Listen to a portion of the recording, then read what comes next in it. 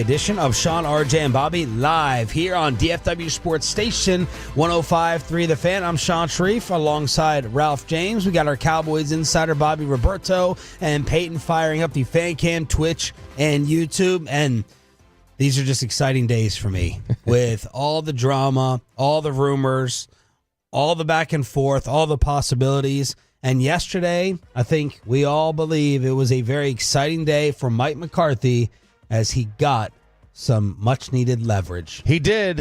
He got the request from the Chicago Bears. Not everybody wants to go to Chicago, coach the Bears, but you do when you're looking for a little bit of leverage. And now, does that put a little bit of speed pressure on the Cowboys? It does. I mean, does it in the sense that we got to wait till at least Wednesday, right? Or we got to wait till tomorrow before they can even grant permission, I think, technically. So Jerry will definitely drag it out till then. Like, nope, you're not even going to hear a word from us till Wednesday minimum. And then after that, I wonder if he would just sit on his hands. I definitely like the idea of we're at least going to get an answer of did he decline or accept, like allowing somebody to talk to Mike. And that's good that we'll get some at least answers about that. But I'm going to be stunned if he's really holding him hostage with, you don't know what your job status is, but you're not allowed to go interview over there, or go ahead, go interview over there. Show me if you actually want this job before I tell you have security over here. Yeah. That would be, that would feel like one of those, you're trying to get somebody to quit so you don't have to fire them type of things. That's it. It's exactly what you're trying to do. You're trying to get them to make the decision for you. Now, I was a master at this in relationships. Just treat them like crap until they eventually leave. That way, I have a clean ledger.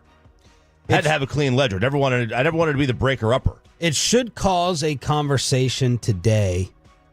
That's the ideal time. I'll be McCarthy. One of y'all can be Jerry or Steven in this. You both can be the Jones guys, and I can be Mike. And it's like, all right, we need to sit down today to figure out tomorrow if I can tell them yes. Mm-hmm. So we'll sit down tomorrow then. Okay. I can honestly see if you start trying to push Jerry on any timeline, he just goes, then the next day. That's when I do it. There is, and you get to such a point in your career or your life like Jerry is that I think nothing is on your terms. Nothing is on your timetable. And so whatever you suggest, I'm going to say we're going the opposite. One of my great wishes in life is wealth. Yes. Lotto. Yeah. Wealth, in order to just tell everyone what you 1,000,000% really think, and enough wealth to do what you want. No one is going to attach the puppet strings to you. I respect those that don't even have the wealth that say, I'm quitting my job. I'm not going to do it. This is beneath me. Mike McCarthy has enough money. If Jerry Jones pushes him around like that, bullies him around like that, screws around with him, Mike should tell him, here's the finger, go F yourself, I'm out, and walk right out the damn door. Now, will he get another head coaching job? I would probably lean towards no, but man, you don't want to work in that type of environment, man. Don't have someone treat you like that and play those types of games with you. You deal with enough crap around here. It's also interesting, just in that tone of my last two sentences, the rallying that's kind of coming from some Cowboy fans who aren't even the biggest fans of Mike, who are wishing for Mike to walk out on Jerry. Yeah. Because there's so much more disgust towards Jerry and Steven. You have some people who are like, I hope Mike just tells them, go fly a kite. Right, and like... Which, by the way, why back in the day was go fly a kite so mean? You know, like, it's such a peaceful image and thought. Go, get out of here, go fly a kite. I said jump in a lake. Go jump in a lake instead of fly a kite. But either one, they're not really that offensive. Yeah, when you think about it. I would hope for Mike's own sake and his own personal, beliefs and principles, he doesn't get pushed around like that. But we should have a conversation. So let's just say, all right, let's sit down, and instead of saying, wait, Jerry and Steven go, well, do you want to go? Right? It's a stupid game. It's a back and forth. And Mike goes, well, I would say I want to be here, but if I'm not going to be here, I need to take advantage of other opportunities. There's nothing wrong in saying that. No. And it doesn't mean that you want to leave. Doesn't mean that. Well, it's because I just said I want to be here. Yeah. This is my preference. I want to get a deal done. We should negotiate here and have this done by the end of the week, because I can't leave other opportunities out there on the table. I think he also... And maybe they have. And maybe they have been negotiating in the last 24 hours. It's possible. I definitely believe what they were saying before that they hadn't done anything before the season ended. That sure, I absolutely believe. Here's the thing about the walking out and being able to say, I've got this amount of money, and this is a factor that I don't know if a lot of people... Which, again, I don't believe he will do that. Sure, but I don't think a lot of people even consider that this is something that coaches worry about, but they absolutely do. Is that, say in your position, as you're a man of great wealth, Sean, if you were to walk out and quit, if I told you that's also going to cost Peyton his job right before he's getting married, and there's no guarantee he's going to find something else, and they start leveraging that a little bit of just like, well, don't you want to know what's going to happen to your staff a little bit? There's a lot of pressure on Mike to make sure his assistants are taken care of as all their contracts are up. That's big. I mean, these coaches, they can't survive without assistance. So that's why he's staying out there hugging every single coach that walks in at the end of the... Well, then my follow-up is, all right, even if I come back, you're telling me they all have jobs? I think most of them absolutely, maybe one or two wouldn't, and that's just that you're getting fired regardless. But I think a lot of it would be, once we determine you're coming back, you will get to bring back most of your systems. Just theoretically, this should suck for Jerry and Steven in accelerating their timeline, right? It should, but I mean, and look, you don't want to rush this. This is all these teams, they love to rush this process. Like the Patriots are like, we want to get this thing done quicker. It's very, very soon. Okay, I mean, go ahead, rush your process. You don't have signing day. You got to rush it in college. There's no national signing day here. You want to get this thing done before the combine. They've done 2 months. They've done it both ways. So when they hired Wade Phillips, they interviewed 10 coaches, I think. It was they went through the game, and they interviewed a lot of people. Then when they hired Mike, they checked their one box with the league office and interviewed Marvin Lewis, and then they interviewed Mike and they settled on that. Wade was not hired until February 8th. God, I did not remember going on that long. I mean, I remember it dragging out and people thinking Norv was going to get hired at one point, and then, Ron Rivera is going to get hired, and it was going back and forth, but I didn't remember it lasting into February. Bill left on the 22nd, so it seemed like it was longer than that. That's 2.5 weeks. That's a long time. Way longer. The fact that they don't seem to know their answer is embarrassing. You had 9 months. What do you need 9 days for? It's embarrassing. It's They're doing ridiculous. it because they can. That's it. What's he wrestling with? Do you think? Do you think it's Jerry? Do you think it's if he doesn't have a decision? Do you think it's an emotional one of like, man, I don't want to let Mike go, or is it more just, do I want to pay somebody? Like, what kind of struggle is it? I think the struggle. Again, all these things are crazy theories. No one knows. Jerry maybe doesn't even know. I think Jerry is trying to come up with some new creative type coaching deal to make Mike sign. Yeah, I think he's trying to come up with something that would. If it came out when Flory gets his hands on every contract, he gets it on players. I don't know about coaches. It would kind of be a little embarrassing for Mike that he signs something so incentive laden that Jerry is trying to make history with or trying to save money with. That's my theory right now of what's going to happen next. That Jerry and Steven are trying to draw up and pitch to Mike some type of incentive laden deal after what Jerry said the other day in the post. It really is wild. Like Jerry has two goals. He wants to either have a coach that he discovered and nobody else discovered, like Jason, or win the negotiation and have this creative contract. Yeah. Instead of just saying, let's just get Ben Johnson. Instead of saying that. Which is because that wouldn't be his coach. He wouldn't have found him. Everyone else already discovered him. This is Jerry the other day when asked if he's going to let Mike interview elsewhere. Well, but I wouldn't want a coach here that won't be someplace else. Would you let any other team talk to him before you make a decision on him? Would you grant permission? Again, I'm not even for sure that where we are with the technical, what you can do and what you can't do. I think that before you can talk to a coach, you're supposed to know officially, is he still under contract or not? And the facts are he's under contract. That sounds very defiant. The fact is, this is what you can request it all day long. You can want to go, doesn't matter. Contract's a contract. That seems very go ahead and make my day energy from Jerry. I agree. Todd Archer had this yesterday. He joined us on the show, and then he followed up and said Cowboys have yet to respond to the Bears interview request. So now let's have a guessing game on the Franklin Franco injury attorney text line from the Tolos, who know this front office so well, at 877-881-1053. Do the Cowboys grant Mike the permission? Do they grant him the permission? And then we can take it a step further and ask, will Mike interview with them? No, they don't grant the permission because we get it announced on Wednesday that he signed or something. Okay.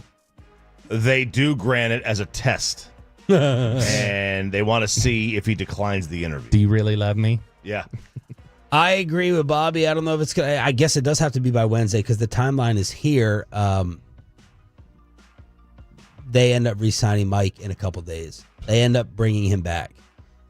Is Jerry more worried about being wrong by bringing Mike back? Is he more worried about bringing Mike back and it being the wrong move, or letting him go and watching him win somewhere else? Man, he is. The fact that when we asked him, I think this is when you were out and we interviewed Jerry last. Probably somewhere else. And we asked him the question. He's talked about, I regret letting this guy go too early. And I said, has there ever been a coach that you felt like you held on too long? And he said, no. Nope.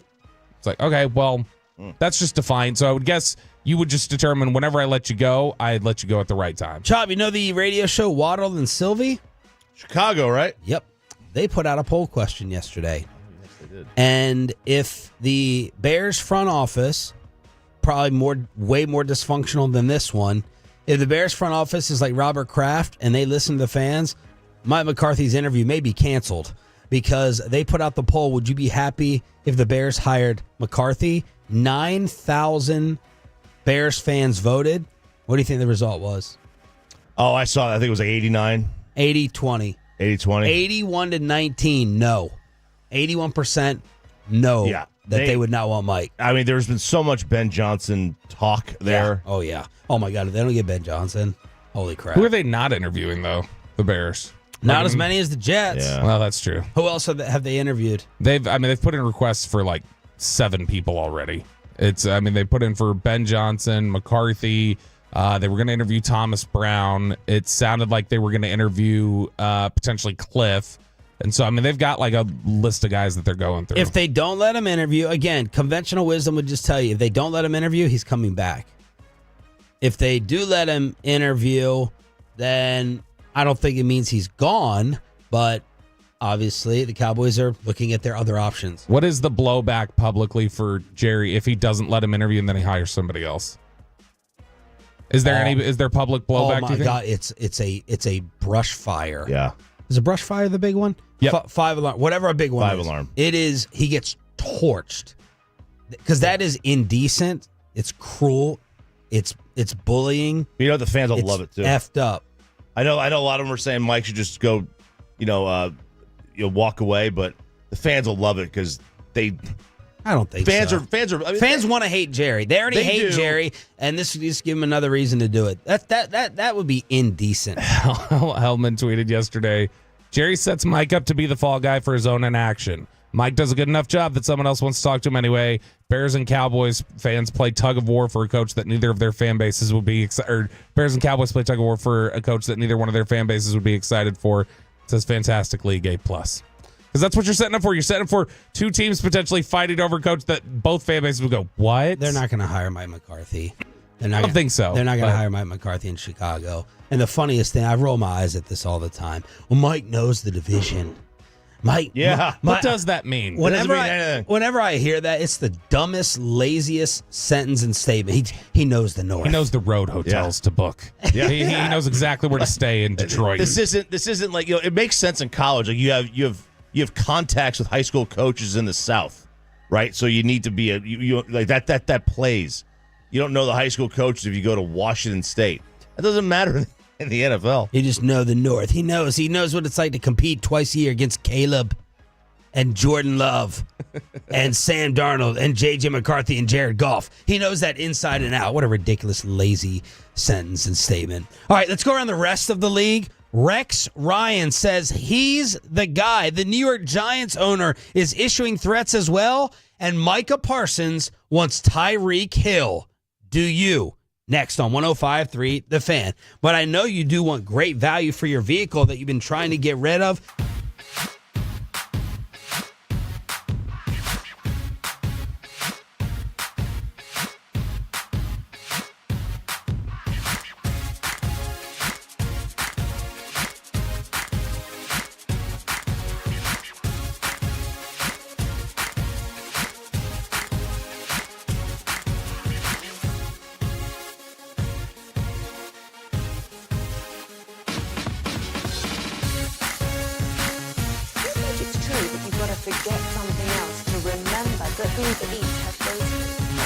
absurd. Hey, remember when you used to be a, what was it, Pepper Lady?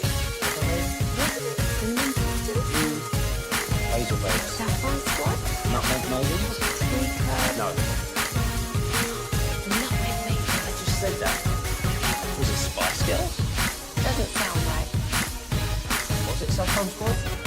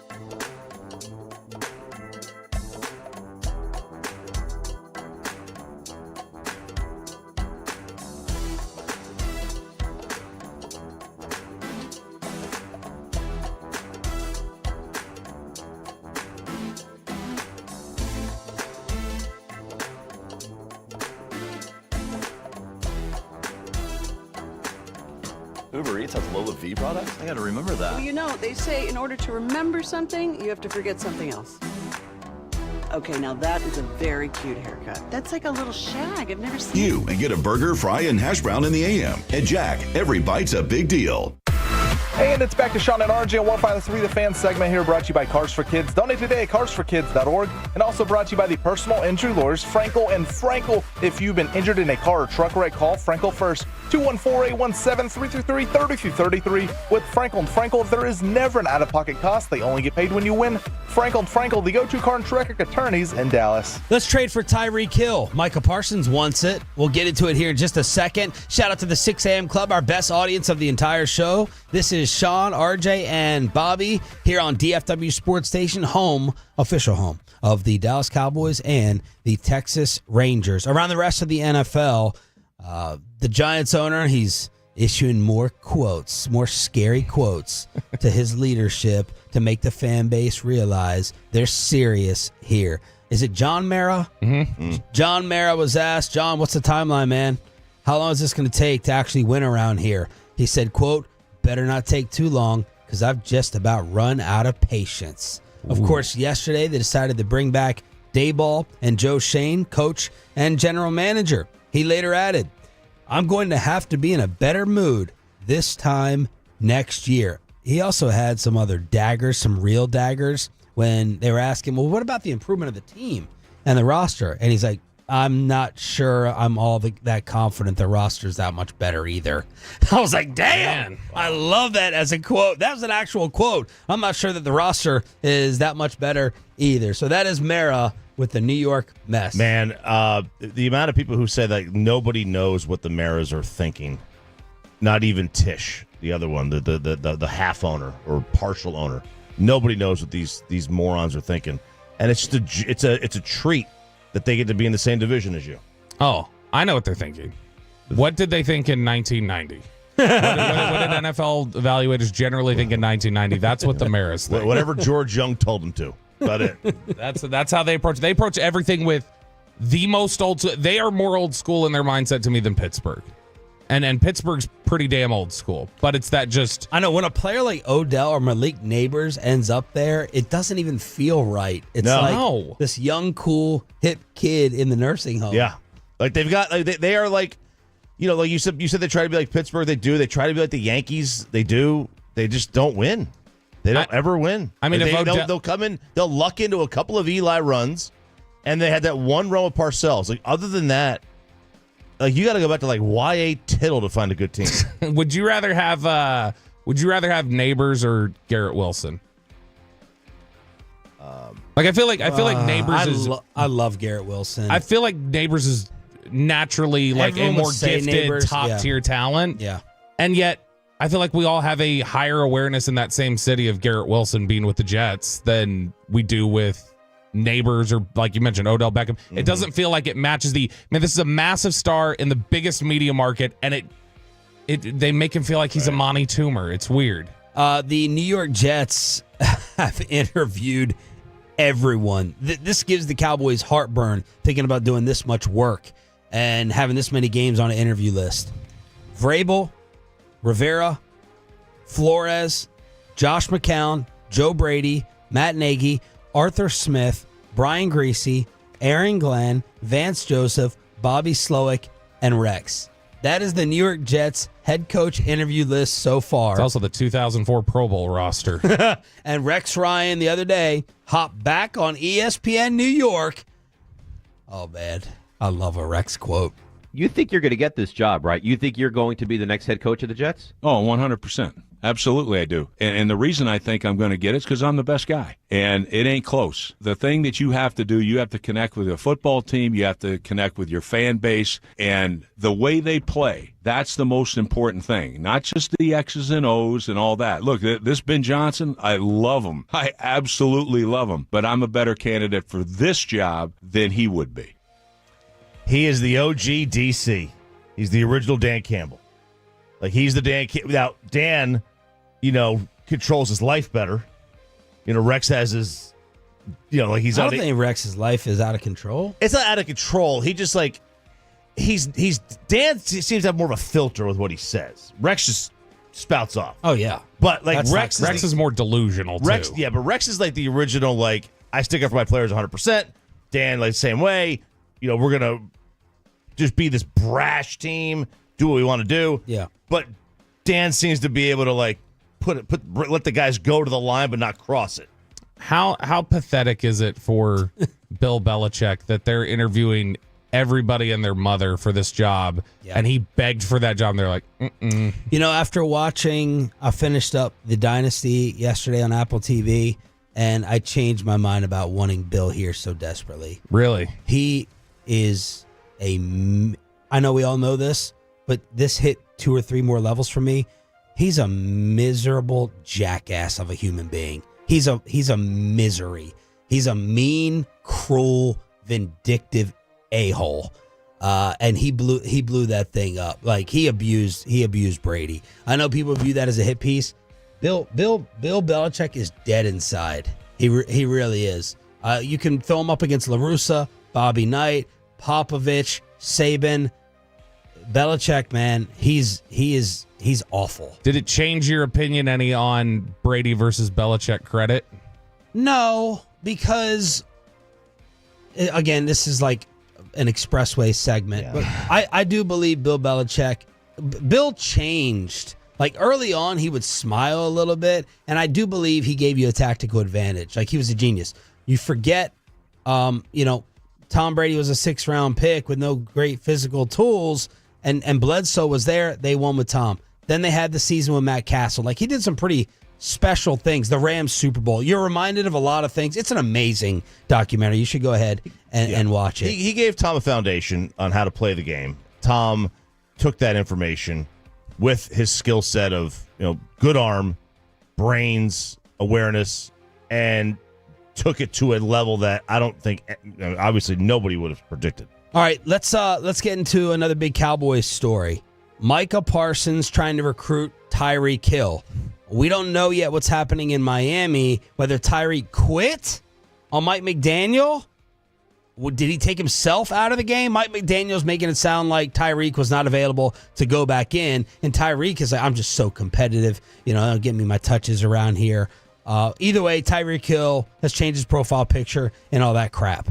Micah tweeted, "Yo, Cheetah, we can be the fastest duo in the league." Lion, cat emoji. We also don't have state income taxes. You guys went and did the homework because we like to do that here. Cap ramifications. I have the draft value in mind. I'm deadly accurate, as we all know. So, Bobby, how would it work financially? So Miami, it would benefit them that if they're going to trade him to sit on this for a little while and to not let him get out of here right away. Like they can sit on this until June, okay, and then make a deal, which I don't think is ridiculous. And we talk about you tell them like we're trading you. It's better for us. We are going to trade you to this team. We can have maybe a deal in the works. Yeah, and so June they trade him. That allows them to split whatever remaining cap charge. Dallas would be taking on about $27 million guaranteed, which is all that's left guaranteed on his deal. So what they could do is they could end up, they trade for him in June. They take whatever guaranteed money he has, they roll it into a signing bonus and just pay him as his salary, the veteran minimum. They could, in theory, have Tyreek Hill next year for like $4 million on the cap. And then the following year? The following year it'd be bigger because you're talking about he's got a giant salary the year after. The problem is that none of it's guaranteed. So they could just cut him. Tyreek Hill's probably going to demand wherever he goes, I need some assurances on that salary in 26 being guaranteed because you'll just cut me and then you'll be able to do this. But he's got 3 void years on the back end of his contract that allow you to spread out his cap charge a little bit. If you wanted to do that, you'll have to pay the piper eventually like you always do. And Chubb, you have your instant answer. Well, would he want an extension, I assume? Is that what you're saying? I don't know that he'd want an extension. It may be similar to the deal he just signed with Miami where he wants to just guarantee more of his contract. I mean, look, if he wants an extension, I don't know, man. Like you're going to be paying $30 to $35 million a year on an extension for a guy who's already 30 years old and will be 31. And many think has lost a step.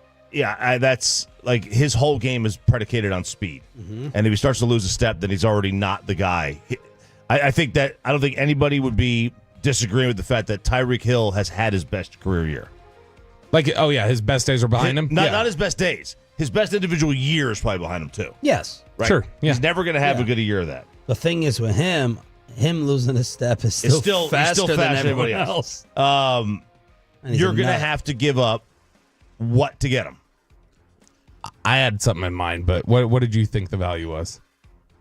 Go ahead. I was going to guess. I think it's a second. Okay. I was driving. I wanted to start this with what I would feel really good about giving up. So this is what I would offer Miami first. I would throw out a third first. It's fair. I would throw out a third, probably saying no, and they come back with a second. And then we got to get into the finances and everything you're about to talk about. The finances. And the cap building of your team. The cap building of your team. So now you were going to have, let's just say you sign him to an extension. All right, you already got Dak at 60, and you got CD at, 35? Micah's going to get 35. Yep. Probably. At minimum, right? Maybe more. So now let's just say you give Tyreek 30. So you're at $160 million on 4 players. Yeah, now... Again, you can finagle that. Yeah, I mean, for instance, there's likely never going to be a year where Dak costs you $60 million. That's just probably not going to happen because of the way that you can do funny money and manipulate certain things. That's why it always matters whenever they say... A lot of people say the average annual value, that's just for the agent to flex to the media and say, I got 35 or I got 40 or I got this. I think they could very easily operate with a Tyreek Hill edition under the cap. So I would do this if you trade Micah for 2 1s.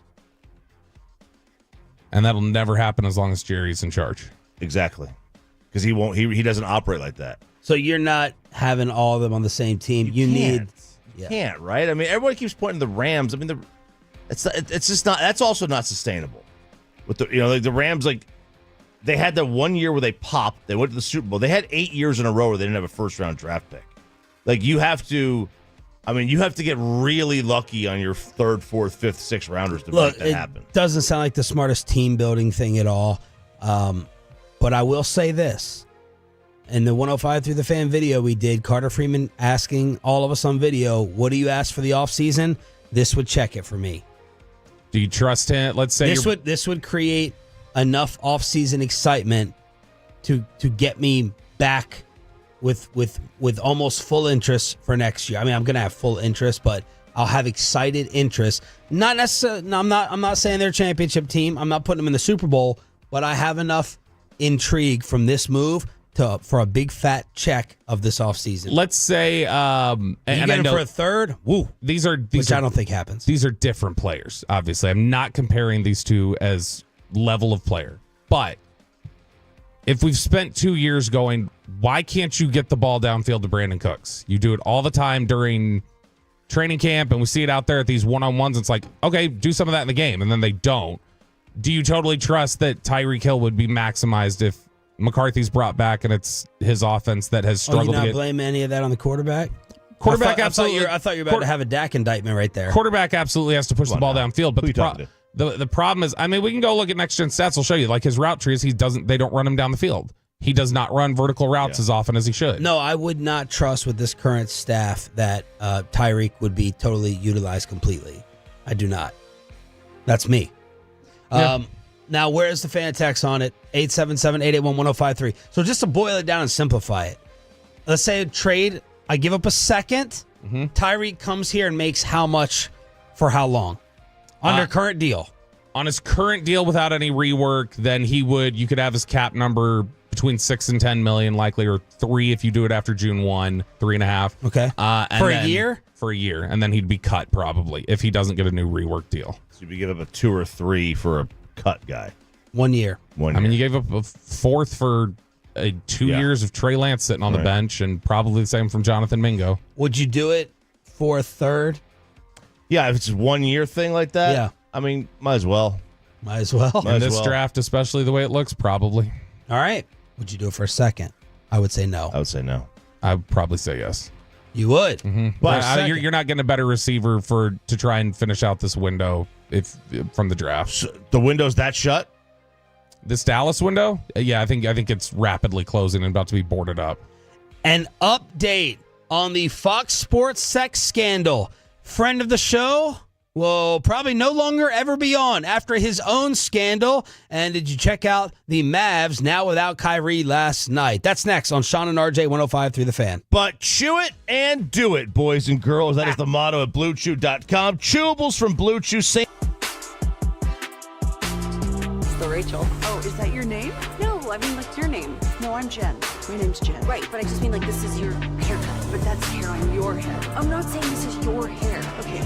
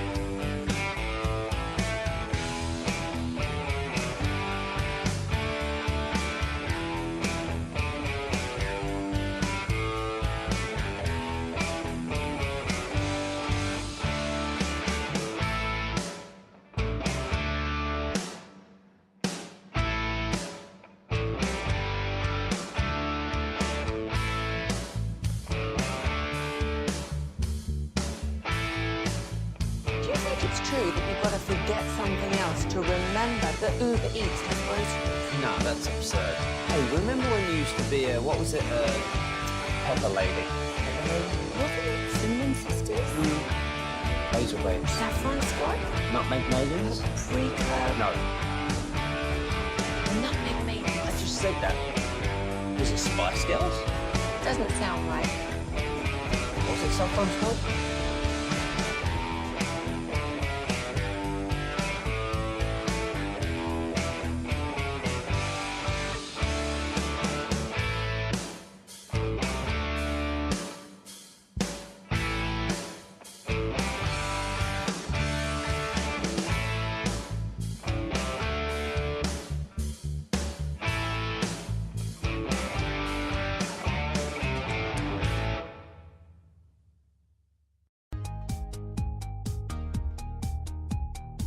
Quote, or visit us at bestbuywindowsandsiding.com. Best Buy Windows and Siding.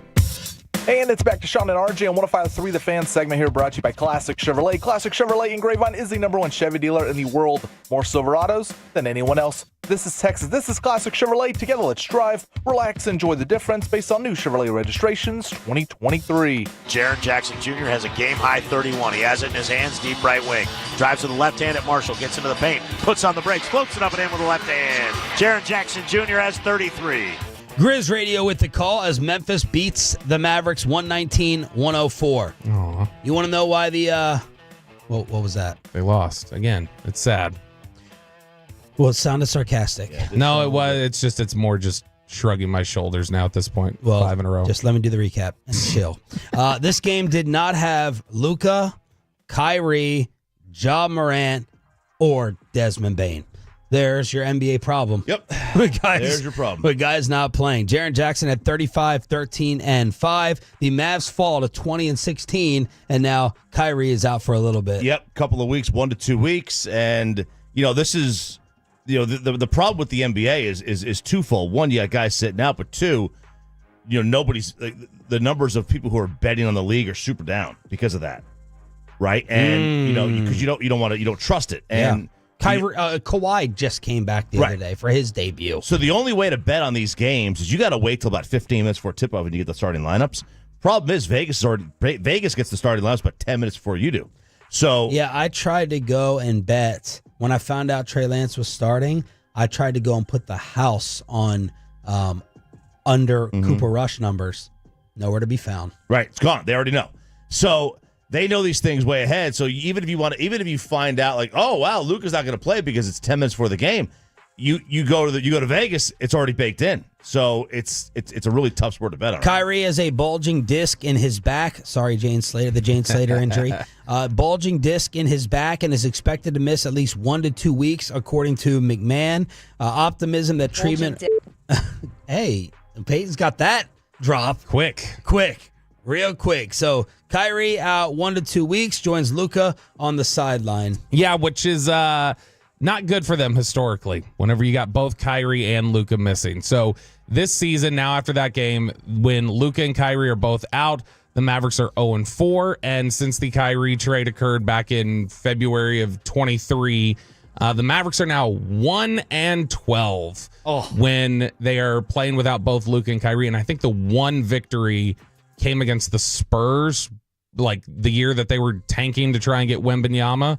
So 1-12 with Luka and Kyrie both out of the lineup, and the average loss in those games is 20 points. They lose by 20 points per game. Oh my goodness! Which is just, and I mean last night, so they 15. It's improvement.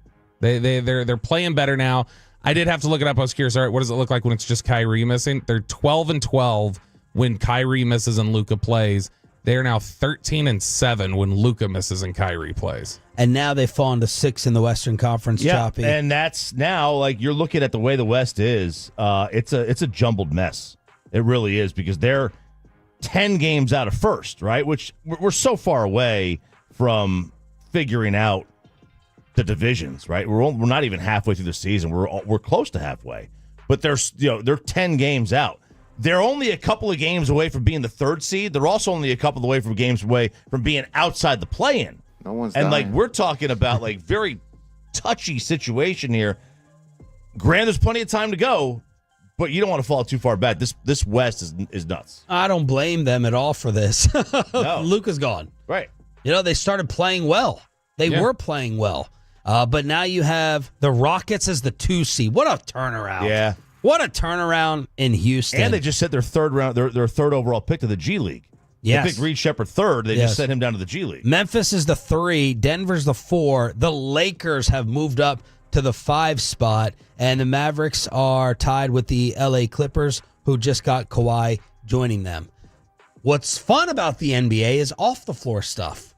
Juicy drama. As Jimmy Butler is currently serving his suspension for saying this after a Heat game. What do I want to see happen? I want to see me get my joy back from playing basketball. And wherever that may be, we'll find out here pretty soon. But I want to get my joy back. I'm happy here,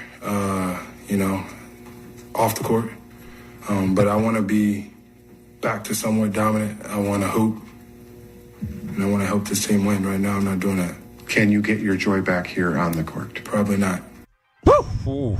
Probably not. Pat Riley said, okay, you're suspended for 7 games. And now, after saying we're not trading him, obviously the phone lines are burning up. Phone lines are burning. People are pointing to the Suns. Sure, why not? How? They trade for everybody else. Well, they would probably move on Beal? from Beal. Beal. Yeah, and is it Nurkic? Right, Nurkic too. So that maybe that fits. Who knows? Like if you're Miami, I mean that's probably as good as you're going to do. He's 35. I forgot he's that old. Yeah. I mean, he's getting up there. He was such a toxic risk for so long. Because, I mean, that little trek he went through of Chicago, Minnesota, Philly to Miami was just like, okay, it was Kyrie-like in terms of the thought of just it's never going to work out. And then things settled down in Miami, and now it's coming to bear again 5 years later. It does make me pause a little bit and go, like, are we going to get lulled like this with Kyrie at some point? Is Kyrie going to make us feel like we got the stability and then we're going to cover out 3 years from now? We're on cruise control. Yeah. We're on Kyrie cruise control, baby. The only way it goes south is if they start losing a lot. You know, it appears to be the case with Miami. I thought you were going to say I have a new religious movie came out. No. So you got that issue with Jimmy Butler. And then you got J.J. Redick against Charles Barkley. Woo, this is fun. So J.J. was asked about, everyone in the association is asked, and WNBA, everyone is asked about the NBA's problems these days. And JJ basically sat down, and I'm going to paraphrase here. The NBA is getting Major League Baseball's treatment. The easiest sports talk, this was every year during the Major League Baseball All-Star break. That Thursday when there was no sports, it was how do you fix baseball, right? What sort of? Yep. And now the same thing is how do you fix the NBA? Yes. They're getting the same treatment. Yes, and JJ was basically saying, well, it kind of doesn't help that you got major personalities on TV saying the product sucks, and Barkley and Shaq have been critical and outspoken. That's part of the reason I love them. They're not just simping for the product because they're on the network. Shaq said they're shooting too many threes. Steph and the Warriors accidentally messed everything up. Charles is like, we got to figure out a way to fix these things. And Redick is like, look, I'm in this league. I'm proud of this league. We got a lot of improvement in terms of individual skill sets and all that, but it doesn't help when TV personalities are so critical. Well, that got to Barkley the other night. That got back to Charles on TNT during a highlight. Was he just talking about folks on TV? He said something about we're the reason people ain't watching this crappy product we got. That's JJ. Yeah, us, like we out there jacking up 100 threes a night. JJ, I don't know Jason Monroe. I don't know who that is, but JJ, you come for the king. You better not miss. Because I can get you, brother, because I got your Lakers games. You can't hide them flaws they got. You just a dead man walking. They got rid of Frank Vogel, who did a good job. They got rid of Darvingham, who did a good job. But you came out there thinking you were going to change things with that same ugly girl you went on the date with. 64-51 was your halftime score. As we get back to the highlights, and Rudy Gobert. Right. He came in there thinking, I can make this thing work. Hell, you can. 77, 71. Put the makeup on that pig. Man, the Lakers are pigs? The Lakers stink, man. Oh, man, okay. Come on, man. Redick was asked if he heard Charles's criticism. I didn't make it all the way through the clip. I got to be honest with you. My resting heart rate is probably 64. I watched the clip. It was 64. Literally don't care. I have other thoughts, but don't care.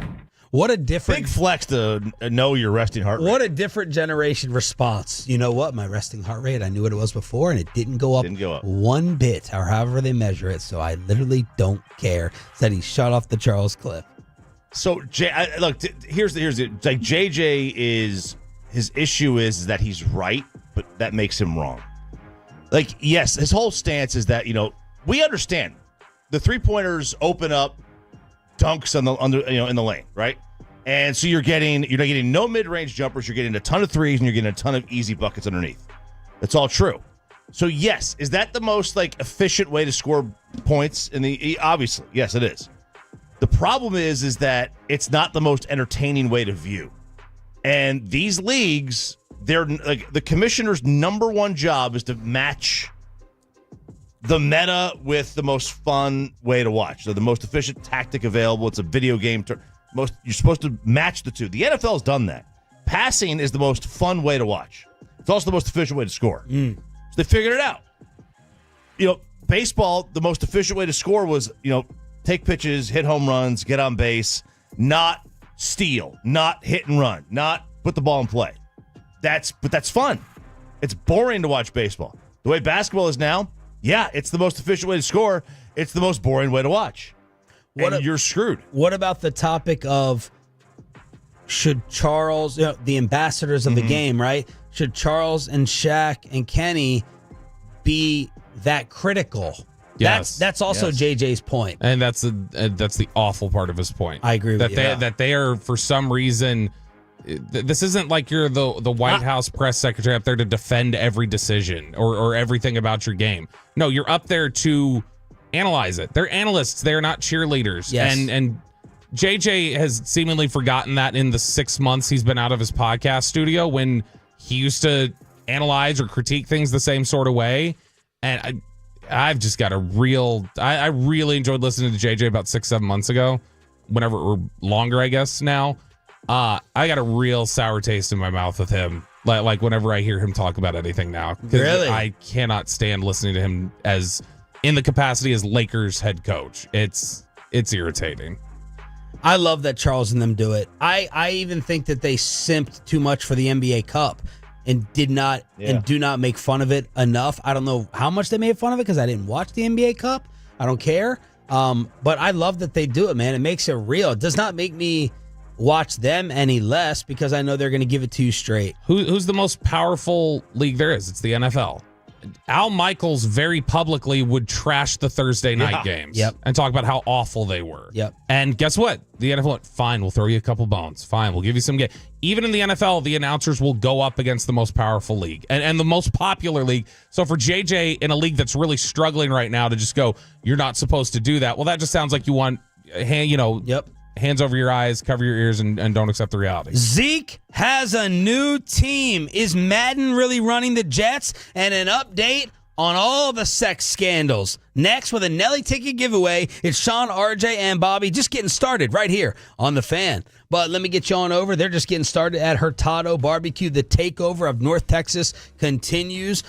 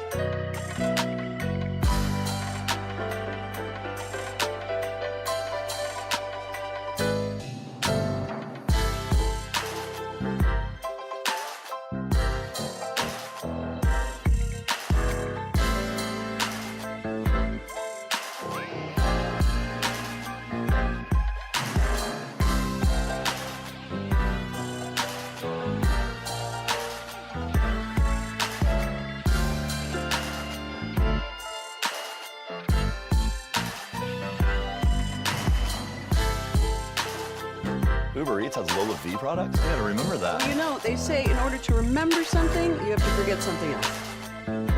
Okay, now that is a very cute haircut. That's like a little shag. I've never seen it before. Well, I mean, of course you have. It's the Rachel. Oh, is that your name? No, I mean like your name.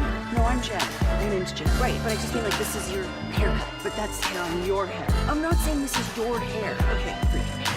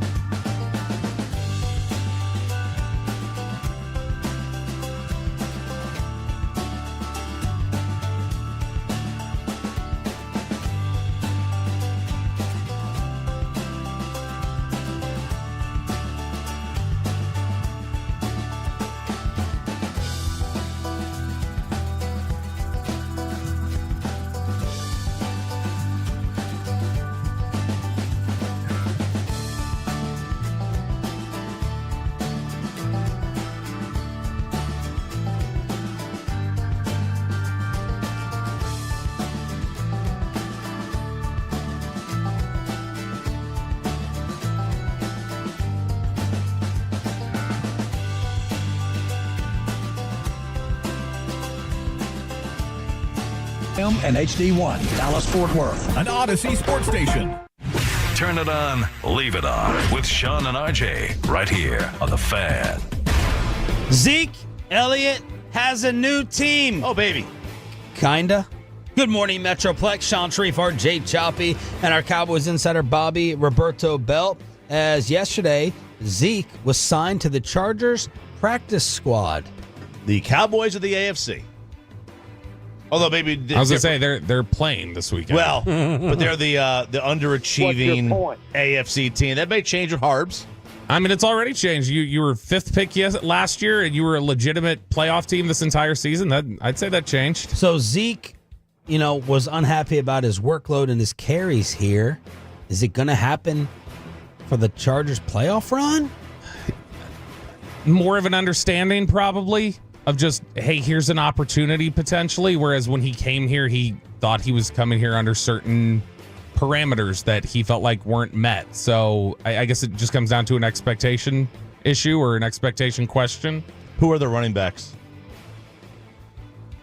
No longer Austin Eckler. Natron Means. They got the former Ravens kid who had a very good season. Dobbins. Until he got hurt. I can't remember if he got hurt. But they were running the football. And then Gus Edwards. But he's banged up a little bit. They do it effectively. They've been able to move the ball effectively this year. They've turned Justin Herbert into a Michael Turner available. Turnover-free. Michael the Burner Turner. They've turned him into a turnover-free quarterback, play safe football. They lean on that defense. That's a guy who their defensive coordinator there, Jesse mentioned, that guy's going to be a head coach soon. The entire football world is waiting to see if Mike McCarthy interviews with the Chicago Bears. It's leading every TV show. It is leading every single TV show. Going over to Jeff Saturday Live. I want to hear this. That's a big problem. You are the one in authority. You have the ability. You've known this for 6 weeks. You ain't in the playoffs, but this ain't a surprise. Oh, man, disappointed this game this week. No, we've known, and you're saying if somebody doesn't want to be here, he has never said that. You have been the one who has kept them from not being able to say it. That's craziness. That's craziness. There are some unique people, special people in every organization. One of them is your quarterback. The other is your head coach. He treats both of them like they're expendable. If you want this man to be your coach, extend him. You don't want him to be your coach, don't let him go meet with other people. This is absurd. I can understand it's justifiable if you don't want to be your coach. Cut him loose. Yeah. What is this limbo, this purgatory that we hanging in like, I don't know, go talk to him then. Yep. This is Jerry negotiating. This is awful, man. How many times have we had this conversation? He likes to do it in public. He likes to win the negotiation, right? Like he likes to be the. No, he likes to feel like. I was going to say he never wins the negotiation. But I think. All right, that's good. Wow, that was good stuff from Get Up Live on ESPN. Nice job, Pepe. He is turning Mike McCarthy into a sympathetic figure. That's what he's doing. What if he Do you think there's any chance that they do have an understanding that he's coming back and this is all just public gaming from Jerry and that he's not really hanging him out to dry? Could be. Could be. Part of me wonders, too, if it's just you were asked last week, there were these reports about you would potentially want to be interviewed or other teams may want to interview you, and you were asked if you would take those or if you'd be interested in other jobs. And you went, yeah, I'm not going to talk about my contract situation. I appreciate the question, blah, blah, but you didn't shoot it down. It's possible Jerry took that and went, okay, fine, you're not going to shoot it down, then I'm not going to, I'll leave you in limbo if you're publicly not going to deny it. And then as soon as Jerry finished talking, Bobby, I'm just saying that I appreciate Mike handled this pretty well. Yes, he did. I appreciate all the mental hoops, but I can't. My brain can't. I'm fried. I'm not justifying it. I'm saying like, what if Jerry this and what if that? And I appreciate you trying to look at all the different angles. We're all just filling time. That's what we're all doing. Every report on TV and every insider is just filling airspace because no one knows what the hell is happening. I'm sorry to pop the drama. It's not the best thing for our show or anyone else.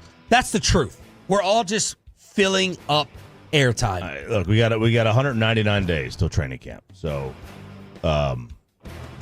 drag it on.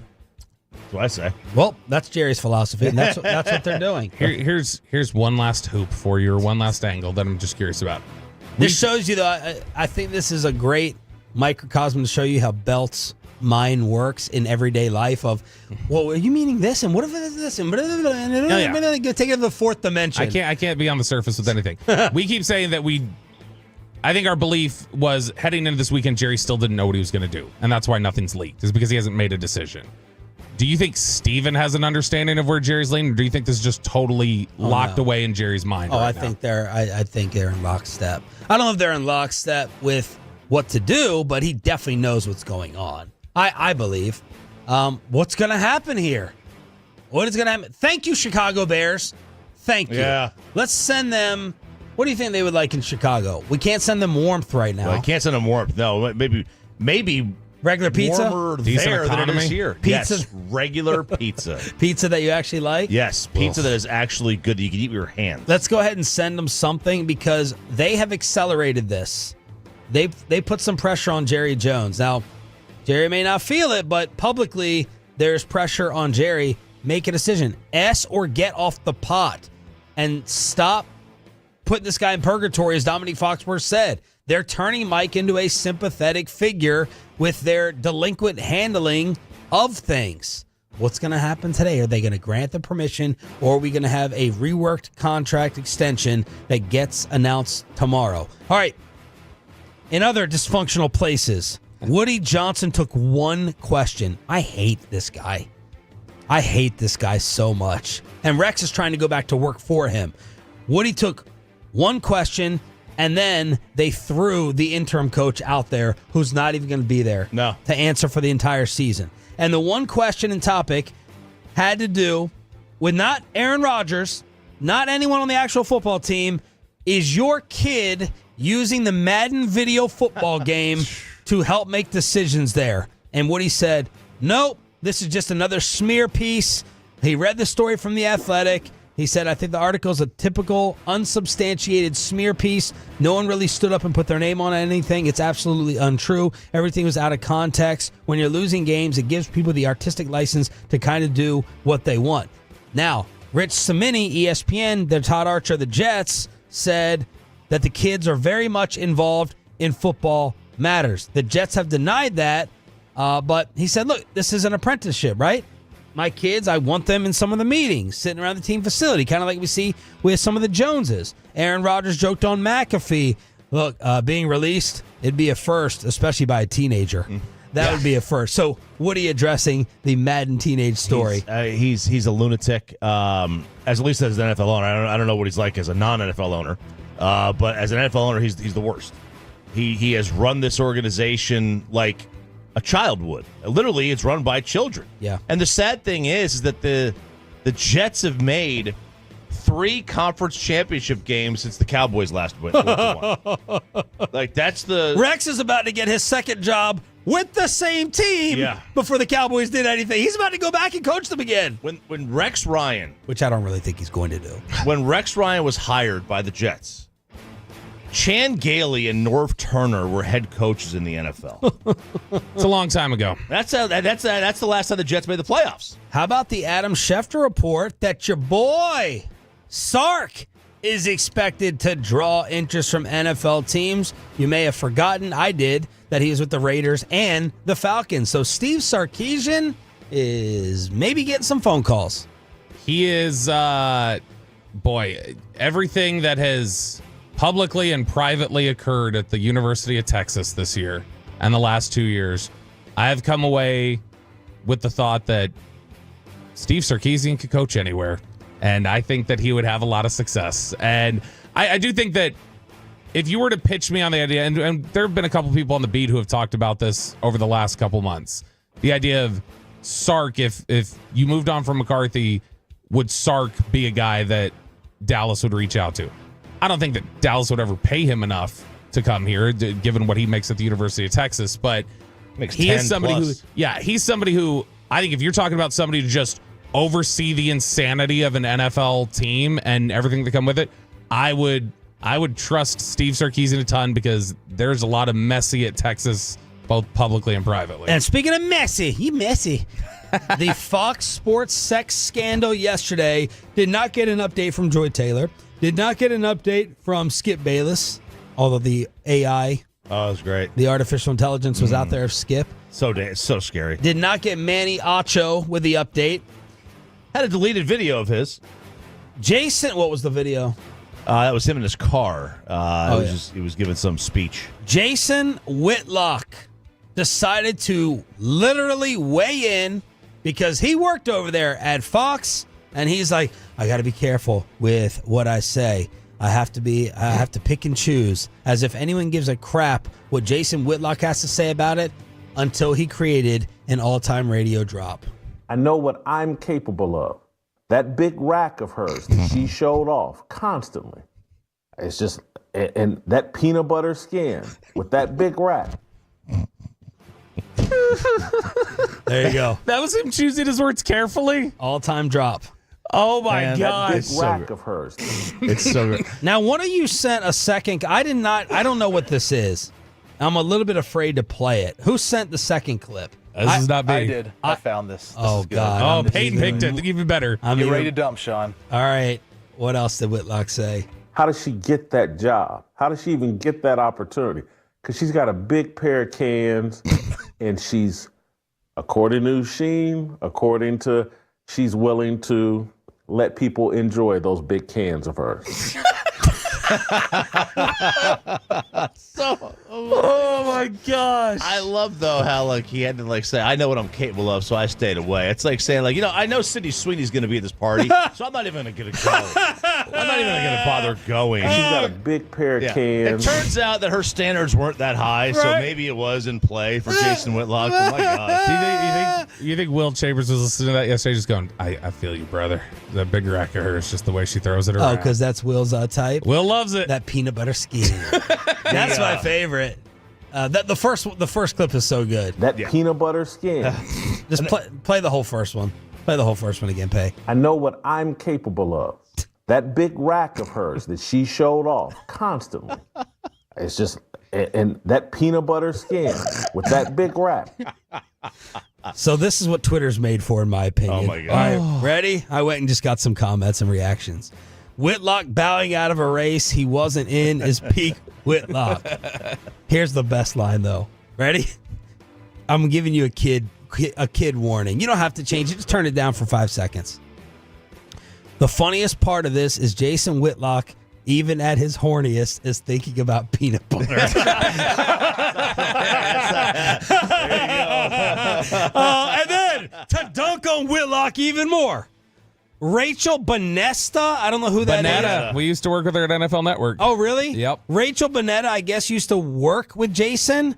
She went on social media and said, just to let y'all know, one time Jason S his pants. He S in his pants in studio and had to run to the bathroom during a commercial break. So she puts Whitlock on blast. Jason, the coward that he is. Was human fecal matter. The coward that he is, he now put out that statement. He's so desperate for attention, he tweeted out the line that he gave and turned off all the likes, all the replies, everything. You can't respond to it. Yeah. And, of course, he already has me blocked from our days back in Kansas City. Look, I've been there, Jason. The work thing. The pants not holding at work. yourself back? No. I was going to say, in front of Joy Taylor's big rack and her peanut butter skin. No, it was at ESPN. It was during our Mavs broadcast.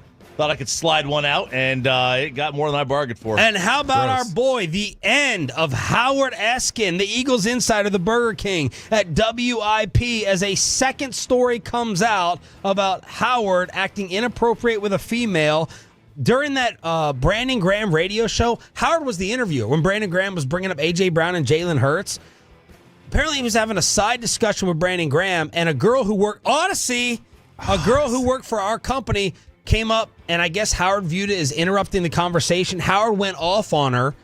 She storms off. She says Howard followed her, grabbed her by the arm. Howard said, no, I was going to apologize. And I did not grab her. That is incorrect. Odyssey ends up having Howard Eskin leave. He is gone. He is no more. So the incident at the ballpark at the concession stand where he got banned from Phillies games, and now this. Yeah, he said there was no physical altercation.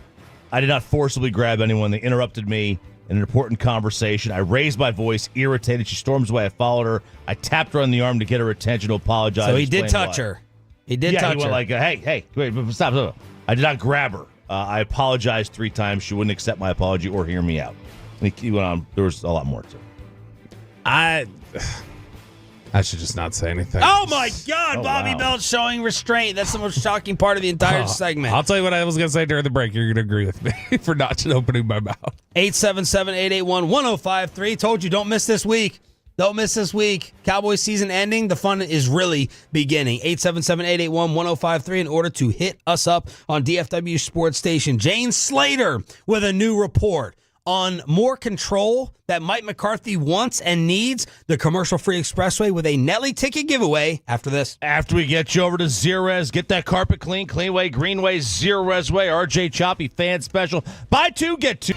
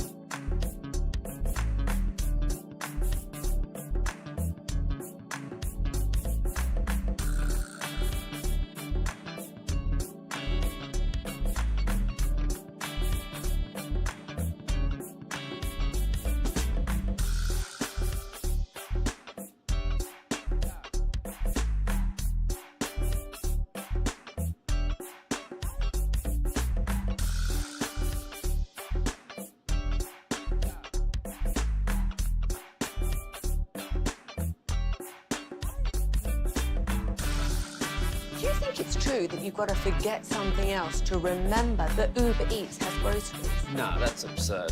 Hey, remember when you used to be a, what was it, Pepper Lady? Pepper Lady? Wasn't it Cinnamon Sisters? Basil Babes. Saffron Squad? Nutmeg Maidens? Paprika? No. Nutmeg Maiden? I just said that. Was it Spice Girls? Doesn't sound right. Was it Saffron Squad?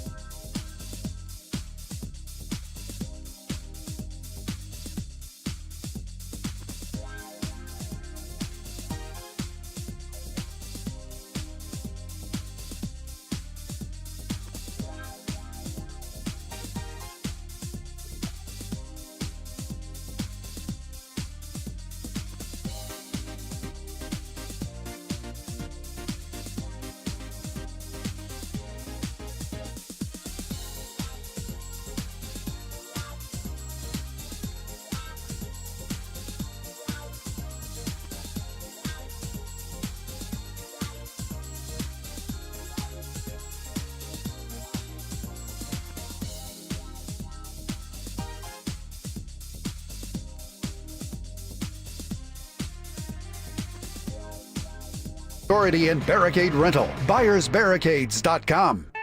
And it's back to Sean and RJ on 105.3 The Fan. It is the Expressway right now on The Fan, and it's brought to you by the On Time Experts. And that means we are commercial free with a Nelly ticket giveaway. Thank you for turning it on, leaving it on. That is what Tolo stands for. I'm Sean Sharif alongside RJ Choppy and our Cowboys insider Bobby Roberto Belt. Pepe is running the fan cam, Twitch, and YouTube. And we are going to have a Texas Rangers gathering, weather permitting, taking place on Thursday. The Rangers Winter Caravan Tour presented by Coca-Cola kicks off Thursday night at the station in our fan showroom downstairs. 4131 North Central Expressway. Free Whataburger for you to enjoy. Marcus Simeon with autographs starting at 6:30. Cody Bradford, and now a replacement guest possibly to be named after Rangers move yesterday. Festa. Matt Festa. Oh, yeah. He got DFA'd. And that's good for me because, Sarah, that's like, she kind of had a crush on him. Oh, really? Can't let it festa. Yeah, he had a dumpy, so she was a big fan. Free autographs, Sandler on the radio, Rangers Hot Stove from 7 to 8. So that is happening this Thursday downstairs, 6:30. Marcus Simeon, free Whataburger, and 105.3 The Fan. All right. So we are talking about Mike McCarthy maybe interviewing with the Chicago Bears. I'm just waiting for Todd Archer.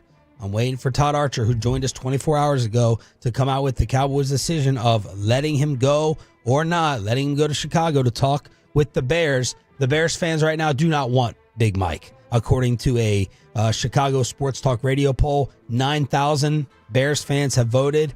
It's about 80-20 no. No, thank you. Let's get to Jane Slater's report yesterday.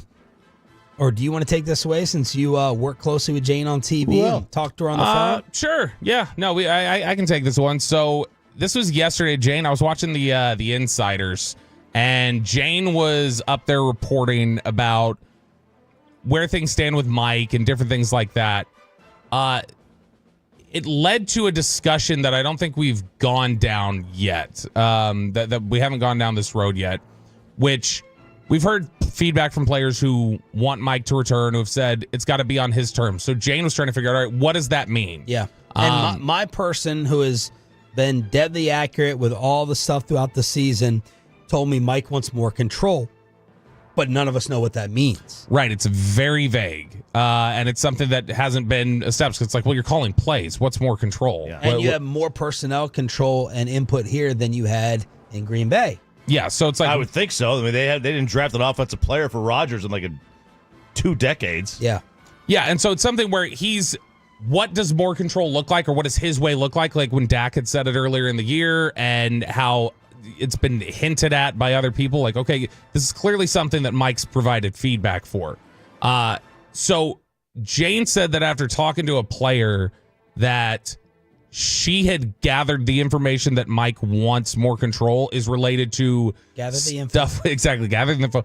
Stuff related to weight training, the weight program, the rehab program, different issues like that, talking about how guys rehab their injuries, which we've had different things pop up recently of, did Terrence Steele come back as quick as he should have? Did Michael Gallup come back as quick as he should have? And did the Cowboys get a really bad grade in that athletic breakdown survey of what was that? It was an NFL, I mean, maybe the athletic one too, but the NFLPA survey of all the players of just, hey, what are your facilities like, your weight program, everything else. The weight stuff got damn near the bottom of the league. And so it's interesting. I've never heard a head coach who wants to be so hands-on potentially with the strength and the rehab program. Have you heard that before, Jane, yesterday? No. I have not heard that as a thing that Mike was interested in. I've not heard of many coaches, period, who want to be that hands-on with the weight program. That's why you have strength coaches usually and rehab coaches, unless he's just saying, I want my own guys in here. Training room got a C-, training staff a D+, strength coach is a B+, head coach got an A, owner got a B, team travel is C-, weight room an A. Weight room's got to be an A. It's brand new. So Jane talked to a player and said Mike would need extra help in the weight and training room. More help. I mean, like more bodies, quote. Most places got so many hands on deck to cater to guys. Britt Brown is awesome and cares a lot, but he only has a couple of guys to help. Same with Harold Nash. He has the respect and love of the locker room, but having another person or two to focus solely on recovery and managing so players will feel more taken care of and the staff can focus on building the performance program more. The player adds it will cost more money to add people, but he sees value in that. Only 2 teams got a worse training staff grade in the league. Cowboys got a D+. Chiefs and Commanders both got an F. That's it. Nobody else. Nobody else got... But the Chiefs, this just show you it doesn't matter. It's all about Mahomes. Their everything. Facility. Team travel, D. Training staff, F. Training room, D. Locker room, F. Nutritionist, F. Treatment of families, D+. Wow. Like, it doesn't matter. It's... This is a weird thing, that when I hear a coach wants more control, I don't think weight room. No, I don't either. I think personnel or game, control. Or to be, it very well could be that. And this could be one of 5 things that people are talking about. And it could be just this player's perspective on it. It's not even something that Mike has said they would like. That just may be the player's idea of what it would look like to have Mike back and be. But here's the thing. How much have we heard frequently over the 5 years that Mike's been here that Mike raises as a priority managing practice schedules, and we know about the GPS and everything else, where he's trying to make sure guys' bodies are preserved and fresh. So that's clearly been something that he's publicly talked about. It's something that players have given him praise for behind the scenes and publicly, of just, he protects our bodies. He makes sure we're at our healthiest at the end of the year. So if that's a big part of what you want and what your program is built on, then yeah, if you feel like we haven't been getting enough in the rehab or in the strength program, these things haven't, I can only do so much with the way I stagger their practice schedules. I need one of my guys in here to do this or that. that very well could be part of a pitch to Jerry that says this is the type of control I want. Calvin Watkins with his Tolo Flash chilling the other night. Shout out Calvin. Tweeted that DeMarvion Overshone said his recovery is 9 months, and when asked when he will return from knee surgery, said, "I'll be back playing football for sure in 2025, and it won't be in December. It will be before that." So that's Overshone. I love the mindset. I'll believe it when I see it. That was a devastating knee injury, and it's the second one that he's had. And so it's something where Aaron Rodgers can say, I plan on being back in 3-4 months for my Achilles tear. The reality is like, okay, yeah, it's a year though, dude. Chop, what does history teach us about changing coaches? Well, at least since 2020, not the greatest thing in the world. So if you go back and look at the recent trends, last year there were 7 coaching changes. All right, 7. 7. You had Callahan for Vrabel. You had Canales to Carolina for about 17 different people that they had hired. Raheem for Arthur Smith. Harbs for Staley. Mayo for Bill. Quinn for Rivera. McDonald for Carroll. 2 teams definitely improved. Can't even argue about it. Right? Harbs in L.A. and Quinn in L.A. and in Washington. All right? Absolutely improved. Canales done a nice job. I think they can do. He's fine. I think their number one goal for the season was realized. Yes, they figured out Bryce. Yes, so yeah, they salvaged Bryce. That's a big win. For absolutely them. Did. The rest of them, you're looking at the teams who are basically the same or worse. So you're 2 on the good, 4 on the bad, and then 1 with Canales. It's still up in the air, but I think they realized their goal. Yeah, he did what he needed to do. I do think Atlanta was better. I know record-wise it was pretty close. I think Atlanta was better, and they've just got they were in a tough position with the way Kirk was playing. 2023 was much better. Yeah, D'Amico Ryans and Sean Payton, they were tremendous upgrades. Gannon and Steichen, I mean, the jury's still kind of out on them. Steichen for sure. Gannon, I think, is getting a lot of credit for he's putting something together in Arizona that people trust. And when that list came out that we read a couple weeks back, the SI list of the top coaching candidates, who's next, who are the guys on staff that could be future head coaches, and they list like 111 names. No team in the NFL had more than Arizona. And so Gannon has built a staff of young coaches too that people look at as like, oh, these guys are next up. He's building something there that's been effective. It's really hard to win in Arizona with the Bidwell family. That is a tough ownership group to win with. 2022 is a weird one. O'Connell's fantastic, but it's not like Zimmer was a train wreck. Right? So they upgraded, but like they were still good.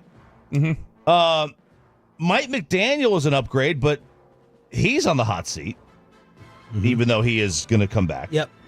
Doug Peterson for Urban. Urban was a trader, so he was technically an upgrade, but they just fired him. So you can't say that's a win. First losing season, and he's out. Dayball is the same. Dayball is a disaster.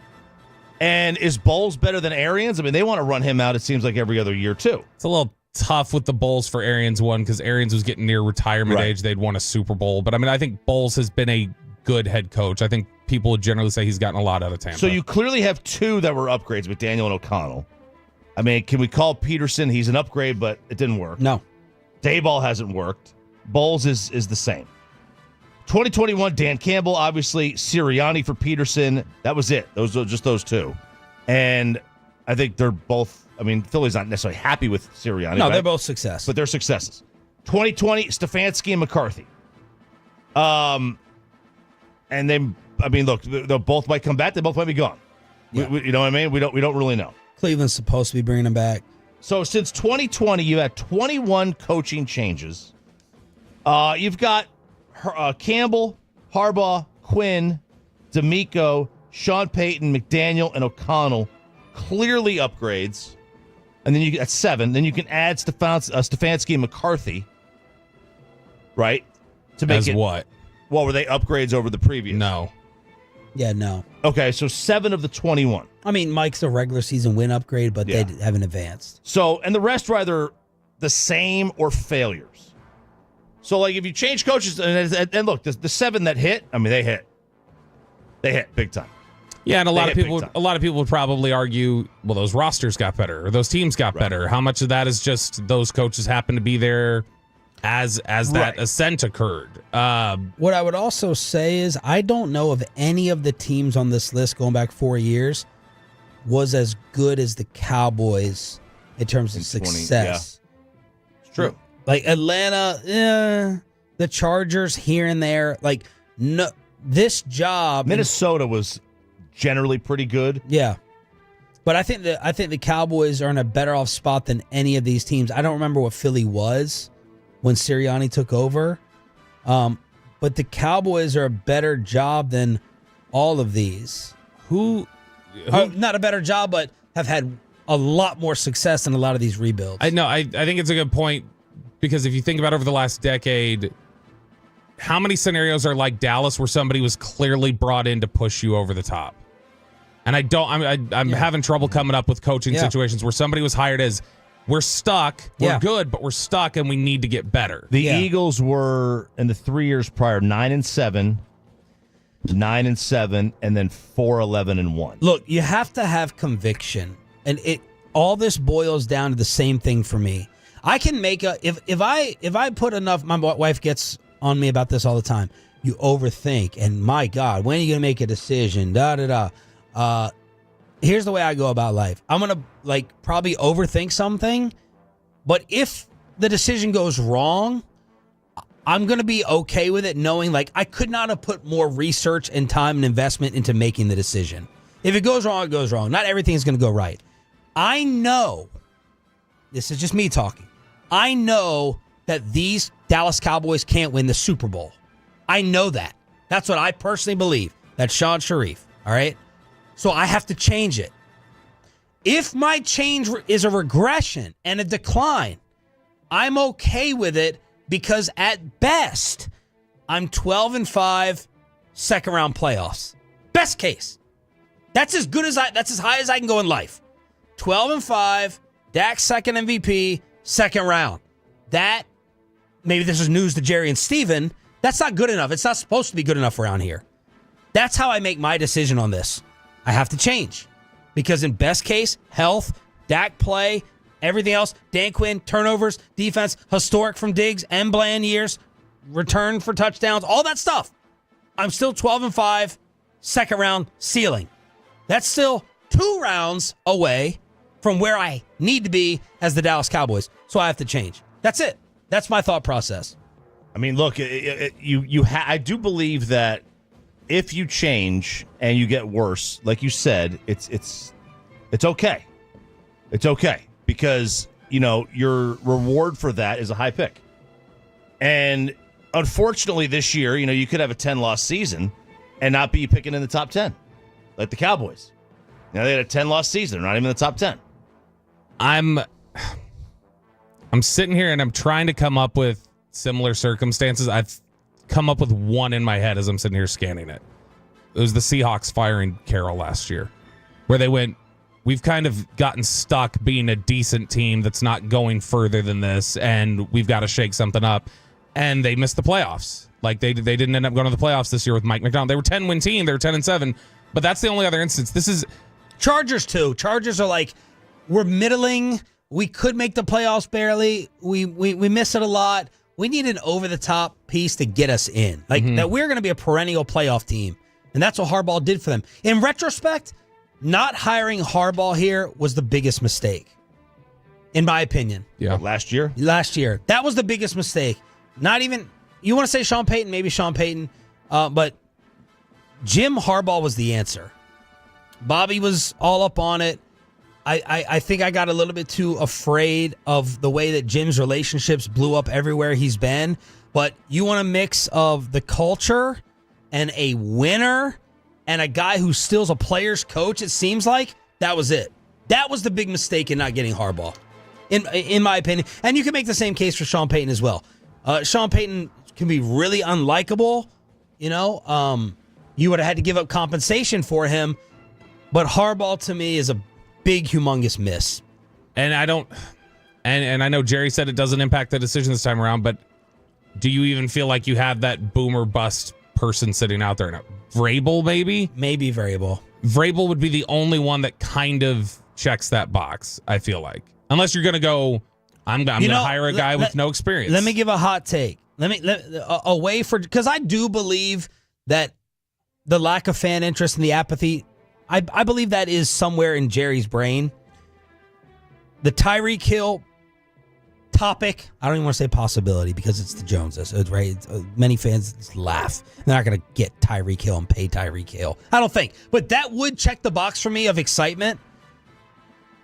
If they move on from Mike, I look for some quick left hook out of nowhere replacement name that reignites the fan base. Someone like Gruden. That's going to be a hot take of mine. They let Mike go to Chicago.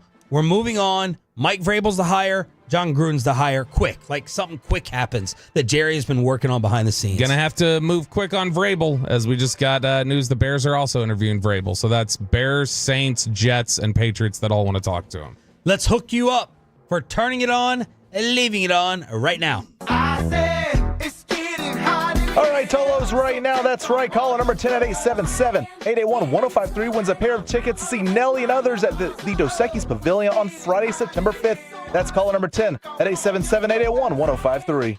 Props to T. Rainey. This is where my Twitter Tolos, man, the top ones in the city, they just crank out the news and the information. Tolo D, Diego. I don't want to miss anyone, but anytime someone sniffs in sports or the National Football League with these moves this week, Black Monday and all that, they have it right to us so we can get it right on the airwaves. Was that everything you had, Choppy? Did you want a final say or anything else in your coaching study? All right, let's get to Brian Broaddus' favorite segment. Do you have a question, Kelly? Yeah, I have a lot of questions. Number one, how dare you? That's right. It's time for Ask Reddit. After a week off, we had so much Jerry stuff going on last week after the game and stuff like that. We actually didn't get to Ask Reddit. So we've got Ask Reddit returning this week. Lots of questions to kick around. So these are the most viral questions that have been kicked around over on the 50 million member forum over the last couple weeks. And we're going to lead off with RJ Choppy, since Peyton Russell is back there probably giving you Nelly tickets right now. RJ Choppy, what's a mistake most guys make when trying to get a girlfriend? Oh, try to be too nice. Oh, you try to be too nice. You're at their beck and call. You're always just talking too much. You want to like get in front of them constantly. You're trying to be too nice. Like, if I do everything for her, she'll love me. This is a great answer. I have a friend, old Salmon Pants. Yeah. He's got these eyes. He's a degenerate, and I think a lot of times he's got really bad breath. But he's got these eyes that girls fall in love with. What a call out. He's one of the ones that we hung out with that night in New York. Yeah. Where we were launching. Kids are going back to school this morning. Yeah. Launching protection devices across the bar like rubber bands. Oh my gosh, I remember that. Right? He sits there and he will. You never see someone break a female down. Not to the point where it's not verbal abuse or anything, but it's just like, do you think you think you're the best looking one in here? Like, and he plays these mind games, and it used to work every time. It would work every single time. Like, you're not. How's it feel? Like you're standing next to me. I'm the best one in here. I'm the best looking one in here, not you. Like on TV, we were watching this show the other day, and Amanda will kind of side eye me when I say this stuff. And this guy was getting like pushed around by this girl, and I was like, all right, that's when you need to just snap back and like lay down the law and be like, all right, enough of this, enough of that, and lay down the law and reset it. And a lot of guys don't do that, including many in my circle. It's probably similar to what Chop's saying here. It's neediness. It's the over eagerness. A lot of times, I think, chases people off, and so that's usually a big stumbling block where somebody's just like, oh, I gotta be in a relationship. I gotta be with this. That was Peyton's issue for forever. Peyton just too needy. No, his was taking them to Olive Garden. Yeah. There was that too. But no queso. 214. This is actually Black and Gold B on the text here, says making a comment about her big rack and peanut butter skin. There you go. Usually gets in the way there. Peyton, what is one of the many mistakes you made when trying to get a girlfriend? It's spending too much money at one time at first, because it's like me spending a couple $100 to impress her with flowers a day, even if it is Olive Garden, which, breadsticks and free salad. Yeah, that's the way to go. But yeah, spending too much money early on, because it's like And unless it's like tens of thousands of dollars, that's not going to impress them, and it just empties your bank account. So don't spend as much money early on. It impresses Joy Taylor, so I don't know about that. I don't know. Right. I don't know about that. I feel like you got to come out with a bang. Yes. Although where it screws you now, every birthday and every Christmas, I've screwed myself because you set a bar. Yes. Yeah. You need to date someone and marry someone that says like Bobby and Choppy's girls, they're frugal and they're terrified of a dime falling out of your wallet. That big rack. And they're like, don't go ahead and spend. No gift giving policy. Oh, all right. We're doing Ask Reddit here on 105.3 The Fan. Peyton Russell, what's something you did just to be safe that ended up saving your ass later? Well, with the winter storm approaching us here in the next couple of days, this was actually in 2021. It was in February when we had like a week long. It was like 5 or 6 days of just ice all over the road. You couldn't go anywhere. Nothing was working. I was part-time here at the Fan. I knew I had work Monday, but we weren't like told, hey, be prepared for the winter storm. Like it was supposed to hit like Monday night, but I was like, man, I'm driving from Rockwall. I need to just be safe here. So I got a hotel room Sunday night to stay here.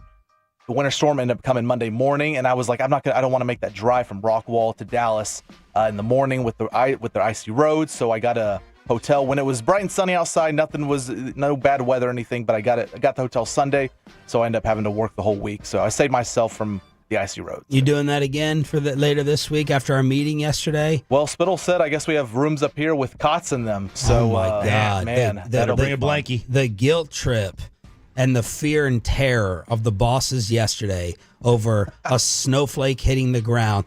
My God, they rather us finish 30th in ratings than do a show from our house. Just try, guys. Just make sure you try to make the effort. We can't see the road.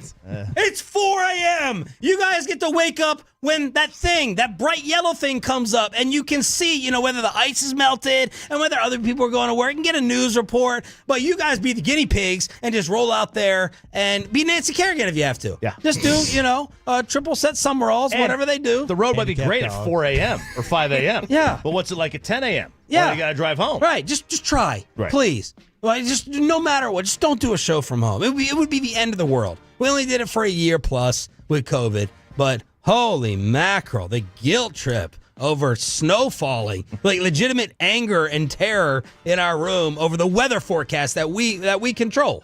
Yeah, there you go. But I mean, look, what's it supposed to be? What's the latest update? What's the European model saying? It'll be clear when we go to bed Wednesday night. Might be clear when we wake up Thursday by about like daybreak, 6, 7 a.m.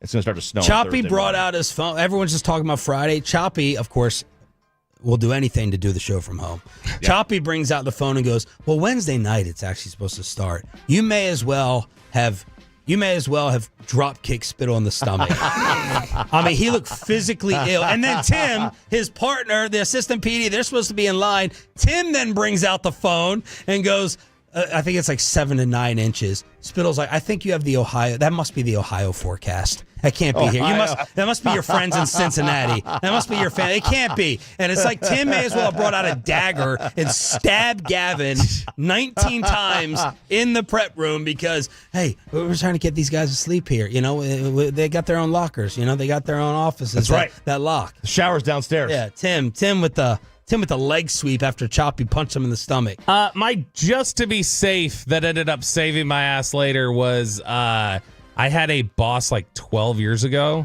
that had for about a year been breaking several employment and personal laws over the course of it was a year stretch. And it started ratcheting up and I was like, I don't like this energy. Something seems weird. I'm just going to HR now. I got to cover myself a little bit here because this is not, I don't want them setting a narrative that's not true. So I went to HR and it was like 2 hours after I'd gone to HR, they were going to try to fire me. And then it looked like retaliation and they got in more trouble for that because of the timing of when I actually had gone to HR. Chop, you got one here of something you did to be safe that ended up saving you later? I feel like anytime Plan B's been enacted. Oh, God. Okay, we're moving on. I'm just going to the next question. Well, you made Bobby move on. Sean, we're doing Ask Reddit here on 105 through the Fan. If your kidnapper was forcing you to write I'm okay, I ran away letter, What would you include in the letter to communicate duress without tipping off the kidnapper? What would you include in the letter that would not seem like anything to the kidnapper, but would be a signal to Amanda or somebody else that, like, this is clearly not okay. I'm not really leaving on my own. Oh my God, this is a great question. This is basically just trying to say, what would your significant other find impossible to believe you saying? Yes. Right. Okay. We came up with Kristen. Kristen absolutely hates her brother-in-law with every fiber of her being. Can't stand him. And so we had said for Kristen, if she was filling this out, she would need to say, P.S. Tell Michael I love him, that this was not because of him, and great. I'll miss him more than anyone.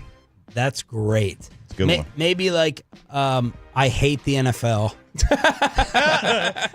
Like I cancel Red Zone. There you go. If I said cancel Red Zone, she would probably panic and freak out. Ooh. Or if I said I want my sister-in-law to speak first at my funeral. This is Amanda will call in the National Guard. There'd be helicopters flying over the not his Metroplex. letter. This is not his letter. What would you put in there, Chop? I think the only thing I can think of is like, you got to make up somebody. I want to be celibate. You want to make up a name. So like, I was thinking about our good friend, and you make up some random name, but that is not there's not a real person, and she would know that. The kidnapper doesn't. So I was really thinking about them, and this made me just say, I got to get up and got to go. I got to go find myself. Other than that, I think you're in a tough spot. You're in a tough spot here. I'd say make sure you guys put all of my Caitlin Clark memorabilia in storage so that I can come back to it if I ever decide to return. Peyton, what would you say? So I thought a little differently on this one. I would write with my opposite hand so it wouldn't look like my handwriting. So they would know, like, hey, this isn't your handwriting. You're definitely not safe. Someone else wrote this. That's not bad, because he doesn't know what hand you used to write with. And so, but how terrible is your right-handed writing? I don't know if my left. Now, obviously, my opposite hand is worse, but my regular handwriting is pretty bad. Like my dad, you wouldn't be able to tell the difference, his right and his left, because it's so terrible. Because he's a doctor. Doctor handwriting. What do you got, Chop? Is this your opposite hand? Is that Luca? No, I wrote good luck. That's left-handed? Yeah, it's left-handed. That's pretty bad. We are doing Ask Reddit here on 105 through the Fan. Peyton's would be like, hey, I'm paying for it all. Yeah. Oh, yeah. And she'd be like, woo, I hate Olive Garden. All right, this is unfortunately gonna cut Peyton out on this specific one. As a parent, Chop, what did your child's school do that made you say you can't be serious? Nothing yet, but it's coming. Because the fact that you can't, as a parent, when your kid goes to college, you can't get their grades. It's like, well, I'm paying for it. Right. Why am I not able to get their grades? Yes. That, to me, is you can't be serious. I was talking about this. That's a great one. I was talking about this with Kristen because I was like, I don't have any clue what goes on at their school. Tell me something crazy that they've done. So Kristen had answered that said that it was the one. Are you hearing that? Yeah, that little. Hang on. I think it's my microphone. It's your mic. It's short there, it sounds like. There we go. So Kristen had said that there was some kid who almost choked on like one of those pickle chips. Like, have you ever seen the pickle chips that they look like pickle rings or whatever, but they're just fried and turned into chips or whatever? Some kid almost choked. So they banned in the entire district all pickle chips because one kid almost couldn't get it. It's not even an allergy thing. It was just this one kid almost choked on it, and so they banned it across the entire district. Have you run into anything in Ollie's school yet where you're like, you guys are nuts? One of his past school. Amanda would really get mad whenever I talked about this, but they've switched schools, so I feel comfortable saying it. At their last school, they really pressured you never to come inside. Really? I went inside over the course of a year probably twice. At his first daycare, I went in every day and picked him up. I liked that. I got to see, what it looked like inside, the other kids, the teachers, how he interacted. I like going inside to pick him up. This other school, no, because of COVID, we don't want to bring germs and sickness in. You come and you knock on this door or you text us when you're coming to pick him up. And that really bothered me. And it really irritated me. And I felt like I had to beg and, charm them in order to go inside to pick up No parents. We all just sat in line outside. You're a charmer. I thought that was really weird. Sean, we got one more question that I'm just going to have you answer. Don't get me in trouble for anything else. No. I got people in Frisco. I got the bosses now. I wanted to ask you this one. Spies everywhere. So this is just for Sean. Guys, what would you warn your daughter about when starting to date? You know, Jimmy, shut off your radio if you're listening. Something just broke with a family friend. They're all thinking the same thing. Yep. They're all thinking at every age. Yep. I would show her the Jason Whitlock clip. That big whack. They're doing. I mean, they're doing. They will do anything to get. They're all. I know what I'm capable of. That's peanut butter skin. Let me tell you about a game called Just the. Oh gosh. Yeah, let's not talk about that game. Hey, why don't you answer? You got 2 daughters. Same thing. Okay. They all want the same thing, and don't ever think they're actually nice, because they're not. Enjoy the day at school, kids. RJ Choppy with NFL overreactions or not, and did these players and coaches prove it this year in the National Football League after this? We chapter your favorite segments and even bring you the entire...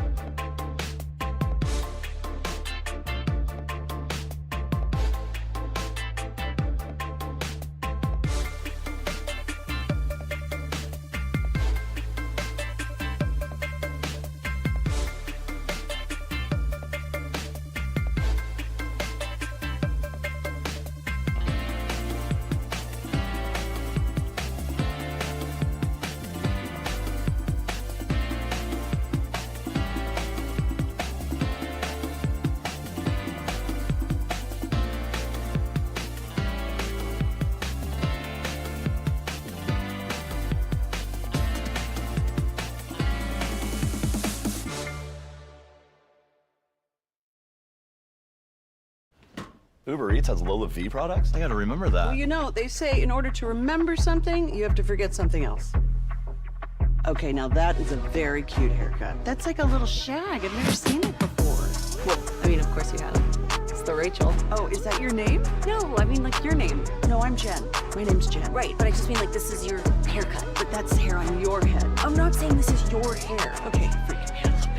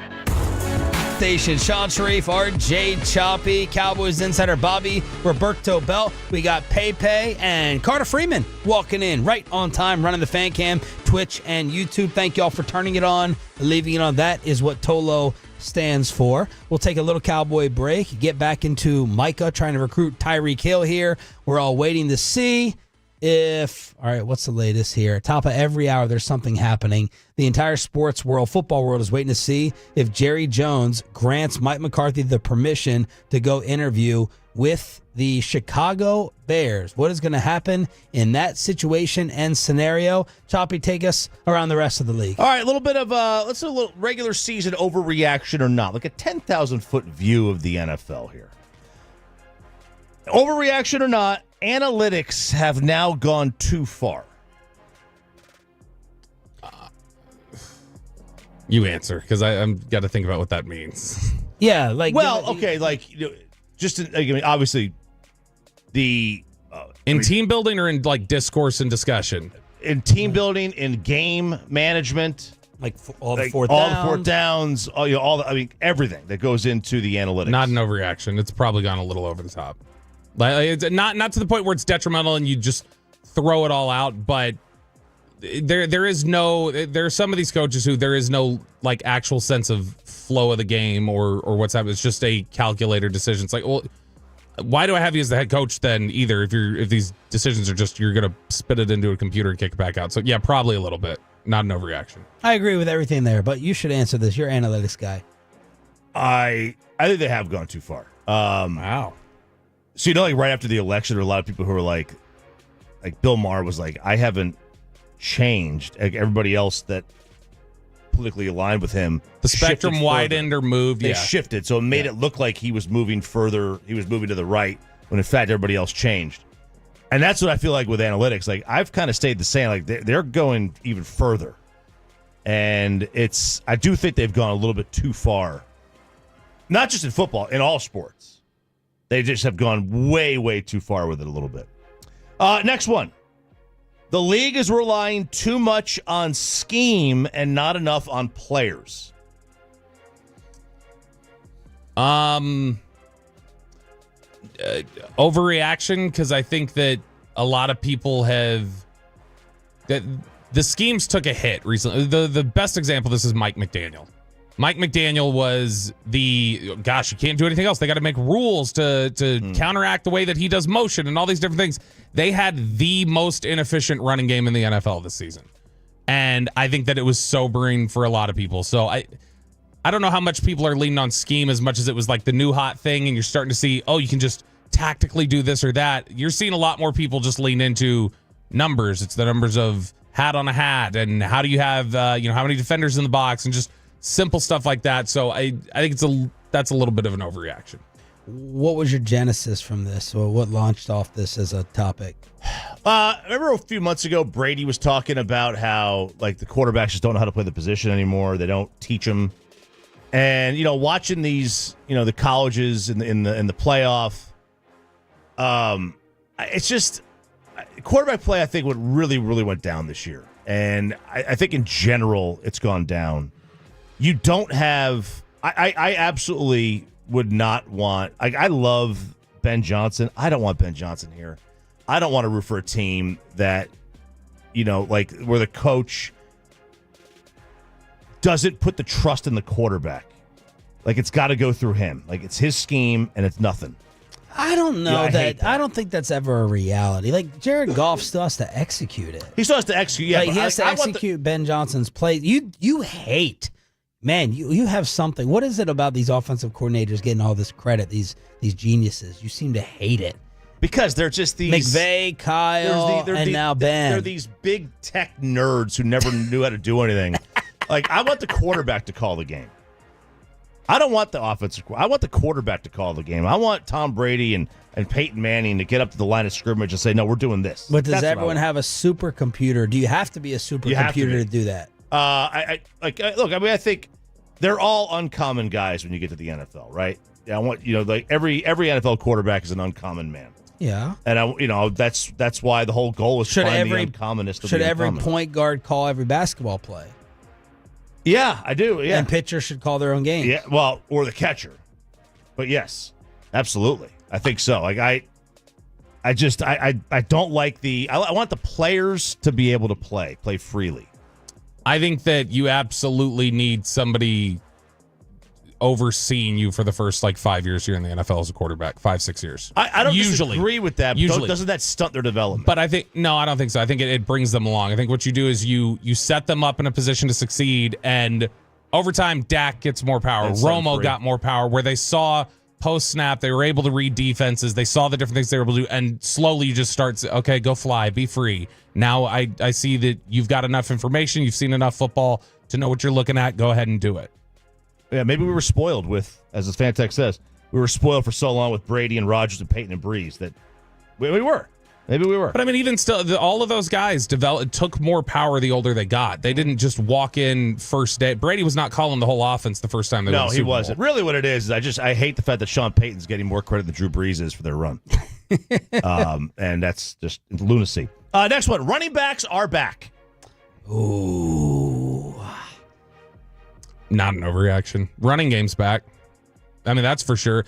And I've brought this up to you guys before. There's been you'll have people around the league who have said it's all cyclical. Is it because of the too deep? So a lot of times I think that's part of it. It's just cheating against the pass. So lighter boxes, the math just makes more sense. One of the other aspects of this is think about all the Shaq Thompson, Jabril Peppers type of linebackers, 240-pound linemen. You had these 210-pound linebackers that were hybrid safeties that were kind of playing both, and they did it to counteract. All right, we need more speed here. We need to be able to cover. We need to be able to do this. And then the NFL goes, okay, well, we're going to start churning out 330-pound offensive linemen again, like Tyler Smith and Amarius Mims and these giants that you've seen coming in recently. And we will hand off the ball and have a 150-pound advantage on the guys they're trying to block. And they won't be able to do anything about it. My follow-up to this is, does this make you reconsider paying backs? No, not for me. It makes me reconsider drafting them in the first round. Ooh, that'd be a big step. That'd be a big evolution for you. Yes. Yeah, I would not. I would treat a running back the way I also would want to treat a quarterback that isn't elite. Draft them in the first round and then dump them at the end of their first contract. I mean, the argument has always been out there that when you talk about paying running backs, when people say, well, you don't want to spend a first-round pick on them necessarily, it's like, look, those first 5 years are the best. Statistically, where they are at their best. That is the time where you would pay them, and usually the first-round slot money is still not top of the market. Yeah, but you don't want to draft. You don't go into your first-round pick saying, I want a one-contract player. That's the problem. I want a two-contract player in my first-round pick. And you don't think of that as a running back. That's the dilemma. Yeah, but if I know I'm getting a guaranteed 5 really good years out of a player because I feel good about the running back evaluation, I'll take that over. My projection is this is a corner who could be here for 10 years, but I mean, there's some boom or bust potential to him. Yeah, especially the further down the first round that you get. Yeah, because you're usually going to feel really good about your first round pick. You think whoever you pick there is probably going to be a really good player. You're not like, all right, I know that this run, unless you are totally convinced that Ashton Genty or Jahmyr Gibbs is special, and then it falls off a cliff a little bit. I don't know, but I'm glad the running game came back. I like to see in sports where the evolution happens. You know, I'm really interested / excited to see what happens for the NBA. How's the NBA going to adjust? What is going to happen? Right. What is going to take place? There will be an adjustment eventually. It's a very cyclical world we're in. Baseball will find a way to bring back the bunt at some point. You know, it's just the way it's going to be. NFL overreactions or not with RJ Choppy here on 105.3 The Fan. All right, so Bill Walsh used to say we're only competing against about 8 teams. Yep. Right, we're not playing the entire league. That number is less now that can actually win the Super Bowl. Over the course of like looking into next year, or given the playoff groups this year? Well, I think it's absolutely given the playoff groups this year, but just take like a 4 or 5 year view of this. Okay. Let's run through my head here. Do I think this team could win the Super Bowl in the next 5 years, depending on certain moves? Buffalo, yes. Miami, possible. I can't say no. I can. Jets and Patriots, no. Ravens, possible. Bengals, yes. Like Ravens, Bengals, Bills. That's 3 right there. Houston, I could see doing it. Kansas City. Yeah, I'm going to say overreaction. I think there's roughly 8 to 10 teams who could win a Super Bowl in the next 5 But years. I don't know if that's because Walsh was trying to say we only have really like 8 championship level minds running these teams. Right. This might be more of a parity thing. Could be a parity thing. I don't know if I'm like, yes, I respect Pittsburgh. It's early on Houston. I don't know if I'm like, all right, the Bills like are a championship organization because they have Superman back there at QB. Like this year, I think there's only about 5 teams right now that can win. Name them. Kansas City, Buffalo, Detroit, Philly, and the Rams. I think that's the only. You don't think Baltimore can? No, absolutely not. The Rams. I don't think. I think. Rams, I don't think Baltimore can win the Super Bowl. The Rams with their negative point differential winning the NFC West. I don't think anybody wants to see them. Why? I mean, that's Choppy's hot early playoff take. I don't think if you're Detroit, do you want to see Matt Stafford in the next as your first home game? Yeah, Detroit picks off at the highest rate in the league. Yeah, throw me all the interceptions, Matt. I don't think I want to see Nakua or Cooper at any point. I mean, offensively they can do some different. They didn't even have a single 1,000-yard receiver this year in LA. Well, they're always hurt. Yeah, that's true. All right, regardless, overreaction or not, regardless of how the season finishes, Josh Allen has replaced Patrick Mahomes as the best player in the sport.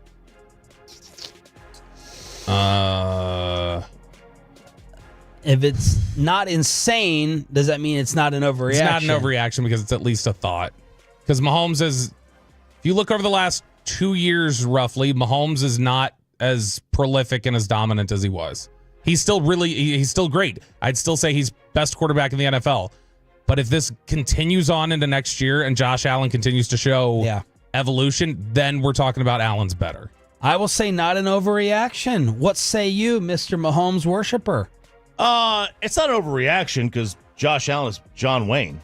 But talks like him too. What sometimes. Does that mean? He's just I thought Jason Witt was John Wayne. He's just a badass, right? Oh, okay. He just he looks at you and you just you die on set, right? That's what happens. But I don't think anybody with a lead would rather have Patrick Mahomes as their quarterback. I'm sorry, would rather have anyone but Patrick Mahomes as their quarterback down 2 points with a minute to go. Allen's legs, man, he's crazy. He's a freak. We all know that, and I was right years ago. I don't see all the Jeez, Mahomes' record is 89-23 for his career. He has a winning record when he's trailing by 10 points. He's won at least 10 games every single year he's started. Yeah, he's a freak. Last one. Dak and Trevor Lawrence's contracts are going to make teams more reluctant to sign their quarterbacks versus draft their replacements. Great question. Overreaction. I got to see someone do it and maybe a second do it before I believe others will do it. I think people are just too terrified of going without, and I understand. I was wrong. I'm feeling wrong about the Dak deal. I said sign him. I said you can't go without. It's too scary. Go ahead and give him the money. I'm feeling wrong about it, but I understand why they did it. Otherwise, you are in purgatory and you are irrelevant and unwatchable. Overreaction. Everybody, bad deals have never scared people off. The Derek Carr thing didn't scare teams off from paying their quarterbacks. True. The Carson Wentz deal didn't scare people off from paying their quarterbacks. Dak isn't going to do that. Trevor Lawrence is going to do that. It's a market where it keeps going up for a reason. They have to pay it. It's the position you absolutely have to pay in all the professional sports. Yeah, I don't think it's going to happen where teams are scared off by it. I have a different view of what purgatory is. To be quarterback, purgatory is having Trevor Lawrence or Dak. Yeah, okay, well then focus on the word irrelevant. You know what's because if you're a Giants fan, I had the meatballs on my group text. They got Red Zone over Sunday Ticket. Mm-hmm. They didn't care about watching the Giants every week. Right. What if we had Cooper Rush every week? Are you kidding me? That's no offense to awful. Cooper No, Rush. I mean, it is an offense. The word not offense, but no offense. That term should be taken. I don't mean that in a bad way. You know what? Yeah. You know what I think scares teams more than Dak or Lawrence. Like you're the Raiders. Why would you have ever gotten Raiders season tickets? Oh, you wouldn't. There's no. You're done. For 17 weeks, it's awful. Relevance is very underrated. Teams are much more terrified. Don't tell Jerry. I mean, Jerry knows that. Yeah. Teams are much more terrified, I think, of the one example we kind of have of a team walking away from a quarterback, which was Cousins. And Washington, they don't want to be Washington trading third-round picks for Alex Smith to pay through the nose and then keep drafting guys. How bad was your fantasy football punishment? When do you take down the Christmas decorations? And how do you deal with your first kid getting behind that wheel? Next on Sean and RJ.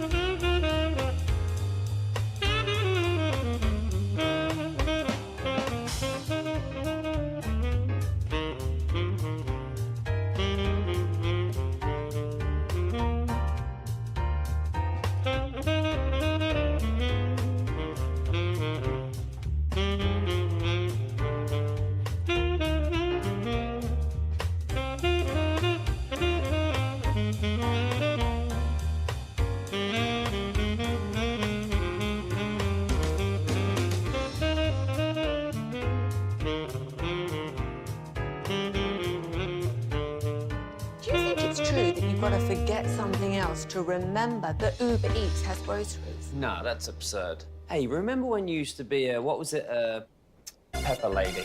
Pepper Lady? Wasn't it Cinnamon Sisters? Basil Babes. Saffron Squad? Nutmeg Maidens? Pre-curve? No. Nutmeg Maidens. I just said that. Was it Spice Girls? Doesn't sound right. Was it Saffron Squad?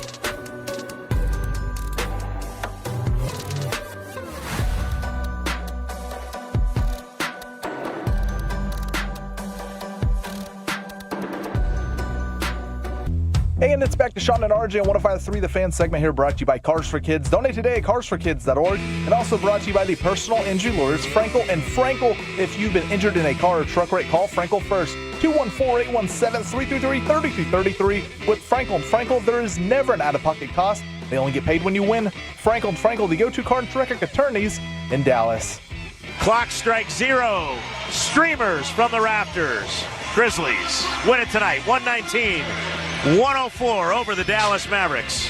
That was the call on Grizz Radio. No Luka, no Kyrie now for a week or two, no Ja, no Desmond Bane. NBA action. Mavericks end up losing as the Grizz continue their bounce-back season. This is Sean, RJ, and Bobby here on DFW Sports Station 105.3 The Fan. So now you have the Mavericks kind of jumbled up there in the Western Conference. They are very jumbled up, and they're looking at a situation where, we're only 36 games in, but they're 10 out. But they're less than 3 games away from the 3 seed. That's the West. The West is a nut job race right now. It really is. It's insane. They're 3 games out of third seed-ish, and then about the same out of being out of the postseason and out of the play-in altogether. By the way, so Mavericks looking for some revenge today. Dirk and Blake Griffin are going to be joining Amazon's brand new NBA studio show. So how about that? Blake Griffin and the Diggler doing some Amazon NBA TV. Did JJ Redick approve of those hires? Are they going to talk positively enough about the league? I've always thought Blake Griffin's really funny. Blake, he's got comedy aspirations. Yeah. I could see Blake do the. Dirk is great, and Dirk can be funny. I still don't know what it's going to be like seeing him on a studio show, consistently. I don't know how much of his personality we're going to see or how much of it's going to come out. But I like that he has those aspirations. He wants to be in front of the camera. He wants to be in front of a microphone because he's always been. I always thought he was very entertaining, even when it was very dry. By the way, the sickness wiped the Mavs out too. Quentin Grimes was talking about it the other day, going around the locker room. Quote, I couldn't even get out of bed, ran through the whole team. I think Jay Kidd and them got it. We haven't been practicing as much because you don't want to pass that around. I've never seen anything like it. High school, college, everybody getting sick. For him, it was a stomach bug, could not hold anything down, could not move, having the cold sweats as well. So this is the worst sick season I can ever remember. For me. Well, you've got it with the kiddos. Yeah. Yeah. My kids, they're getting older now. They're disgusting creatures. I mean, my son, he'll just touch me and I just feel the dirt on his hands. Well, speaking of Luka, take us behind the wheel, RJ Choppy. Literally. So last week, it's really good to see that the DPS, the DMV, the motor vehicle, really good to see that they are operating at peak efficiency these days. Because this was your day off. This was last Monday or something like that. And, we go in there and we are number 61. We get the ticket for number 63.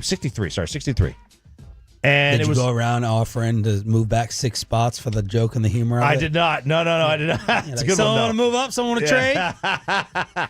So we're sitting there, and it had been about an hour that we're waiting in here. An hour? Yeah, an hour. And then we get the number. They get the number 61, and then they're about to call 62, and the lady comes out and says, our systems are all down.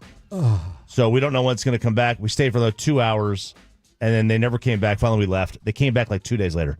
So I was about to work at that point. Wait, you left that day without getting his permit? Yeah, we left. Was he crushed? That has to be like the most soul-crushing thing if you're a kid. He was pretty down about it. He was excited. He was pretty down about it. So we're just sitting there. I got there at 8 a.m., left around noon. Just sitting on that seat. With nothing. And by the way, those are those plastic chairs. Every time you move, you get static. Yep. Oh yeah. Now, how old? Explain to me how permits work nowadays. How old is he? He's 15. He just turned 15. So when you're 15, you get the permit, and he has to have an adult in the car driving with him. Yeah. For a year. And then, they give you like a piece of paper. Yeah. That's got his photo on it and just all the information. So now, have you been driving around with him, getting ready? I would. I would take him to the Speedway. So I live by the Speedway. Whoa. It's a total open space, right? Yeah. The road that goes around it, no one's ever on it if there's no race going on. You go in the parking lot, so you practice parking. So we've done that. He's gone around the track a lot. Not the track, but around the outside of the track. Yeah, we broke in, let him do some 30-degree bank turns. You only live once. No, right? So now it's time for him to start driving. Right? So we get the permit. And I had him over the weekend. I've got whiplash. My neck is killing me. I can only say that it's my fault because I got him into Fast and the Furious. Yep. And by the way, I don't know if your kids are doing this, but he has a list with his friends, and they have to take pictures of these cars. Oh my God, we'll be driving around. Oh, that's an M5. Like we're just driving past it, and it's flying down. That's a C6. And he has to. He goes, "Can you follow it? Can you follow it?" And I'm like, "I'm not turning around to follow this car, so you get a photo to put it on your Google Drive." And so now he wants to drive, and we get out, and his goal, and the road outside my house is just 35. 35 miles per hour. 35 miles an hour. Yeah.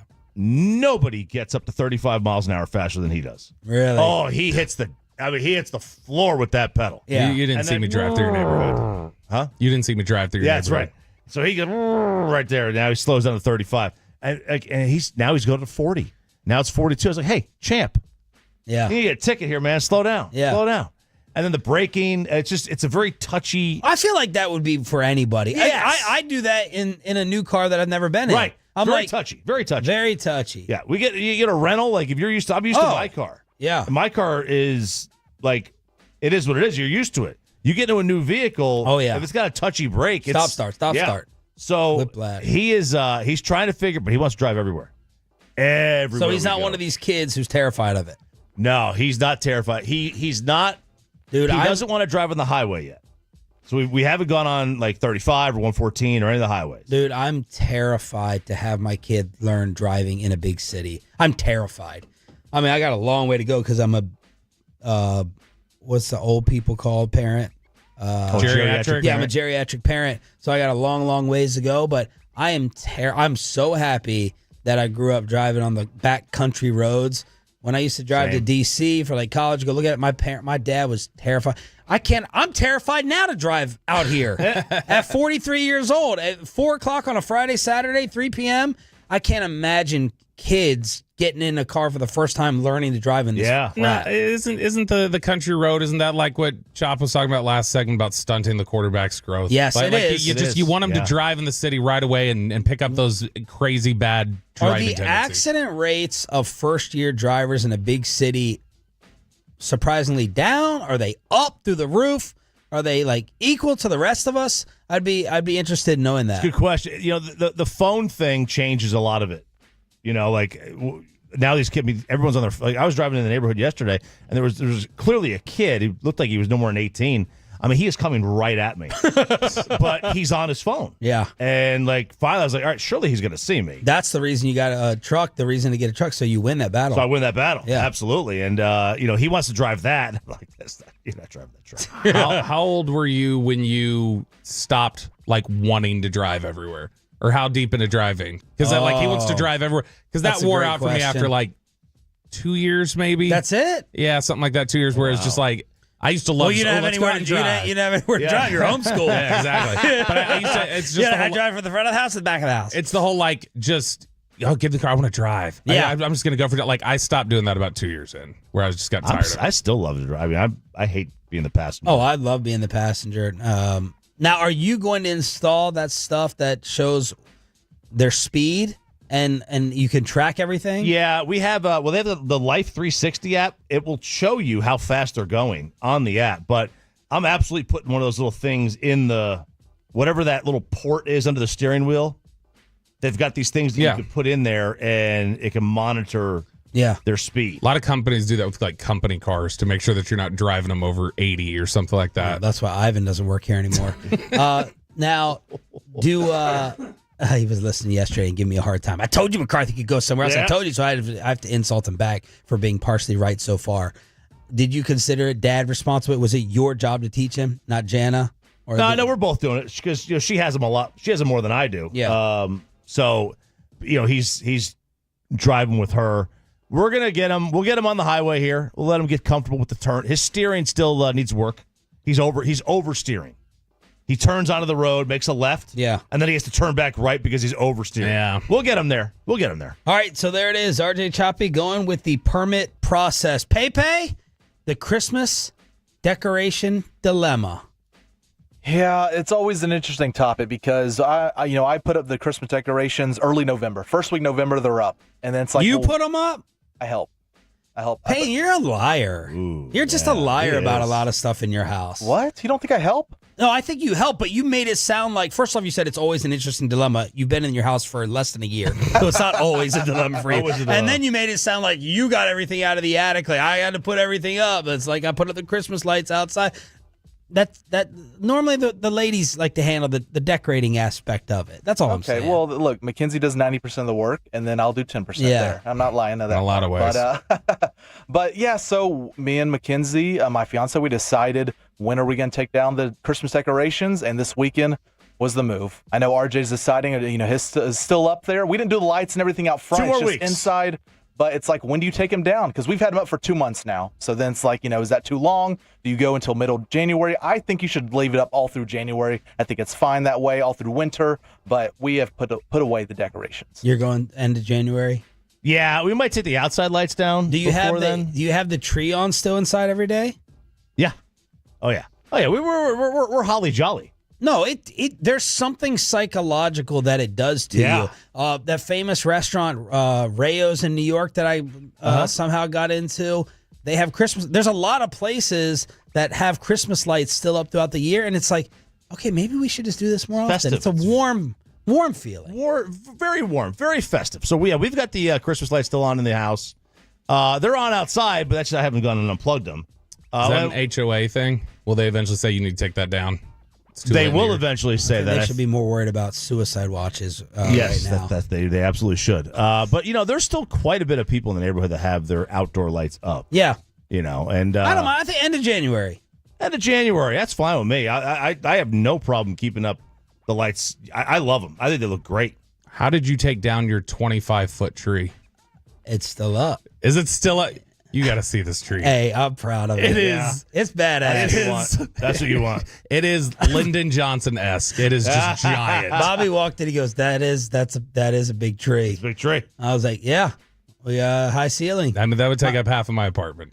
You know what? That damn thing better. I told Amanda that's the tree for 10 years. Don't say anything else. We're not having another conversation with how much that stupid thing costs. How do you store it? It comes in a really long box, and I'm going to take the box upstairs. Because I was joking. It's 12 feet, though, isn't it? It's 12 feet. It's 12 feet. It's huge. Yeah. And you got to take it apart piece by piece. It goes to the box. Rudy, I need you this weekend. I need you to watch the kids so I can go out and watch football Saturday. I need you to help me take down the tree. Love the father-in-law. All right, everything to catch you up on our lives here on DFW Sports Station. Sean Sharif, RJ Choppy, Cowboys Insider Bobby Belt. We got Pepe, we got Carter in the back as well, and everyone is waiting to see if Mike McCarthy is going to get to interview or whether he wants to interview with the Chicago Bears. But is the next great NFL coach sitting right under everyone's noses? Next, in Below the Belt, 105.3 The Fan.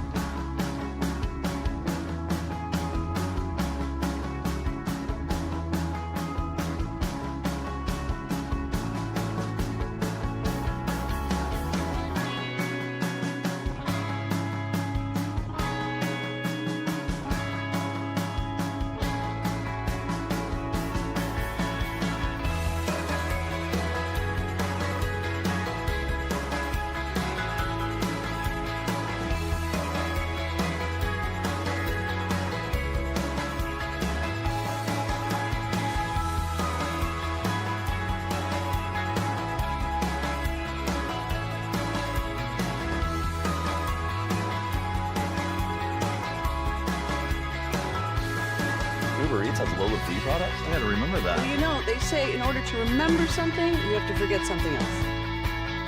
Okay, now that is a very cute haircut. That's like a little shag. I've never seen it before. Well, of course you have. It's the Rachel. Oh, is that your name? No, I mean like your name. No, I'm Jen. My name's Jen. Right, but I just mean like this is your haircut. But that's hair on your head. I'm not saying this is your hair. Okay.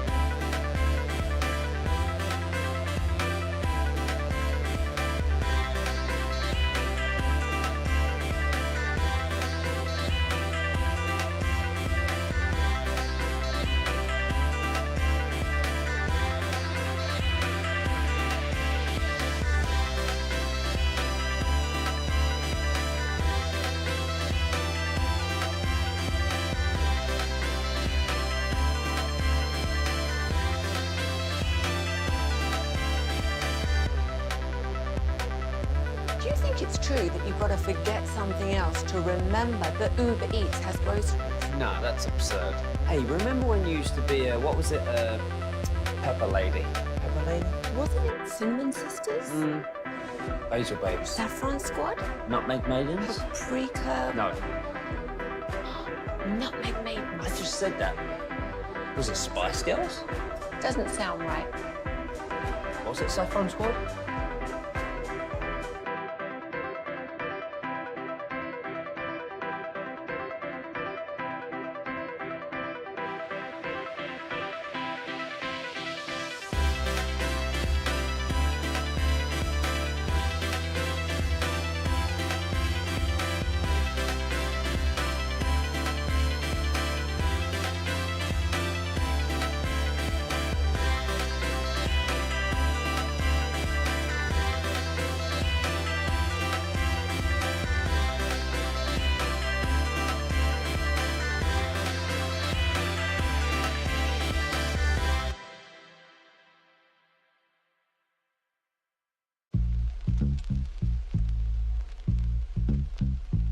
And it's back to Sean and RJ on 105.3 The Fan segment here, brought to you by Classic Chevrolet. Classic Chevrolet in Grapevine is the #1 Chevy dealer in the world.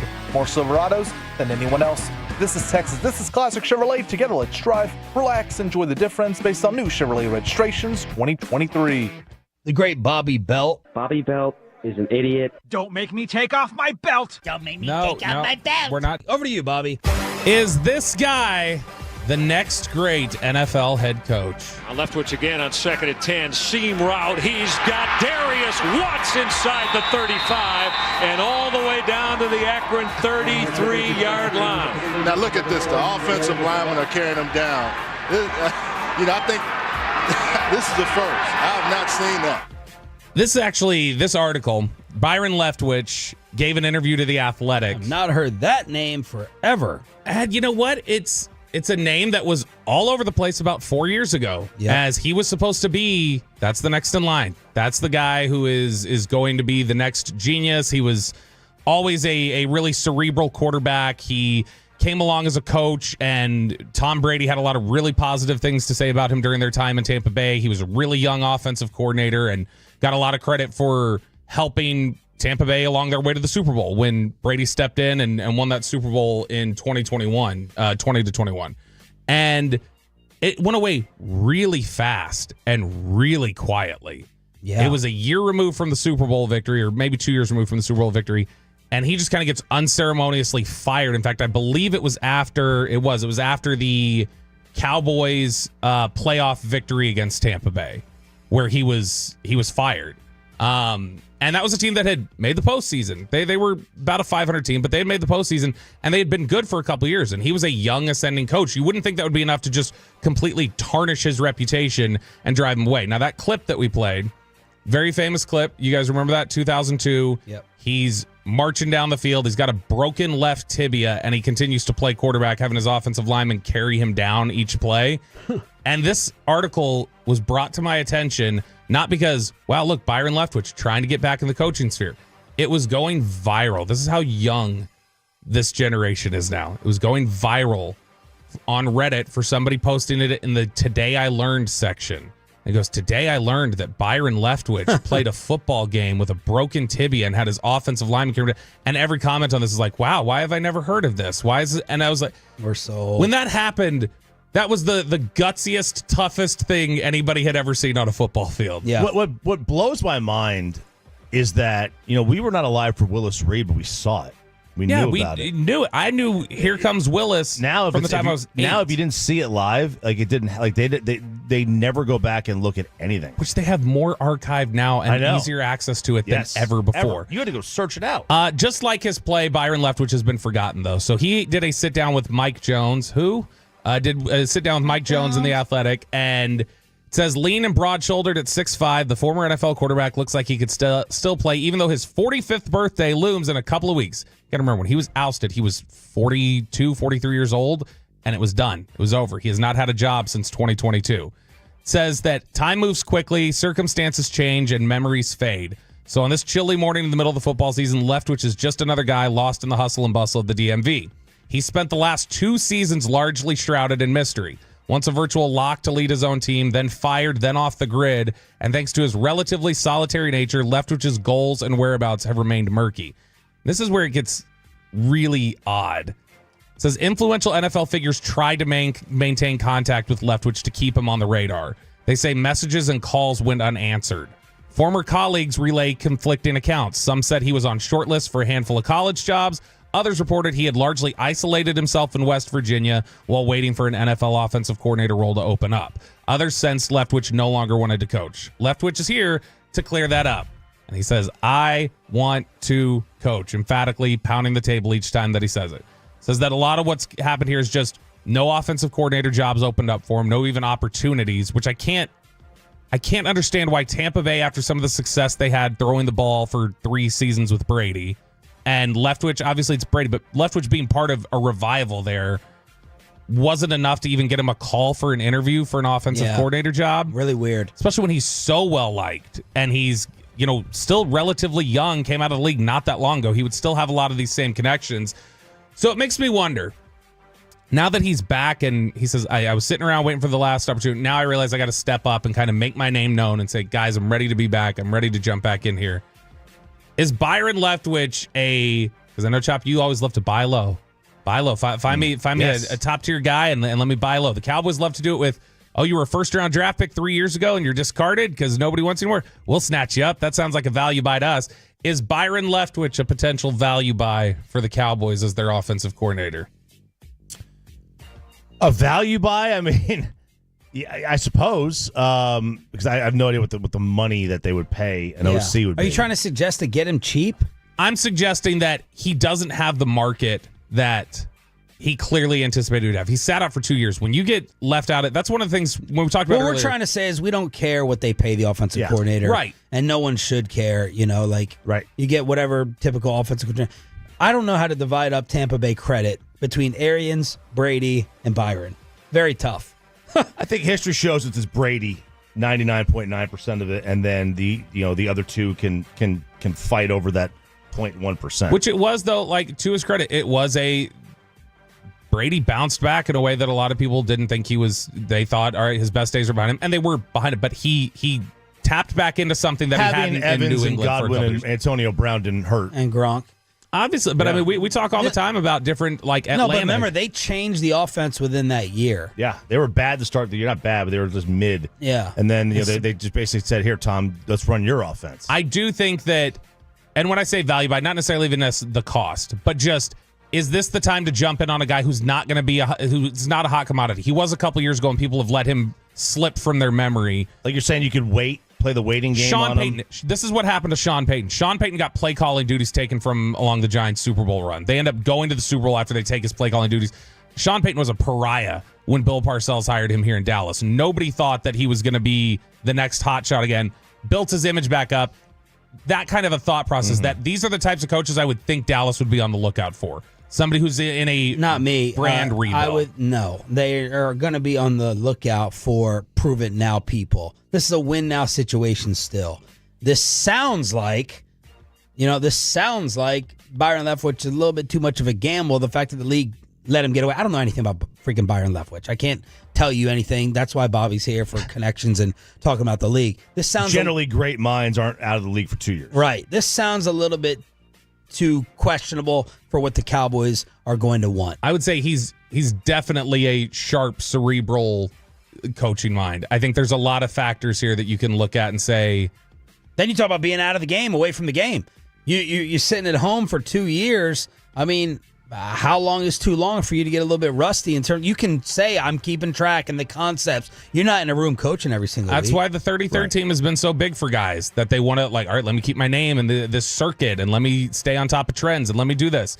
But yeah, that's a thing that you're going to he'll probably have to fight against, because I can't understand where you come out of that and you don't get a single offer. That sounds like something else is going on. Yeah. And I don't know if he's aware of it and he's downplaying it, or if there's something that he's not even aware of. Bieniemy kept getting OC jobs. Yeah, and Bieniemy was a guy who didn't even call those plays. Like, Leftwich was calling plays on the run to a Super Bowl and had success as a play caller, and was always thought of as like, he's next. We've never, the best analogy I can come up with is Sean Payton. But even still, Sean Payton had his play calling duties stripped in New York. and that's what had changed things there. All right, I got 10 coaches. I got 10 names. I got the 10 likeliest names if the Cowboys move on from Mike McCarthy. I was rattling this around yesterday and trying to figure out, all right, if this opens up, who are the names we're looking at? Because people keep asking me, well, who would it be? Would it be this guy, this guy? It's like, I genuinely have no clue. I feel comfortable saying it's one of these 10 people. So I'm going to throw these names out, and I'm just curious from you guys, do you think the name makes sense? B, are they better than McCarthy? Are they a better option, or are they worth risking letting McCarthy go to take this person? So this is alphabetical order. Number 1, John Gruden. No. Not worth the gamble? He's too much of a wild card for me. John Gruden falls in love with players too much. I think John Gruden's a little bit overrated. I don't know that I know you said it started the turnaround in Vegas. I'm not even talking about Gruden's issues that got him out of the league. I don't trust John running my entire program. I want him nowhere near personnel and nowhere near defining what a good quarterback is. Shredded, baby. Number 2. I agree with you. If John Gruden wants to go coach Derek Carr again, it's like not just because he has to take that job. If he wants to go do that again, that shows you everything you need to know about John Gruden's football intelligence. Number 2, Vance Joseph, defensive coordinator for the Broncos, who has led a resurgence, and he got screwed. He got screwed in Denver. A lot of people felt year. He didn't get a fair shake. A lot of people, but I mean, even still, that is something working against him. You had a really bad year. Hackett? I can't remember who it was right after that. Hackett's an offensive guy. Vance is defense. Right, but they hired Hackett as the head coach? As the head coach, I think. I don't know enough about Vance Joseph. I think Vance is a fine coach. I'm more on I want either an offensive guy or a CEO as the coach. 3, Kellen Moore, Philadelphia Eagles offensive coordinator. This would be all up to Kellen Moore, I think.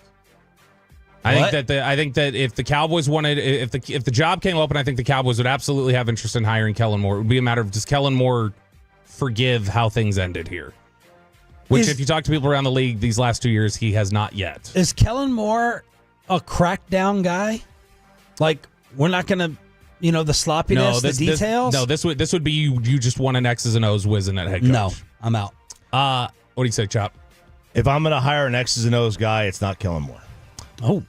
Number 4, Matt Nagy, Chiefs offensive coordinator, a guy who is the only head coach since Lovie Smith to have a winning record in Chicago and was fired after his one losing season. My initial feeling is no. I remember you saying something complimentary about Nagy the other day. Yeah, now there are times where the Andy Reid guy. Yeah, and the Chicago job felt too big for him at times. So is Dallas going to be too big? That's something else that you have to consider. That's a no. Number 5, Doug Peterson. Nope. This is a Cowboys as hell hire, though. It is. They would absolutely. This is Wade Phillips, Mike McCarthy. This is the type of hire that you'd be talking about here. He seemed like he was cracking really easy in front of media this year. I don't know how much easier it's going to get coming to Dallas. I'm out on any visor guy. Frank Reich, 6, Hell former no. Panthers and Colts head coach. Look, if you want to talk about experience with really hands-on, aggressive ownership and being able to win in those circumstances, that is Frank Reich. Nope. Number 7, Robert Saleh. Same sort of question. Guy who has dealt with really difficult situations, and how much was he to blame when he left there? Do you look at it and go, oh, wow, he's kind of holding things together? I think Saleh is, of the guys that you've mentioned, probably higher on my list than most of them. I agree with you, but first reaction is he clearly didn't tighten up the Jets organization. Follow-up is, can you actually do that with Aaron Rodgers and Woody? Yeah. Seriously. Yeah, no, and Brick. You got to remember Brick Johnson. Number 8, Mike Vrabel. Yeah. That's the easy one. That's my guy. Number 9, Jason Witten. There is nothing about this job that would surprise him. That's a big advantage he has on anybody else they would interview. I am... say it. I might put Witten second on my list. Oh, look at that. I love it. Choppy. Shock the world. I might put Witten second on my list. If all the Jason Witten player stuff is true, secret in the dirt, no BS, he can manage people, I might have him second on my list of those names. Saleh or Witten, I'm thinking. Yeah, I'd be okay with that. Whoa! Look at that. Of course you would go Vols. And then last one, number 10. I mean, Mayo didn't actually dominate. Yeah. We don't know if he actually even wants to come back to the NFL. Number 10, Mike Zimmer. As the head coach? Mm-hmm. No. He sounds... Parcells' saying of once you think about it, you're gone. That's been an overrated saying. I have many instances I can point to. Cole Beasley, Sean McVay. I think it's true with Mike Zimmer. Deion? No, Deion. I don't think Deion would get considered. In fact, I think this is one of the last places in the NFL that would hire Deion. Whoa! The Low, the Bell, a Tolo Tuesday edition on DFW Sports Station. Who is actually the NFL's MVP, and did these NFL people prove it or not? Final hour, Tolo Tuesday next.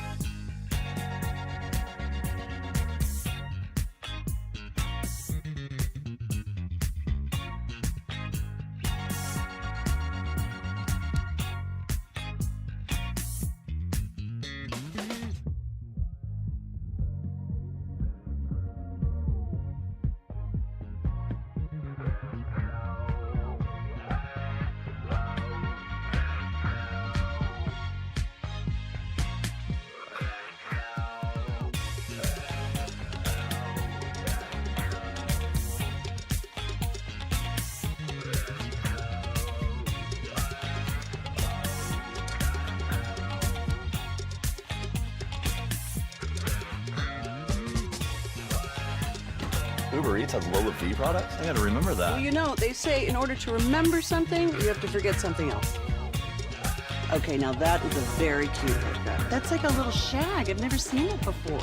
Well, I mean, of course you have. It's the Rachel. Oh, is that your name? No, I mean, like, your name. No, I'm Jen. My name's Jen. Right, but I just mean, like, this is your haircut. But that's hair on your head. I'm not saying this is your hair. Okay, freaking me out a little bit.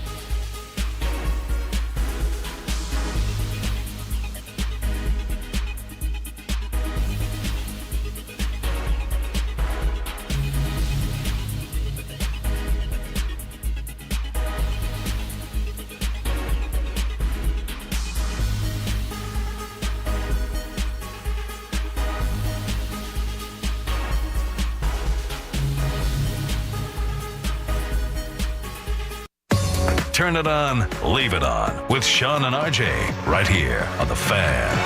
Final hour fist pump time on the Fan Cam, Twitch, and YouTube. Thank you for turning it on, leaving it on, or if you are finding something to try and listen to during your new 9 o'clock hour with the schedule, thank you for stopping by, giving us a chance. I'm Sean Sharif, RJ Choppy, Cowboys insider Bobby Belt. We got Peyton and Carter in the back, and we are live on the Fan Cam, Twitch, and YouTube. A Chicago Bear fan in the building, a diehard who put a hole in his brand new house, will be stopping by at 9:20 to react to the Mike McCarthy Chicago Bears story. The Bears have requested that is that Fred? That is Fred. Look at him. And Blake's on the other side. Oh, poor Fred. He's standing right next to Mike Leslie. My glasses are fogging up here. This is First Take. Everyone is focusing on Mike McCarthy maybe interviewing with the Chicago Bears. Will the Cowboys grant the permission? Go to Shannon Sharp Live. Let's see what he's saying. I have to get to Wednesday. Well, I'm going to give, it's kind of like relationships. I'm going to give you until the end of the week to make up your mind. No, make up your mind right now. We've been in this thing long enough to know whether you want to be here or not. Jerry, you should be in this relationship long enough to know whether you want Mike McCarthy or not. You've seen his body of work. Three straight 12-win seasons. Okay, this year was a down year. You had some injuries. But if you don't want Mike McCarthy, why drag this out? Give that man an opportunity to land with someone else, because someone else might interview and they might like them and not want to even talk to Mike McCarthy, and you got this man out there dangling around. Don't do that, Jerry. Either you want him to be in Dallas as your head coach or you don't. You say, I don't want somebody to be here that don't want to be here. Nah. You want someone there that you can control, that you can pay them pennies on the dollar, incentivize their contract, and not treat them like the head coach that they are, and not give them the responsibility that a head coach has at all other teams except the Dallas Cowboys. Jerry Jones played too many games. He used all those shenanigans and Jerry-isms. That don't mean a hill of beans to me. That's why you're not going to win, because of the way that you are, Jerry Jones. You should have figured that out by now. Do what you've always done. You'll get what you've always gotten. After 3 decades, you should have learned your lesson by now. Bam! That's great. Wow. Hey, look, I mean, it's, if you don't want Mike as your head coach. That was live ESPN First Take, by the way. Huh? Yes. Then you shouldn't be. So if you don't want Mike as your head coach, then you shouldn't be worried about him going somewhere else. Right. We'll save it for 9:20. It's coming up at 9:20 with all the very latest. Last year, and for the past couple years, but I remember specifically saying this last year, I felt like it was a really watered-down MVP race. Y'all, I feel 180 degrees different. I got that right. Everyone says 360. Right. I feel totally, completely opposite. I started off saying, okay, this is Josh Allen. Done. Then I said, okay, what about Burrow? Troy Aikman said Joe Burrow's the MVP. Bobby Belt says Joe Burrow's the MVP. And now I'm looking at what Lamar Jackson did. 4,900? And that's Saquon being left out of the discussion. This is a loaded heavyweight MVP race. Y'all, who was the MVP?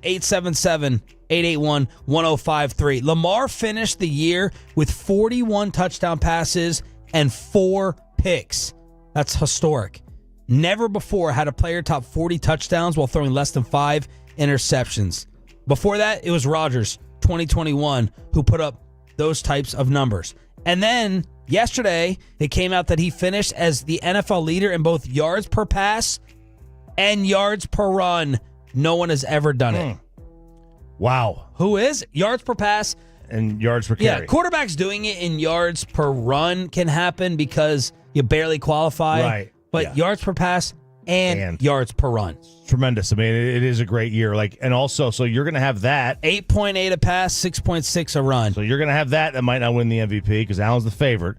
And the quarterbacks of 15-win teams aren't even in the discussion. When does that happen? So if you go back. Who are you referring to? Mahomes and Goff. They both won 15 games. They're not even in the discussion. Right. Which historically. Goff was a little bit more in it than Pat. Right, but historically, over the last, since 2012, really, when Adrian won it. You're lobbing up a dunk for Bobby here. Go ahead, continue. But since then, when Peterson won it, you've been a 1 or 2 seed. Yeah. Every MVP has been the 1 or the 2 seed. It just, it doesn't happen. And now it's really been the one because now you got to have it's you've had a bye. How about that? The stat is now every MVP winner has had a bye. And why is it happening now, Bob, to Mahomes this year? Not the MVP consideration for this great regular season? Because he hasn't played very well, and the Chiefs aren't a good football team. There you go. That's what it is. I will say he hasn't played at an MVP level. I'm just saying, this will be the first time since 2012 where the team with the bye hasn't won the MVP. It's interesting because this is the best Lamar's ever played, has been this season. And Lamar is probably more deserving of the MVP this year than maybe not the first time he won it, but definitely last year. Like if you look back at last year, and that was just they didn't have anybody, and they kind of just settled on Dak. Dak finished second. Dak lost it when he lost it when he had that awful performance against Buffalo in December. That ruined it. If he would have just played solid against Buffalo and Miami at the end of the year, and they win those games, Dak wins MVP. But you remember there was this jockeying last year where people were like, why isn't Purdy getting more discussion? Okay, is he splitting votes with McCaffrey? What's happening here? If you look at the year that Lamar Jackson had last year, it was not anything prolific or ridiculous. They went 13-3. He went 13-3. He missed one of their games. He had 24 touchdowns to 7 interceptions. His completion percentage was 66%. He was averaging 229 yards per game. His QBR was 8th in the NFL.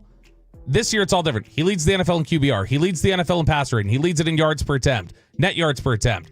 He has the highest touchdown percentage in the NFL. There are all these things that are working in his favor, and yet he's probably going to find a more challenging time because Allen has such a strong case, and Burrow's been pushing really hard lately. Did you say it last night? There's no question about who the MVP is? I mean, to me, I think it's obvious. It's Josh Allen. I don't think I would even consider anybody else. Oh. I think it's Josh. He's been the best player in the league. Nobody. Even after I gave you those Lamar numbers? That's cute. It's cute. Mr. Numbers over here. Yeah. History. Look, if you're going to tell me last year, if you're going to tell me last year, look, you had to, who was the MVP? Was it McCaffrey or Purdy? And they split votes. And then you've got Dak, and you've got these different aspects there. Then you got to do the same thing with Lamar this time, where Lamar had Derrick Henry, who a lot of people were talking about as the MVP in the first half of the season. And Derrick Henry was playing really well and lightening some of the load for Lamar and giving him some easier stuff. For the years of they have no receivers. In fact, I think this is the first year that a Baltimore receiver has ever made the Pro Bowl, they said. This is the very first time that a Ravens receiver has made the Pro Bowl this year. And who was it? Zay Flowers, yeah. And that's the first time that's happened. They led the NFL in target separation this year, Baltimore. They were getting wide open, and Derrick Henry was playing really well. So Lamar's played the best. I don't want to take anything away from Lamar. He's played really well. But if that was going to be used last year on McCaffrey versus Purdy, look at what Josh Allen's done to be the only guy that beat Kansas City this year. And, I mean, realistically, not Bo Nix. 14th in passing yards. Yeah, because they've been able to kind of just have him be a little more efficient and manage game. But to have that happen after Diggs left and everybody's like, does he have any weapons? What's he going to do? I think it's Allen. I mean, you can make strong case for Burrow. You can make strong case for Allen. Realistically, Burrow's the best player. So if you're telling me that, if you're saying who should win the award, if you're going to say, no, it's got to be somebody that made the playoffs, I think it's Allen. So I would go Burrow, Allen, Lamar. I mean, yeah, Burrow's had he's been the best player, but I mean, you're not going to give the MVP to a guy. I'm saying who would you give it to? I mean, I would give it to Allen. I think Burrow's had a better year. Then why would he not get it? Burrow's Felix Hernandez going 500 and winning the Cy Young. I have no problem giving it to a baseball player in a last place team. Okay. If you're a quarterback or an NBA player, you can't miss the postseason and be the MVP. And it means that he's not good, right? Because you told me that earlier in the year. If you're a good quarterback, you don't miss the playoffs. I mean, look, there's obviously is there? Because you told me there were no outliers before the season. Yes, there are. You said point to one time this has happened. Yeah, that's the point. It's the outlier. that by definition makes it the outlier. I'm going to say Allen. I'm going to give it to Allen as the MVP. Lamar is pushing Allen, Lamar, hard, Burrow. That's the way it will end up. The Vegas odds have definitely tightened. It's not what it was a couple weeks ago. I think I was just looking at Vegas Insider. I think it said Allen was minus 150 and Lamar was plus 180. So it's close. It's Yeah, close. it's close. It's maybe 55, 45, 60, 40. All right, I got some Vegas odds around. Well, speaking of quarterbacks, what are they up to in Cleveland? As Mike Bassick would quote me saying. You all right there? You all right there, Robert? I'm just that funny. That's good. The Browns general manager said Deshaun Watson suffered a setback with his Achilles injury that could affect the impact of his upcoming season. All these surgeries and all these rehabs always go perfect, and they always go great, except I think Dak did have a setback. We'll have to bring Bassick in for that commentary as well. But Deshaun Watson suffering an Achilles injury setback. And people on the internet are like, what are you up to? What are y'all doing?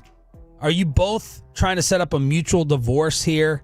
Is that what's taking place? Some reporter, Brian Drake, on social media said they have a $44 million insurance policy on Deshaun should he be unable to play next year. I don't know what they're cooking up. I do know the Cleveland Browns have to draft a quarterback. Yeah, they should. They're right there in position for it. Yep. I mean, they're either going to get a quarterback or Travis Hunter. So, well, I think the Giants, if no one trades and moves, the Giants hysterically end up getting screwed here. They have what pick? 3. I think quarterback goes 1-2, Tennessee, Cleveland. Well, I mean, then they get Travis Hunter. So, that's... And you're still screwed. You're screwed from a quarterback perspective. Yeah. So you're screwed. So, you could... you could trade down and get... You're going to go get Cousins. You could trade down, get Milroe, get somebody. There's going to be... There's other guys that are going to be out there. Like Quinn. You get somebody. You're throw screwed. a dart. Yeah. I honestly, I would rather draft... would you rather draft Jalen Milroe in the second round if he gets or Shador at 1? I mean, who do I love? Well, that's the thing. Nobody you're gonna really say. loves any of these quarterbacks.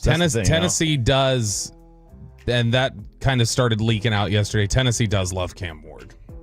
I don't know if they like him more than Shador Sanders, but I mean, Cam Ward. All I'm trying to say is, if people are talking about a quarterback dropping, I'm just going by narratives right now. The thought is it's Shador and Cam at the top. The Giants are going to have both of them off the board as things stand right now, in my opinion. Yeah, they probably are. The Titans and Browns, what I'm trying to say, should be drafting quarterbacks. They absolutely should be. How much does Dion play into this? Would Dion, because he has said he's going to be a dad, and he's going to make sure that his kids in this situation with Travis Hunter go to a good spot. I think Dion would have no problem with Shador going to the Giants. Right, but would he have a problem with him going to the Titans? With the Titans or Cleveland. So he may force his way. Well, Bobby, you look like you're biting your tongue. Because I can't believe this draft order is going to save the Giants from themselves and end up giving is going to end up giving them Travis Hunter. That's what's going to happen. But they're not going to have a quarterback. But you're talking about these two. They're not going to have a quarterback. But what you're saving yourself there is a 5-year investment of figuring out, okay, they're not the guy. I don't think Cam Ward and Shador Sanders are franchise quarterbacks you can build around. They're decent quarterbacks. I mean, that's fine, and I'm not insulting you here. You may have said the same thing about Jaden. To Choppy's point, none of us truly know. Yeah, so with Jaden, I think there's an unknown. I evaluated him a certain way, but there is still unknown aspects of Jaden Daniels. I think people have a pretty good sense of when you picked Alex Smith years ago, the 49ers knew who Alex Smith was. And I think Alex Smith had pretty much the exact career everybody would have thought of him. I think Shador and Cam Ward are similar to that. The latest on the Chicago Bears trying to interview Mike McCarthy and a diehard Bears fan in the building on whether he'd be excited about that or not. Next on Sean and RJ.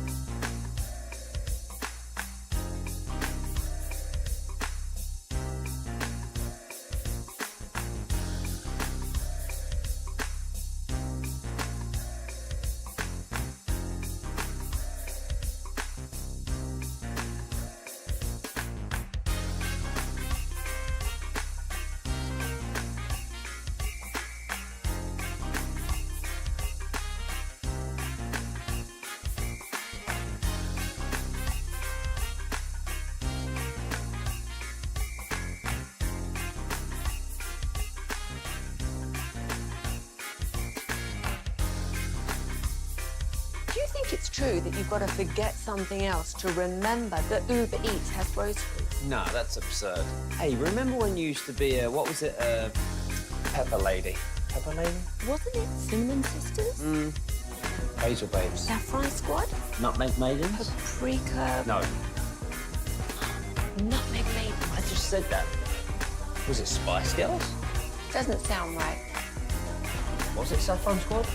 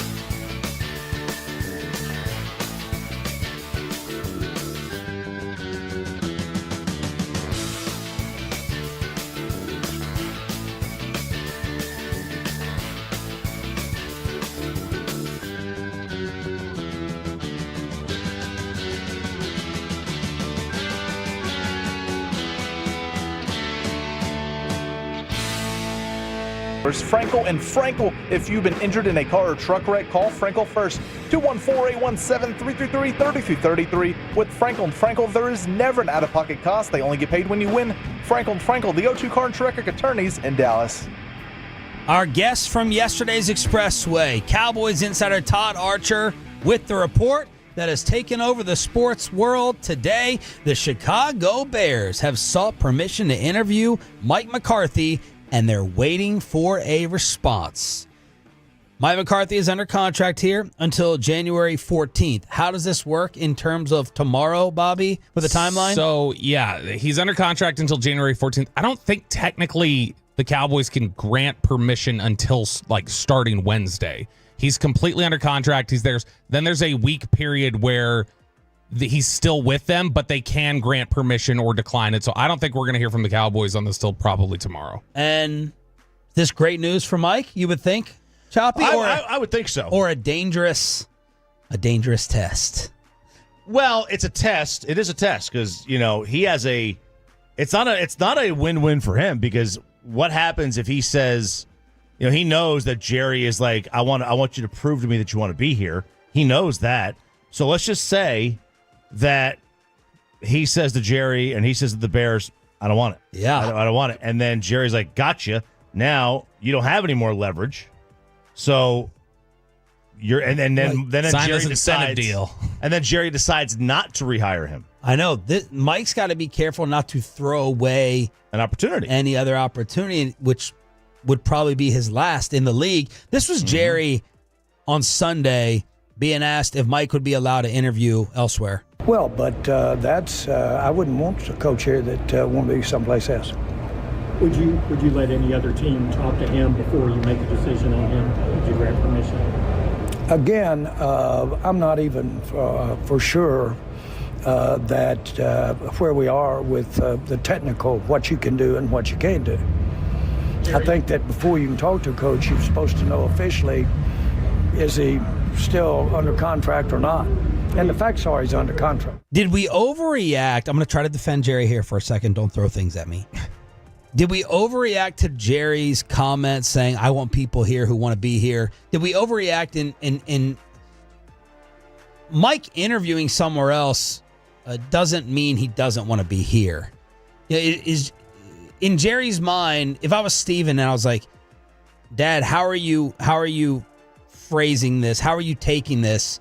If Mike goes in and says, which I imagine he would, I want to be here, but if we're not going to get this done, I have to go and take this job. That's different from Mike saying, hey, I want to go be the Bears head coach. That means you don't want to be here over that.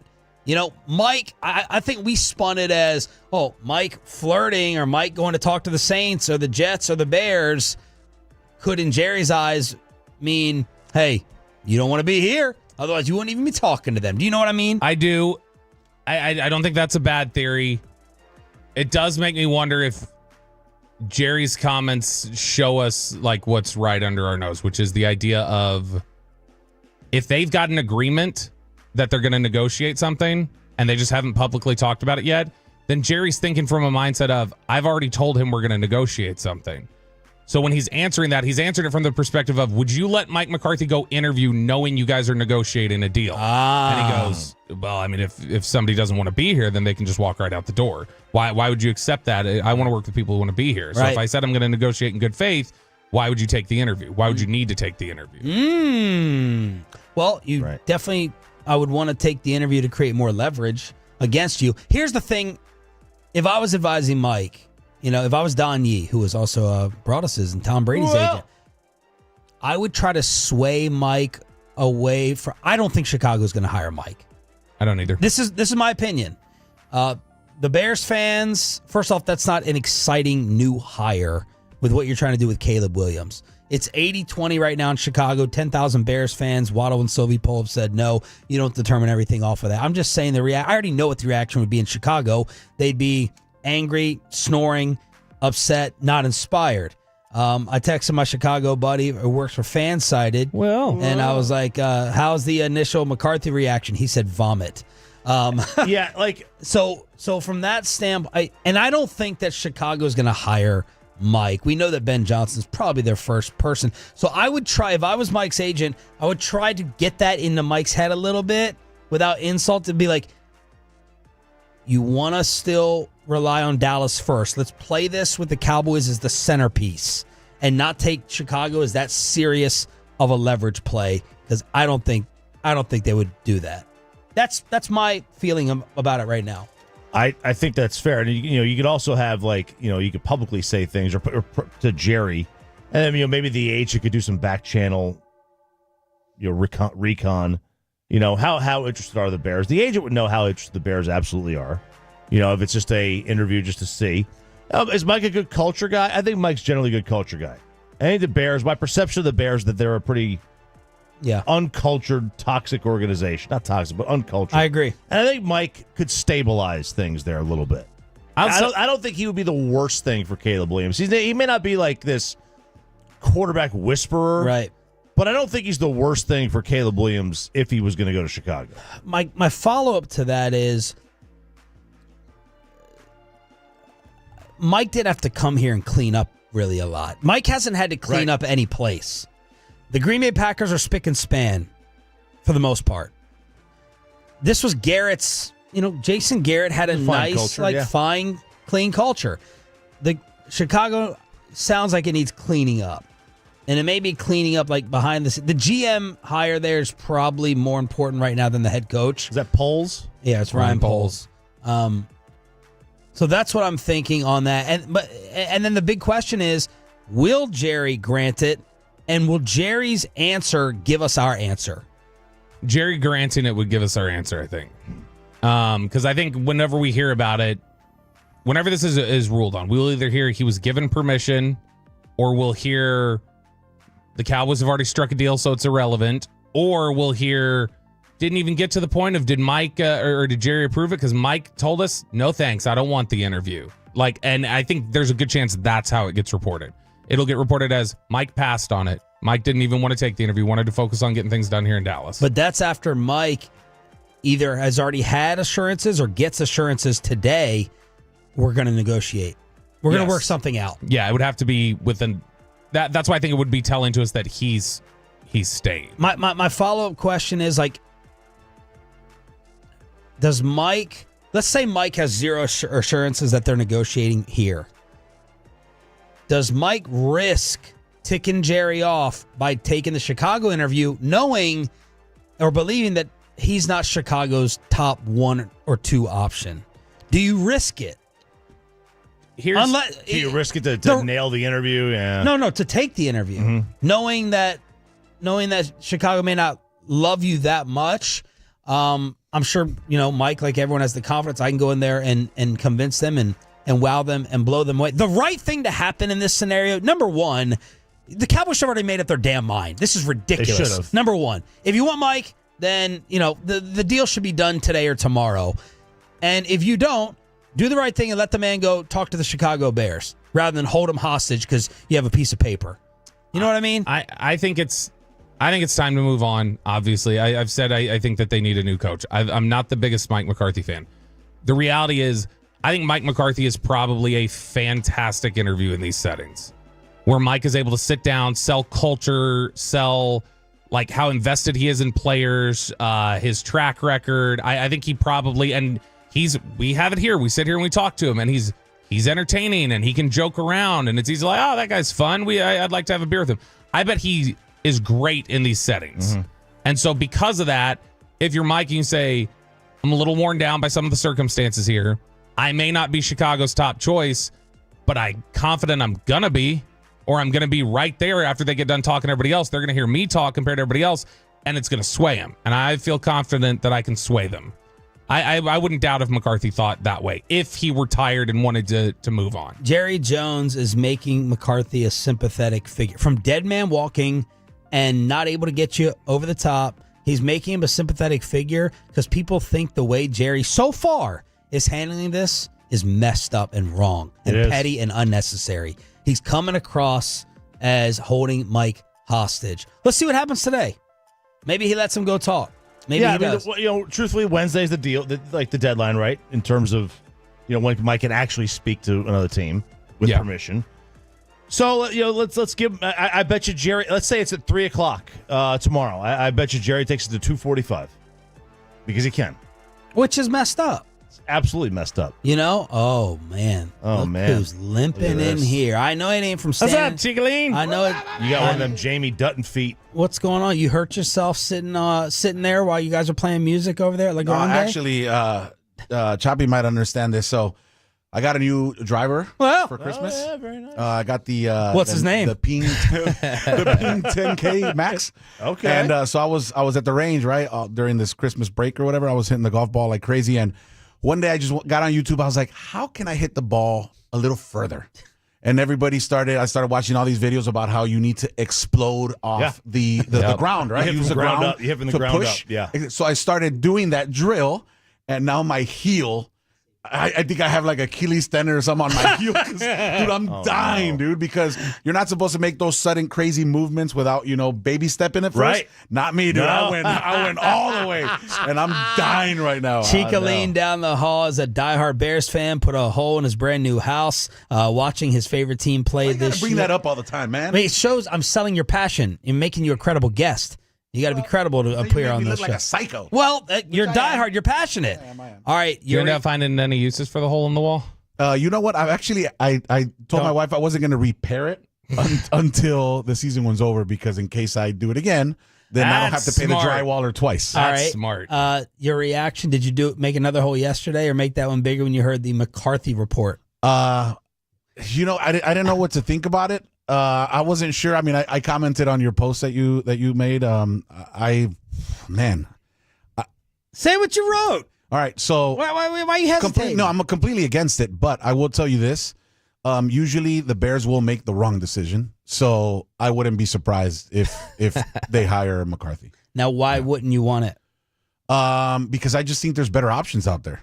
I mean, for me, Johnson right now is kind of what I guess that's on all of our Christmas wish list. I'll even take Carroll. I mean, to be honest, I think I'd rather even take Carroll.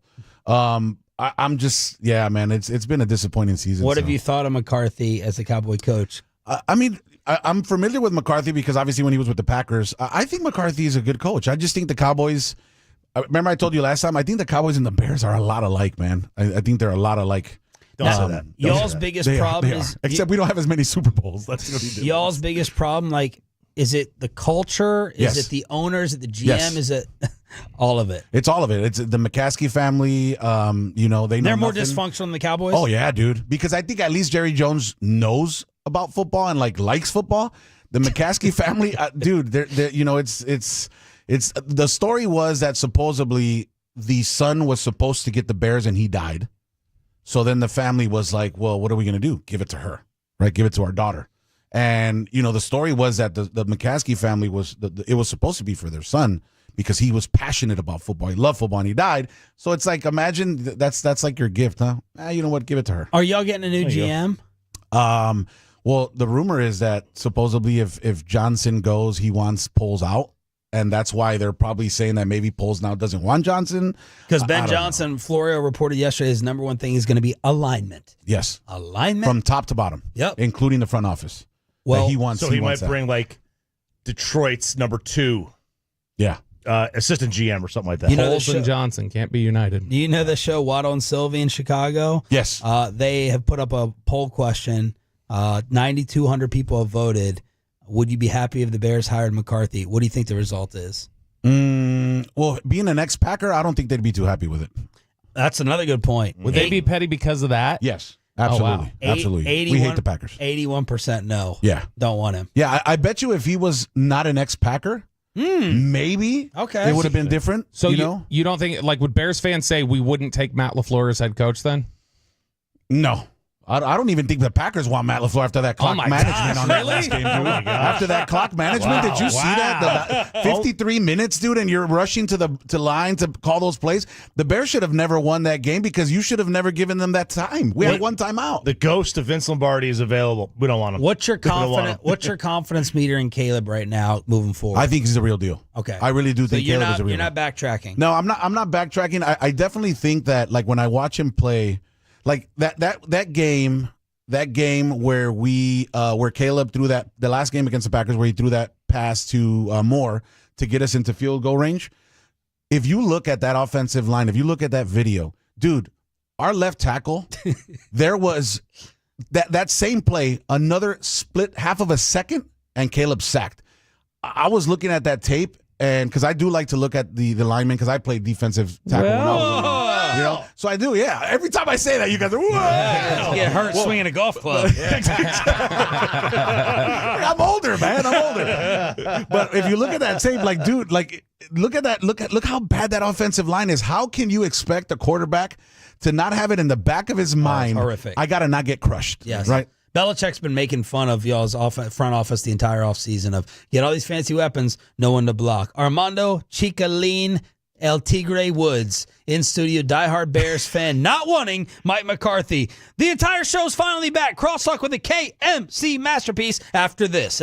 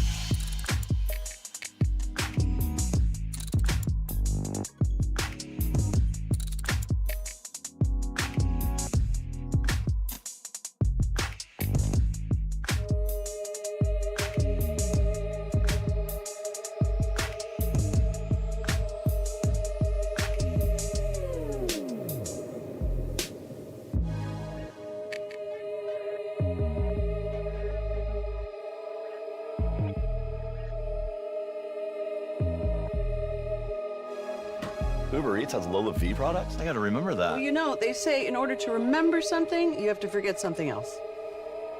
Okay, now that is a very cute haircut. That's like a little shag. I've never seen that before. Well, I mean, of course you have. It's the Rachel. Oh, is that your name? No, I mean like your name. No, I'm Jen. My name's Jen. Right, but I just mean like this is your haircut. But that's hair on your head. I'm not saying this is your hair. Okay.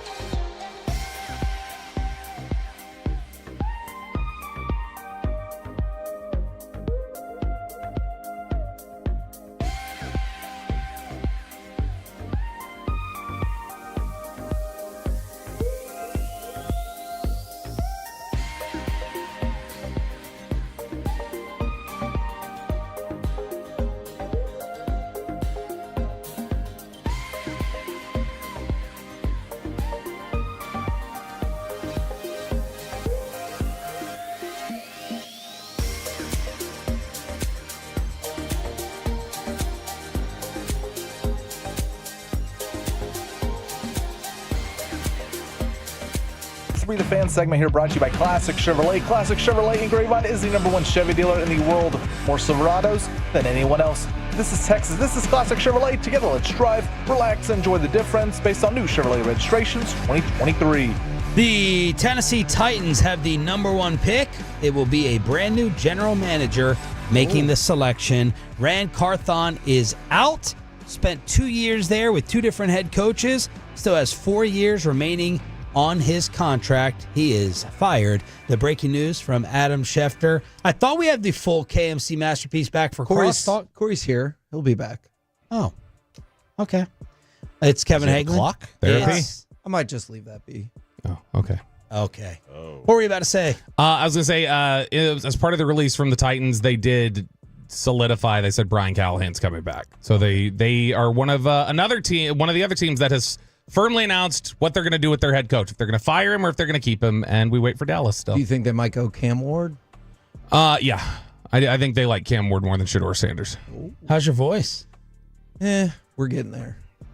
Are you? I mean, I got a lot. Can't be better after doing a 4-hour show. Exactly. And I got a lot of meds. It looks like the Mike Bassick show's about to happen. Carol will be here. Man, I second made it best through team in the American yesterday. League, baby. I'll make it through. 4 hours of Mike Bassick crosstalk. We Could you have imagine? the All Century team came out while I was on vacation in baseball, so that's what I'm going to be talking about in one of my segments. But the other segment, I'm going to look at how veteran the bullpen is going to be for the Rangers. We thought going into the offseason that it was going to be a very young bullpen.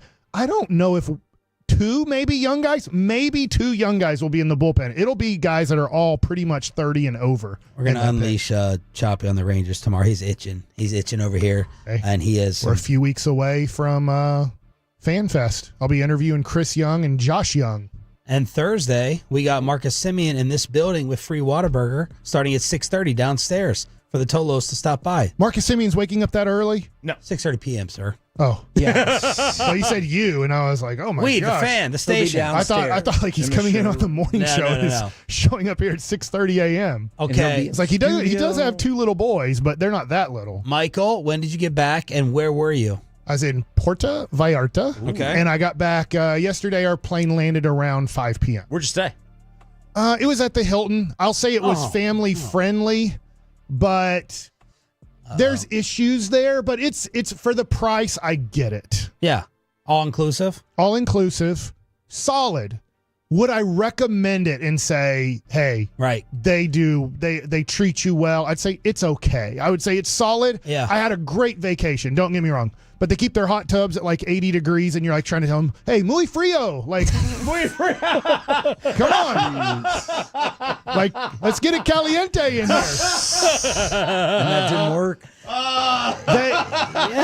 There's parts where they just don't give a crap. And then I thought about this.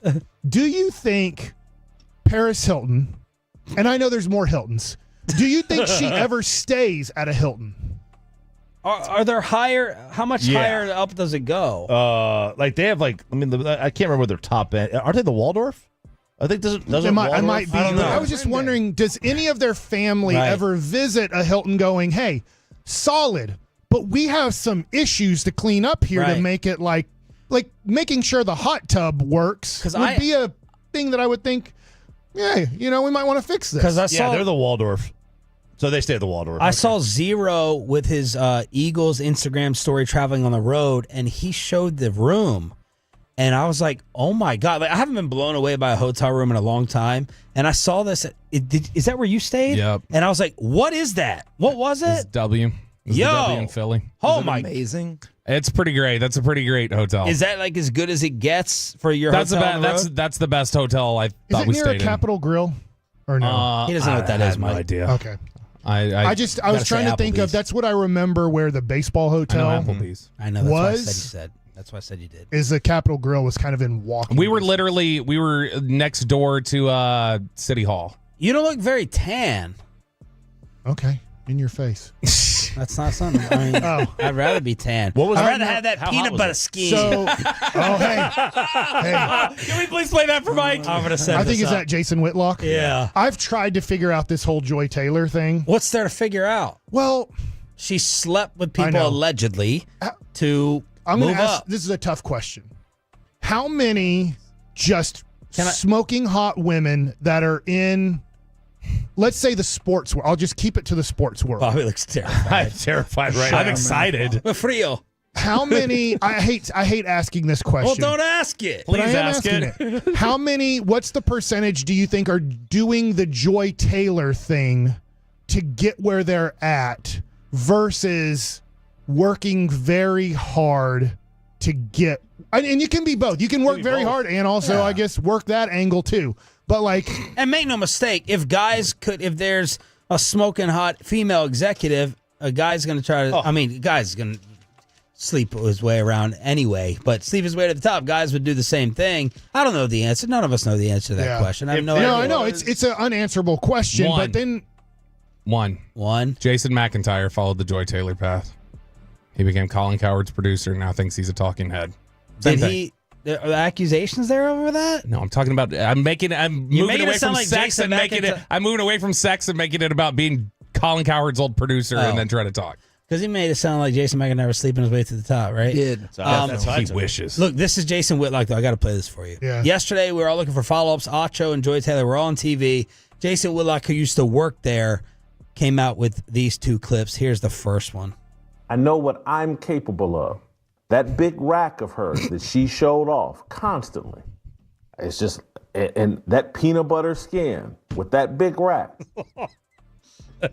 All right, is he trying? Did you not hear that, Kevin? I'd not heard the peanut butter skin. All right, is Big he trying to say like because Joy was, He's saying That he knows his peanut butter prime. skin. He knows his primal urges. Yeah. And boy, the way she had that rack just hanging That out, big rack of hers. he knew he couldn't be trusted around Couldn't that. be trusted. It's just people are laughing at Jason saying, "Oh, you think you had a chance?" Yeah, the audacity. It's just like, oh, you had a chance. It's like I said earlier.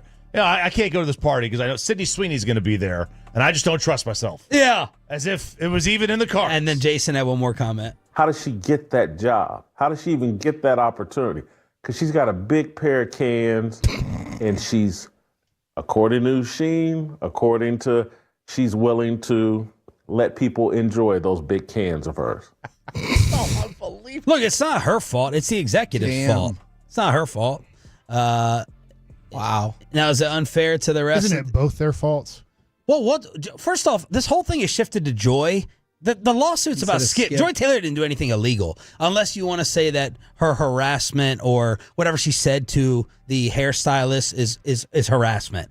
Skip's the one who was apparently grabbing her and making other comments and $1.5 million. Like Joy Taylor, didn't do anything didn't wrong. do anything illegal. But no, she didn't do anything illegal. But she has because she's got a big pair of cans. And also unethical within the building. You're not supposed don't to you sleep with beat your out the coworker. other women by okay, I'm competing against other women for this. How do I beat this other woman or other women in this? I now sleep with the people who are interviewing me to get the advantage that they're possibly not willing to do. And I don't need to be asked, you don't need to sexually harass me for this. I'm going to do it for you before you even ask, so you know that this isn't going to be an issue with me. I mean, you could she didn't do anything illegal. Like, did she set women back? Right. Sure. Like that's. And again, this stuff may not be. Now. It may not be true. I want to believe it's true because it's salacious and awesome drama. But it's hard to believe that Skip Bayless said no to Joy showing up to that dinner dressed the way she apparently dressed, only to give away $1.5 million of his money to someone else. So he took this stand like, no, my show can't be hosted by you. And he didn't sleep with this hot girl, but he's like, I want to give $1.5 million to this other one. That's very difficult for me to believe. Hard to believe. Maybe that's not his type. I watched more of the Jason Whitlock thing, and he was saying this. Skip got pulled into the athlete's world that he can't compete in. Yeah. He can't compete in the sleeping world of athletes. Yeah, because there's another girl who ended up hosting their show. I can't remember her name. And apparently Skip was whining and crying and accusing Shannon of sleep. It sounded like he was jealous that Shannon Sharp was maybe messing with these girls. He's like, I think you mess with Joy, or you mess with the hairdresser, and you mess with the other host that we had. He sounds like a whiny little biatch, which he is. He's a little punk. And he's just jealous that he couldn't compete with it. Am I crazy? Is Skip married? Yes. Yeah, Ernestine. Right? Ernestine. Okay. Yeah. That's his wife's name? Yeah. Oh, yeah. You've never seen their little fake videos that they make? $1.5 million for an Ernestine. And then you got Slaters and other people commenting and defending Joy? Yeah, so Slater went and tweeted yesterday, and she got grouped into a front office sports rundown of here's what everybody had to say. So they included Jason Whitlock's comments and Dave Portnoy saying, my BS meter's going off the charts right now. You don't just get to accuse people stuff, and now that's the reality, and we accept these things. Gets accused of a lot. Yeah, there's that. But yeah, Slater said, nope. I know Joy Taylor. There's no bitterness there. She's always kind and gracious to everybody. This doesn't sound like her at all. So that was. James she there. doesn't think it's true. Nope. Oh. Okay. Interesting. Yeah, because the other part of it would be if you know Joy on a personal level, would Joy have said what she's being accused of saying? Where the moment he's not useful to me anymore, I'm just going to say that he raped me. And Howard Eskin, when the Eskin stuff came out, forced himself on me, whatever you want to use. Eskin had a number of people coming to his defense too and saying this is not I know Howard and this is not Howard, and I believe Howard's account of it. And so that's two instances though of Howard. Are you going to have him on again? No, that's done. Last time was a roll of the dice. and now he's you know what happened to him, Mike? No. You know Eskin, the Yeah, I know Eagles who guy he that comes is, on. yeah. He was apparently at the Phillies park, and he tried to. Was that a force? Yeah, he tried to kiss the like a concession attendant. So he got banned from that stadium. And then you remember the Eagles player who said A.J. Brown and Jalen Hurts have beef? Eskin was hosting that player's radio show at a bar, and an Odyssey employee apparently came up after that and intervened, tried to get involved in their discussion. Howard snapped at her like, "I'm talking with him. Like, get out of here." She says he followed her. She walked away and forcibly grabbed her. He says he did follow her and touched her arm to apologize 3 times, and Odyssey got rid of him. See you later. Bye-bye to the Burger King. All right. Well, and Jane could be right. We don't know. Yeah. Like, you don't know what happens behind closed doors with my relationships. I don't know what happens with Jane's or your. Like, we don't know. We don't know about Joy Taylor's sex life or non-sex life. Like, we don't know. I mean, I guess if it's proved in court. But a skin. But people lie on the stand all the time, and then you're like, well, they didn't say it, but then it was the evidence is they did it, but they're still denying it, and then you still have that. Ian Rappaport on tomorrow. Bobby booked him to continue McCarthy watch at 8:20. The KMC masterpiece next on The Fan.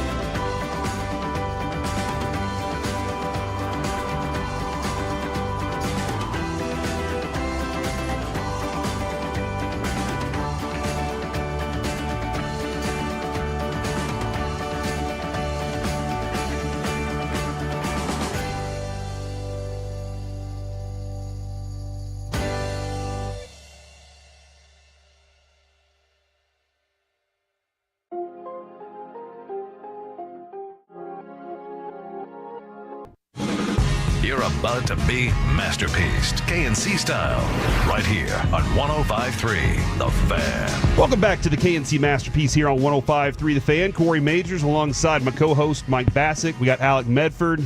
Kevin is also here today as well. Also two as well. I'm feeling good. What happened to you two guys?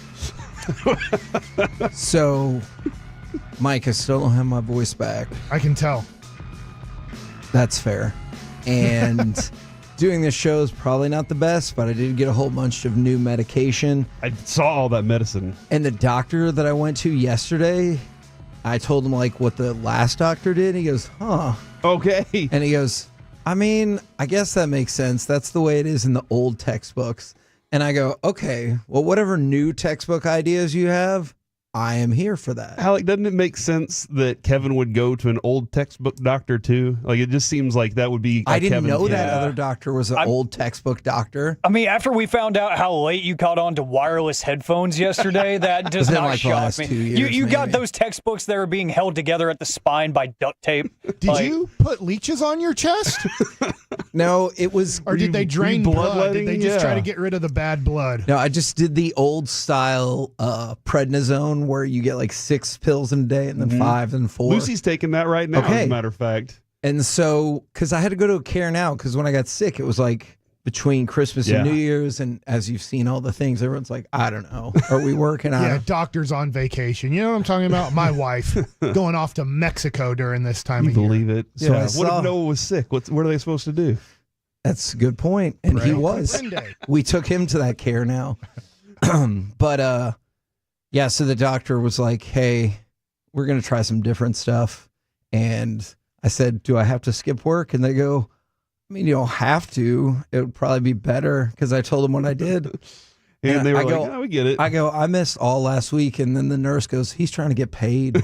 And I was like, I mean, kind of. Yeah. And you know, if anything went bad, they're just like, just throw them on the wheelbarrow out there, and with the rest of them. No, 'cause the plague. new doctor, he was excellent. Yeah. So that's what's going on with Kevin. Mike, my guts are all messed up. I don't know what's going on. I have no clue, honestly. The doctors don't know, so we're trying to figure it out. The show's falling apart. Yeah. It's going to be up to you and Alec for sure. And I will be honest. Today, as of this morning, we shared this on Friday. My grandmother did pass away this morning, so I have a really cool picture of a note that she wrote to herself back when we did our first show ever. As a matter of fact, I have a tape from our first show ever of our interview with Roger Staubach that she did. But the note says, "Listen to Corey and Kevin on the KNC Masterpiece." That's what it said the first time, and she kept it by her bedside so she would wake up in the morning and check it so that she would know to listen to the show. So thanks, Maxine. Really appreciate everything you were, because you're an amazing woman, and I was very lucky to be a part of your awesome story. We will dive into all the fun stuff throughout the day, and look forward to hearing Mike just really do a Mike thing. Weren't her and her husband this is- married for like 70 years or something crazy? Yeah, like 75 years. They got married at like 16, 17 years wow. old. The old days. Yeah, it's like Kevin's doctor. And Could you imagine if you went to like your kid's high school and like 10 of the sophomores were getting married? That's exactly what happened. No. Yeah, so I would be like, don't go to this school. Yeah, the 90 years. I was at Duncanville. Some of them were getting pregnant. I'll tell you that. Man, yeah, that happened at the A too. We had to run a pregnancy in my class. We had about 3. Did they stay pregnant at the school? They eventually had the baby. Okay, no, but I mean, did they stay at the school? Because we had a couple of girls at North Garland, because we're all Metroplex people here. And we're all public school. Who just kind of like went away for a year. They went away for a year. Okay. Most of mine we were juniors in high school, and I did not see them graduate. So I think that they had to go to. Is it called Pace? Is that? I think at Duncanville it might have been called Pace. Okay, I think that like sounds- there was an adjoining campus. Yeah. It was close to. It was still on the same campus. That like if for some reason. You struggled in the school setting. Yeah, that we they had that too. Like I think it's called the PACE program, where it was like you go over here, you get your work done, you still get what's considered a but high you're school not a distraction to everybody a high else. school degree. But if you obviously have a baby that you have to take care of, it's a little bit tougher to go from 8 to 3 p.m. to school. Yeah, that happens sometimes. But yeah, that's how women are. Noel. Okay. And you know, PJ Washington. And men can't have babies. PJ Washington is in the same situation that Mike and Alec are in. He might be the only person left on the Mavs sooner rather than later that can do anything. Yeah, when we get to Mavs talk, I'm scared to death about this season now. Mike, last week my combo platter was that the Mavericks will not win another game until Luka comes back. And so far, Did you say that before we have a bulging disc with our other player? I did, and here we are in this situation. So that's rough for everybody right now. But y'all want to dive into some football talk? Yeah. Or do you want to do some other things? How are we feeling? I don't mind football talk because as I'm coming back, I'm just wondering. I told Mickey Spagnola, which he does not care about what I think at all. I kind of felt that way about me yesterday. Yeah, I told him, stop calling him Mike. I will be here much longer than that Mike McCarthy guy. So call him McCarthy. He got here after me, and he will leave before me. So this is going to be interesting. We are now at the first time in Mike McCarthy's career where do I win this battle with Mickey that he refused to call the guy McCarthy. So on our show, I'm like, stop saying my name. I'm barely listening to you. And then when you say the name Mike, it makes me think you might be talking to me. Okay, so are you like giddily waiting like a kid on Christmas for Mike McCarthy to be gone so you can be like, see, I told everybody. I don't want to say I'm a Mike McCarthy fan. I'm not a Mike McCarthy hater. I'll say this again. I think he's a solid coach. I don't think he's a great coach. I think he's a solid head coach. Obviously, by the Chicago Bears wanting to interview him, it shows that people think he's a solid coach. Mm-hmm. Nobody wanted to interview Jason Garrett when he was in limbo like this. So I look at this and I go, well, in a way, yeah, because it'd be funny just to say like, hey, Mike Bassick lasted longer than Mike McCarthy. In your face, Mickey Spagnola. Start calling him McCarthy and not Mike. He loves the show. He's probably listening right Well, now. he can be listening. I told him and he ignored it completely and just called him by his first name. While there was another Mike on the show that was going to get very confused by the whole situation. So McCarthy, his deal is up in a week. Where are you at now? Because I know there was a minute, and I think there was when they were 3-6, 3-7, yeah, when you were I was like 0% or 1% or whatever. Yeah. And we have $1,000 bet because I was at 88%, but I don't have $1,000. You screamed at me, so I don't think we have a bet. Where are you at now? Because I think 50, it's better than 50%. I'm 50-50. Okay. So I that's thought up. after I changed my mind after the Tampa Bay win. And I said, I was with Will Chambers and I was like, look, I can't believe this, but I'm changing my mind here close to 50%. I can't believe they beat Tampa Bay because I think Tampa Bay, I thought they were a better team. You still have Cooper Rush out there. And I get that they won that game and they almost beat Cincinnati.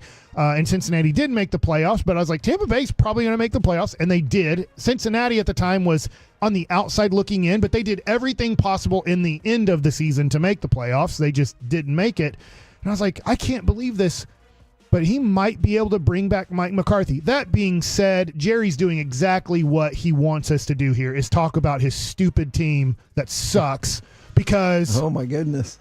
This is the number one story right now on ESPN. It's the number one story here in DFW. And he already knows he's not a stupid guy. I can say whatever I want to say about Jerry. He's not stupid. He knows what he's doing. And he's doing this so that us Nimrods have to talk about his team after they didn't make the playoffs, aren't going to be playing on Saturday, Sunday, or Monday, and other coaches are getting fired. If he is firing Mike McCarthy, he does not want it to be part of the scrum of all these other coaches getting fired, whether it's head coaches, whether it's offensive and defensive coordinators. He did this with Jason Garrett intentionally because he wants it to be its own thing. And the other thing, too, that if I remember this correctly, he's not going to do it on a Monday. He wants to take away from the playoffs. Oh, for sure. So I don't think it's going to be this Friday, the decision. I think it'll be the next Friday is the decision. Is that he wants going into Saturday and Sunday's playoff games, the topic is not the Kansas City Chiefs or the Buffalo Bills or the Philadelphia Eagles. It's the Dallas Cowboys have brought back Mike McCarthy, which won't be that huge of headlines, or... But it's still a big Cowboys headline. And just think about how good the timing works because the deal is up in a week. Yeah. That you can decide one way or another. I've seen Jerry do this now pretty much his whole career. I already know. I don't know. Here's what we don't know. I don't know if Mike McCarthy is going to be back or not, but I know his game that he plays. It's a weak, soft game, but everybody falls for it because it's the Dallas Cowboys. Yeah, and what Mike's doing, McCarthy. Thank you. McCarthy is doing what Broadus has said, and that is ensuring that somebody out there wants him, and so that he can take it to Jerry and be like, look, man, I got a deal in front of me. Somebody's interested in me. Do you want me more than them? And are you going to back off of any other things you're going to try and ask me to acquiesce to?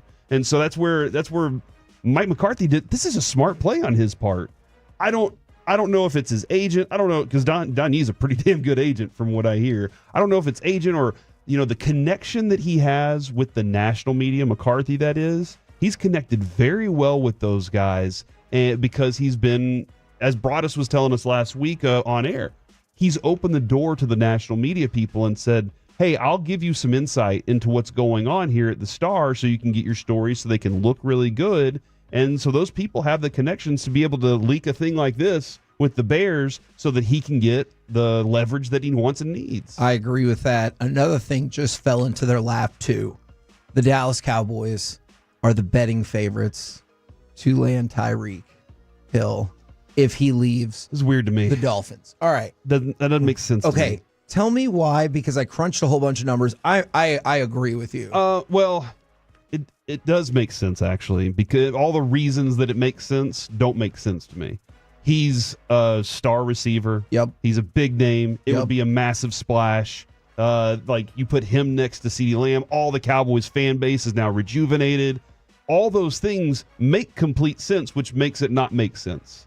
Does that make? Because Jerry Jones, they went so far under, and they've been talking about all the money they're trying to save. How could they financially do that? Is what I don't know. Why would they trade away the draft picks when they have so many other places like linebacker, offensive line, running back that they need to fill first? Why would they do anything to lose those assets in order to get this player who, quite honestly, I don't think is great in the locker room all the time? Sure. And a couple things that have happened to him, he brought on himself for sure. And maybe they got blown up a little bit more than they should have. But it doesn't make sense for the Cowboys to be the betting favorites to get this player. So I looked at the dollars and cents of this because that's usually what it comes down to, right? Tyreek Hill next year is fully guaranteed what you would take on $27 million, which is actually not that bad for a wide receiver. But when you're already paying a wide receiver all of the money, that's tough. However, I just wanted to ask you if this would do anything for you. Clearly, it would drive up the price. The way his compensation is set up in Miami, you could have Miami pay the roster bonus and the option bonus. That would leave Tyreek Hill with a $10 million base salary, and he can earn up to $1.8 million in incentives. And there's no guaranteed money in 2026. Now, I'm of the argument that, is he going to play for that? Is he going to be like, I need you to guarantee some money on 2026? Because that's what he did to the Dolphins. But what if you convince, and that's the way it worked out, and they're like, we want a better draft pick. And all of a sudden you get Tyreek Hill for 1 year for $10 to $12 million. If this is the year to strike. If this isn't the strike like a union, Kevin, but this is the strike of if this is you're saying this is the year, I have everything put in place, and for this 1 year, we add Tyreek Hill to the mix, and we got a great cake to go with. It's going to cost you a second. Do you do it? I'm not doing it. Okay. I'm not doing it. It makes a lot of sense that the Cowboys would be doing it because of Jerry Jones and the need to get back into it all. But I'm not doing that right now because this team needs so much more, and they've needed it. They've needed more for the last 2 years now. And I'm not saying any of this is going to happen, but doesn't it fit into what Mike said the cycle is that the Cowboys love? Can you imagine the playoffs getting I know they'll get plenty of attention, but can you imagine if the Cowboys moved on from McCarthy and figured out a trade for Tyreek Hill? How much attention, not winning, but attention that would get this team. Yeah. Buy into us. Okay. Well, you know what? I don't know if you're not going to be here, Mike. McCarthy in this instance. Coming up next here Hopefully on the KNC Masterpiece. We'll have on Mickey Spagnola if they fire Mike McCarthy just to say, see? You wouldn't listen. Coming up next on the KNC Masterpiece, power ranking the NFL playoff power rankings, because this one's going to be fun. Next on The Fan.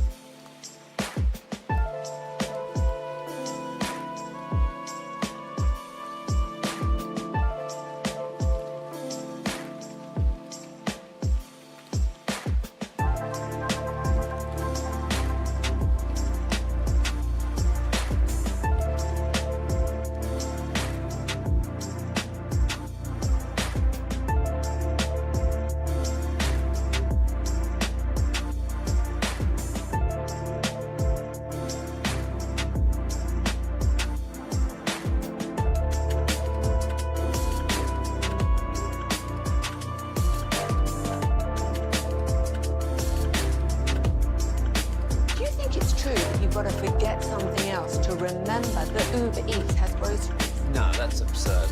Hey, remember when you used to be a, what was it, Pepper Lady? Pepper Lady? Wasn't it Cinnamon Sisters?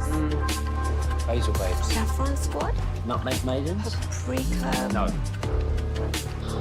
Nutmeg Maidens. I just said that. Was it Spice Girls?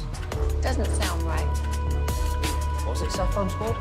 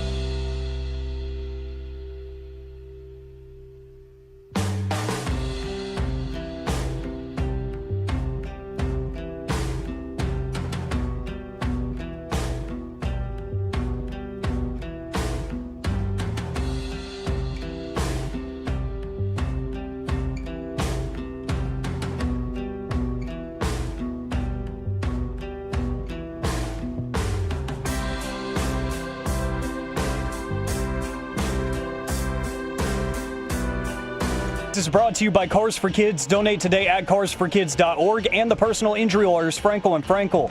If you've been injured in a car or truck wreck, call Frankel first, 214 or 817-333-3333.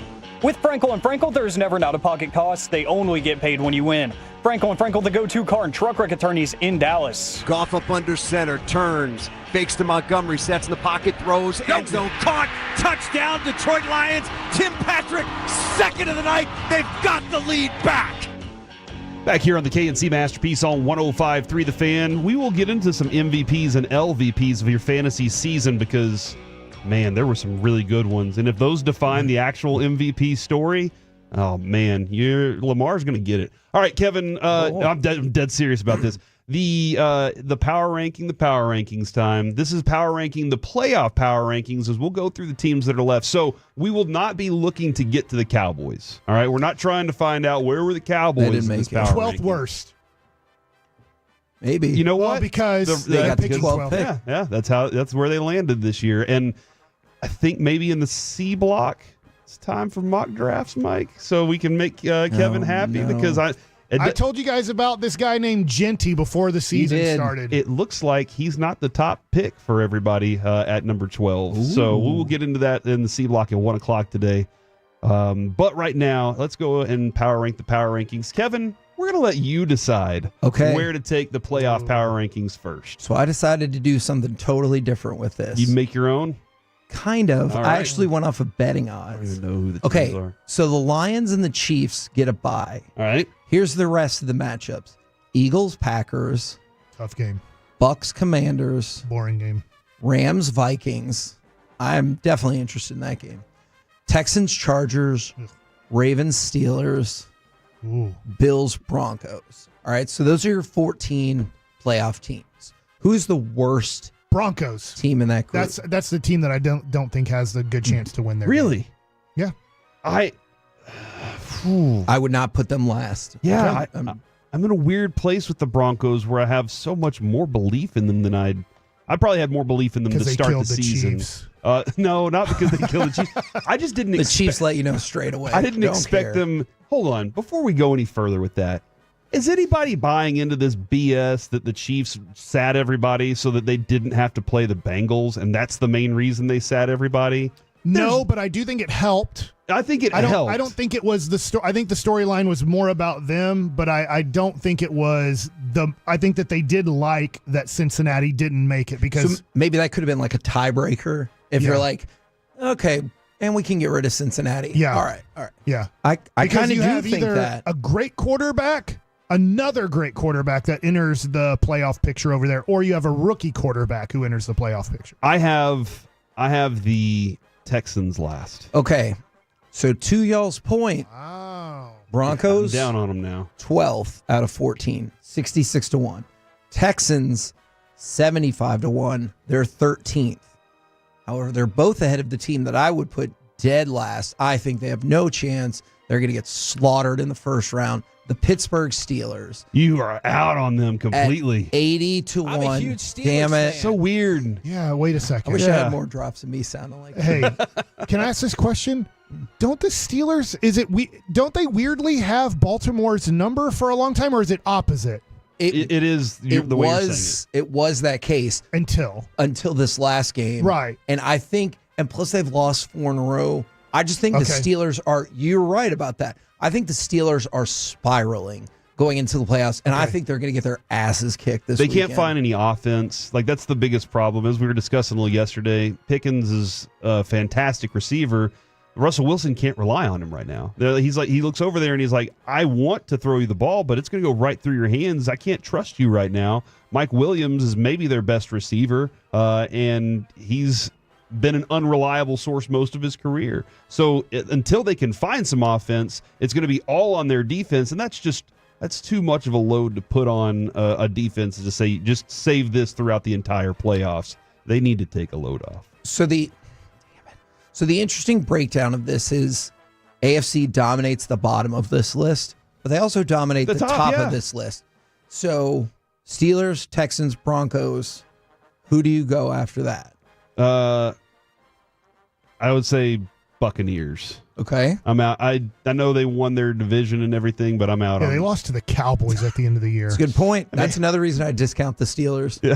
So that's what I said, that Tampa, I wasn't with you guys for this. They're not a playoff team, and the reason I know is because Cooper Rush threw an easy pick to them, and they dropped it, and I was like, I've seen all the playoff games Dak played in. Every time he throws that ball, it's intercepted. Yeah. And I was like, if Tampa can't intercept that ball from Cooper Rush, they're not a playoff team, because I've seen the Cowboys throw that ball in the playoffs. It's a pick. But yeah, the Buccaneers, they won the division because somebody had to. Like, that was essentially somebody had to finish at the top of that one, much like the Texans. Somebody had to win that division too. So the Bucs are actually 9th. It goes Commanders 11, 40-1. Chargers 10, 35-1. Bucs 9th at 33-1. I'm going to give you a couple more, and then we'll move into the top 6 or 7. The Rams are 8th. The Packers are 7th, and this is where you start to see big separation, because from the Bucs to the Rams, it goes from 33-1 to 25-1. And then down to the Packers, it goes to 18-1 to win the Super Bowl. So you see big drops now. All right, so I know you're talking. I know I don't want to get too specific, but I am going to get specific here. If you're the Eagles and you could choose your wild card opponent, didn't they draw the worst one, as in the most wild one that could come out like we saw last year? I'd rather play. I know they're 14-3. I would rather play the Minnesota Vikings in the playoffs. Would you rather play the Rams? Aren't the Rams a division winner? No, they are. Okay. I'm sorry. I misunderstood your point. Go ahead. Wasn't I'm a sorry. great division, But I get you. Yeah, I would.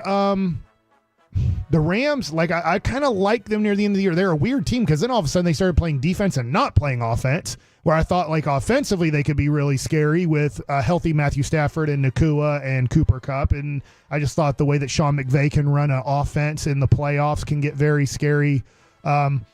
So I guess I would rather play the Rams than the Packers because the Packers, I think you could beat them by 20 points, but they might randomly beat you by 20 points because I do think in a weird way that they have kind of a Brett Favre-ish quarterback in Jordan Love where he could throw 3 picks and you're like, yeah, we got to play the Packers and they beat themselves. Or you're like, I can't stop this guy. He keeps hitting pass after pass after pass. And they're not just 3 and 5 yard routes. He's hitting big play after big play where I don't think Washington or Minnesota can do that to you. Love has to be healthy. Yeah, and that's especially been since they lost Watson. That's been his problem all season long is just when he's healthy, they're real good. When he's not, they're a coin flip. Yeah.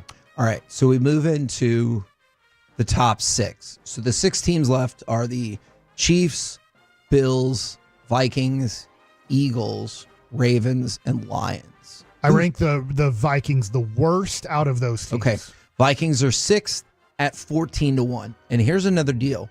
There's a big gap between 5th and 6th. So all 5 of the teams in the top 5 are 7-1 or better to win the Super Bowl. So just for y'all, how would you guys play out the top 5?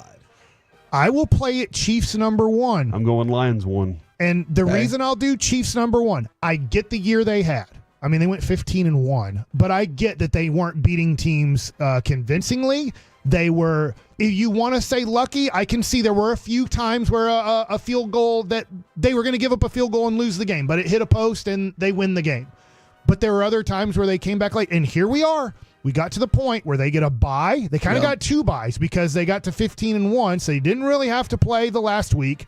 They don't have to play this upcoming week. And then you have freaking Patrick Mahomes, who we've seen the last 2 years, and he's made the Super Bowl 4 times in his 5 years as the starting quarterback. This is his 6th year as the starting quarterback. I'm going to put him number 1 because of all of those things, even though I don't believe they're the best team in the NFL this year. I believe they have Patrick Mahomes, and I believe that they win every freaking playoff game they play in, it feels like. I was going to say, if Mike says because they have Patrick Mahomes, I'll say he's right, because that is true. But with the Lions, it's because they're, I know, as decimated as they've been, they've still been able to win games. And they throttled Minnesota. And their ability to run the ball sets up so much of what they can do with Laporta, St. Brown, and Jamison Williams. Their team is very talented. So the Lions actually have the best Super Bowl odds at 3-1. But the Chiefs are essentially, I boiled down the fractions, 3.25-1. So it's razor tight. I think that this is, in a weird way, both number 1 seeds. I get that you just named them as favorites, but I don't think they're overwhelmingly favorites. I could see both teams losing in the divisional round. Okay, so you have the Lions and the Chiefs at the top. You have 3 more. Bills, Eagles, Ravens. How do you sort through those 3? And by the way, like I said, go ahead. No, I will go Bills.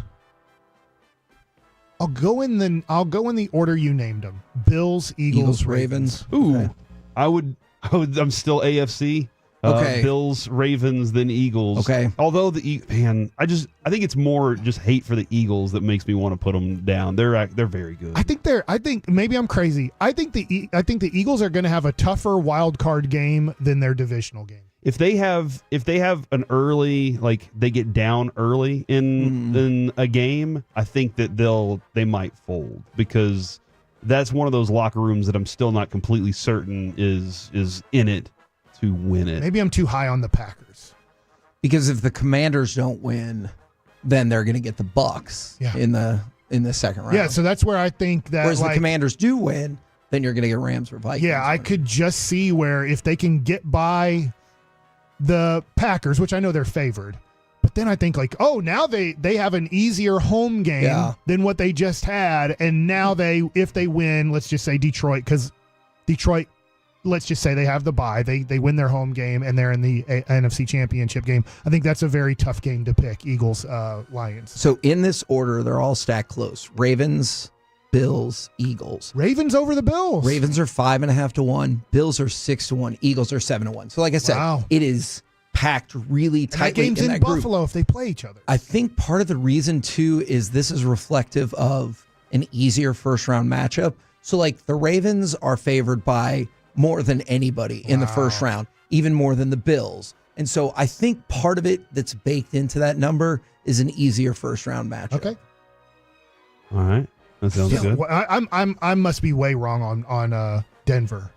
I guess I just don't respect. I mean, they're still 8.5-point dogs, but the Steelers are. I think it's more reflective on the Steelers spiraling into the playoffs because they're 10-point dogs. And I think a lot of things with the Broncos is their defense is good, and they're young. And Sean Payton, like as a play caller, they have a lot of belief in him. I guess also I just seen, and Dak, it does not enter this category. Dak honestly had a great rookie playoff game. Yes, but there's so many rookies that enter the playoffs, and you're like, wait, what's happening to this guy? You know, and it's just it is a lot, and it is. I think every time a rookie's gotten in, Mike, and I've been like, hey, watch this. You've been like, yeah, but you've said the same thing, and I'm like, I don't want to believe it. It turns out pretty true. Corey from the 469, please tell Kevin to take his ass home. He's making me want to throw up listening to his voice. Oh, man. I don't want the listeners to want to throw up. But also, I want to know if anybody else feels that way. And for the person who told me to drink some green tea, I promise I've been what's your deal? Tricking it up nonstop for the last 10 days. You ever had tea? I drank a whole thing of the throat coat tea yesterday. Did it help? I drank it in 2 drinks because I didn't want to linger on it. Then I almost threw up, but I didn't. You want me to tell you? It was awful. I listened to a little bit of the show yesterday. You think I was dying? I looked at Sue and I go, Kevin sounds like crap. I didn't know you were I didn't hear you. I guess you weren't on Thursday or Friday, were you? Nope. Wow, quitter. Yeah. So I didn't know that you weren't on Thursday and Friday, but I just heard you yesterday, and I was like, ooh, he doesn't sound good. You actually sound worse than you did yesterday. Really? I don't know how. Yesterday, maybe it's because I just over-talked yesterday, and I was like, I'll just keep his talking to a minimum. Sounds like it's time for the Mike Bassick Hour. Coming up next here on the KNC Masterpiece, it is time for Mike Bassick with Baseball Nuggets. Where we head, Mike? 25 years in this century. Who's the all-century team right now? And 25 years from now, who will still be on it? Next.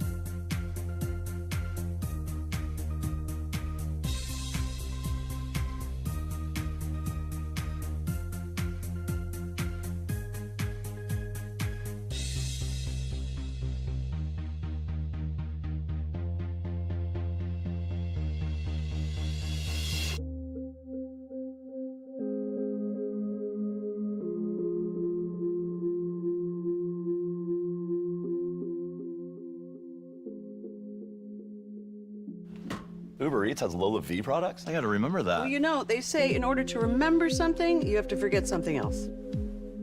Okay, now that is a very cute haircut. That's like a little shag. I've never seen it before. Well, I mean, of course you have. It's the Rachel. Oh, is that your name? No, I mean like your name. No, I'm Jen. My name's Jen. Right, but I just mean like this is your haircut. But that's hair on your head. I'm not saying this is your hair. Okay, you're freaking me out a little bit.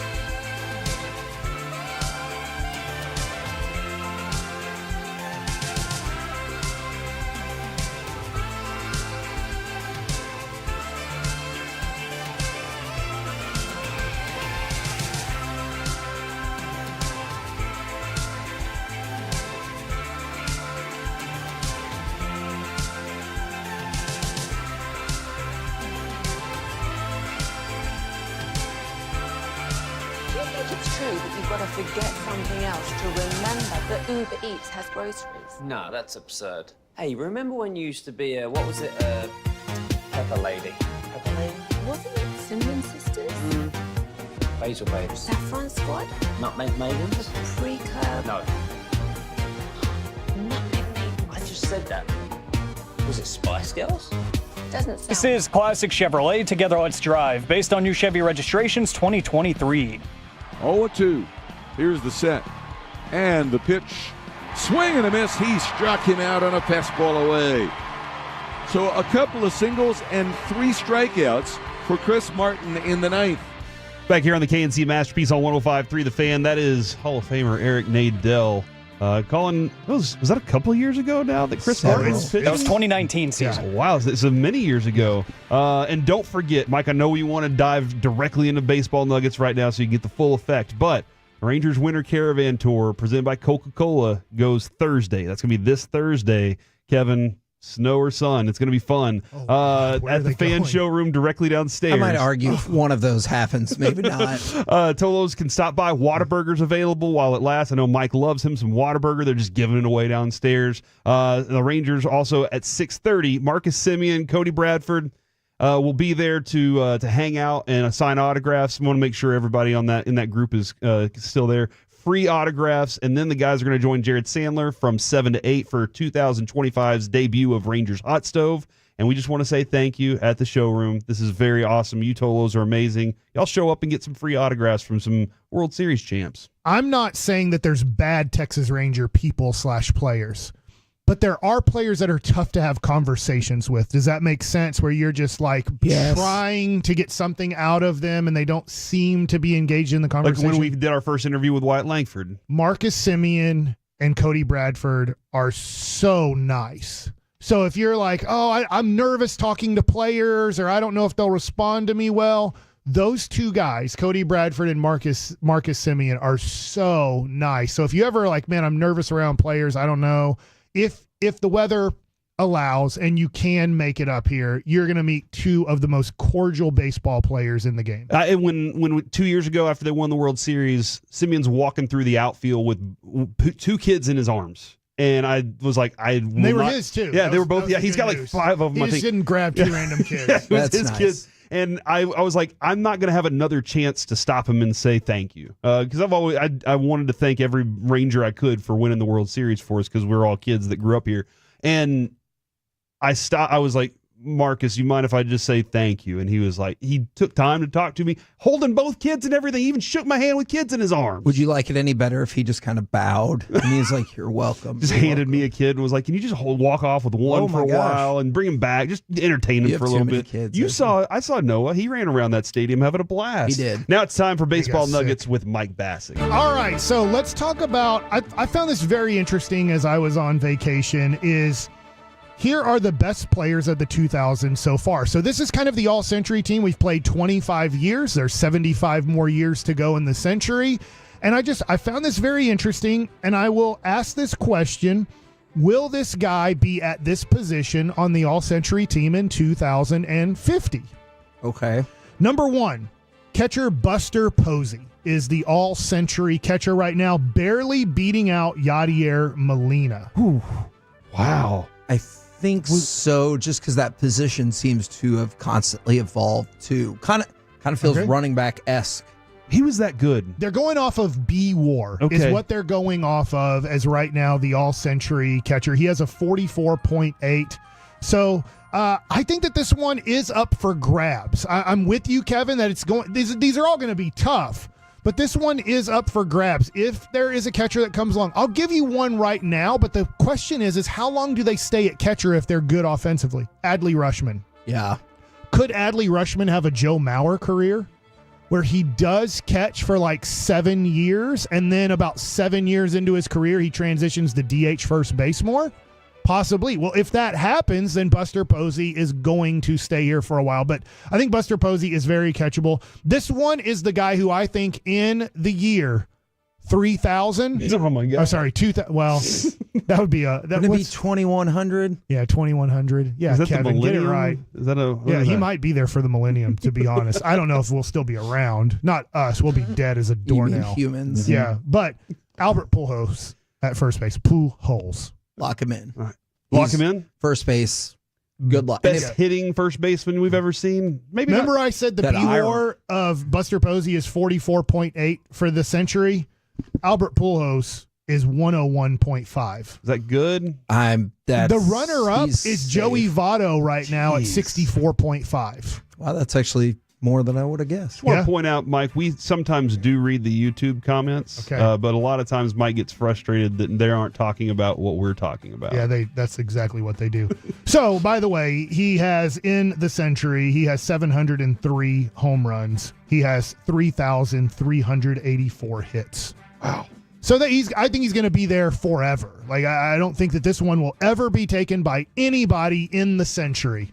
Maybe even in the millennium. Do you think the rest of the infield, or at least two of those spots, are up for grabs, though? Here's the one that really stinks. I don't like that this person is here, but he is here, and by a small margin, but he is. Second base is Robinson Cano, a 2-time steroid user. Or at least he could be a user more than that. I think that could be overtaken for sure. But he has a B-WAR of 68.1. Chase Utley is your runner-up at 64.5. Oh. I need to look at this. I don't have this, but Marcus Semien might have a small chance if he has to have a better year in 25 than 24 for multiple reasons. But I wonder if Marcus Semien can eventually, at the end of his career, catch Robinson Cano's B-WAR at 68.1. I would like to see that. Shortstop. This was interesting. Barely beating out Derek Jeter and still in his prime. Francisco Lindor at 49.6.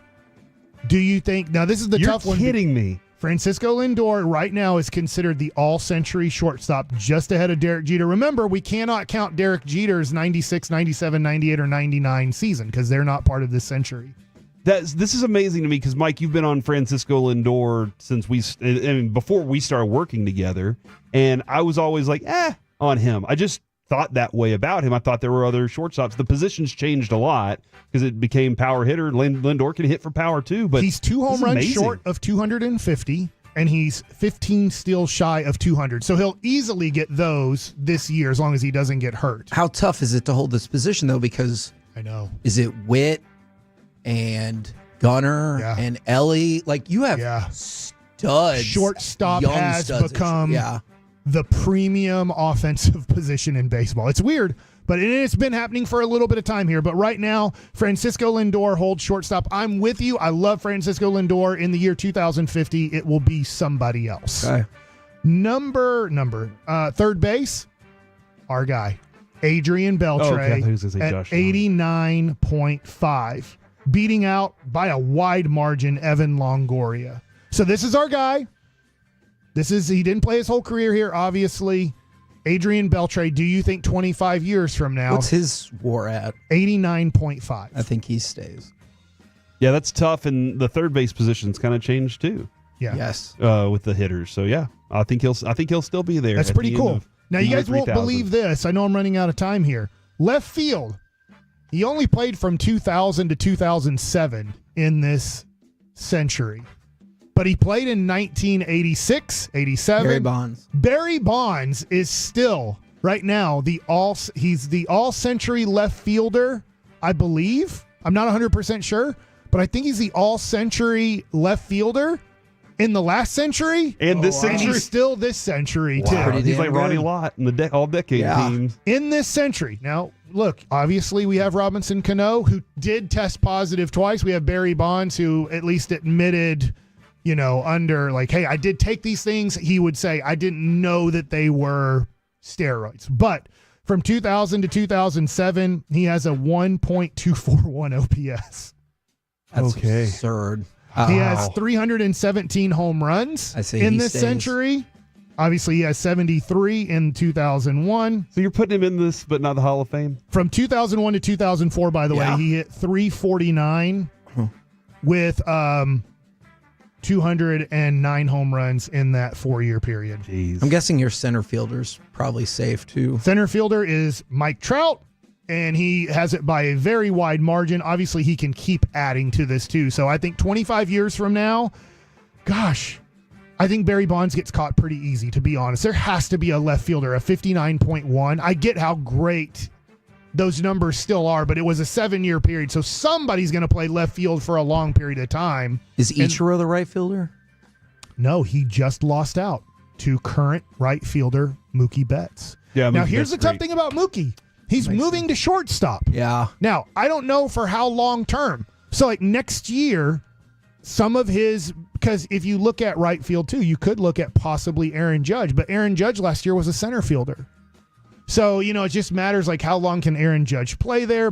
And then also you have to throw in Juan Soto, who keeps switching from left field to right field. And so, but Mookie Betts right now is your right fielder. Justin Verlander is the pitcher, barely edging out Clayton Kershaw. That's a good guess. But that was a good guess. But you have kind of the three guys of this kind of century, Verlander, Kershaw, and it doesn't have his B WAR here, but I'm sure Scherzer would be in third place. I'm going to guess in fourth place would be maybe CC. Okay. But Verlander has an 81. Now, here's the tough thing about beating him out is he didn't pitch in the complete game era or anything like that. But if you look at the numbers he was able to put up, he was at least brought up in an era where you pitched every fifth day, a lot of things like that. I do think baseball's about to go to a six-man rotation. I think we're very close to getting to a six-man rotation in all of baseball. Every team is going to go to a six-man rotation, I will say, within 5 years. I know he's not going to be there, but I think eventually Shohei will take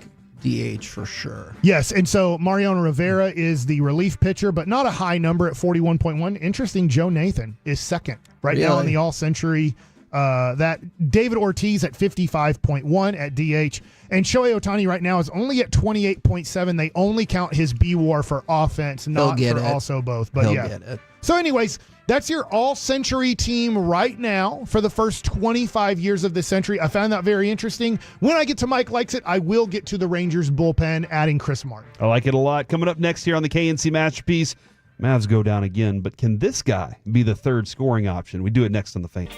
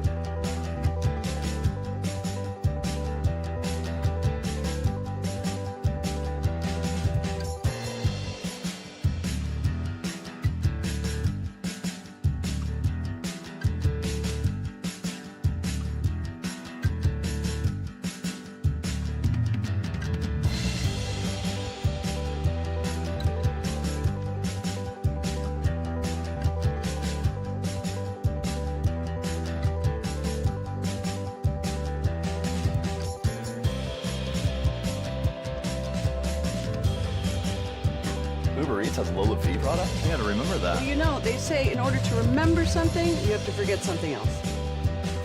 Okay, now that is a very cute haircut. That's like a little shag. I've never seen it before. Well, I mean, of course you have. It's the Rachel. Oh, is that your name? No, I mean, like your name. No, I'm Jen. My name's Jen. Right, but I just mean like this is your haircut. But that's hair on your head. I'm not saying this is your hair. Okay, freak me out a little bit.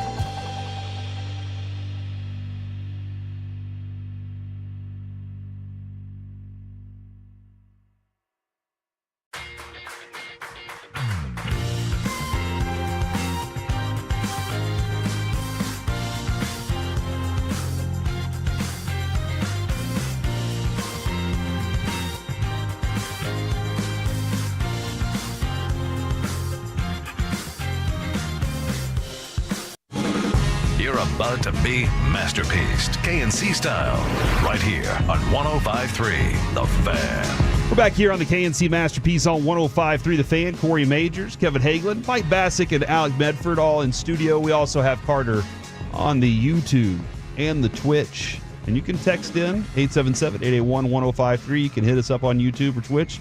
We'll see them. We might not reply back. We might not answer to everything, but we see them, baby. Can I just say... Oh, my gosh, you sound like your voice just changed. Can I just say, for the people who are upset, I'm trying the best I can. Yeah, I appreciate I hope that. I'm not Why upset. would they be upset? Somebody said it made them want to throw up. Oh, they could feel that way about your voice. I voice. throw up all the time with my takes. Yeah. I will say this, Kevin. Fair point. Yesterday, whenever you had your chicken soup, and I'm sorry I forgot to bring the double noodle. When you had the chicken soup yesterday, I'm sorry, Alec, your voice did sound better for about 10 minutes. Okay. So if you can eat Hell chicken yeah. soup Why don't every you just 10 eat minutes. chicken soup every second? Yeah. Okay, I'll do that in a minute. But Broth it up. I did think when I grabbed this chicken noodle soup this morning, I go, man. But if Corey brings in that double noodle, I'm ditching this in a heartbeat. Yeah, What noodle. kind is that? Just regular. Okay, I was hoping it wasn't like beef stew. I'm like, no, that doesn't do it for your throat. The Mavericks lose last night to the Grizzlies. And Mike, I know that this has been a disheartening time for all Mavs fans as they are now. Is this a 5-game losing streak? And can I give you more bad news before you respond to all of this? Did you see what Jason Kidd said about Daniel Gafford? Oh, It's going to be a while. He said sprained ankle is what I think it is. We'll see how he feels. But he's probably going to be out for, quote, some time. Yeah, I think that, Kevin, going off of that, playing the Lakers tomorrow, that's an automatic L. You just don't have talent enough to win an NBA basketball game until you play teams like Portland or New Orleans or Charlotte. And I'm not even counting those as wins. I'm just saying those are the only chances you got. At this point, your team, if this was your team, you would be competing with the early 90 Mavericks. Oh, wow. And that would be 12 to 15 win teams. Lucius Harris. I like the depth of this team, Sweet Lou. I like the depth of these teams. Tony Dumas was on the team. It just looked like it, Kevin. No, I hear It's it. like that I do. root beer commercial. This isn't fair. This is the way the Cowboys think that they it's amazing what the Jones family is able to do to the Cowboy fan who's just I call them soft-minded. This wasn't a good team before all the injuries happened. The Mavericks were. The Mavericks were 20-11. They were looking like one of the 5 best teams in the NBA. And then Luka gets hurt. And now Kyrie's out for a while. And you have Derek Lively's going to be hurt until his body grows into a man's body. He's just dealing with, I compare him and Evan Carter to this. I like both of them. I think they're both super talented and they're going to make a major impact in their organization. And we've seen how both of them have in their playoff runs, but they're still in their child's body. Their body is not developed into a man's body yet. And Derek Lively's going to keep dealing with injuries and be in and out of the lineup because he has a child's body that's still developing into a man's body. So all of these injuries and the schedule, when you look at it and what you have talent-wise, I think this team, by the time we get to the All-Star break, might be on the outside of the top 10 now. Oh, wow. I think that, and not top 10, I'm saying top 10 in the West. Okay. Right now, Phoenix and Sacramento are in 11th and 12th place. Yeah. That's how stacked the West is. I think there's a good possibility without Luka for till the All-Star. My guess is till the All-Star break. The dude's in a walking boot on a stroller. I'm not disputing that. I'm just saying we haven't gotten any official word. I'm not disputing We that. just know it's a month from the injury. I'm not disputing anything where we might get to with Kyrie. I'm just saying that hasn't officially come down. But they're going to I hear reevaluate you. him on January 27th if you look at the month. When the month is up from the injury, they're going to reevaluate on January 27th to look at, is there a possibility of him playing before the All-Star break, which February 13th is your last game before the All-Star break. Kevin, I mean, you remember Josh Young, they needed to reevaluate him, and then it kind of continued to stretch out for a little while. But I'm very concerned. Fingers crossed that Luka heals faster than all of us. Here's the thing, though. Especially me. And Kyrie, bulging disc doesn't sound like a one-week injury. No, it's not. It does not.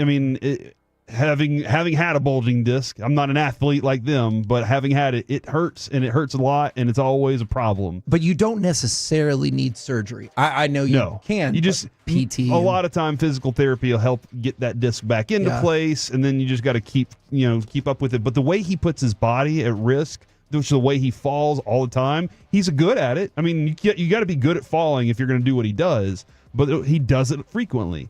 Here's the thing, Mike. For me, if they can get into that 8 area, 7, just in that area, if they're in that area, I feel better because I think when they'll have their guys healthy, and that team can make a run. That group can make a run. If they are healthy. They have to be healthy. If they are, and I'll say with their major guys. I'll take it now as opposed to late in the season right before the playoffs. But I think you're going to now run into a similar situation to last year. And last year, around the trade deadline, the Mavericks were in that 7, 8, 9 spot. And then they played, I think they went 16-2 until the last 2 games. And then they didn't, they got to the 5 spot. They're like, we're cool. We don't care anymore. They lost the last 2, but they weren't trying.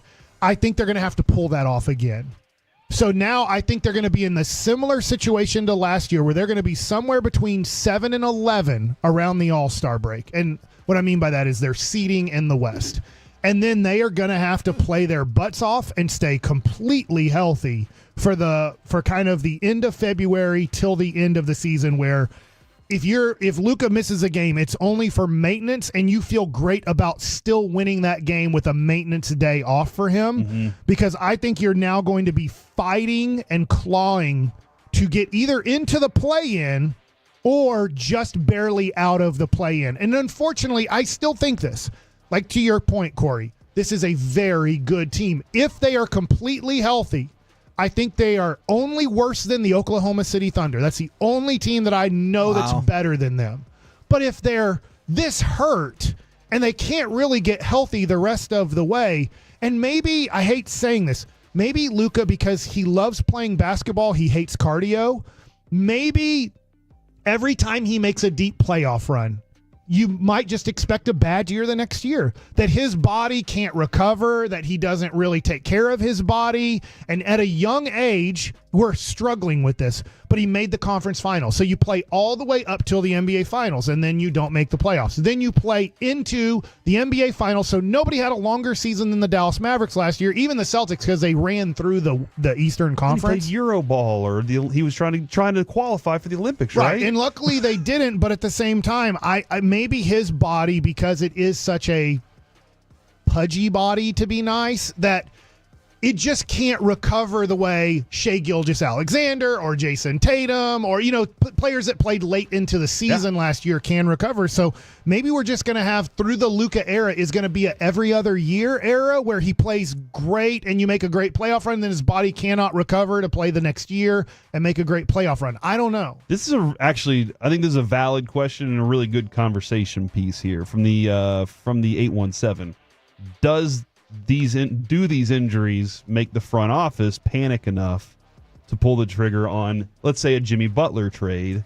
And I think they're patient enough to know that we get in the playoffs, the matchups, they're all going to have to match up with us. And if we're healthy in the playoffs, that they're going to be scared of us more than anything else. But we got to make sure we get there. So I don't think they're going to panic, but they do have to reassess. Can we get to that point? We're going to talk about another player, I think, in depth tomorrow. But when you say pull the trigger, everything you hear makes it sound like the Heat are like, hey, what are you doing? You're an NBA team, right? Do you want Jimmy Butler? And you're like, no. Hey, what about now?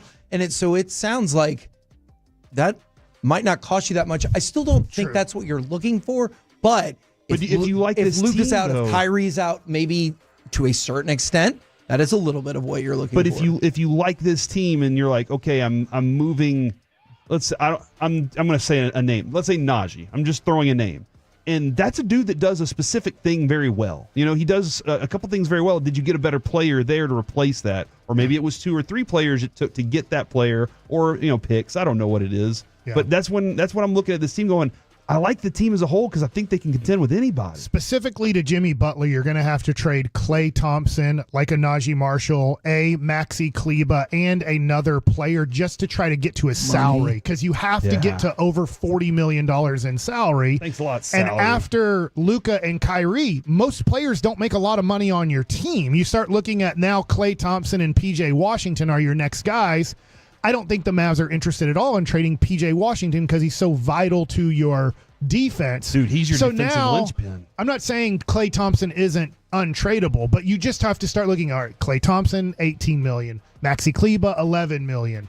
I'm only with those two guys, I'm at $28 million. I'm still $14 million away. So I add Najee Marshall, then I add Omax Prosper, then I add Jaden Hardy. I got to the money. I finally got to the number I needed to get to, even though I'm trying not to, even though if, let's say, Miami's like, we don't even want a lot. We just want a first-round draft pick. But I have to take on $40 million because the Mavericks are at the cap, over the cap, and so are the Miami Heat. So you have to equal the money very close to make a trade happen. And I still think, I know Jimmy Butler's like, hey, I want to get my love of basketball back. I still wonder if that's not what's missing. Like, is it just that he's gotten older and his skills to a certain extent are diminished? I mean, his knees have been problems, consistently throughout his career, and more often later here in his career. So that could be another thing too. I don't think the Mavs panic in that, but I do really like Nico. So Nico, I'll compare this. This isn't a whole segment, but I'll do this. Mark Cuban decided to go down the Jerry Jones route, right? Okay. I think most everybody can agree. We saw that. And look, you know where I think it really turned for him, for Mark Cuban, and I don't know this, is when the Jason Kidd trade fell through. If people don't remember this, the Mavericks traded for Jason Kidd, and it fell through because Devin George said no to the trade. He had a full no trade clause, and it was like, well, it's fallen through. We can't get it done without this. And Mark Cuban stepped in for Donnie Nelson and said, I'll figure this out. And he called up Keith Van Horn, and he offered him a fake contract, and all of a sudden he now gets $4 million the rest of this season. He's not even playing in the NBA, not even getting paid any money, but Mark Cuban stepped in, and without Mark Cuban, you don't get Jason Kidd. Without Jason Kidd, you don't get an NBA championship. So just like you could look at Jerry Jones and certain things that he did to help win 3 championships and then totally destroy the Cowboys forever, is Mark Cuban started destroying the Mavericks forever. It started looking really bad. But I think Mark Cuban, I'll give him credit here. He goes, I'm actually not good at this. I've been trying this for 7-8 years on my own with just having Donnie as a figurehead, and then I have Vegas Bob helping me out and stuff. But it was Mark Cuban being the general manager, and it was going to crap. And then he said, screw it. I've kind of screwed this thing up good enough. I don't want to do this, but let me see if this Nico guy, if he does as bad as I'm doing, I'll just go back to doing it. And I get he sold most of the team now. But I do give Mark Cuban credit for this. He started going down the Jerry Jones route, and within about a 7-year period, he goes, I suck at this. I'm not good at this. I thought I was going to be great at this. I've been great at a lot of things in life. I'm not great at this. Jerry refuses to see how bad he is at it, so we just have to keep going down the route with him. But I'd give Mark Cuban credit, and so this is where I'm going. Realizing he's an entrepreneur, not a business runner. Is that Nico has done such a tremendous job in a small amount of time.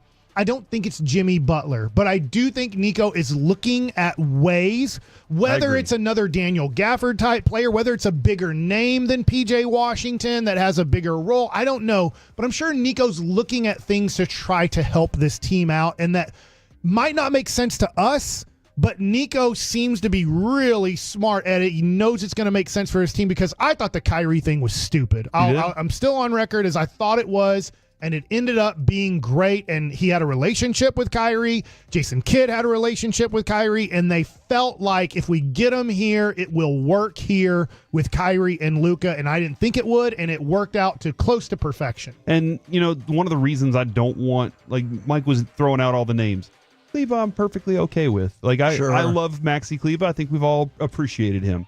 I don't want to move on from a Klay Thompson for multiple reasons. One, convincing him to get here was a big deal, and especially for future free agents too. You think that makes you look bad? That's a seed planted. But I'm with you. The other thing too is if this season, if you get to that opportunity to get to the Western Conference Finals again, you have two guys that have won championships.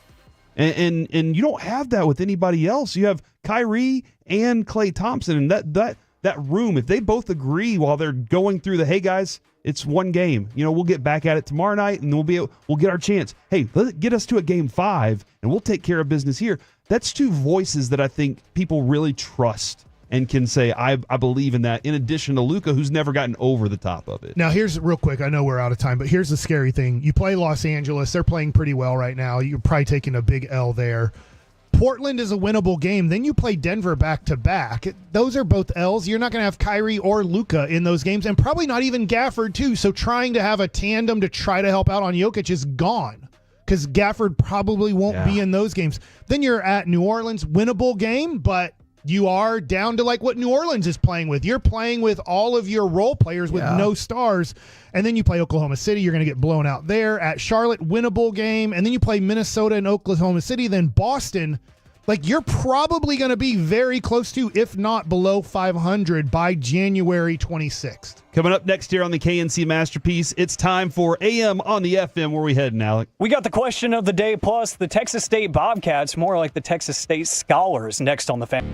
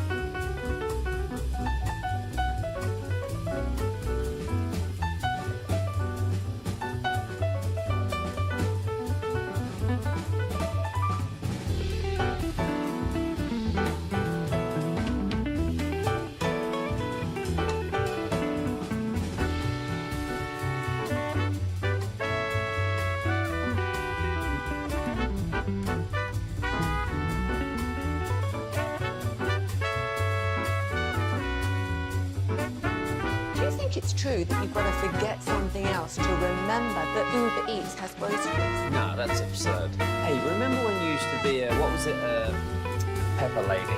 Pepper Lady? Wasn't it Cinnamon Sisters? Basil Babes. Saffron Squad? Nutmeg Maidens? Pre-curb? No. Nutmeg Maidens? I just said that. Was it Spice Girls? Doesn't sound right. Was it Saffron Squad?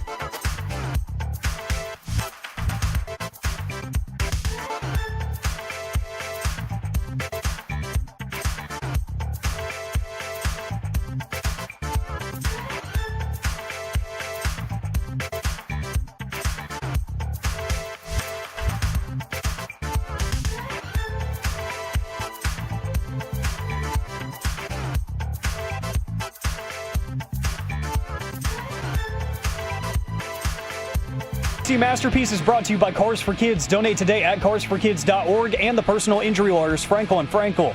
If you've been injured in a car or truck wreck, call Frankel first, 214 or 817-333-3333. With Frankel and Frankel, there's never an out-of-pocket cost. They only get paid when you win. Frankel and Frankel, the go-to car and truck wreck attorneys in Dallas. Back here on the KNC Masterpiece on 105.3 The Fan. Don't forget, coming up around 12:40, Mike likes it. He is going to dive a little more into the Rangers and what they just did, adding Chris Martin. He has some new information on that you're going to like as well. But right now, it's time for AM on the FM. What does this button do? Please, please, do not push the button. You have no idea what it... Alec, you be quiet.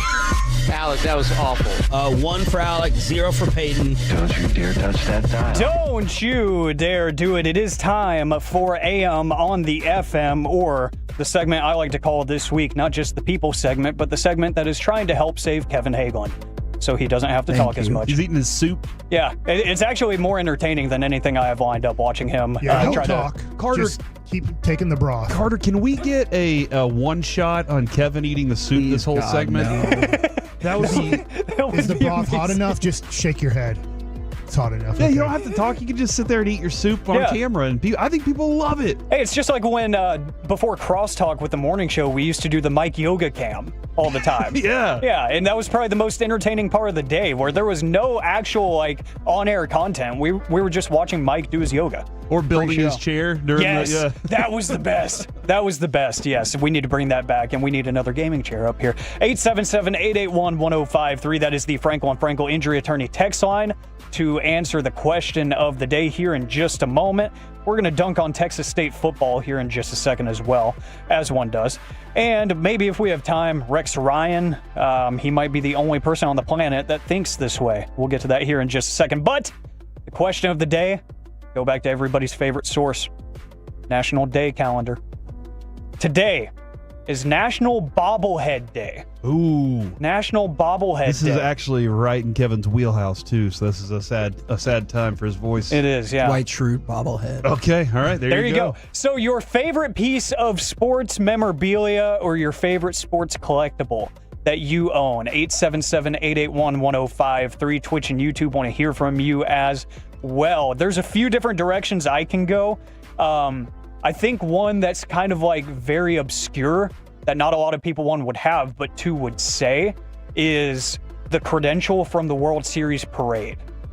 I have that like underneath my TV, so I see it every time I walk into my bedroom because that was like one of the best days of my life. That is that's on full display. Really happy to have that one. Other than that, I've got a bunch of like wrestling merch and like autographs that I really love. One that I have that's like hanging above the bed is I've got like a giant plaque from WrestleMania at AT&T Stadium a few years ago, the Brock Lesnar versus Roman Reigns match.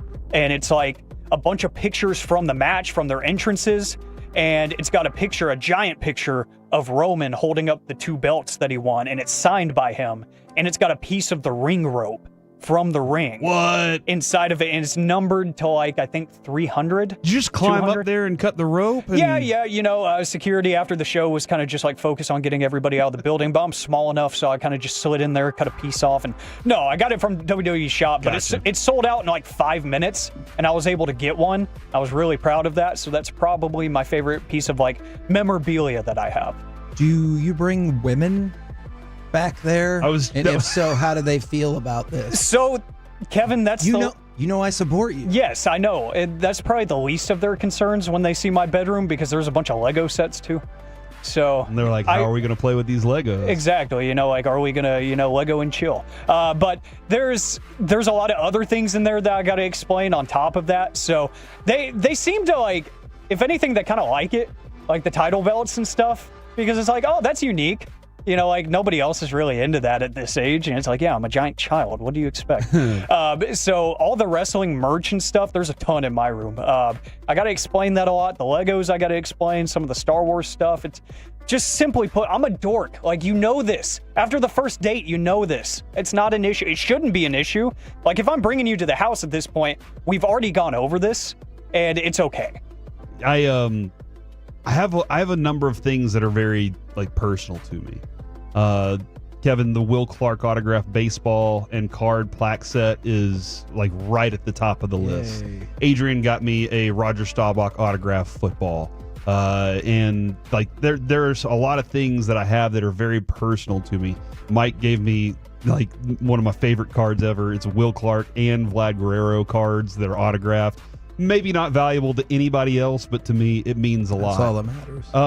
The one though that really stands out for me is when I was a kid in 4th grade, my 4th grade teacher's cousin came to speak to our class, and her cousin was Russell Maryland. And when I'm in the 4th grade, I'm looking up at Russell Maryland, and they just won Super Bowl. Or hold on, yeah. That's awesome. And I look up, and this dude's a giant. Like, this dude is a giant. And I was like, oh my gosh. He gave me this little autograph on this piece of paper that I have. On the other side of that piece of paper, my grandmother, who just passed away this morning, was in an elevator with Tony Dorsett. And she got him to autograph this little piece of paper she had in her purse. And so I took that because I knew that Miss Weatherall's cousin was going to be there, and I knew who Russell Maryland was. And I said, hey, Can you autograph this side of it? So on each side, one's Russell Maryland, and then on the other is Tony Dorsett. Tony Dorsett's one of my favorite Cowboys of all time. Russell Maryland, a lot of people might be like, I don't really know who you're talking about, but he was a key part of that. Why would they take him that high in the draft? Why would they take a defensive tackle that high in the draft? This freaking rocket went to the CFL. So that one right there. And then I did have a Michael Young bobblehead that my kids crushed, but I got a replacement for that. So that's really awesome. That was really nice of people to take care of me for that.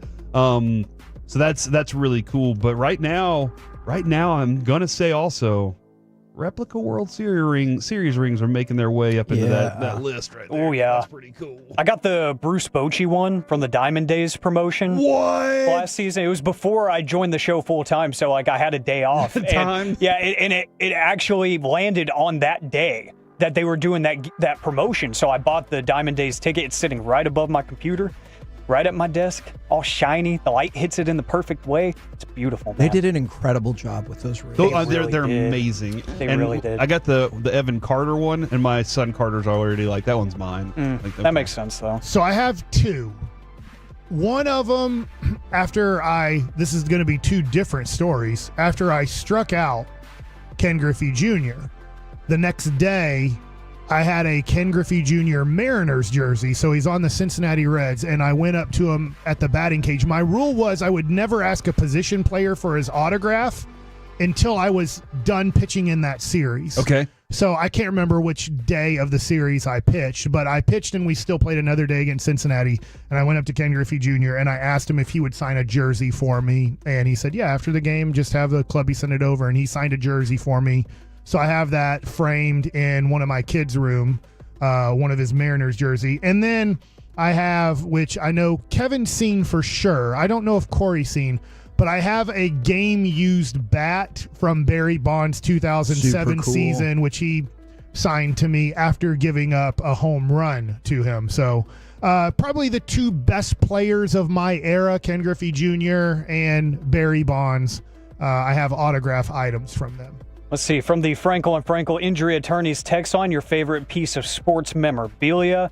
I like this because this is just so random. From the 817, really like my Jay Novacek whiskey bottle. Oh, that's cool. That's from the KNC Masterpiece. Piece-a-thon, baby. That's awesome. I love that. And from Atolo that donated that to the KNC Masterpiece. Oh, this will be cool for Mike and Kevin. From the 903, I have a Derek Thomas misprint card. Has a Buffalo Bills helmet instead of the Chiefs.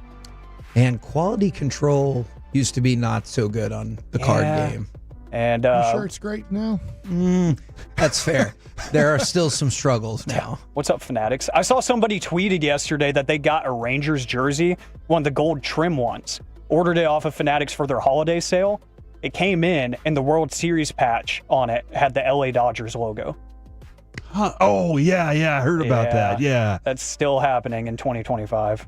Which is incredible to me. That is above me. I guess the people who make them, though, one, I don't even know if they're made in the United States. Two, they probably aren't following sports. Their job isn't to follow sports. It's to sew on or to iron on the patches or the numbers or whatever. I saw this video on, I don't know, it may have been Instagram or TikTok, and it was this guy, and he works in a lot of different factories. And he just has videos of him like laying there with his eyes closed, just kind of like moving things around. He's not paying attention to anything. All he does is just move things around as they're getting filed through. So yeah, sometimes they're not even paying attention. Let's see, from the 254, autographed Pete Rose jersey and bat, met him in Vegas.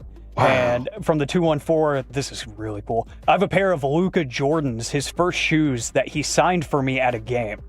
That's awesome. Yeah, that would be like above the fireplace on the mantle for me. For Brandon, it's a Dirk autographed baseball that he got at the charity game, and Dirk signed for 10,000 years because he's super nice, and he signed that ball for Brandon. Avery is at Jared Sandler's Swinging for a Cause when we were still doing it at the Top Golf. He was like, what do I do? And I was like, I don't know. Here's a little sheet of paper. Go ask for autographs. And he was like, who do I ask? And I was like, just walk around and ask people for their autographs. He ends up coming back with Bannister, David Murphy, Michael Young. He actually got some good autographs. I was like, there you go, man. Nice work. So, some guy named Greg. Yeah, some guy named Greg. I think, Mike, he may have gotten yours on there, too. So it's a stacked list. Kind of ruined that one. I have a David Murphy rookie card. He'll sign it for you. Do I have to go to him? You have to mail it. I don't know. I'm sure you'll see him. So, I don't know when you'll see him, but I'm sure you'll see him. Yeah, I'll see him. I'll just keep it in my pocket. I found a new sports memorabilia store in Grand Prairie over the weekend. Forget the name of it. It's at the outlet mall. And they had some wicked, random pulls on autographs. A bunch of SI covers that were signed by the cover models and stuff. but they had a Tom Landry signed mini helmet. Awesome. That was authenticated and everything. Wow. It was way more than I could ever afford. But it was just really surreal to see in person. Like, what the heck? I never thought I'd see like a Tom Landry autograph They have up many close. helmets around in his It was day? like the throwback. What you could tell, it was old. Like it had seen some stuff. It definitely had. What year did he die? 94, 96, somewhere around there, right? So you're concerned. No. I think they had mini helmets by then. Yeah. I'm pretty sure they had mini helmets by then. Obviously, they have more. 2000. Oh, yeah. Oh, 2000. Okay. Okay, yeah, that makes sense. That's wild. And it was, I think it was JSA certified and everything. I was like, what? I mean, that's a great company. Getting Tom Landry have autographs, I'm certification sure he signed a lot, but it's not easy to find. Yeah. And ahead of our Tuesday tailgate, I want to throw in a little college football nugget because I love stuff like this. I'm going to give you some context before I even talk about Texas State football's academics. The Florida Gators set a football team record this fall with a cumulative 3.37 GPA, with nearly 80% of their players having a GPA of 3.0 or higher. That's pretty dang good. They also made a bowl game this season. Texas State football decided to announce theirs yesterday. It is their highest fall GPA in team history at 2.84. Oh yeah, that's a party school, baby. That's the highest it's ever been. Highest it has ever been. For a long time. man. Thumbs up. That's Texas State. Wrong school, Mike. For a long time, they were number 2 party school in the country. Behind Arizona State. I think so, yeah. And so Texas State, baby. They used to be San Marcos. I know. Okay. Southwest Texas, is that what they used to be called? That is just a hair over a B- average. And let's go. Within about 10 minutes of them tweeting out that They graphic. probably really have to go to school. Like, you go to a real D1 school. That's fair. Like, you think those kids at Miami go to class? Come on. That you think, what was the guy's name that was such a kind of a bad guy that was from West Virginia? The cornerback. He tried Pac-Man? Yeah. You think that guy went to a class? No. Yeah. That's fair. Yeah, he called me I went to Adam. Texas Who is Tech. Adam? All right. In Texas Tech, there were 2 football players. I know one of them that went to my geology class. They were there the first day. Never saw them again. I guarantee you they made an A. Coming up next here on the KNC Masterpiece, check your junk mails. Maybe you got a request for the Jaguars. Next on The Fan.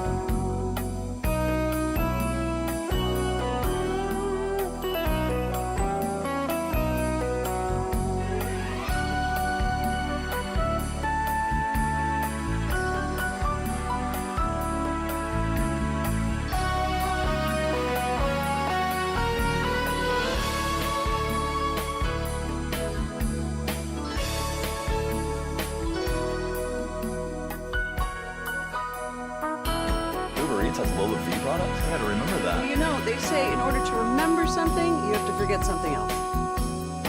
Okay, now that is a very cute haircut. That's like a little shag. I've never seen it before.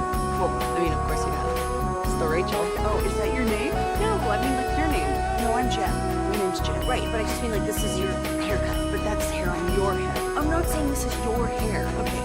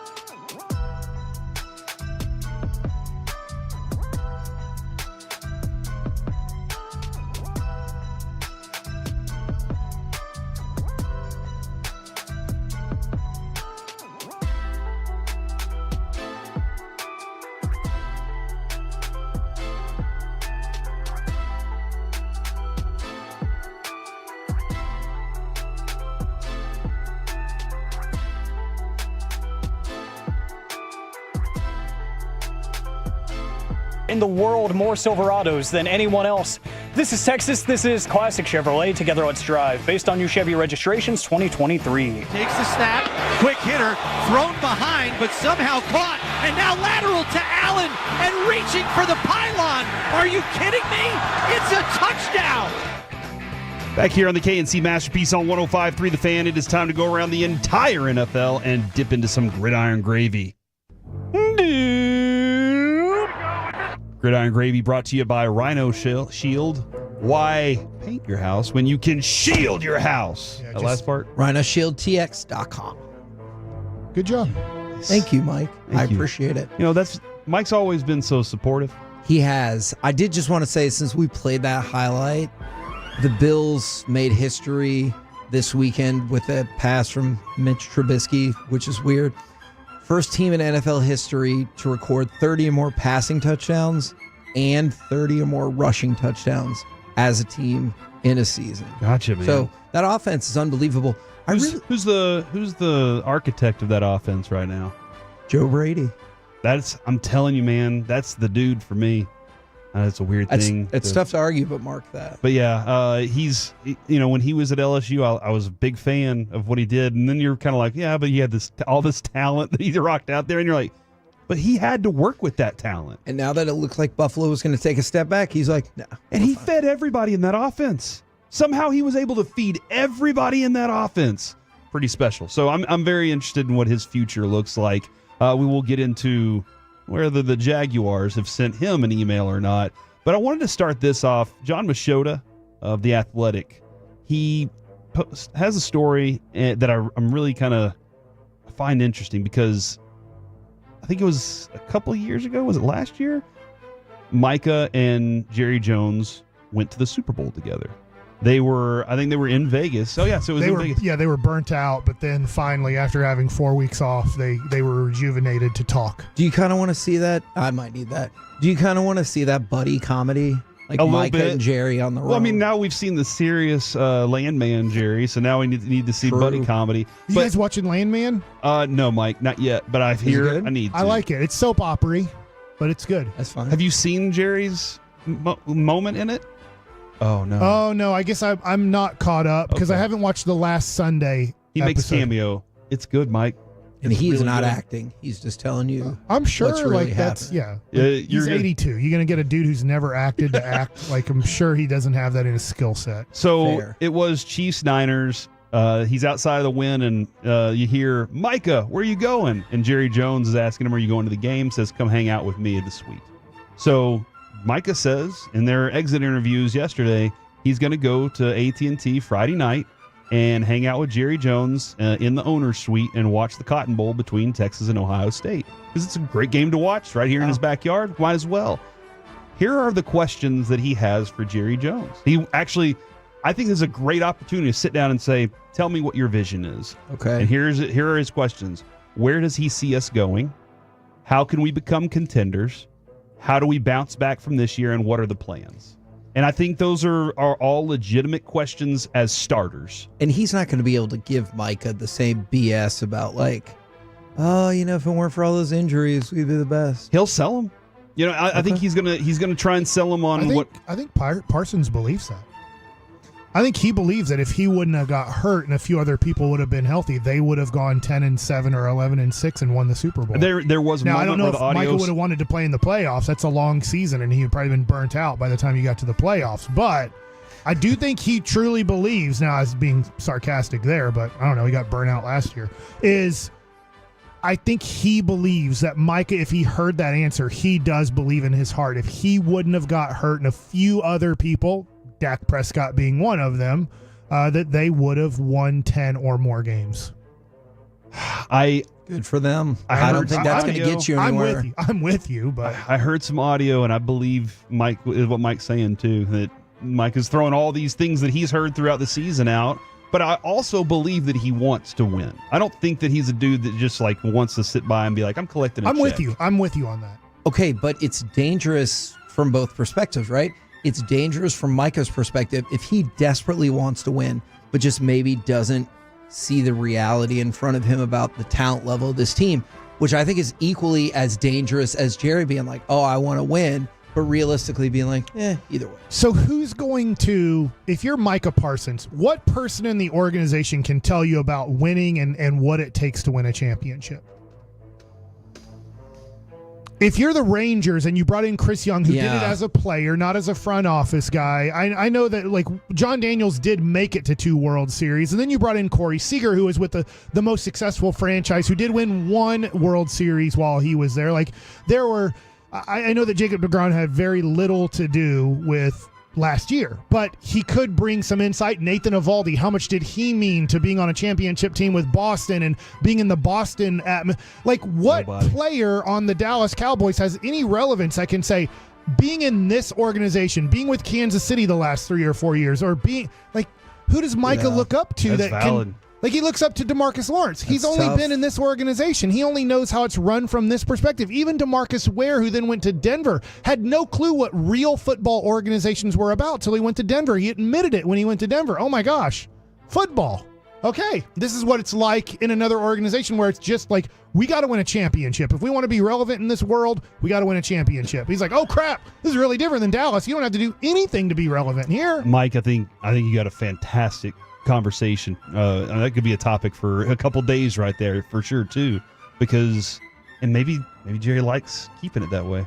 Hey, because he's the face of the franchise. Jerry never wants a human being besides him to be the face of the franchise. I agree with that. The Jaguars. Yesterday, Kevin, the Jets, pretty much everybody had gotten a request to be interviewed for their head coaching position. The Jaguars are taking a page out of the Jets' book. So far, they have reached out to Robert Saleh, as we discussed. And then they've also reached out to Todd Monken, Joe Brady, Kellen Moore, Patrick Graham, Liam Cohen, Ben Johnson, they've requested for him, and Aaron Glenn are also identified as candidates. You named the person I think has a really good shot at it, Liam Cohen. Okay. The offensive coordinator for the Bucs.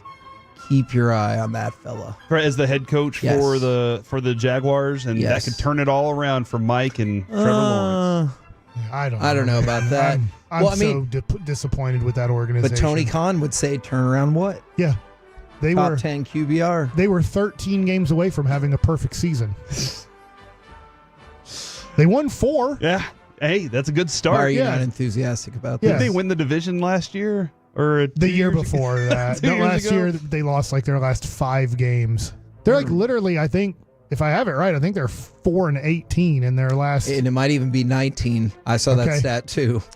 Now, that being said, you said Robert Saleh up for a job. If the Cowboys were to move on, should they interview Robert Saleh? Because where I believe he came from, it's just as much of a circus as here. Well, didn't Jerry at one point say I could have 300 different people coach this team to a Super Bowl championship? Mm-hmm. And wasn't that guy in the movie 300? No, he wasn't in the movie 300, Mike. Did you know that's where that was going? At the end, I was like, dang it, Mike.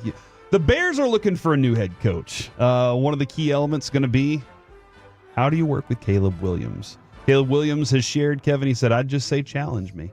Whether it's pulling me aside and saying whatever, having consistent talks, maybe having a list of things we want to accomplish myself first, that helps the team. From there, help find ways to set goals, however it might work. It sounds like the Bears had no organization, no path, no direction, and he's looking for the structure that an organization needs to be successful. Can I ask you guys, how difficult do you think it is for an athlete to say what they can't do?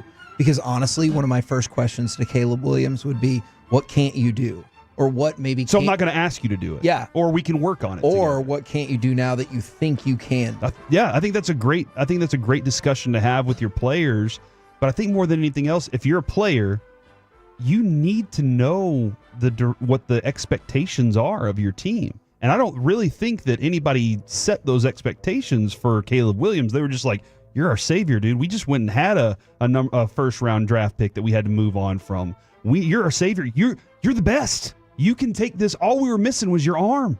And the reality was you're missing a lot more there. And when you walk into any building, work, organization, whatever it is, you need to know what the expectation is. You walk into the Ravens organization, you know you're working your ass off. That was set whenever Ray Lewis was there. And when you walk into the Steelers organization, you know what's expected of that. Other places, you walk in and you're just like, everybody's scattered. Nobody knows what they're doing. I do like Mike McCarthy for that because I think he does have the expectations. Now, whether or not they have the focus to do it, that's a different story. I know some of those people will just be like, hey, I need a job. But if you're Ben Johnson, and let's just say he doesn't need a job. Exactly. Let's say he ended up as the Jags head coach. Does that mean in your mind he's convinced that Trevor Lawrence is a franchise quarterback? Because otherwise he could sit back and be like, I could continue to choose. That's an interesting question. Because I've been very adamant that with Ben Johnson, I know you like him a lot. I like him a lot. I think what he's done with the Lions is fantastic. But I've been very adamant. I don't know him as a head coach yet.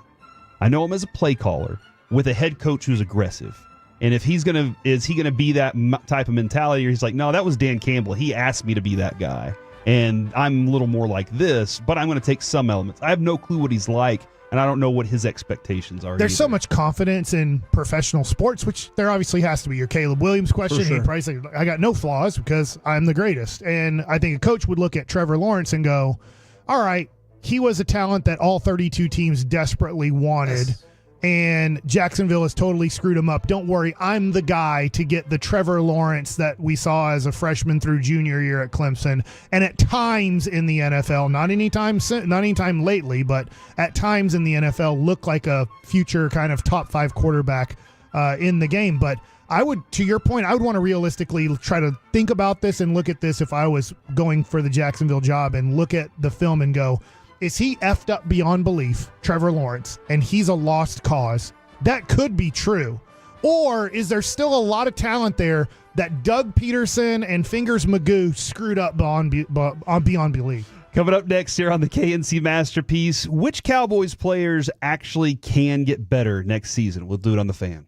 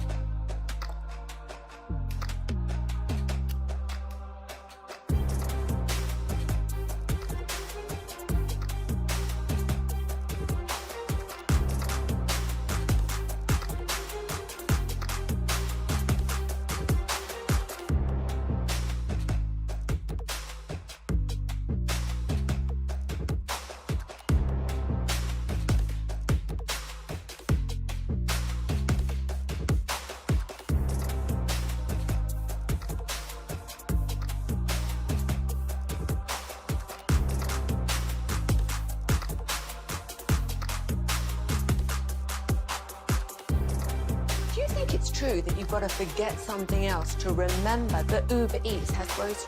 No, that's absurd. Hey, remember when you used to be a, what was it, a pepper lady? Pepper lady? Wasn't it Cinnamon Sisters? Basil Babes. Saffron Squad? Nutmeg Maidens? Paprika? No.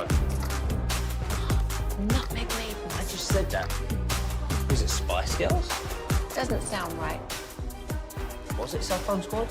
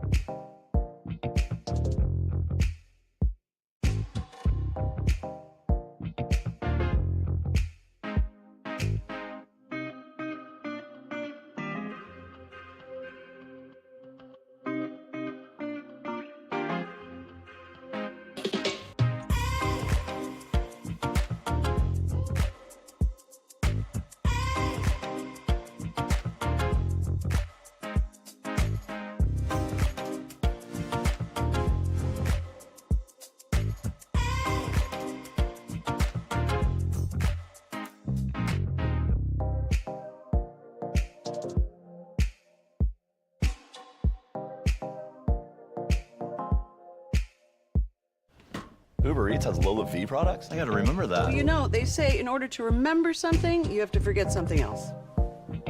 Okay, now that is a very cute haircut. That's like a little shag. I've never seen that before. Well, I mean, of course you have. It's the Rachel. Oh, is that your name? No, I mean like your name. No, I'm Jen. My name's Jen. Right, but I just mean like this is your haircut. But that's hair on your head. I'm not saying this is your hair. Okay, freaking me out a little bit.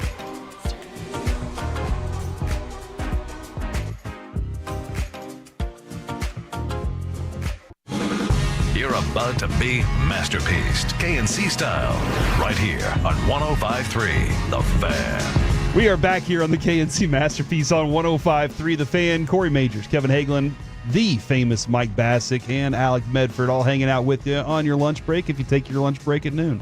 But guys, it is time to ask this question about the Cowboys. Which Cowboys players can actually get better next season? And this question seems self-explanatory. So I'm going to try I can still explain it if you want. I feel like, Kevin, let me roll my idea out on this.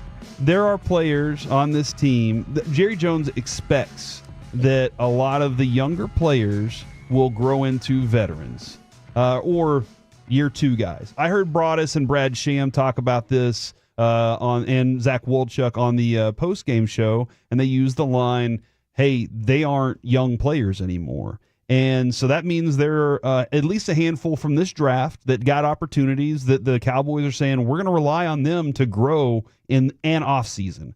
I think that's a little unfair but that's the way the Cowboys do it. But if they do, it can be good for them. Now, are there other players too that were maybe in their second year that just got a little bit of time this year and can grow even more? Because Kevin, if you look at that free agency list right now, 22 free agents for the Cowboys, it appears. Yeah. And that's just the unrestricted free agents. I think there are maybe 4 or 6 other types but we like our own. Yeah, exactly. Sign your own free agents. So guys like Jordan Lewis, those are the types of names that I'm like, oh man, you know how much I love Jordan Lewis. I'd love to have that guy back, but did he earn that spot? Because I think we'll go over the antithesis of this tomorrow. It's like who's just not getting better. But I actually do think there are a lot of Cowboys players that could get better for 2025. And I think you're spot on with the way you described it, because that's what Jerry and his team are telling themselves or talking about in the building. Hey, we need all these young players who are already paying nothing or are under contract to get better. I think there's a lot that can. Cooper Beebe, Sam Williams. Well, you want to just start with Cooper Beebe? Let's start with Cooper Beebe because that makes a lot of sense.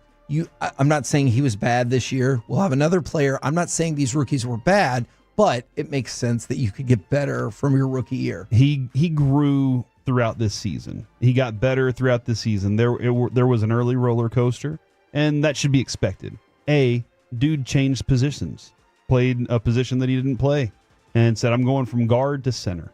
And you knew he could play that a little bit because there are similarities in that spot.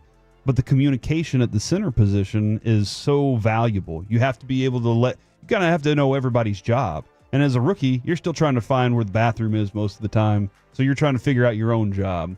And so you better find that out in a hurry or you're going to go to the bathroom on yourself. You don't want to do that. Good point. Or out in the middle of the field and then coach is going to be mad at you. So Cooper Beebe had that opportunity to grow. You saw some bumps. I think 2 things. Needs to get physically stronger this offseason, which I think he can. I think in a Cowboys offseason, after your rookie year, you can develop the strength that it takes to go up against other 300-pound men. That not just the boys you were facing in college that you knew you might be able to take on, but 300-pound men that are trying to kill your quarterback or your running back. So with Cooper Beebe, Kevin, I think he might have the highest ceiling for me because I think there's a lot more. Yes, okay. Guyton was so bad. I don't hate it. Guyton was so bad that maybe his ceiling could be further away, but I feel like Cooper Beebe can get to that ceiling quicker. And Guyton is on my list too, in terms of, I thought he was disappointing this year. And I know some people get upset about that. They're like, hey, come on, he's a rookie. I get it. Your first round pick at a position or a set of positions where the Cowboys have been amazing at picking in the first round. And you've seen him struggle a lot. That doesn't mean Tyler Guyton can't be really, really good. It's just he really, really wasn't. So I think Tyler Guyton is another good one. And I like that both of them are on the offensive line because if it works in your favor, that's a pretty sweet upgrade to your offensive line if they both get better. And Steven, and I know we're going to talk about Sam Williams. They talk about guys like that all the time. Sam Williams definitely. Look, hey, that's a free agent right there. Not really, like in that grand scheme of things, but I understand what they're saying. To stick with Guyton before we move on, though, he has a variety of flaws that he has to correct. And this can't be an offseason where he goes and says, you know what, I made it, time to go vacation and relax. This should be his offseason where he says, you know what, not good enough. I have to be a Pro Bowler next year, and I got to be ready for whatever else is to come. And that's going to take a lot of offseason work outside of the Star. And know that. Well, I guess he actually does a lot of his work with Manyweather over at the Star. But know that a lot of those holding calls came because he got beat. His footwork, man. His footwork was, I want to say, miserable, because those holding calls are because you're reaching. Your technique's bad. Your balance is off. And he was slow off that on that left foot. He's got to get better at that. And I don't know if they're going to decide to move him. This is another thing too. You go in an offseason and they say we're moving on from Terrence Steele, and they're going to flip Guyton over to the right side. Now he's got a whole new position. I know he's like, oh, tackle is tackle. No, it's different. Your body does some different stuff. We talked about that with Tyron Smith years ago. He goes to the Pro Bowl, and they move him to the other side, and now his knees hurt a little bit because he's not used to that. So you might think this next one's wishful thinking. I don't think it is. But if it is, we could be in trouble. Jake Ferguson. Jake Ferguson has got to get better and also understand the snap count. Like, I'm just not sure why we continue to get false starts from Jake Ferguson, but he looked more like a 4th-round pick this year. He did not look like the way he did the year before in 2023 when you were like, okay, we don't need any more tight ends. Like, this is our dude. Yeah. And then he really fell off a cliff this year. And I know injuries are part of it, but even when he was out there, not the same. Injuries didn't have anything to do with the penalties. The penalties were focused. That was all of his penalties this year were focused. The drops that were like very easy catchable balls, that's focus right there too. And so for me, toughness, we know the dude's tough. He's got the personality of, I'll run through a wall for Dak and I'll show you. But you got to have the focus like it's the best game of your life. Question back at you based off of Ferguson. Do you believe that there's the possibility that the higher draft pick Schoonmaker will be your better tight end next year? Yeah. Personally, I do not. But obviously, I saw some progression from Schoonmaker this season in the absence of Ferguson that I liked. And I feel like, higher draft pick, going to get a few more opportunities. They want Ferguson too, but the Cowboys have proven many times they'll move on from a tight end. So I feel like they'll be like, hey, you know what? If a contract's coming up, we can give this other guy your reps. I'm really bullish on Jake Ferguson, but maybe that'll come back to be like, oh, okay. I was too, Kevin, until this year, and I gotta see him bounce back big time next year. And I know people are continuing to call him a bust, and I understand why, but I'm gonna say Mozzie Smith. Okay. Last year, I saw no flashes, nothing. This year, it's not where you want, especially as a 1st-round pick. But I at least saw some flashes where I was like, okay, I get it. Like what you thought you were getting. Does that Marcus Mosher, I don't love everything that he talks about, but he puts up a lot of good numbers, okay? And he threw up numbers, and Mozzie's numbers this year were lower than his rookie year. And people were like, what's going on there? And he said, well, the first part of this season was bad. The last part of the last 7 games was good. Were a lot better. A lot better for Mozzie Smith. And so if you want to go back and watch just specifically him, the first part of the season, last part of the season, you'll see that difference. Here's my concern and question. He's not a guy that I think is going to do it himself. Mike Zimmer put a lot into molding him this year. Mike Zimmer might not be back next year. Man, and he really let everybody know that, didn't he? Yeah, and Zimmer's one of those guys, or Mozzie's one of those guys where, as Broadus has said multiple times, you kind of have to put your arm around him and bring him along. What defensive coach are they going to bring in? Maybe they keep the defensive line coach. Maybe he's back. What defensive coordinator are they going to bring in that's patient enough to say, I'm willing to hold your hand while we do this? Or is he, what I would say, Kevin, is his next step needs to be growing up and doing it on his own without having anybody else saying that they're going to help him along the way. And this is this is a weird part of this question because like part of me is kind of encouraged that we have so many options, but another part of me is discouraged because I think the Cowboys will do that same thing and be like, who do we need to add? We got this guy coming up. We got this guy coming up. We got to get this guy coming up. Marshawn Nealand and Maris Leafau.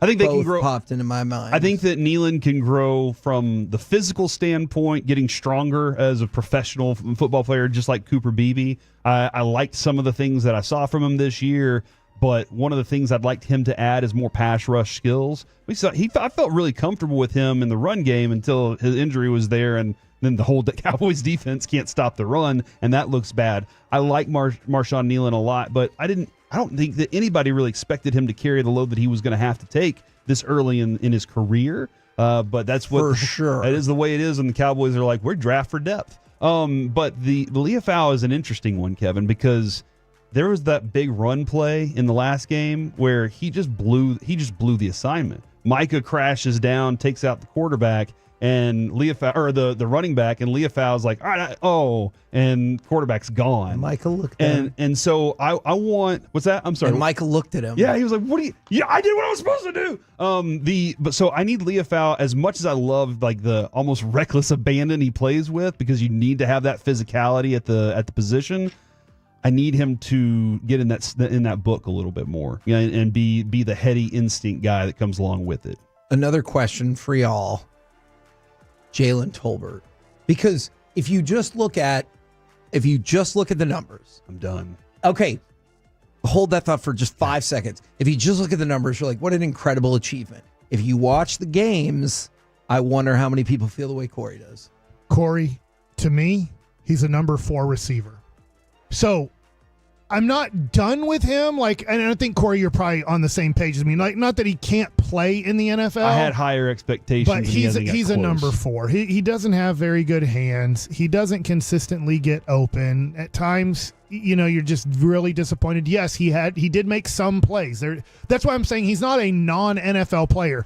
But if you want to have a receiving room that makes sense, going into training camp, you say he's our number 4. And really, he's not competing for 3 and definitely not competing for 2, because he is, I think at this point, what he is. He's a guy who's going to survive in the NFL for a while, being like a number 4 receiver for a lot of teams. So there's injuries, he steps up. But when you're healthy, he's your 4th receiver. Yeah, I'm in that boat where I had a lot of higher expectations. You say 4 for this team is not a same 4 for other teams either, because of how much they look at CeeDee Lamb 1.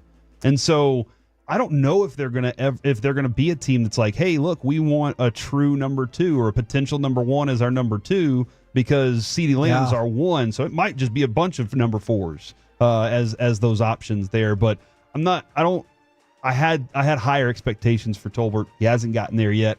If he's going to take another leap, I need it this year. We have no clue how the draft's going to play out. But, in a perfect world, I guess in the first or second round, you get a receiver you really like.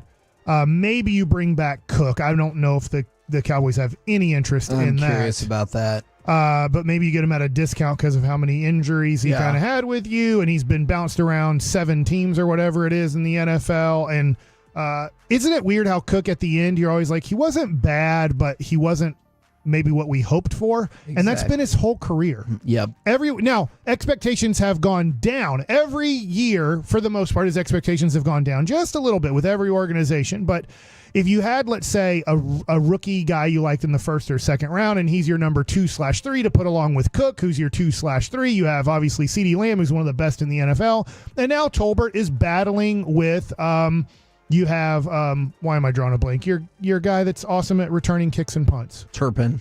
You have Turpin, you have Tolbert, and you have one other person. Jalen Brooks. Yeah, there's your 6 guys. And then you're kind of like, all right, I think that would be nice. How many catches do you think Brandon Cooks had this year? 40? 38. 26. Heck yeah. On 54 targets. You know what we call that? Discount.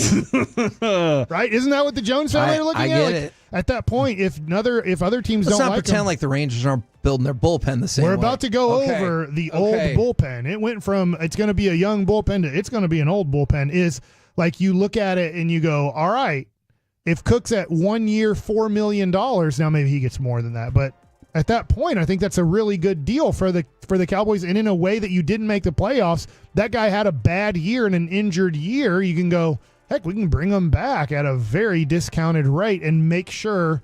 Thing is, he's probably going to get hurt again in Cooks, but like Tolbert, push him down. But if you draft a dude in the 3rd or 4th round, you cannot rely on 3rd and 4th round picks to immediately come in and make impact. Sometimes they do, and that's awesome that they do. But you can't rely on drafting a receiver in the 3rd or 4th round and going, he's going to be ready for the NFL. I thought this year would be the year. If next year's the year, cool. I lost hope a little too early. Coming up next on the KNC Masterpiece, what do you think will be the most impactful national sports story in 2025? We do it next on The Fan. Eric Thomason here from Blue Nail Roofing and Construction with breaking.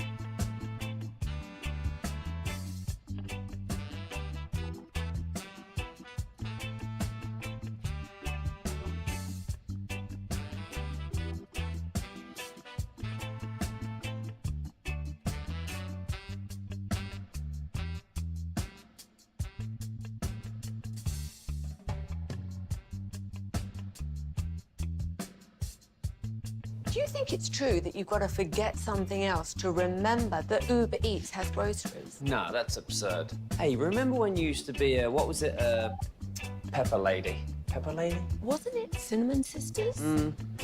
Basil babes. Saffron Squad? Nutmeg maidens? Paprika? No. Nutmeg Maidens? I just said that. Was it Spice Girls? Doesn't sound right. Was it Saffron Squad?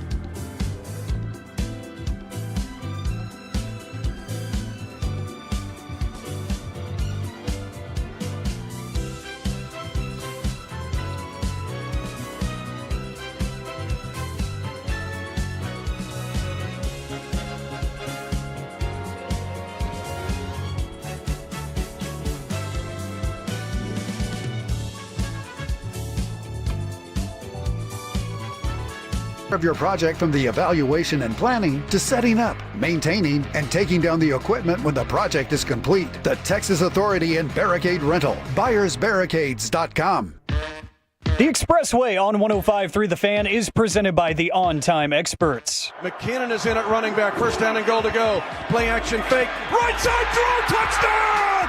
Kansas City! McCall Hardman with the catch on the right side. Back here on the KNC Masterpiece on 105.3 The Fan. And thank you to the 503 who brought Kevin double noodle soup. And then Mike ruined it by saying, "What if you never got better? That would really suck." I've had a lot of what if this was the thoughts rest and of your life? nightmares about that. Yes. It always feels like when you have an injury or you get like bronchiositis, is that bronchiositis? It feels like you would never get better. Yep. This was back in the way before the medieval times. This was during the dinosaur times. That's not. You didn't get better. You just died. They had no medicine. Cretaceous area. Yeah. Oh my God! What did you just say? Cretaceous. I'm surprised you didn't call it like the Chris Christopherson era. I don't even know who that is. When I get hiccups, I always feel like it's never going to go away, and I hate hiccups so much. Or like if you hurt your toe, you're like, I'm going to have to live with this the rest of my life. And then one day you wake up and your toe's better. Yeah, you don't even. Maybe you wake up and you're like, my toe's been better for 3 months and I forgot.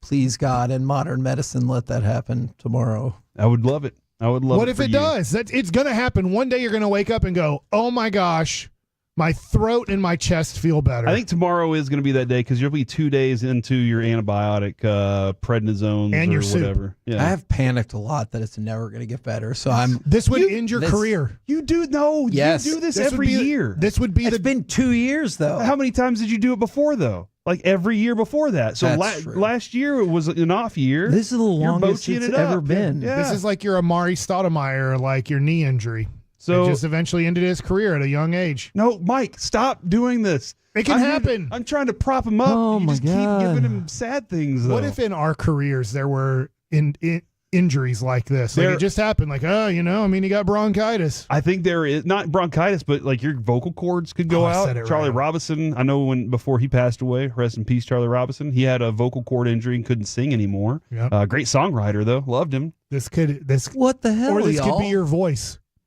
I've had those thoughts. I've had dreams about having vocal cord surgery. Okay. I thought about that Twilight Zone where that guy cut his own vocal cords to win the bet about not talking for an entire year. He could just not talk. He should have made it a bigger bet and said, I bet you can't. I bet I won't talk for the rest of my life. And it's given me a lot of negative thoughts. You can cut your vocal cords? Well, this was an episode of the Twilight Zone. I don't know how vocal accurate cords, if it's based on reality. If you cut your vocal cords, do they heal? It's a good question, and that is why we ask this question now. Okay. What do you think is going to be the most impactful national sports story of 2025? 877 881 1053. And I think it's going to be the Joy Taylor and Skip Bayless situation. I mean, that's going to be up I there. started off 2025 with a whole big scandal on, I don't know, the second biggest network for sports. Obviously, ESPN's the first. Yeah. I don't think that one's going to live much longer, honestly. I really don't. Mike's been dying to talk about it. You just have want to been. give him. Yeah, Mike. I have no idea what he's going to say. You have 2 minutes to discuss Joy Taylor. All right, 2 minutes. I don't know if I have 2 minutes on this. I didn't know what was happening. And then yesterday, I'm getting done with vacation, and I find that there's this huge S scandal at Fox Sports 1 with Skip Bayless and the person who picks the talent. Is that the I don't know the guy's name. White-haired white guy. All right. And one of the executives, yeah. Yeah. Producer. And then Joy Taylor was sleeping with multiple people, including Acho. I don't know that. Like that's what I'm seeing. I don't know if it's true or not. Obviously, it's all alleged, right? And even if it's, this is always the weird case. Even if it's proven in court, and Acho and Joy Taylor and Skip Bayless still deny it, then you'd still have people, and they could be. You could say they were wrong. The court was wrong. I'm still right, and then you'd be like, well, I believe Joy Taylor because I know her. I believe Emmanuel Acho because I know him. So even if it was in court and it was proven that those things happen, you would still have people that say it didn't happen, and then you're like, I don't know. Like, obviously, I wasn't there when Joy Taylor or Emmanuel Acho did or didn't do what they're being accused of doing. But I do think it's a big story in 2025 right now, but I am with you. It's early. I think by the time we get to the end of it, there'll be plenty more sex scandals in the world. Lying. Yeah, You're not wrong. Just like you said about Francisco Lindor earlier, you're like, he's probably going to get passed up on the B-War situation. So this will get passed up at some point. It has to feel great, though, if you're on an all-century team 25 years in. It is kind of dope. That is pretty awesome to be in there because you might not live long enough to see. Think about the dude who had passed. 17 home runs in 1925, and it's like, nobody's ever going to hit 17 home runs. And then they're like, if you hit 17, people are like, he's got no pop. Oh, my Or gosh. he doesn't have consistent pop. Because we talked about the top stories of 2024, and so I was just curious, and this is why I played the Chiefs highlight coming back. I think without question, especially if they win, it's going to be the Chiefs 3P. The Chiefs 3P would be the biggest one for sure, nationally. Yeah. I'll stick locally, but the national story would be that because it's never happened in the NFL, and so for that to happen would be. The Cowboys should have done it. They should have gotten 4 in a row. We all agree. Any one of 300 people could have done it. Yeah. We just got to Corey's 301, point. and then he went back to number 300. But Switzer. Mahomes, I mean, their efforts to do it and what they've done this year, man, what would be amazing is if they plow through these playoffs and you're just like, how they went on a scoring spree. How did they do it? Did they just fold up and just only do half the playbook all season long and then decided we're going to open it up in the playoffs? That would be amazing if they were able to.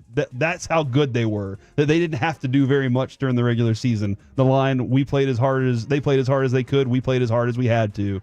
But it would definitely be it because nobody would talk about anything else other than how long is this dynasty going to last? So far going into the end of 2024 was the NBA and their struggling ratings. They did get a boost on Christmas Day based off of, I didn't know this, if you just put the games on ABC instead of ESPN, you get 500,000 to 2 million extra people watching.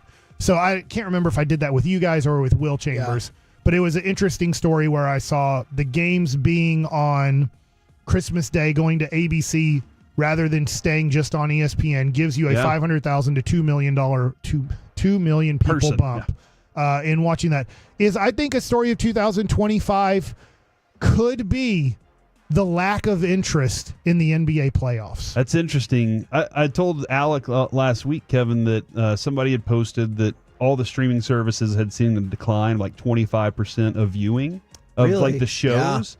And somebody quote tweeted it and said, streaming is shooting too many threes. And I thought that was a really funny joke because that's what everybody says is the decline of the NBA is it's just too many threes. Although I think the product just isn't quite as captivating as it was when you had names like Magic and so forth. Those interesting stories. I think there's still some really good talents to latch onto and be excited about, though. And see, I threw out the team that I think could help this in the playoffs. I think one of the biggest stories is the Celtics are going to go back to back. And I'll tell you what could help is Celtics and Knicks play in the conference finals. Because you need that because I love the Mavericks. We all love the Mavericks. But if the Mavericks win the championship, it's nowhere near as big of a deal as if the Celtics went back-to-back or hell the Knicks won it or the Lakers. I don't think this would happen, but can you imagine if for some reason the Celtics are in it, but they're playing, I know this won't happen, Atlanta. It'd be like, oh, what? Who gives a... We know the Celtics are going to win. Who gives a crap? And then on the other side, it'd be Oklahoma City versus Houston to go to the NBA Finals, and Oklahoma City wins that in 4 or 5 games. I don't think it'll be either. I don't think Houston's good enough yet to get to the conference finals. But, I don't know. I'm worried about the NBA. Last night, I've been such a huge NBA fan my whole life. And last night, I look on the app, the NBA app, and I see the starting lineup. And I see no Kyrie. Remember, I was out of town, so I didn't know. I'm like, why is Kyrie not playing again? And I knew Luka wasn't playing. And then I go to the other side and I see Ja Morant's not playing. I'm like, why does anybody want to watch this game? Give me a reason to watch. The 3 best players in this game they're hurt. I'm not saying they're not hurt, but I don't want to watch 14 role players play against each other. That doesn't interest me. And it seems like 50% of the games now you're going to watch just role players play in the NBA. Because to your point, Corey, I do think there are very exciting, good players to watch. Mm-hmm. Shea, Anthony Edwards, Luka Doncic, I think Jokic. Almost every team has one, yeah. But they sit out so many games or they're hurt so much. You're just like, I don't see the interest in the 82 games if the players aren't interested in the 82 games. From the 682, NFL playoff ratings will be low, is what they're saying. I don't know. I don't think so. The numbers...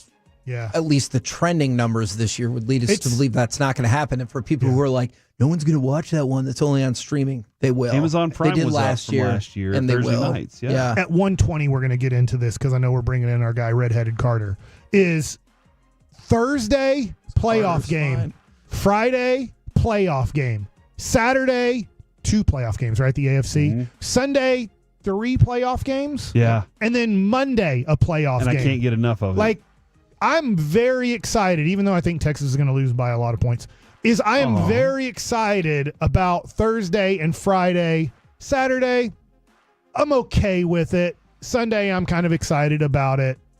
And Monday, which game's Monday? That's the Minnesota game? The Monday game is the Minnesota game. The 2 Saturday games are, I would argue, but you do have the option. Yeah. I think there could be a play, as in, if you're saying the ratings are going to be low, I don't know. You get the Thursday, Friday college playoff games, and then it's and we have more playoffs. Now the NFL playoffs are starting. I think people will be slobbering for more playoff football. Do you feel like, because I feel like this could be a big story this year. Do you feel like the big shot at the college football playoff, the way that they had added so many teams was it's going to dilute the game? Don't you feel like it added to the regular season? The regular season was more interesting because there were more games during the season that mattered? Okay, and I'm not trying to straddle the fence on this, but I would argue it did dilute the season and also made it better. And here's what I mean by that. If Michigan and Ohio State were 3-4, I realize rough year for Michigan, and they play. You're like, yeah, that's cool, but they're both going to be in. I know one gets the bye, but they're both going to be in. But then you had those SMU games against like some rando teams that I was way more interested in. I think it worked both ways. Yeah, right. The Georgia Texas championship game. All it meant was seeding. We knew both teams were in, so that lost. We knew that if that game was for a Final Four spot, that was a do or die game for both teams. So I see it. Like SMU, those games in the end meaned a lot. But then he said it. I got it. He said it meaned. Dang it. It's okay. You know keep what? talking. I need you to keep talking. But I do see that SMU, Boise State, the Arizona State, like there were games in the end that mattered, that wouldn't have mattered. There were a few games. So I'm with you. I'd say more games mattered. There were a few games that had very little relevance to what's going to happen because both teams were in. The story I think that's going to be the biggest one locally, but it also could be internationally, because last year I did go on South America CNN to talk about this story. I remember Stars and Mavs making a Stanley Cup and NBA Finals run. I think they're going to both be in it this year. Last year, that'd be the best. It was the conference finals where the Stars lost. The Mavs got to the NBA Finals. I know you just said that it wouldn't be great for the NBA because the Mavericks are in that, but I'm making the pitch that we're both going back into it this year. I'm going to say one of them's winning. One of them's winning. The other one will be there. So that's, I think. And I hope you're right. But you'd pick the Stars at this point. Yeah, right? My heart's just starting to go, oh, this is such a good Mavs team that's just going to the injuries are there's just a lot of time up. Is what I'm hoping is there's a lot of time left to turn it around. To your point, they haven't played 42 games or 41 games, I guess is the halfway point. They haven't got to that point yet. So there is plenty of time to make up for these injuries. That's my local and international story. Again, I had to go on South American. What are the odds you'll be on CNN again this year? 100%. Hey, here's a stupid question. Is that an odd? I mean, that feels that was high. a percentage. No, it's I'll 100%. take the under. Is the World Cup thing this year here? When's that happening? That's next year. Okay. 26? Definitely in 26 that could Why be a do you look major so story. upset that I don't know. I don't know when they play soccer. It's because of two things. First of all, that's a huge deal, and it is here. Second of all is the way he goes, is it the World Cup thing? You got the name right. Are the women's playing this year? You got the name right. I don't know. And yet you added thing on there for no discernible reason. Speaking of the women, though, do you think, I'm seriously asking this question, Caitlin Clark was obviously a humongous story this last year. Do you think the WNBA Caitlin Clark will be anywhere near as impactful? I'm going to get in trouble this for year? saying this. I think the more you watch women's basketball, the more you're going to go, blah. I'm because that's how you feel, right? Yeah, I get the hype around it, and I get that ESPN is pumping the crap out of it, and there's other people pumping the crap out of it. Financial obligation. But I think when you watch, because I will say, I did tune in not to the Wings, but I did tune in a little bit because it was on ESPN or whatever, and I watched it, and I was just like, oh man, the highlights make this look a lot faster pace. Yeah. And they're the best women in the world. They are awesome at what they do. Unfortunately, I am comparing it to the NBA. Yeah. Or college or the men's basketball. And if tournament. Reggie was here, Reggie would say, well, don't do that. Right? Like, it is the same sport. What it is what it is. But I totally get you. And Mike, I did that this year too. However, I did tune in, which I never have done in the past. And I did tune in because I wanted to see a Caitlin Clark. I wanted to see an Angel Reese. I wanted to see some of these other players, how they are developing. I do know, because of Caitlin Clark and Angel Reese, I do know more players in college now that are going to be coming into next year. Like Paige Beckers. Yes, being one of them. JoJo being one. Those are names where I'm like, okay, these are, or I'm sorry, Juju. These are names that I'm really interested in seeing them come in, and now I have more faces that I know. So that's where I am with them. I don't know if it's going to keep me long when I turn it on. But there are other people that it did captivate them and capture them, and they're in it now. So we'll see how much longer it goes. And then this might be the FS1 stuff, but one of the notes I made was some weird ass story that we can barely even imagine right now. Like something is going to happen that you're like, I didn't even understand. And then Soto with the Mets is another. I think there's going to be a lot of attention on that. I think Shohei coming back to be a pitcher hitter again. That's a good one. I mean, he went 50-50. I think it's impossible for him to steal 50 bags because he's going to be pitching. So they're going to be like, we don't want you being as aggressive on the bases because of just conserving your energy to pitch once a week. But yeah, I think that there will be baseball storylines with obviously the Yankees losing Soto. That ties into the Soto story of like the Yankees made it to the World Series. Can they be good to great again losing Soto? Is Soto that big of a difference maker that I know the Mets did make it to the NLCS, but that was surprising. Everybody was shocked that the Mets, after going for it all, then traded Scherzer, traded Verlander, traded a few other people that are like, we're going to kind of rebuild on the fly, got good unexpectedly quick, and then gave Soto all the money in the world. Can he take the Mets to over the top, or will the Mets be regretting this 2-3 years down the road, going, yes, he is great, but God, we spent a lot of money on a dude who can't play defense and is an awesome hitter. Right now it is time for Mike Likes It. Speaking of baseball in 2025, we are getting really close to the Rangers Fan Fest. And also, Corey, if you would like to repeat, because I don't know all the stuff, we're having Whataburger and Marcus Semien and Cody Bradford somewhere. These are the bullet points. Yeah. Yes, those are the bullet points. Mike, you nailed it right Thanks. there. It is the Thursday Rangers Winter Caravan Tour It'll be presented winter. by Coca-Cola. Kicks off with us at the fan showroom, and we'll see how that goes because there may be some interesting scheduling on that. So, yeah, Whataburger will be there. So, when we went into the offseason, we thought this. The Rangers are going to have a young bullpen. And through mostly free agency, but a trade here and there, obviously the Nate Lowe trade. The Rangers bullpen is now a old bullpen. In fact, I would say we don't know if Kirby Yates is coming back. Please bring Kirby Yates back.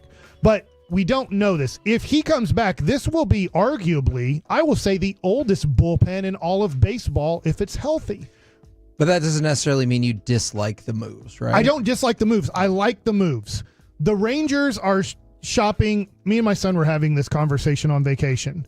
The Rangers are kind of getting guys that might have not had the best year last year or getting closer to the end of their career and are finding short-term bargain deals. And if they can get back to where they were in a prime year, oh my gosh, you have a really good bullpen. This is typical of the Rangers in the past, though, to be, not necessarily bullpen, but with a player or a couple of players that are kind of at that point. Yeah. They're really good. They've always been really good at this. Yes, for the most part, unless they brought that one year, they brought 3 Tommy John guys in and like, here's our rotation. Like, I don't think you should bring 3 guys coming off of Tommy John surgery in at the same time and hope they work out.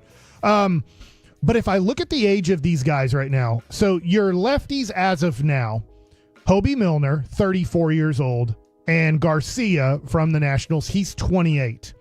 Right now, Garcia's your youngest relief pitcher. He's the only guy that will be under 30 years old in your bullpen as I speak now. There are 2 bullpen spots open, but I'm really hoping the Rangers still don't have a closer. I'm really hoping they bring back 37, 38-year-old Kirby Yates, which is going to be another very old guy. But we saw how great he was last year with a 1.17 ERA. And Splitter was awesome. The Rangers signed Chris Martin. That was a good sign. I like him. He is going to be your 8th inning guy.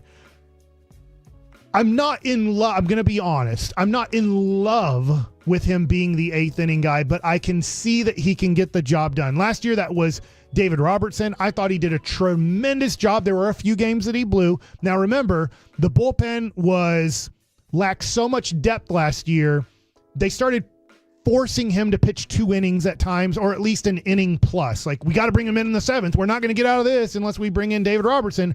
Well, who's going to pitch the 8th? Just throw him back out there for the 8th, and then sometimes he'd get the job done in the 7th, not get it done in the 8th inning, and that's where the Rangers would run into some issues because, I'll bring this up, Josh Spores isn't part of the bullpen now because they're hoping he comes back in mid-June to mid-July. Somewhere in there is the hope for Josh Sborz after having the offseason shoulder surgery. Your lefties, 34 and 28. Right now, your righties in the pen. Chris Martin, who will probably be your setup guy, is 37 or will be 37. I tried to do this based off of the math of what they'll be when opening day starts. And with him, it's all yellow. Jacob Webb. I got it. I don't get it. It's a Coldplay song. Oh, because it's singing. Mm-hmm, yeah. He sings for the play. I get you. Jacob Webb, 31 years old. Sean Armstrong, 34 years old. Dane Dunning is 30 years old. That's 6 of your 8 spots right now.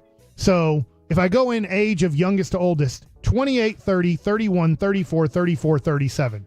And I'm hoping they bring back Yates, and I still think that's the plan. They just haven't got it done yet. That's adding, I believe, 38 years old. Yep. So you're going to have a very old bullpen. So going from younger guys to now almost all old guys. Now I'm going to give you the last 2 spots. I'm going to give you names of guys competing right now for that last spot. And I might be missing a name or two that Jared Sandler would say, watch out for this guy. You have, not in any order, you have righties, Mark Church, Jack Leiter, Emiliano Teodo, and Cole Winn. I would say those are 4 young righties possibly competing for a spot in your bullpen. And then I think you have 2 lefties competing for 1 spot. But this could change because I'm going to give you something that I would do that I don't think the Rangers are going to do, but I would do. You have Jacob Latz and Walter Pennington, I think, competing for 1 spot. So you'd have 3 lefties, you'd have 5 righties in your pen. That would be my guess. Now, real quick, the rotation I have is right now, and people aren't going to like this because I'm not naming a guy in the pen and I'm not naming a guy in the rotation. We can talk about it. The first thing I asked, Mike. DeGrom, Evaldi, Bradford. Those are my first 3. And then my other 2, and you're not going to be completely healthy out of spring. You're not going to be completely healthy out of all year, but you have Tyler Mahle and John Gray. In any order, you can put John Gray at 4, Mahle at 5, but DeGrom, Evaldi, Bradford, Mahle, and Gray as your starting 5. I named you love Bradford, huh? I like him a whole bunch. I think he's a great middle of the rotation guy. Lefty, you have no other lefties in your rotation. I didn't name Kamar Rocker. Now, I know. Here's what I would do. I didn't name him as a righty reliever because I don't want him to relieve. I agree. I think as the season goes on, if you've pitched him 115 innings and you're getting worried about his inning work and you want to use him as kind of more of a every 3rd or 4th day as a couple innings out of your pen, I get it. You're going to have to protect his arm because he hasn't pitched much in the last 3 years. I would only have 1 spot available in my bullpen if I'm completely healthy, which, look, 99% of the time you're not going to be completely healthy at any point. So me doing this, you're going to have injuries all over the map during the season. You're going to need approximately 30 pitchers. As crazy as that number sounds, you need 30 major league pitchers in your organization per year because of all the injuries that you will sustain. I would have a 6-man rotation. And we used to say 7 starters, Kevin. Yep. Like we used to say we At need a 7, minimum. and the Rangers only have 3. And here we are going, no, we need even more than that. DeGrom hasn't pitched much in 2 years. Evaldi is an older guy who did stay pretty healthy, but you could always, help him out. You have Rocker, who we just mentioned, has barely pitched in the last 3 years, but I do love his potential. Bradford last year had the rib injury. He didn't pitch a lot last year. So you now have to watch how much he pitches in 2025. Or maybe you don't. Maybe just Tyler Mahle, last 2 years, barely pitched at all. And then John Gray, who's dealt with injuries, but minor injuries in the last 2 years. So he's been a pretty healthy guy for the most part. But, some of your guys that were most healthy the last 2 years, Andrew Heaney, he's not on your team anymore. Now, I haven't named Sasaki. We don't know where he's going. I'd love... Because that would change. That would change a whole bunch of things. You're 100% going to a 6-man rotation if Sasaki's there. This is why I say 6-man rotations is the future, because nobody in college pitches every 5th day. Nobody in the minor leagues pitches every 5th day. Nobody in Japan pitches every 5th day. So now we get to the major leagues and we go, hey, we know you're an adult and we haven't trained you to do this, but now you need to do it at the highest level where you're probably going to feel the most fatigue and the most mental fatigue because it's really tough to pitch every 5th day, and we haven't trained you to do it at any point in your life. Good luck. I'm sorry if you already said this. I'm pretty sure you asked Bochy this at Peace-a-thon Did he say he was like, I do see it going that? I can't remember. Did you? I can't remember. I think I asked. I think that it's kind of like it's up in the air. Okay. I'm going to be honest. Yeah. Probably at his age, he's not going to have to deal with it too much. He's like, I do think by 2030, I think every organization will have a 6-man rotation. Wow. Because everybody's going to be like, what are we doing? Like literally, none of these guys are a pitch that we never did it. They've never done it in their life. Why are we asking them to do it at the highest level where we have the biggest injuries? Let's just go to a 6-man rotation. Now, if I move Rocker to the 6th spot in my rotation, I only have 1 spot left to compete for. But I do like that. I think I can control the innings pitched more of all of these guys. DeGrom, Bradford, Malley, Rocker. I have 4 guys in my 6-man rotation that have not pitched much in the last 2 years. I'll leave out the 3rd year for Rocker. But if I just look at 2023 and 2024, these guys haven't pitched much. Right. I do like this team. I think the Rangers have done a good job, as long as they get Tyler Yates back, in getting a veteran bullpen. And I would say this. You're going to be upset, Ranger fans, with 2 of these guys. Okay? I don't know which 2.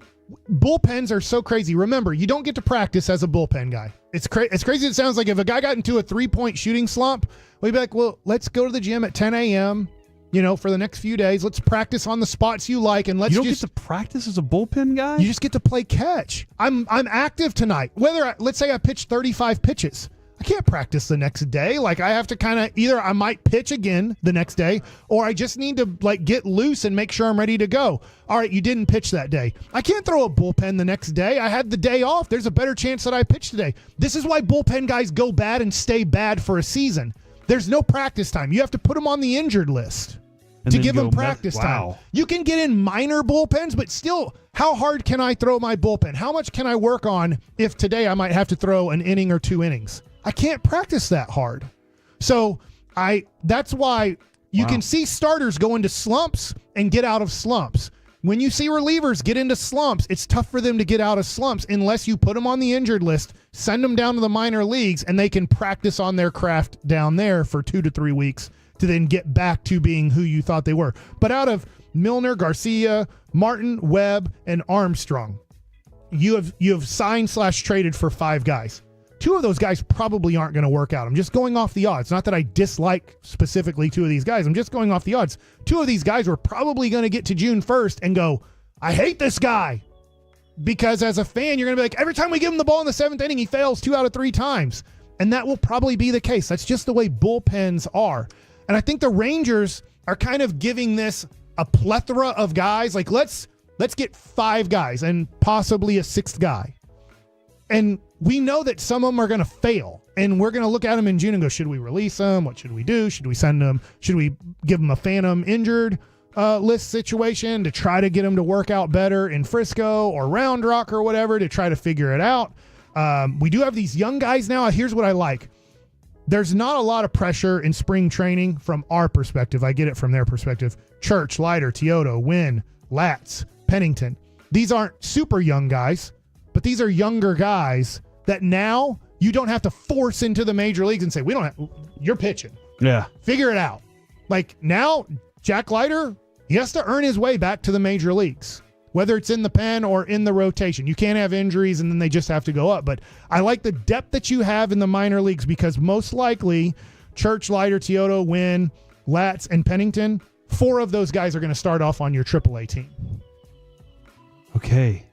That gives you a decent start of depth. And I'm not naming your 6-year minor league free agents that you've signed that have pitched 2 or 3 years in the majors. I kind of like that, though, being a person on the rise rather than you're here and if you're not, you're out of here. Because it gives them something to work towards. And then the other thing is, I guess I wanted to say too, Corey, is I don't like saying this, but these are releasable guys because you didn't sign anybody to long-term contracts. That is true. So if these are guys that you're trying to get them back to where they once were, Chris Martin did have a good year last year, 44 innings, 3.45 ERA. So he was solid. He's going to be your 7th, 8th inning guy. But a lot of these other guys, you're like, hey, I saw this 2 years ago. I saw this in 2023. I saw it at times in 24.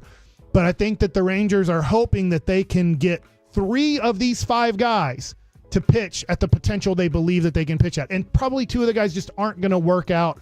And by June or July, Ranger fans are going to be upset with them, and the Rangers are going to have to make decisions, and hopefully you're good enough that you trade for a couple relief pitchers to really put you over the top for the stretch run. That is Mike Likes It right there, ladies and gentlemen. And coming up next on the KNC Masterpiece, we talk a little mock draft just to make Kevin happy, but we also ask this question, can you rename this body of water? Next on The Fan. Ranger fans, it's baseball time once again.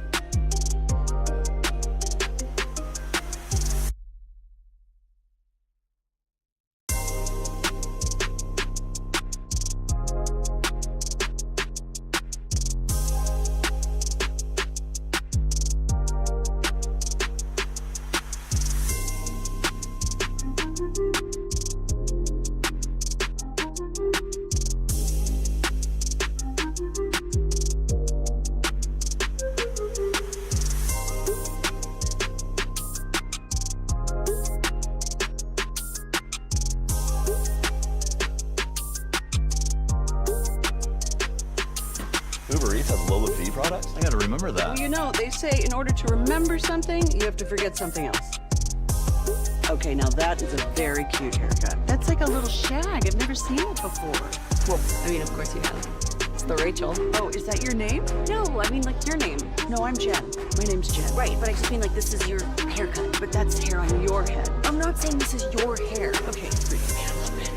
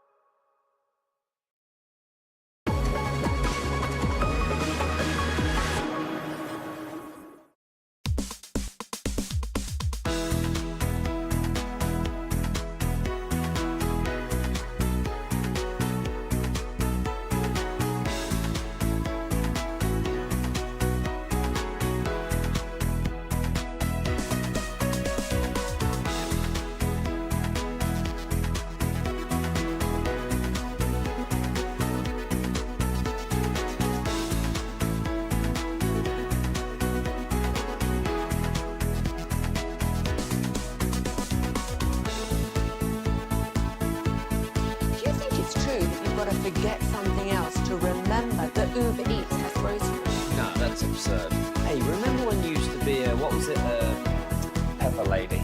Pepper Lady? Wasn't it Cinnamon Sisters? Basil Babes. Saffron Squad? Nutmeg Maidens? Paprika? No. Nutmeg Maidens. I just said that. Was it Spice Girl? You're about to be masterpieced, KNC style, right here on 105.3 The Fan.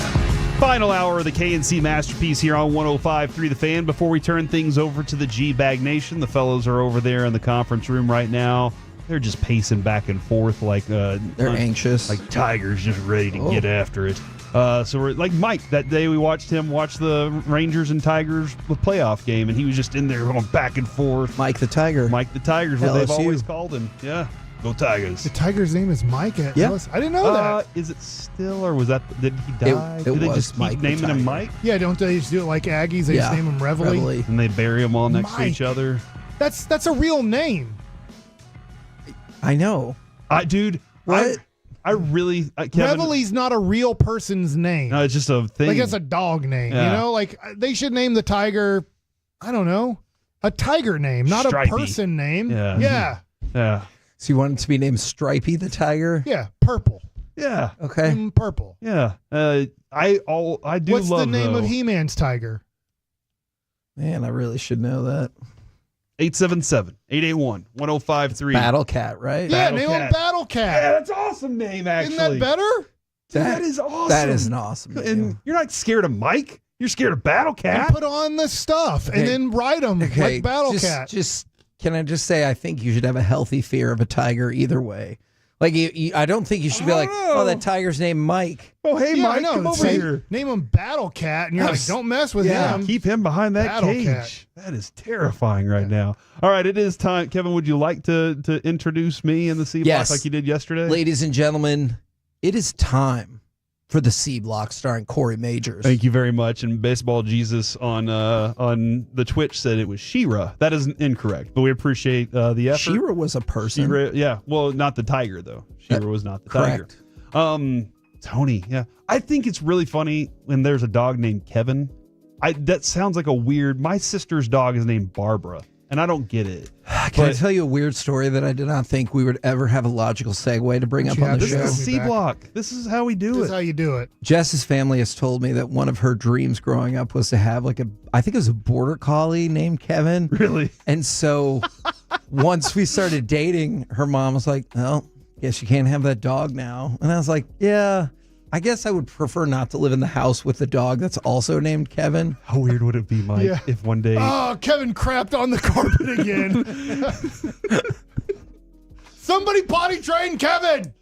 1 year for Christmas, he just gets this collar. Thank you, by the way, for the other Kevin people. got into the trash and threw up.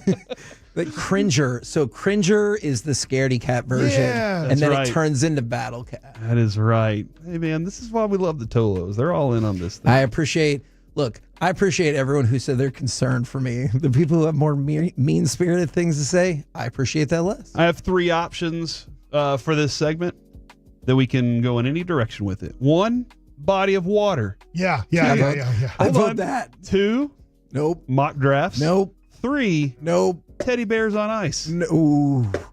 Hold on, Mike. Do you think there's any way that like the teddy bears are playing a hockey game? The teddy bears? We actually have done a story about that. He said teddy bears on ice. Oh, I was just looking up USA Today to find if this is a true story you told me about right before we came back. All right, so I do want to point out, though, Kevin, at one point we did name that audio, and it was teddy bears playing, or it was bears in Russia playing hockey. Thank you, Colby Stapp. That was awesome. All right, we are talking about water then. My friend texted me this a few minutes ago, probably about 30 minutes ago, and then I typed in Google, and multiple stories have popped up with the headline that Donald Trump has said he vows to rename the Gulf of Mexico to the Gulf of America. And Mike asked the question that I think we all want to know the answer to. I don't think you can do this. Can you rename a body of water? And that's a great question. This body of water. My additional question is, are people really jammed up about this? I hope like, not. Are people like, I'm not going out there. That's the Gulf of Mexico. If it's the Gulf of America, I would go out there. Like, is anybody say that? That water's looking a lot better now that it's the Gulf of America. Who can do this? I don't know who named it in the first place. But I don't know. I'm going off of biblical times here. Mm-hmm. But like the Sea of Galilee, the Red Sea, aren't they still called that, or am I crazy? Are they not called that anymore? Did somebody rename it? If the Red Sea turns green, do they rename it the Green? I'm sure there have been seas, or maybe is there anything? I'm stupid. Pacific Ocean, Atlantic Ocean. Are there other oceans? There are other oceans. The Indian Ocean. There we go. Yeah, but like. Let me ask you something. Well, Hold on. They should rename that one, I guess, to the Guardian Ocean. If you had the Gulf and you here's why I hope in a non-political way. I don't think this makes any sense. But here's why I would also want to know. Like, if Mexico controlled that, would they ever do sponsorships? Like, are you surprised we still haven't seen, we have the crypto.com arena. Are you surprised that we don't have, we're going to be flying over the Doritos Ocean? Like, are you surprised? I am very surprised. That money. I think you just thought of something. Yes. You need to patent it or something. Yeah, you're onto something, Aggie. Yeah. Claim the territory, name it whatever you want, and then now you can tell everybody. That's a great idea. Yeah, I just bought the Atlantic Ocean. It's called the Bassic Ocean now. What does that cost? How do you divvy up that money? And then I sell the Bassic Ocean. They're like, we don't like the Bassic Ocean. And I'm like, well, you know what? If you're Atlantic or whatever, buy it then. And you can buy the naming rights of this ocean. You know what, Mike? I apologize if I skipped over your joke earlier for the 972. You just called me a jerk. I just got what you were saying. It changed to the Guardian Ocean. You just got it? I just understood that. Dude, that was hilarious. I loved that. I thought it was a very funny joke. It is a very funny joke. I did type in to Google who owns the oceans. And AI Overview says, no one owns the oceans, but countries have certain rights and responsibilities over them. So nobody owns it. So what do you mean responsibilities? If I have a responsibility to clean part of the ocean or whatever, that's my part of the ocean. I own it. Well, if I wanted to go to these countries and be like, hey, I want to buy this section of the ocean. I think you should. Do you think that that's a thing? Is there a bank that's like, here's your title, here's your deed, enjoy the ocean. Try not to go to the bottom of this one, though. See, this is why I want to have Mark Cuban on. I know he gets mad at some of the things that we've said about the Mavericks, but do you think he would come on if I said we just want to talk about maritime rights? Yes. And naming opportunities and stuff like that? I think he'd be totally okay with that. I mean, this is a stupid question, but I can't believe this is really happening. It really is on websites. So does the Gulf of Mexico stop when you get to, I'm sorry, what's the furthest town or city that's so you want to know if it's a dividing Brownsville point? or something? I don't know. But like, all of a sudden, now it's the Gulf of America. But it's the Gulf of Mexico still in Mexico? That's a great question. It just where it touches America, it's the Gulf of America? The Straits of Florida, the Yucatan Canal, or Yucatan, the United States border, and the Mexico border. So all four of those that's where it all comes together, if you will. No comprende. Yeah, well, that's kind of how I felt about it too initially. But Muy frío outside. Today. Did you really say that? Yeah, I said in the hot tub. The hot tub wasn't hot at the Hilton at Puerto Vallarta. And I was like, hey, like, muy frío. It's chilly. That means very cold.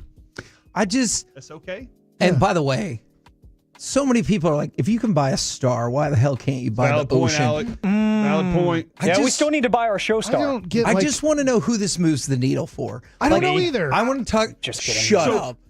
So hold on. I do want to say this. Out of all the things on January 20th, you're like, what's going to change? The Gulf of Mexico's name. Well, we did it. I will say this. Peace and prosperity. Watching the West Wing, as I have been lately until Amazon screwed it over.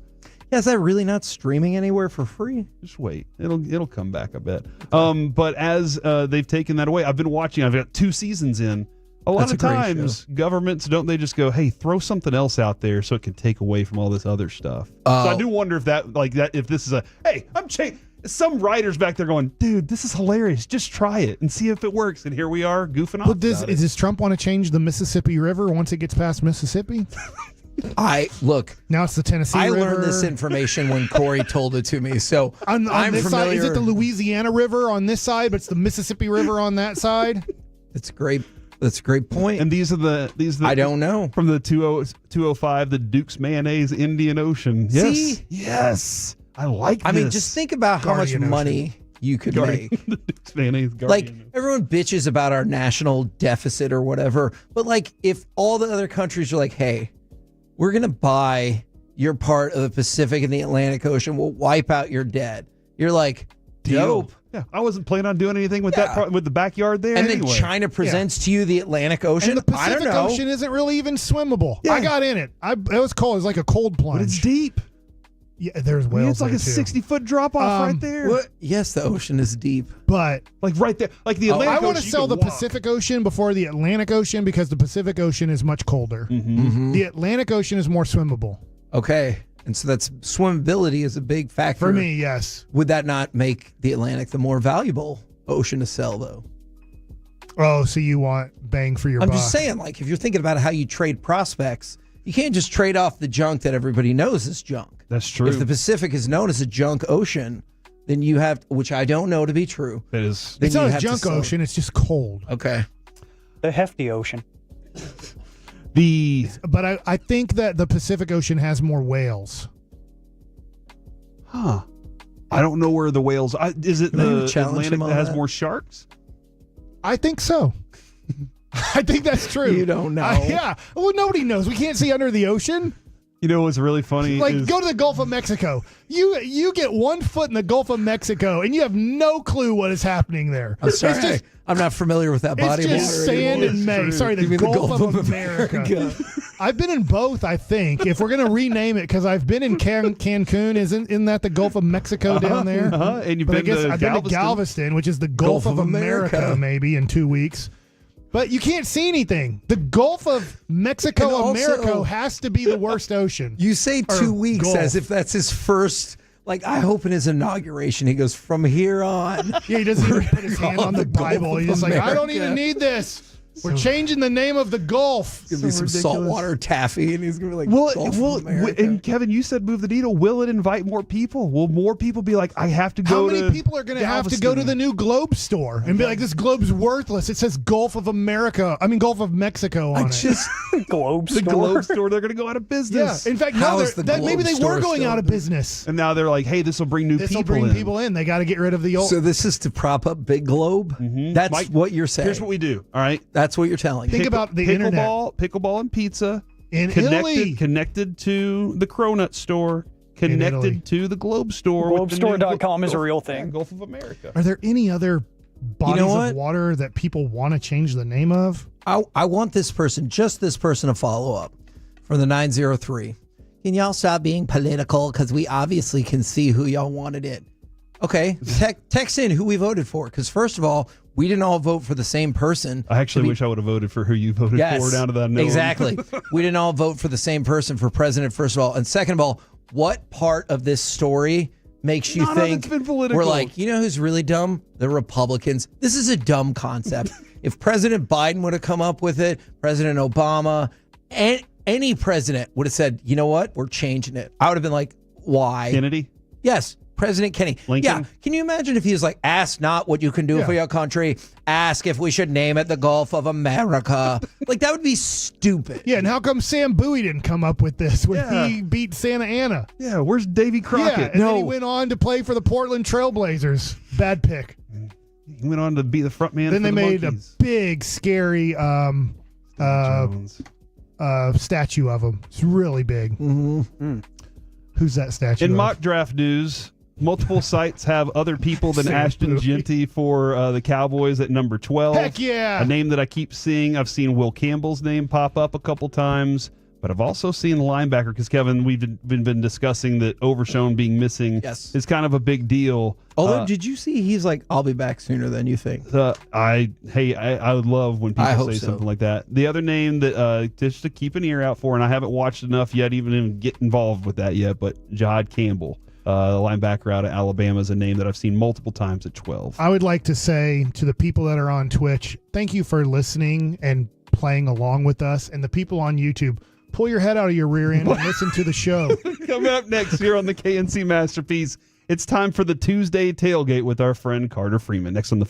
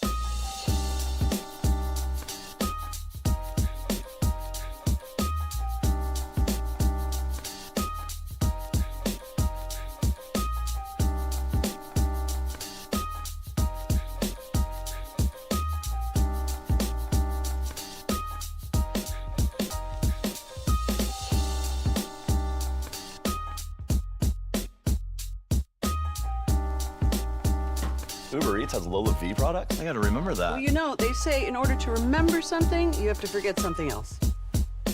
Okay, now that is a very cute haircut. That's like a little shag. I've never seen it before. Well, I mean, of course you have. It's the Rachel. Oh, is that your name? No, I mean like your name. No, I'm Jen. My name's Jen. Right, but I just mean like this is your haircut. But that's hair on your head. I'm not saying this is your hair. Okay, freaking me out a little bit. This segment of the KNC Masterpiece is brought to you by Cars for Kids. Donate today at carsforkids.org and the personal injury lawyers Frankel and Frankel. If you've been injured in a car or truck wreck, call Frankel first, 214 or 817-333-3333. With Frankel and Frankel, there's never an out-of-pocket cost. They only get paid when you win. Frankel and Frankel, the go-to car and truck wreck attorneys in Dallas. Miller, play fake, end zone, caught, touchdown!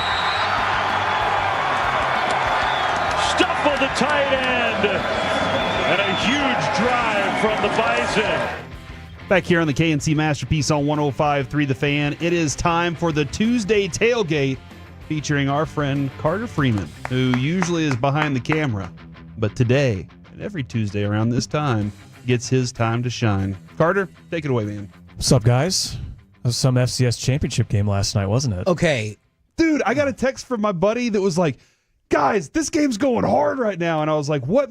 Spittle was just telling us. He was like, you're gonna be excited. This game's gonna go crazy. How many people, I need to talk to all the people, but if you had to guess, what percentage of people are from the greater Metroplex area that were at that game last night? Because I feel like it wasn't very high. It was North Dakota State against Montana State, and it did look like a very entertaining game. But I imagine not a lot of people were drawn to it just because they're like, oh, FCS championship, I got to be there. It's in my town. No, and I'm a football sicko, but this has championship attached to it, so I think that would be of some interest to local people. But no, it was 60-40. I would say Montana, maybe 55-45 Montana State to North Dakota State, but they travel well, and this is North Dakota State's 10th national championship in 14 years. Wow! And all 10 of those they've won since this game was played in Frisco. So, the people in North Dakota basically have winter homes here in Frisco to go to this game and watch their team win it. When do they get out of relegation and get to move up to the big boys? Well, that's the fun thing about North Dakota State is they're so dominant at the FCS level, they have no desire to move up. Yeah. A lot of the other schools, like they're the cream of the crop, they're the Alabama of the FCS level, and they're so good down there, there's no incentive for them to move up. Because they're happy with their money, they're happy with their conference. It's not like some of these other schools that see the benefit of moving up. North Dakota State's just happy to stay exactly where they are and dominate the level of competition that they're at. Yeah, Kevin, talking about local interest on bowl games, I made the hour drive home from Burleson on Friday, and right as I pulled in, I had a picture from my oldest Avery, and it was at SMU. He was watching the UNT game. And I was like, what? Like, just the local interest drew him to it. Turned out he just got sent the picture from a friend, but I still thought that was cool anyway. Like, a lot of the kids decided we're going to go watch this game because it's right here in your yard. Well, and I love that because we have 3 or 4 bowl games. I mean, obviously, we have the Cotton Bowl coming up this Friday, but we have the Armed Forces Bowl, which I happened to go to because OU was playing it. It was awful because OU lost. Great game, though. Okay, can I just tell you, the experience was way different on my end because my brother-in-law and one of his kiddos, they all went out there, and he served in the Navy. And so they are like, we watched the game with the rest of the family, and they're diehard going for Navy. Yeah, and it's in that game in particular. I've been to the last 10. My dad and I have gone to that because he worked for Lockheed, so we get tickets for it. So we've been to all those games, and whenever one of the service academies is playing in it, it's really hard to root against them in my mind. And they play such a different brand of football that it's fun to watch them play against, a Mississippi State or a Mizzou or whoever they end up playing, unless it's my school. And then when my school stinks like OU did this year, then it's tough to watch. But Armed Forces Bowl, we've got the First Responders Bowl, the Frisco Bowl, and then the FCS Championship game. Like, there's so many good, fun postseason bowl events that go on in the Metroplex. Like, I love that. Do they have the parties too that go along with them? Like the Super Bowl, when we go there, I know a lot of the parties are Friday nights and stuff like that. Do those events have those types of parties? The schools will get together and do certain activities. I think it was the Frisco Bowl, which this year was Memphis and West Virginia. they all went to a Foaling up in Plano, which is throwing footballs at bowling ball pins. I saw a video of that. So I think, and I know OU and Navy had some luncheon like stuff. So the rollout for these weeks is not quite as big as it maybe used to be. Like with the New Year's Six Bowls, Oregon and Ohio State, they weren't in Pasadena for a week, right? Because Ohio State had played, before that, and with the time frame of all these playoff games changing, they don't get to just be there for a week and go through all the pomp and circumstance. They get there a lot later, but those happen on a much smaller scale, but they do still happen. I remember I was in high school and I was my friend worked for Southwestern Bell. And the Cotton Bowl featured A&M and UCLA. Southwestern Bell Cotton Bowl Classic. And Jay Leno was performing at one of the venues in SMU, and both schools, A&M and UCLA, were down below. And me and my buddy got to sit up high. Jay Leno was I was like, this dude's actually hilarious. He's funnier than he is on his show. I was like, this stand-up's a pretty good bit. So that's an interesting thing. They continue to do those types of little things. I thought you were going to say performed halftime at the bowl game. And I was that like, would be weird. That would be a different. That's different. Approach. Little bowl games and halftimes. That feels like that'd be so difficult to do your stand-up routine at halftime of a bowl game. That being said, like Bar Gatesy, 8-minute set. He's doing the American Airlines Center and. Chris Fowler did a stand-up with about 2.5 minutes to go till halftime of the Oregon-Ohio State game. I was dying laughing after he looked at Kirk Herbstreit and said, if you're Oregon, what do you do coming out of halftime? And Kirk Herbstreit gave him a look like, you got to be kidding me with this question. And Chris Fowler goes, well, it's required they come out and play the second half. And I just started dying laughing at that comment of like, what do you want me to do here? There's 2.5 minutes to go. The game's over. I'm trying to keep the audience here for a second more, Kurt. And then in the second half of that game, all Herbstreit talked about was the sunset over the mountains. I'm not kidding. Every other comment he made, because the game was 31-34 to nothing at that point. Which if I was at Pasadena, I would too. But that was the only thing he talked about. Yeah, it is gorgeous. If I was the coach of Oregon, I might have said, "F it, let's get on the bus."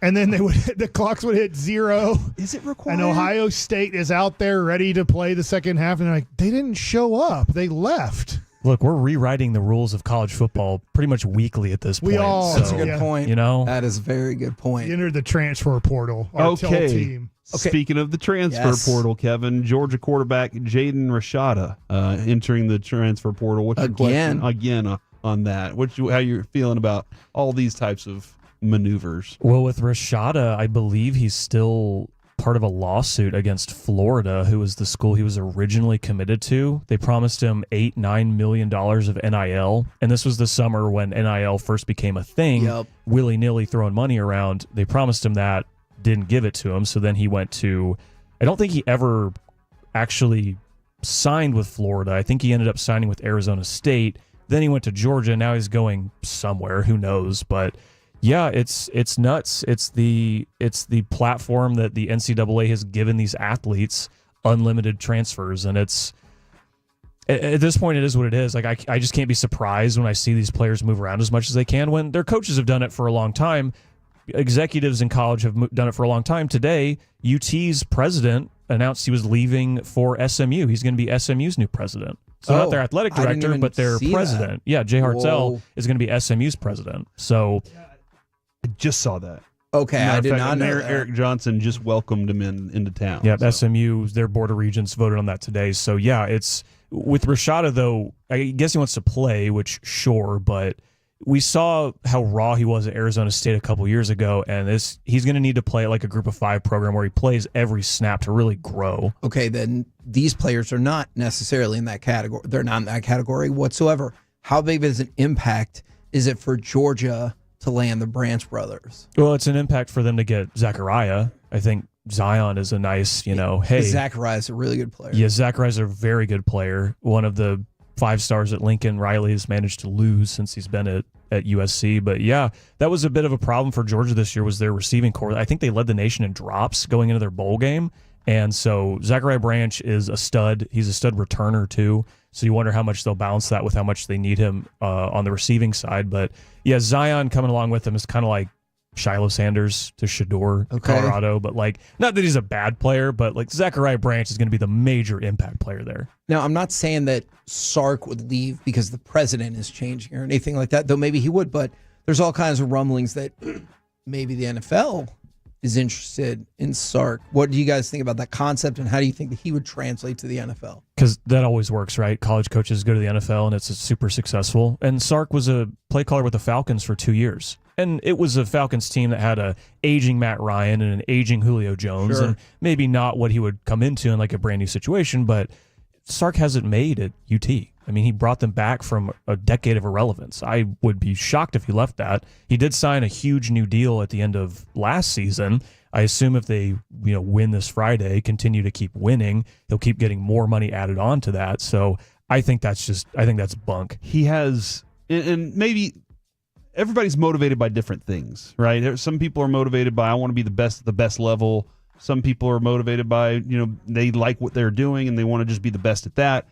He might be looking at this going, I have all the power and control I want at this university, and we're at we're a top 5 team right now, and I can be in this mix for the next 10 years if I want to be. Recruiting wise, I don't think he has to do as much now with NIL money as those guys usually have to do, especially since they can have those GMs roll out there and do a lot of that footwork for them or leg work for them. I understood. They're connected. Some kind of work. And so I wonder if that makes it even more enticing to stay or coach at the college level, because the money's bigger. You can have more control over the players and more control over the program. Yeah, the resources are borderline unlimited with what they're able to offer their student athletes, with the money, with the facilities, with everything else to go around it. The only thing, we just mentioned that their president is leaving for SMU. A lot of the issues that UT had in the 2010s was leadership and leadership changes and poor leadership. So we don't know what the future holds, who UT will bring in, but with the Capitol being right next to campus, and that's always been a thing with UT, the fight back and forth and it doesn't matter if you agree with it or not, the government in Austin is doing things to public universities in Texas that those universities might not agree with. So private universities like SMU, they're not beholden to the same things that the public universities are. So maybe, Jay Hartzell from UT thinks I can run a school more like I think a school should be run at SMU. So that's something, at least on the higher levels that affect the lower levels, that's something UT is going to have to deal with going forward.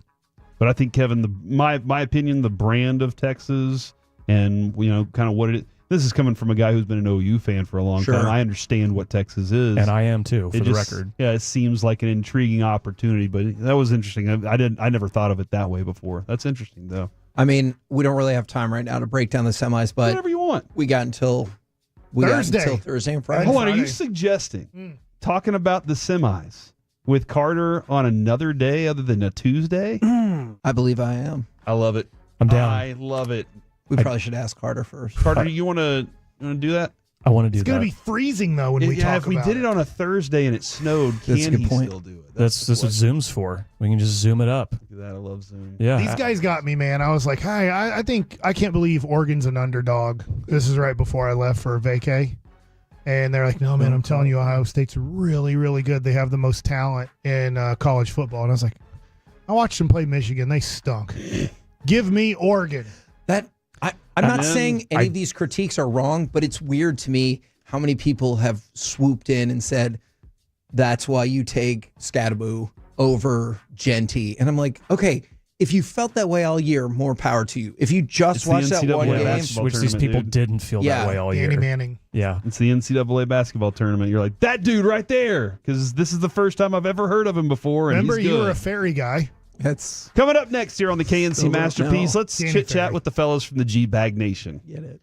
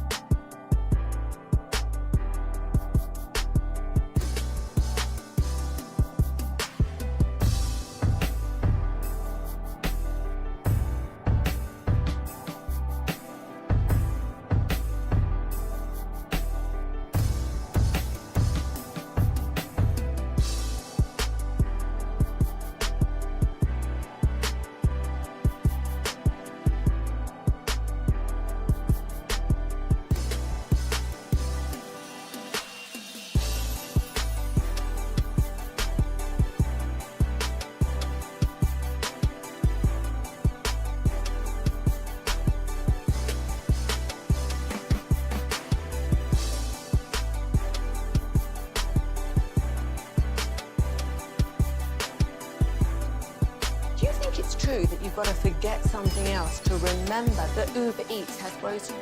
No, that's absurd. Hey, remember when you used to be a, what was it, Pepper Lady? Pepper Lady? Wasn't it Cinnamon Sisters? Basil Babes. Saffron Squad? Nutmeg Maidens? Paprika? No. Nutmeg Maidens? I just said that. Was it Spice Girls? Doesn't sound right. Was it Saffron Squad?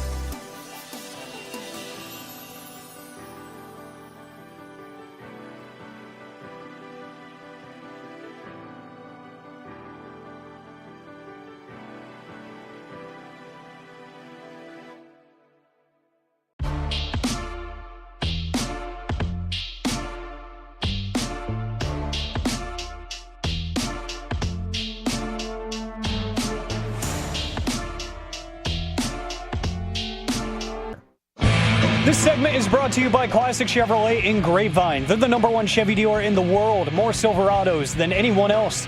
This is Texas, this is Classic Chevrolet, together let's drive, based on new Chevy registrations 2023.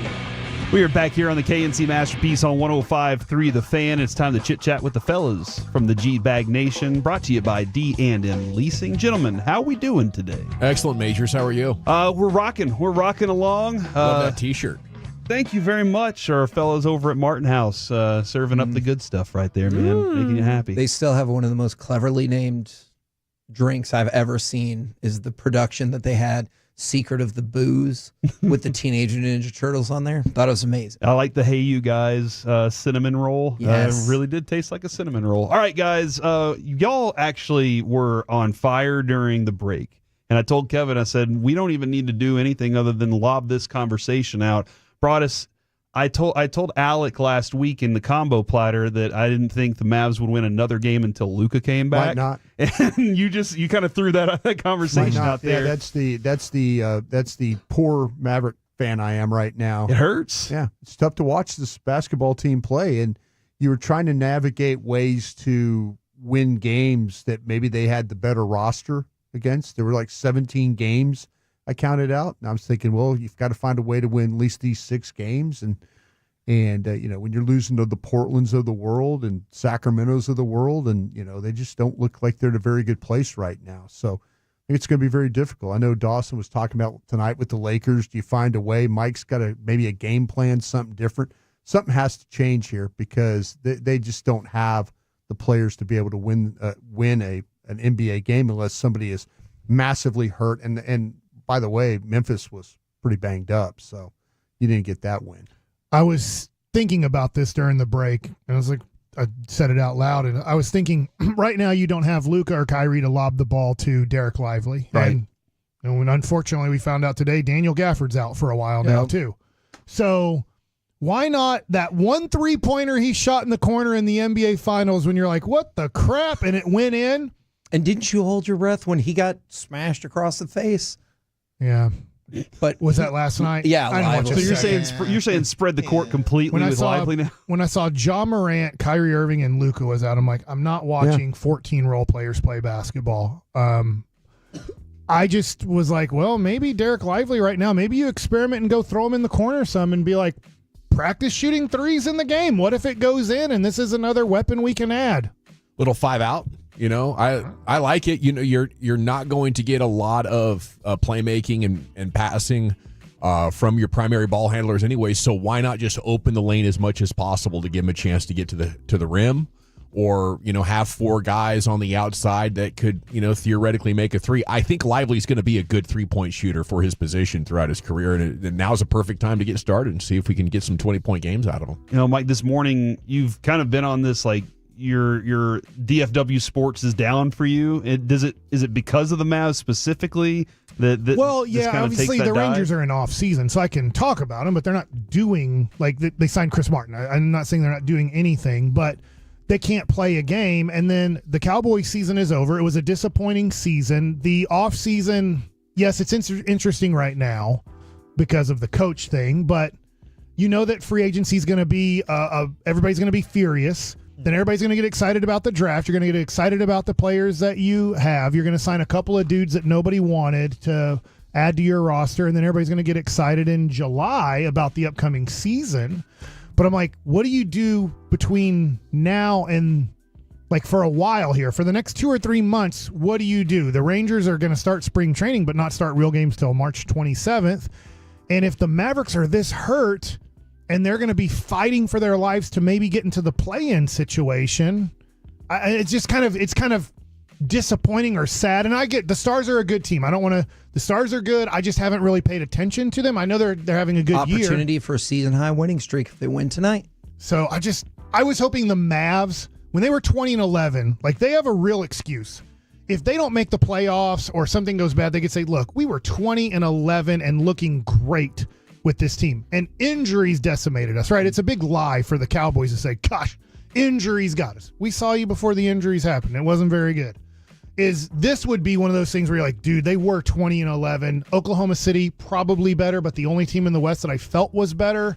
But unfortunately, injuries are just killing this team right now. Anybody else have that feeling with this team? Or you're like, because Dawson, you were saying you'll still be interested in some of these other guys. Yeah, I'm still interested. This is a lot different than the Dorian Finney-Smith Mavs and the Reggie Bullock Mavs, who had, wing players around Luka that really couldn't play much at all. But I think Marshall's a good playmaker. PJ Washington's decent. I think Klay Thompson can run some point. And then in crunch time, I think I would just turn the ball over to Jaden Hardy and say, we'll live with the bad, but this guy's got the cojones maybe to close out a game. And he's got the shake too. So there's enough in there that I think they can pull out of this, but it's got to start with defense, rebounding, and transition basketball, looking for chances to get easy buckets, because this team isn't going to settle in against good defensive teams and execute offense efficiently. So, but there's enough players still here to make it interesting and relevant professional sports compared to what it used to be when Luka was hurt. Yeah, that's a great observation there, because you can see a few of those guys that you can see they're outside of their role a little bit, not necessarily doing things they're best at, but they can get that experience a little bit. I have a question for Brian Broaddus, and I don't know if you know this or not. I'm asking as a question, not knowing you know. Right now, ESPN all day has been running with Mike McCarthy and Jerry Jones. I mean, it's nonstop. They'll interrupt for 2 seconds to do something else and go right back to Cowboys. Does Jerry love that? Like, is he? Sure. He sees he's like, this is so awesome that NFL Network and ESPN. It's just all Dallas Cowboys today. This is where he channels his inner Al Davis, and he zigs when everybody else zags. And this is why he's going to. I heard you earlier talk about, why am I going to allow you to talk about my coach when, the guy in Jacksonville got fired, New England gets fired. He's like, I want you to talk about it as a separate thing. Yeah. So absolutely. And I do think this, for as good as the business people as the Joneses are, they do struggle with decision. They do struggle. And that's the problem when you get consensus, when you start to talk about it. And I've always said this, I said it on the postgame show, I feel sorry for Jerry in this way because he listens to so many opinions and he solicits so many opinions. And it weighs you down when you're trying to make a decision. When you have people that always will, and he's like, well, okay, sure, we want to do this. Okay, well, let me ask this person. Let me ask this person. That takes time, but yeah, sure, he loves you talking about his football team, but with their way of doing things and trying to always come to a consensus and get as much information as they can, it bogs things down, and that's kind of where they're at right now. And that's what happens when you're not a football guy in a football guy position. You're the general manager, but you're not really one, so you have to outsource every decision that you make. Yeah. You don't actually make any decisions. You're just, who's sort of the last person I talk to? Let's run. Kevin, I got caught up in West Wing. I've never watched the show before, and Tim really Collins good. was like, "You didn't watch the show," and I was like, "All right, it's excellent." So I started watching it. Okay, you've watched it then too. Every episode. What does the president always say? He says, "Show me the numbers," and he says he takes the information. He doesn't take opinion. Yeah. He takes information and then he makes his decision from there. So and like, that's great. What do you back it up with? It's very difficult. This thing with the Chicago Bears. If Mike McCarthy really, now he needs the New Orleans Saints to ask for permission, or the Jets, or one of these other teams, because what Jerry does understand is like demand. He understands demand, and that's where if there's no demand, there's no reason for him to push and go forward. When there is demand, then all of a sudden, we've seen this with Will McClay. We saw it with Dan Quinn. When Dan Quinn didn't get the Denver Broncos job, and there were some other interview possibilities, what did Jerry do? He stepped up. He reworked Dan Quinn's contract. He's done the same thing with Will McClay. Every time Will McClay has an opportunity, he steps up and does something for him. So yeah, you have to put Jerry's feet to the fire, and this is an organizational problem because they do not do anything fast. They just don't. Until you absolutely have to make them do it, they won't. And that's where we're at right now. Hey, Corey, real quick, in that West Wing show, did the president ever change the name of a state or a body of water? I'm only two seasons in, so I didn't see him change the name of the Gulf of Mexico to the Gulf of America. That has not happened yet, but it could happen in real life. So that's a fun time. What do you guys got coming up on the showgram today? Pure Gold is always majors. Thanks for asking. We are coming for you, Canada, by the way, so stay frosty. And Tim Cato, All City Dallas, is going to join us at 4 o'clock. Fantastic stuff there. That's the G-Bag Nation. You're rolling home with them. We'll be back tomorrow. Until then, you've been Masterpiece.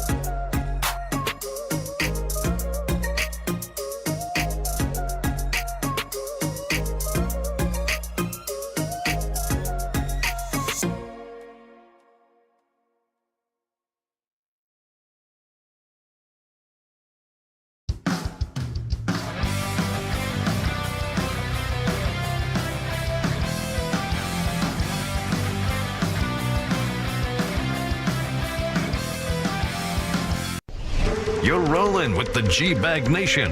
Let's do this. Right here on 105.3 The Fan. Here we go. It's hour number 1 of the G-Bag Nation on 105.3 The Fan. Thanks for making us part of your day. General at your service. Salute. There's Broadus. You have Lucius Alexander in the Pimp Cup over there at Master Control here, 75 and Fitzhugh keeping the Gators down best he can. You have Wolchuk and Chiafalo. You have Carter Freeman coordinating your video, and along with you, we are the G-Bag Nation here on 105.3 The Fan. Welcome back, Chief. Still not 100%, I can tell, but you're fighting through it well. I appreciate that. Thank you very much. Your spirit. Yeah, that was the pregame show on Sunday was a scratch and claw kind of deal.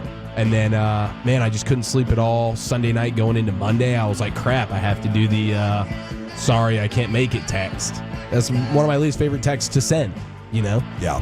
And then you spend all day in a house with 3 kids while sick. Yeah, and you're like, should I have sent that text? Yeah. Should I have just powered through? Yeah.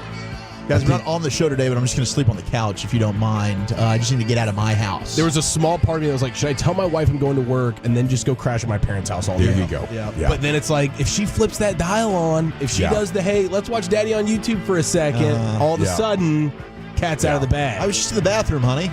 Yeah. Just bad timing. It could really get away from you at that point. But, I would maybe try to negotiate something with her. Like, can we tell the kids that I'm going to work? Yeah. And then just go hide out in the closet. Yeah, I'm going to mom and dad's. Okay. Still waiting to see, the latest. It's amazing that nothing has really developed since last night with this story. Adam Schefter tweeting about 45 minutes ago, one day after the Bears sought permission from the Cowboys to interview Mike McCarthy. Dallas still has not responded to Chicago's request. I don't know how I would feel about this if I'm Mike McCarthy, but personally, if my contract is approaching conclusion and I don't hear anything from the employer about it, I'm starting to think that they're at least doing their best to negotiate and put some pressure on me and lean on me. This has now become adversarial, I think, if I'm Mike McCarthy. It's okay if you want to let things play out and be like, oh, well, deadlines are going to make deals or whatever. This is not only, my future, but the future of my entire coaching staff. There's like 25 people here involved with this. So I would feel a little disrespected right now if I was Mike McCarthy. How about you guys? Absolutely. And you know what? I guess, Bobby was talking about maybe it's tomorrow that they'll officially make a decision. I think like tomorrow is when he couldn't actually meet with the Bears. There's something going on. Bobby had a good explanation for it. I don't really know the reason why. But to me, it's just disrespectful in all ways. It's like, if you want me back here, Like, you should know. Mm-hmm. You either want me or you don't. And if you don't, then all right, you are doing yourself a disservice by not now scheduling interviews for other coaches, because the Jets are interviewing everybody and your mom.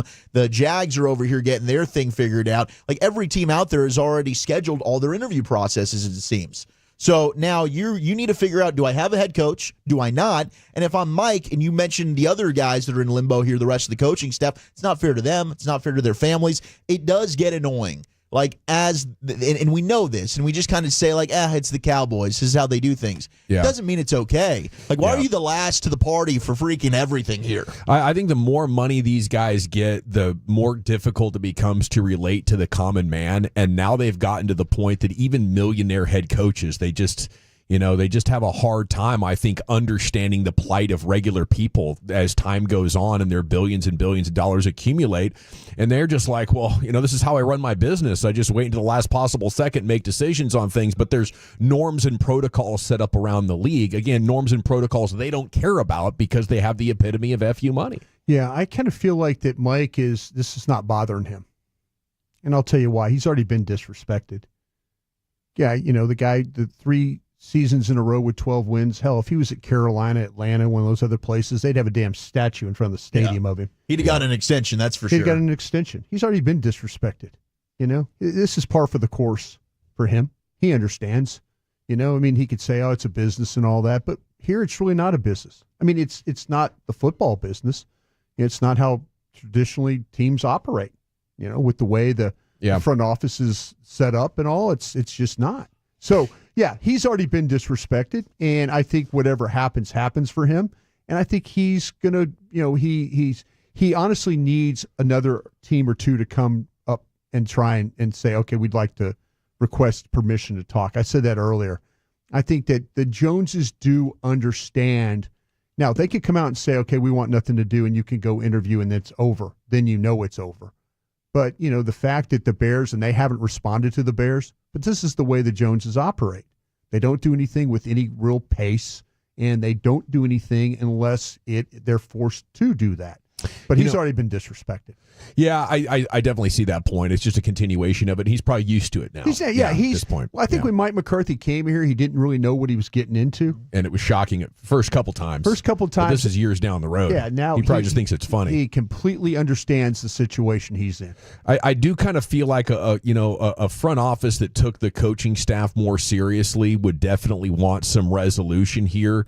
The only way this kind of makes sense is if they know they want to keep him and they're just negotiating to keep the number as low as possible, or if they already know that they're going to fire him and they know who they are going to go with. And maybe that is the case. Maybe it's somebody, once again, just like with Mike McCarthy, that nobody else wants, But I feel like an optimally run organization would want to get on the other side of it really quickly so they could have as much time to explore every option possible. And like the Bears are talking with 13 different candidates, or they've requested permission to talk with 13 different dudes. The Cowboys, Jerry and Steven would never have the appetite to get through like more than 4 interviews before they'd be like, this is exhausting. Let's go back to doing what we want to. Ryan Poles is he could very well get fired after this year. He needs to get this right. Trent Baalke needs to get these things right. When you're into that mode of desperation, of trying to keep your job, you are going to go through every avenue you can. When you're in a situation where you're not going anywhere, you don't have to. You don't have to show desperation. You could just, hey, we got 1 or 2 guys in mind. If they don't work out, great, we'll do something else. This guy's probably going to get 5-10 years here. They're not going to make a change. They're not going anywhere. But if you're a general manager that is on the hot seat, like what's going on with the Giants kept everything status quo, but there's other teams, like I say, Jacksonville. Elliott Wolf's going to have some pressure in New England. He's kind of, a new general manager there. They got rid of a guy after 1 year, So, yeah, you need to, when you're in that mode, you better interview everybody and figure this thing out because you're not going to get another chance. Jerry always wants everybody to be in discomfort. He thinks it brings the best out of them, but he himself is always in the most comfort. He doesn't stretch himself, like he doesn't put himself in uncomfortable situations. Not at all. And he doesn't have to, and so he flexes that muscle in a huge way. I did find it interesting that Adam Schefter on Sunday morning was saying that Jerry was sort of in favor of bringing back McCarthy, but not everybody in the building was. Yeah, I could definitely see that. I mean, Mike has the most important trait right now, and that is the loyalty to Jerry Jones. And I think, more than Jerry wanting to find a difference-making head coach, he wants to make sure he has a guy that's not going to stab him in his back or make him look bad publicly. Right. Like, once you're the head coach of the Cowboys and the players leak it out, like, things are different here, and we wish Mike had a chance to come back and coach one more year but do everything his own way. That's as much as the players will really say. If you ever had a head coach who, wanted to experience all of this and then bury Jerry Jones with a book and interviews, like, all of this stuff is possible that could eat away at the brand of, Jerry Jones as an executive and all that. And I think the way that Jimmy talked about him after that divorce is one of the most painful things that Jerry ever went through as a sports owner. Way worse than like missing the playoffs was how Jimmy made him look like a fool that day at the owners meetings that evening. Yeah. And then in the years and decades that followed, I mean, it wasn't until very, very recently that they actually let that sleeping dog lie. Okay. Zeke joining the Chargers. How about that? We talked about that. Couple of teams, right? Did we say the Chargers, Detroit were a couple of teams that, potentially could look at running back? I know Chief was talking about that as a because the news broke in real time on our show, and so we were trying to piece together, okay, if he's requesting to be released here, he must know that there's a team out there. And then he cleared waivers and was like, oh, wow, maybe they misread this thing. Yeah.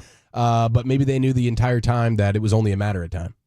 Harbaugh probably likes, tough football players. Do they need a running back? Do they need somebody? Yeah, I mean, they've been thin all year. Yeah, it's been a struggle for And them. he'll be on Gus the practice Edwards squad. Like, it's possible he doesn't even play it down for the Chargers. But it is fun. Like the Michigan man, with the Ohio State Buckeye, and then him and Bosa are now reunited there with the Chargers. Yeah. Dobbins also being a Buckeye. Yep. There's definitely some fun to be had there. Okay, the Rangers event that we had scheduled for Thursday night there with Marcus Simeon and Cody Bradford and the Rangers Winter Caravan presented by Coca-Cola with free Whataburger that was going to start Thursday. With the snow coming in, they've decided to pivot and reschedule that for next Monday. So you'll still get Ranger hot stove 7 to 8, and there'll be free autographs and all that. But that's tough. That it appears that we could be in for quite a snow accumulation there on Thursday. And snow better than ice. Yeah, I'll take that. Give him the choice of trying to get around. Snow's always better than ice. It doesn't feel like we very often get like a real good snow here. It's usually that icy stuff. That wintry mix. Yeah. It just kind of forms and kills everything and makes the roads slick as hell. You can't even form a proper snowball with it. No, hell no. Forget about building a snowman or a snow fort. And then it brings down the power lines. That's my one thing with the cold. I love the snow. I love getting out there and playing in it. Whether you're in a truck or an ATV or something like that, just keep the power on. That dealie back there like 4 or 5 years ago, where it's like 25 degrees at night and you don't have power. Yeah, that'll tough. That'll bring a whole new level of cold to your bones.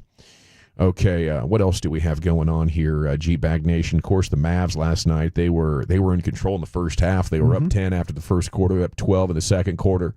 Najee Marshall in the starting lineup. No real point guard, just some guys with point guard skills, which I thought that maybe that would have a chance, but they just couldn't sustain it. And then you get into the fourth quarter in crunch time, and that's really where the defense ratchets it up, and you need an elite playmaker, and the Mavs didn't have one of them. So they end up losing to Memphis, and they get set to host the Lakers tonight. And Daniel Gafford now sprained ankle, lost him in the first half. We're going to have to see how bad that is, but it looks like maybe a week.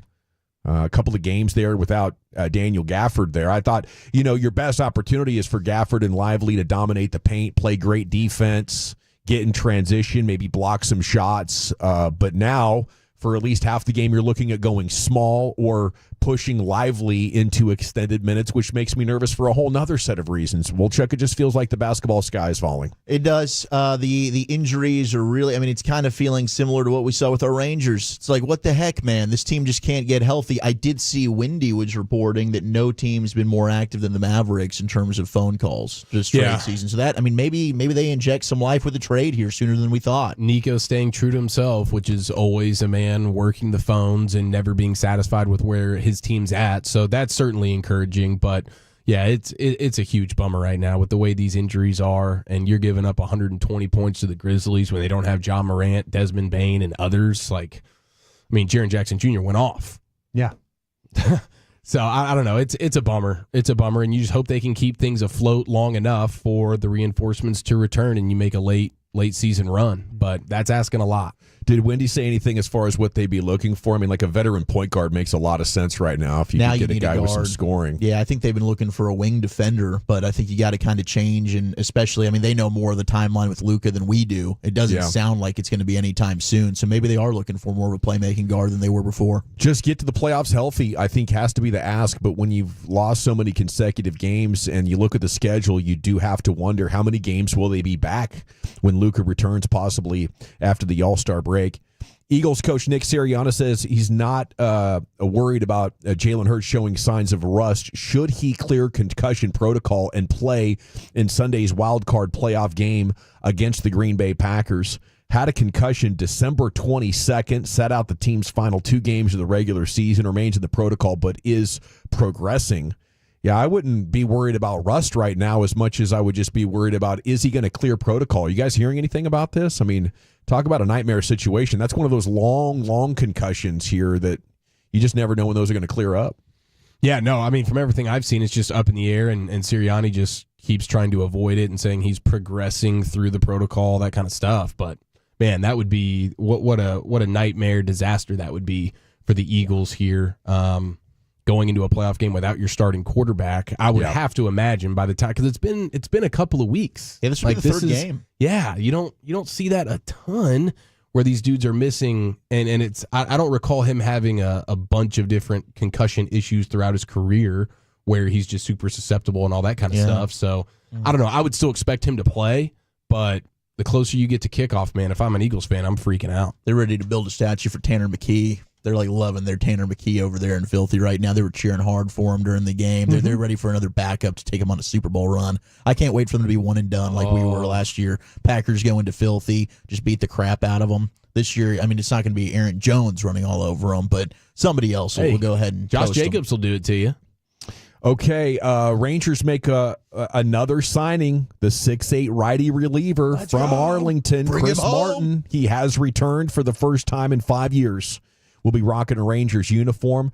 Very solid, good professional reliever. I mean, last year his ERA was up in the mid-3s over 44 innings, but had a great strikeout ratio and had an elite walk rate. So this is a really, I mean, in 2023 he was incredible. So who knows, maybe he can recapture some of that form, but I think this is a real solid piece to have in your bullpen. Am I right, Woolchuck? I was excited. I mean, I was always a Chris Martin fan when he was here for 2 years. And now you've got a setup guy in the 8th. So now all you need to do is bring back Kirby Yates. Now you've got your closer. I know who's handling the 8-9 roles for my Rangers.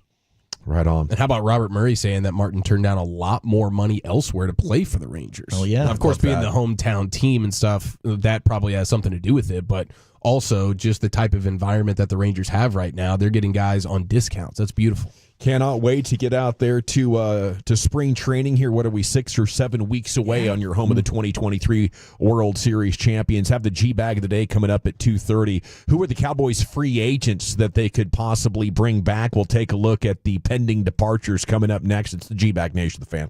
Rolling home.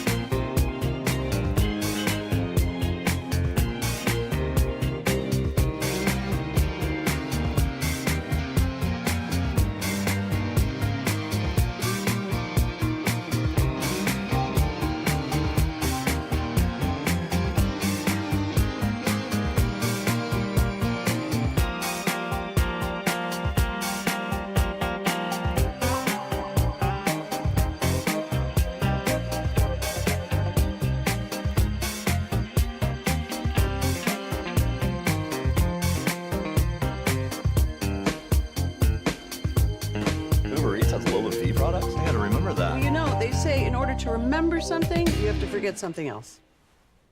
Okay, now that is a very cute haircut. That's like a little shag. I've never seen it before. Well, I mean, of course you have. It's the Rachel. Oh, is that your name? No, I mean like your name. No, I'm Jen. My name's Jen. Right, but I just mean like this is your haircut. But that's hair on your head. I'm not saying this is your hair. Okay, freaking me out a little bit.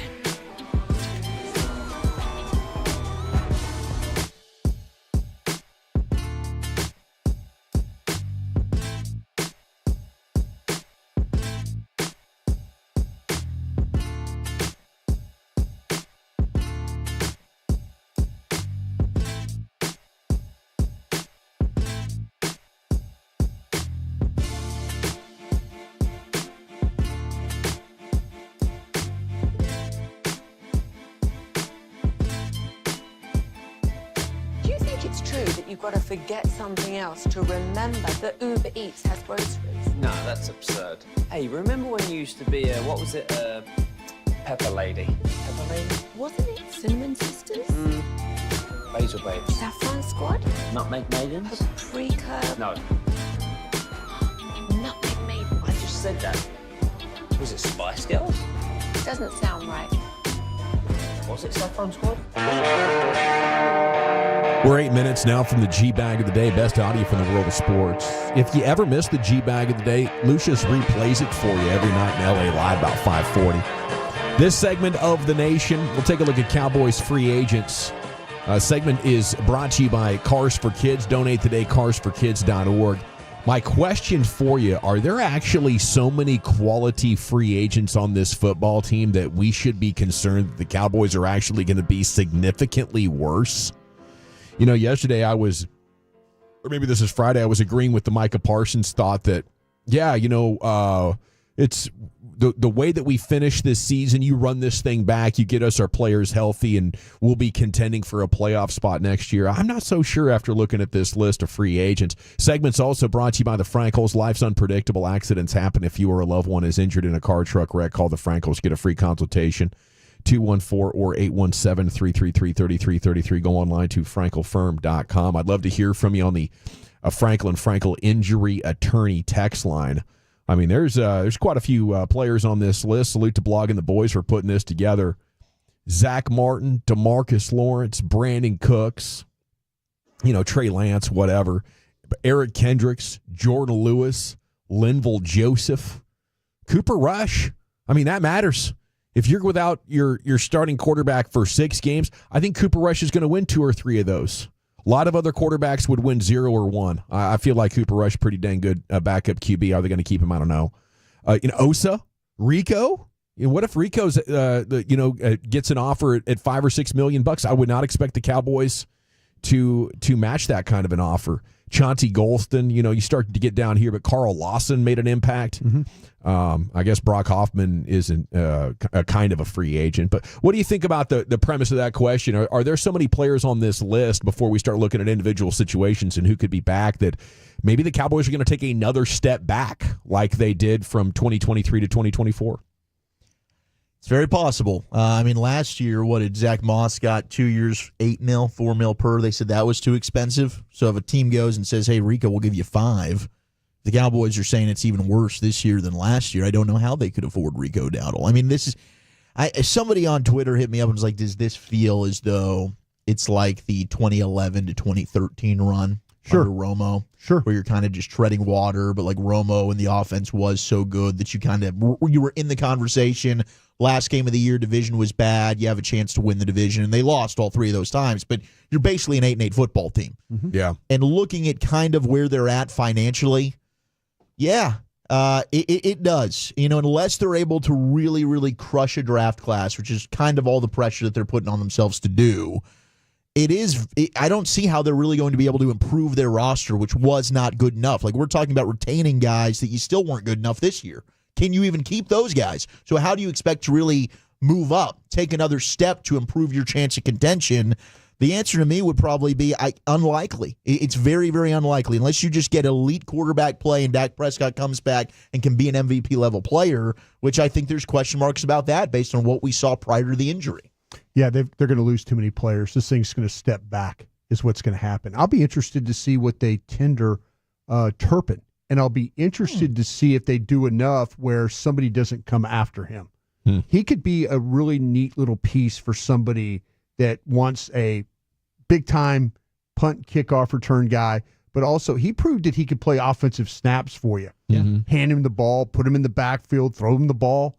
Love to see what Andy Reid and those guys could do. With him. Sure, yeah, short guy, but yeah, plenty of OCs probably feel like they could get a heck of a lot more out of Turpin. This will be the second, and I'm not going to call it a purge because they're not. I mean, they just a lot of these guys they won't be able to afford. Say what you want too. There's a chance, with their Brian Anger, their punters on this list too. And he's been a pretty consistent guy throughout. He holds for Aubrey, who makes all the field goals. I mean, those are things you kind of have to think about going forward. Okay, 903 asks, is this going to be keeping Merle Yeller room? I know Spittle won't let y'all, but y'all need to bring back the sound effects. Tolo, yeah, I just don't think it's the same, without the sound effects. I thought here in the great state of Texas, maybe we were tough enough. We hadn't gone full snowflake, and we could have just a little bit of a imagination. I know we like our war movies. Well, some of my favorite stuff, war movies. There's dramatic reenactments of humans dying. We're fine with that. Right. But boy, you get a dog out there, maybe a sound of a shotgun getting racked and blasted, and the next thing you know, you got lawyers breathing down your neck. Yeah. I can't believe thought this was America. Hundreds and hundreds of emails, phone calls, late nights. I mean, goodness gracious, the amount of people that can't handle a fake dog shot. Yeah, I mean, just tremendous amounts of volume there, and the complaints. And we do what you want. This is your radio station. You if that's the standard you want us to hold, then we're more than willing to go along with that, Brian. What are you laughing at? I'm just, just trying to give the people what they want. You are a man of the people. They definitely don't want people celebrating the injuries of our rivals. That is true. They don't know. They want nothing. So we're all really torn up on the Jalen Hurts situation and hoping the best, especially concussion, man. That's no joking matter. No joking yeah, matter. especially with one that's gone on hamstrings are different, but for a couple of weeks now. Yeah. Okay, 682 says too many California people came to Texas. Maybe that is. They are dog lovers. They'll have them right out there at the restaurant with you quite a bit. And I know we do in Texas as well. We're dog lovers as well, but that's a good theory, good as any, if you ask me. Okay, individual Zach Martin. I don't know if he's going to continue to play. Tank. Is that one that you want back? I don't think Tank's coming back. You don't think so? No. Even if it's super team friendly, I think if they say it's worse than last year, and that was like Tyron Smith. $10 million, running back $4 million, can't do any of that. So I think once you're over about $4 million for any player, maybe even the number is lower. We just have to assume probably not coming back. Yeah. I don't want Brandon Cooks back. I mean, he seems like a really cool guy, and it's been great to have interviews with him and stuff, but I just think it's time to turn the page there. He's given you like a touchdown a month where maybe one of the young guys wouldn't have, but I think they need to make an investment at the very least in round 3 and start to get somebody in here with some talent. Eric Kendricks, that situation is interesting now without Overshown. Maybe you get through the draft, and if he's still out there, you want him back. Yeah, maybe without Mike Zimmer too might be something that he makes that decision that he wants to go on and try something else. No doubt. Of course, you got the Jordan Lewis situation, and I don't know. It might be in your best interest to draft a young guy and move on. Like Jordan Lewis has had a great career. He might have just played his best football he's ever played for you, but at this age, it's probably. Well, people also talk about the foot injury too. But man, he's played through the elbow, the foot. He's the one guy in a bad season when you start to look at players that from week 1 to week 17 or week 18, he was very consistent the way he played throughout. Every week you could count on him. Yep. I mean, last year this time I said no, bye-bye for all the reasons you stated. I'm trying to get Jordan Lewis back on this football team. I think he also gives you some leadership in the locker room. Yeah, he does. Yeah. Accountability.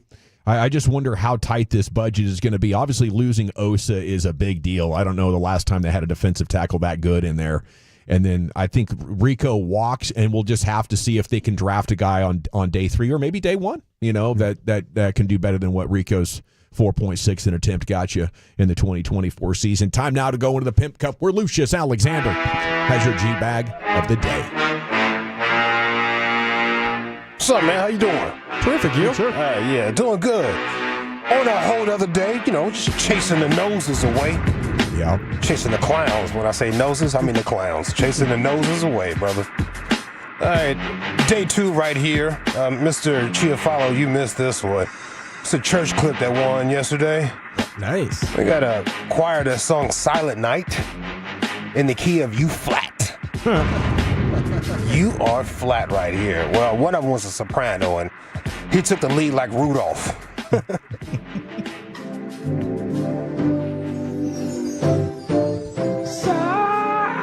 Silent night,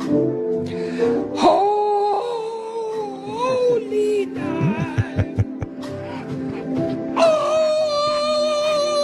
is calm, all is bright, round your burden, go mother and child. Yeah. Oh, holy infant, yeah, yeah, oh, dear, tender and mild, sweet. All right. He keeps going, bro. He goes for a minute, man. They kept that thing going, huh? Yeah, they did, man. Salute to them. That's tough too, because I mean that's a Christmas Eve song. Yeah. Right? So Yeah. I mean that you're going all in. Christmas is it's Christmas and Easter, man. It must have been on the schedule. They had to do it. Like, yo, we've got to sing Silent Night, though. This is our only guy. We're missing our Rudolph. Who's next? You got it, man. Yeah. Who's Take one back for the on? team. Oh man. Might have been a bet payoff. You don't get to redemption on that until next Christmas, it's man. over, Bad bro. taste in your mouth all year. The choir said, "Round young virgins." oh, all right. St. John's basketball coach, head coach Rick Pitino. Yes. Rick. He's going through it with these new kids. They're stressing him out. Now, he had a New Year's Eve resolution that he did not want to drink anymore. Apparently, he's been drinking so much, he said, I got to stop, man. I got to chill out. But the coach and the kids is wearing him out a little bit. I think the final straw was they had the game wrapped up, and all you're supposed to do is, dribble out the clock. One of his kids went over there and did a tomahawk dunk with just a 0.2 left on the thing. That's a pint of whiskey right Little there. exclamation point. And, the young people today are different. I'm struggling with it. Now, I'm not quitting like some coaches, but I really am struggling right now with a lot of things. Listening, the work ethic's great. The listening is really bothering me. So many things are bothering me right now that I gave up drinking for New Year's, but I think I'm going to have the shortest resolution in the history of mankind. And I'm going to jump right back in. Yeah. Coaching this team will age me about 20 years with the listening part. So, but I'm very pleased with the win. But I'm very pleased.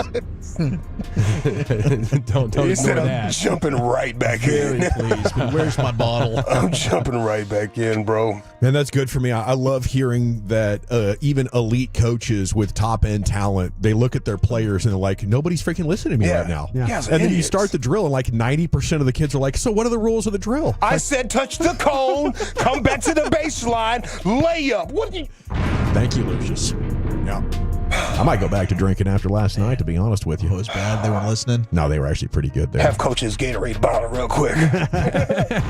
What flavor Gatorade is that, Coach? Yeah. Smells like mouthwash. Yeah, no, I said nobody touched that. Nobody touched that It's one. my special water. Yeah. Let's go to Philly. Fox 26 morning show. It's Good Day Philadelphia. Host Alex Holly. We've played her before. She's worried about falling on all the ice that is hitting America right now. All the ice and snow. She just want to hurt a bum.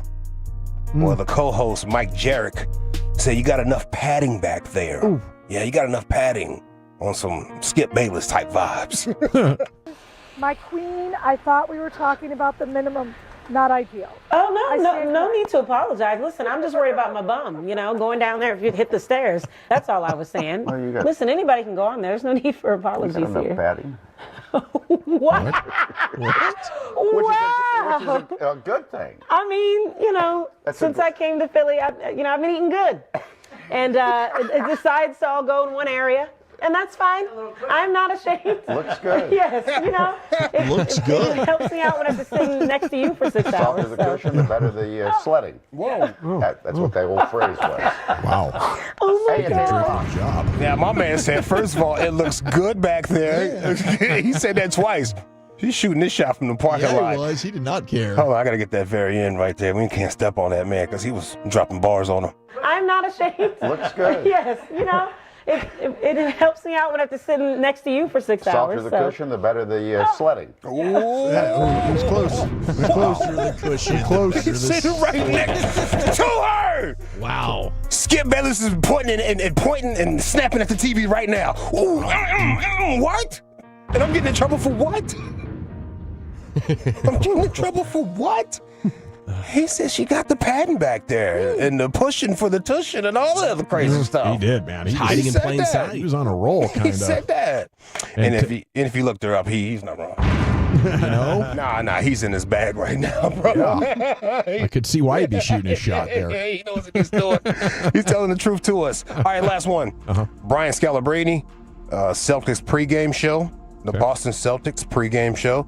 Scalabrine was told by Coach Mazzulla that you don't have 5 minutes left in you, bro, to get out here in this NBA court anymore. You don't have it. Yeah, Scalabrine was like, well, I'm working on it. Yeah, I'm not lasting 5 minutes, but I'm getting closer. You shouldn't tell people that. You shouldn't tell people that is what he told them. You shouldn't tell people that. Coach Mazzulla has such a dry way of just dropping a joke at you. There's no emotion or nothing. He just looks at you and just straight face gives you a joke. You don't know if it's a joke or the truth yet. Yeah, he just deadpanned that whole time. It was beautiful. Yeah, I love it. The real deal right there. Is it Brian Scalabrine with Coach Mazzulla on the Celtics pregame show? Is it the host Alex Hawley there on Good Day Philly? Is it the St. John's basketball coach Rick Pitino back to drinking after these kids aren't listening? Or a Silent Night solo act there at the church? I could go with Hawley. I'll go with Rick Pitino, Chief.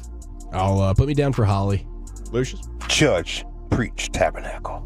We're tied at 1, Wolchuk. Oh, man. I think I'll go with the champ as well. Brian? Rick Pitino.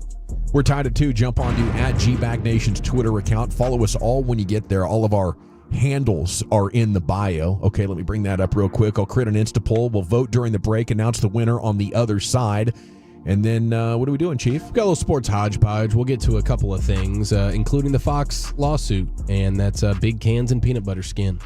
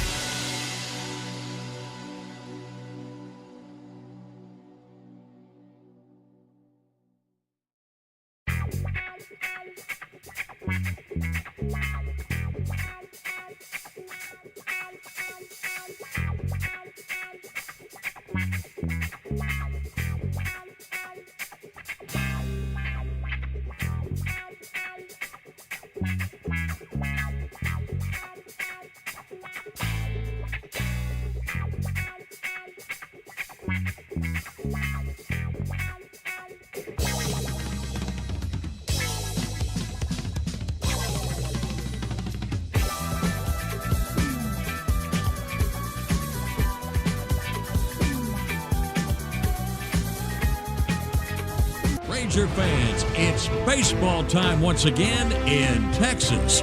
105.3 The Fan is proud to sponsor Texas Rangers Fan Fest, Saturday, January 18th at Globe Life Field. Meet your favorite current and former Texas Rangers with autograph sessions, Q&As, a baseball card show, run the bases, go deep in the wiffle ball home run derby, and so much more. Tickets sell fast, so pick up yours today at Rangers.com/fanfest. Classic Chevrolet and Grapevine, they are the #1 Chevy dealer in the world with more Silverados than anyone else. Go see them today and visit ClassicChevrolet.com. This is Texas. This is Classic Chevrolet. Together, let's drive, relax, and enjoy the difference. Based on new Chevrolet registrations 2023. Thank you very much, Lucius. NFL News Today is coming up at 3 o'clock. Time now for a sports hodgepodge. Here's the Chief. We'll get more into it in NFL News of the Day, I would imagine, but we got the breaking news that the Raiders have officially fired Antonio Pierce and add them to the list of head coach vacancies right now. We'll see how that all unfolds, but man, I wonder what all went into that decision there in terms of you didn't do it yesterday. Pretty sure Schefter had Pierce being safe on his countdown show on Sunday. Wonder what's changed. Well, they let him do the final postseason press conference. You know, he sat up there and did that, and you kind of felt like that maybe that's going to be safe. Do you wonder if Tom Brady's influencing? Is this the fact that maybe Gerard Mayo being available? That maybe that Brady's thinking about, okay, well, here's an opportunity. I'm just throwing it out there, just trying to connect some dots here. But or do you need an offensive coach there? Just be a weird one. Go from Pierce, who was one and done, to now I'm going to go to Gerard Mayo, who was just one and done in New England. I mean, Vrabel maybe. It feels like everybody wants Vrabel. Maybe it is Vrabel. You know, I just. But it could be like Brady just maybe he did have some influence with this one. Yeah. Well, I think from what I understand, Brady's going to have quite the say in all that gets done there. Who they're drafting, who's their next quarterback, and of course their head coach as well. But I do think it's interesting that they waited till now to do it. But hey, the Cowboys wait longer than that, so I mean, who's to say? Now, let's go ahead. I mean, this was crazy yesterday. I don't know how much you guys discussed it, but the Fox lawsuit situation with Skip and just a little bit, man. Company. Just a little bit. What a bombshell this is, dude. Seems so messy. Oh, super messy. And you never really know exactly what is fully 100% true and what is not. So we will wait for further judgment on some of this stuff. But it is definitely a wild deal. Now, I think Skip is the one that has the most to lose in this situation. I think the lawsuit is really targeting him and the Fox executive who is the head of content, and he's hooking up with the female talent such as Joy Taylor, and that is what's giving Joy Taylor her on-air prominence. So that guy probably has a lot coming for him as well. So who's filed the suit, and who's the suit against? The suit is against Fox. It's called Faraji versus Fox because Faraji is the lady who was the hairstylist there, who has since lost her job at Fox, and now she's on a revenge tour. And she was a hairstylist for many years for Joy Taylor, for Skip Bayless, for even Colin Cowherd. She was one of the main hair and makeup people at Fox for the talent. And now she is the one that has filed this lawsuit against Fox because there's a bunch of different things in here that she's upset about, and it goes beyond just the executive and Joy Taylor and Skip Bayless, but of course those are the headliners. It's always, I think, a difficult proposition to prove something like this for damages when you stayed at the job for years and now you're fired and you're like, oh, well, now I have a lawsuit. I mean, that this was totally unacceptable work environment, but I stayed there for months and years. And, there can be extenuating circumstances or people feel like I can't leave this job, for whatever reason. But I think that's a significant level of difficulty, to get something going like that. But, ultimately, we all win, I think, in the public. You're getting to consume these salacious details, and everybody there is losing. I mean, it's one L after another. Oh, 100%. Messy. Dude, 100%. And she did, it explains. Except for Ocho, whatever his name is. Yeah, Ocho. He ain't looking too bad. He's just cleaning up right now. He's cleaning up right now. But there's so many He videos. got his shoes off and everything, old girls. No He socks wildin', fam. No socks. No socks. Patty cake. Oh, yeah. It's like, dude, you've been over there several times. This isn't your first rodeo. He did delete that video, though, where he's making the announcement that Joy Taylor is going to be on his Speak show from some years ago that Hellman was on and everything. Yeah. Was that in the car? Yeah, he's sitting in his car. He's like, there's weird stuff going on. He's doing a lot of sniffing of the finger and, throughout his congratulations to Joy Taylor for earning such a respected on-air It is a Toxic opportunity. Tuesday. It is a crazy deal. Now, the hairdresser lady who's filing the lawsuit does have apparently receipts about how she's taken a lot of this stuff to HR, and Fox never did anything about it. So throughout her time there, so I think like that's why Fox obviously just as a whole is the one who is who's going to be taking the brunt of this. But apparently Joy Taylor, she lives in Miami. She moves to Los Angeles while married to try and get going with Fox. She's doing some like fill-in work, but she wants a more prominent role there. So she ends up hooking up with the executive who is the head of content there. Allegedly. Thank you. Yes, we got to continue to throw the allegedly word around. And she was married at the time, and so this hairstylist lady ends up being friends with her, and she's realizing like, oh my gosh, you're married and you're allegedly hooking up with the guy who is calling the shots for who gets what role on TV. And so then her marriage ends up falling apart because the husband allegedly finds out what took place. And then you have Joy Taylor getting engaged to another guy after that, and then he finds out about everything, and he's ready to go public with it because he's like, I'm about to marry this girl, but he finds out that she's banging the executive had allegedly. So he's like, okay, well, I'm ready to go public with this. And the executive guy says, hey, listen, I will cover all the wedding fees and deposits that you had spent money on. I will go ahead and pay you that back so that you just remain silent. And so he obviously did. And then Joy Taylor gets the undisputed role. She's moderating for Skip and Shannon. She does that for a while. She's moderating. And then she ends up, she wants to level up after that to get on the Emmanuel Acho show, the Speak show. And so she ends up allegedly hooking up with Emmanuel Acho so that he could be, somebody that would advocate for her to get that role. And the whole time, the hairdresser's in the know on all this stuff, and she's the one that's doing the lawsuit. So because they were friends, right? So you're like, we talking, we gossiping, allegedly. Yeah, allegedly. Exactly. So now I think the most damning part for Joy Taylor here, and I don't know that it's provable, but once Joy Taylor apparently starts crossing streams with you're doing stuff with the executive guy, but now all of a sudden you're fooling around with Acho. The hairdresser lady's like, man, you're playing with fire here. If this executive guy finds out, then he's gonna be pissed. And so allegedly in the lawsuit, she says that after she was like, hey, Joy, you need to be careful with this. Joy Taylor allegedly says like, hey, don't worry about it. She explained that she was also now powerful as well. She has the cachet at Fox to where she's powerful enough to where it doesn't matter about this executive guy. If once he becomes no longer useful to her, she would follow through on her plan to tell the company that he forced himself on her. And she would not allow herself to be forced out by the executive like other women talent over the years. So this guy, obviously a super sleazeball executive who was making all sorts of harassment passes at the hairdresser lady over the years that she's documented, of course, all allegedly. But I think that's the part about Joy that is, again, I don't know how that's you just prove salaciousness, that. right? Yeah. That's just salaciousness to get us talking, to get the interwebs moving and everything, because that's not what her lawsuit is about. Her lawsuit is about like being treated bad and harassment and some racism from Joy. Right. Of course, the harassment from Skip.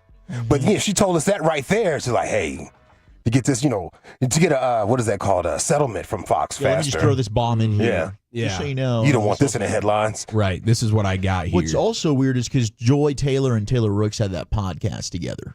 And then I saw apparently a couple months ago, Taylor Rooks kind of stepped away from the podcast. And she said it was because of her busy schedule, but some are alluding to she kind of knew this was coming and wanted to remove herself from Joy Taylor. Which is fair. Yes, I don't know when something like this is happening or that might not in the have works. anything to do with each other. Yeah, but possible. I don't know what type of heads up you get when you're about to have a lawsuit dropped on you, but I'm sure we were more surprised by it than all the folks involved here. And then when it comes to Skip, over the years, apparently Mr. Bayless continued to make advances on the hairdresser lady, lingering hugs, kisses on the cheek, and inappropriate comments. And inappropriate comments that he could, quote unquote, change her life if she acquiesced to having sex with him. She alleges that he offered her $1.5 million to sleep with him. Also says that at one point, just straight cash, not like a $1.5 million a year job, but like a payment? Straight cash, homie. Wow. Straight cash. It ain't tricking if you got it. Blessing that cash app, baby. What you need? Apparently, he made an advance at one point, and she said, "Skip, stop. You have a wife." And allegedly, Mr. Bayless responded, "Aren't you Muslim? Doesn't your dad have 3 to 4 wives?" And then she responded, "Well, my dad's dead." And then he was taken aback and excused himself. She went full Bobby Belt. So she hit him with that one right there. Now Skip apparently was informed by the executive guy who was shagging up allegedly with Joy Taylor that this hairdresser lady the whole time was hooking up with Shannon Sharp, which is, according to the lawsuit, not true at all. So Skip over the years is like, man, you're hooking up with Shannon. What's wrong with me? So he's got this jealousy factor going on. No way. So over the years, he's like making these passes at her, and then by year 7, he's now to the point where he's allegedly willing to offer $1.5 million to hook up with her. So it is as crazy a media bombshell as I could remember. And I'm sure, Skip Bayless does a podcast with his wife now, old Ernestine. Yeah. I can't imagine the conversations that he's having to have with her. And Stephen A. Smith's like, hey, I have no idea what's going on, but I'll tell you, Skip Bayless is one of the cheapest people I've ever met in my entire life. The idea that he would be willing to offer up almost $2 million for sex just seems insane. That was $1.50, but it won $1.5 mil. Yeah, so this is nuts, and I'm sure there's just going to be more and more that comes from it. The finger pointing, all that kind of stuff. Yes, it was Earl Watson, by the way, that was then engaged to Joy Taylor before finding out about all this, and then apparently saying, I got to get out of here. So we'll see. But Skip is probably just totally shaking in his J's right now. Yeah, that's one that I think, all these powerful men in these situations, they can't run from. Once it goes public and the wife finds out, it's a whole nother level of embarrassment and egg on your face. And the next thing you know, you can be having to buy a yacht for him. Yeah, and Jason Whitlock used to work for Fox whenever Joy Taylor started working there, and this is the wild clip of him because he addressed it on his podcast, and this was the viral moment from his show yesterday. I know what I'm capable of, and that big rack of hers that she showed off constantly. What? It's just and that peanut butter skin with that big rack.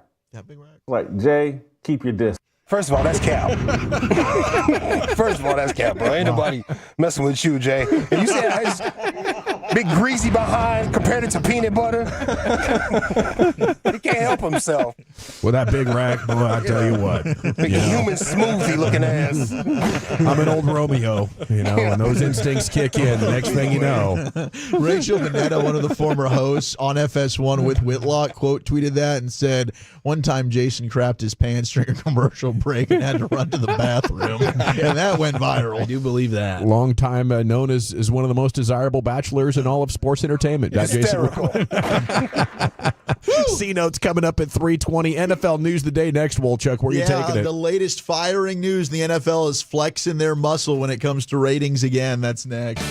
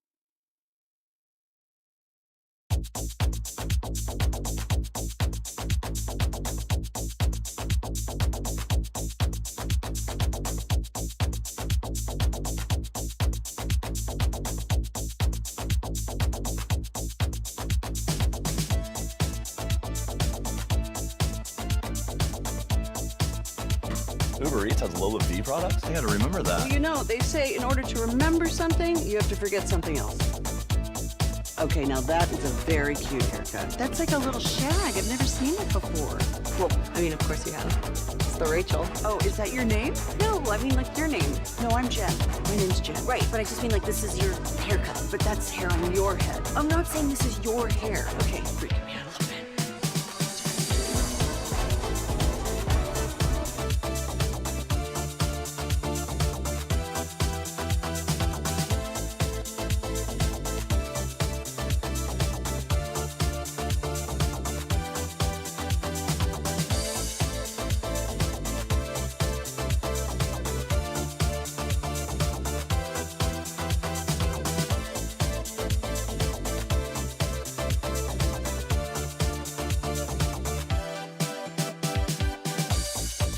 Do you think it's true that you've got to forget something else to remember that Uber Eats has groceries? No, that's absurd. Hey, remember when you used to be a, what was it, Pepper Lady? Pepper Lady? Wasn't it Cinnamon Sisters?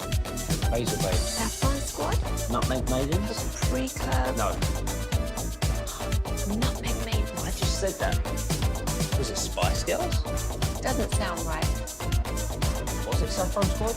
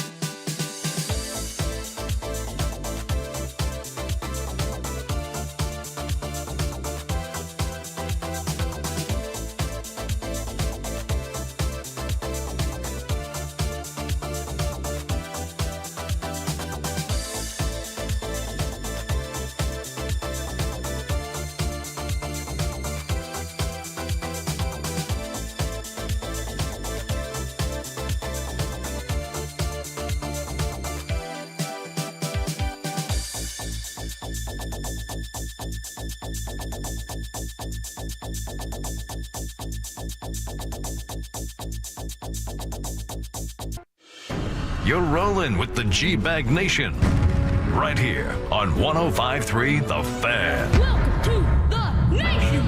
It's hour number 2 of the G-Bag Nation here on The Fan. C-Notes coming up in 20 minutes. What Micah Parsons plans to discuss with Jerry Jones when they hang out at the Cotton Bowl Friday night. We'll have that in 20. Here's Wolchuk's NFL News of the day, buddy. Okay, the breaking news is the Raiders have fired head coach Antonio Pierce. Tom Telesco, their general manager, is going to be staying, according to Adam Schefter and Ian Rappaport. I saw Vincent Bonsignor, who covers the Ravens there, or the Raiders there in Vegas, said they're going to be looking at Mike Vrabel and Liam Cohen. Cohen, who's the offensive coordinator of the Bucs. They're expected to be 2 of the top people on their wish list. So, of course, Vrabel goes back to that Brady-Patriots connection, but I mean, heck, Vrabel is definitely the top name in this cycle. I mean, that was the first thing we saw. We were doing post-game, and then Gerard Mayo gets fired. Yeah. And it was like, okay, well, that was because Vrabel interviews with the Jets, and Robert Kraft couldn't really stomach the idea of Vrabel coaching the Jets, so maybe that pushed his hand there. So Vrabel's a hot commodity. I mean, I wonder which team ends up being the first one to get his services. Is the Patriots. He's interviewed with the Jets, as I mentioned. The Raiders are now interested. I mean, what's going on with the Titans today? They fired GM Ron Carthon, and you look at the timeline in Tennessee, their GM John Robinson gets fired. They hired Carthon then in 2023. They fired Vrabel last year because him and Carthon aren't getting along. Then they hired their head coach, and then today Carthon gets fired. And then 2 years later, Mike Vrabel's the hottest name in the coaching cycle. So things are not looking good from a Titans perspective, but it's also looking very, very bleak if you're a Raiders fan now. One and done for Antonio Pearson, one and done for Gerard Mayo in New England. Yeah, but that's for the Raiders. That's pretty much par for the course for them for the way that they operate there. Yeah, with Mark Davis, he's very emotional as a leader, and those things kind of get in the way. It takes a page right out of his dad's book. His dad is moved on. Lane Kiffin, others. I mean, he's moved on from coaches very, very quickly.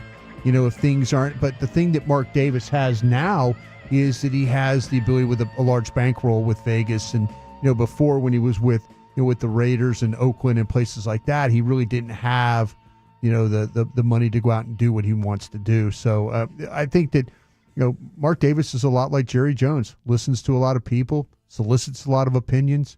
He reacts really quickly when it comes to these things, and sometimes to the negative of the organization. So Vegas is now at 6 in the draft order. So they're going to be picking 6 overall. So they're behind quarterback needy teams like Tennessee, maybe Cleveland with the Watson news we got yesterday, the Giants, and then you've got New England and Jacksonville, who Jacksonville just paid Trevor Lawrence. New England just took Drake May, but that was the hot team. Is Shador and Dion, could that end up being a pairing that goes to Vegas?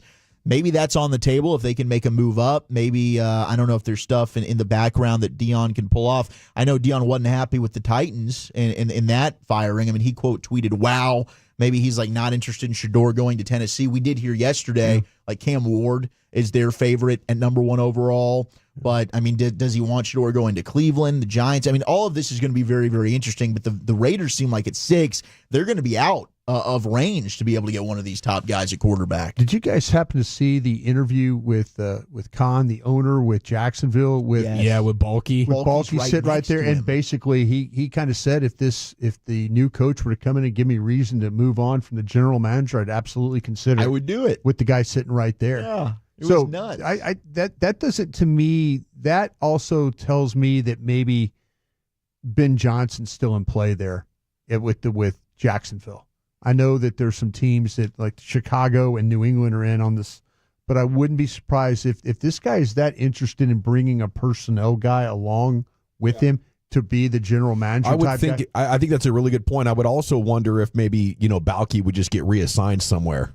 I wouldn't want him in the building if it was me personally, and I was going. I hear you. And because all of a sudden, what happens is you have somebody in the building like that, and now he's undermining everything. Because if the minute things start to go wrong, he's kind of and I think you saw it in Philadelphia too a little bit with Howie. With Howie when Chip Kelly was in there, Howie was still in the room, and then he was like, hey, close the door. I'm going to tell you something here. That you don't need that when you're trying to build your team. Some guy in there, talking badly about the situation. So I wouldn't want him in there if in fact that I got that job, I would say, please, he needs to be removed, is what I would do. Well, I wonder how he felt about Shad Khan just saying that right next to him. I think he has no choice. I think that's what made me wonder, how could he be okay with this? Yeah. And that's if he and Shad Khan had said, we work well together, I want to keep you here, but if I need to give GM duties to a head coach, then you need to be flexible, and maybe I'll make you the president or something like that, or a VP. Yeah. If you want a job.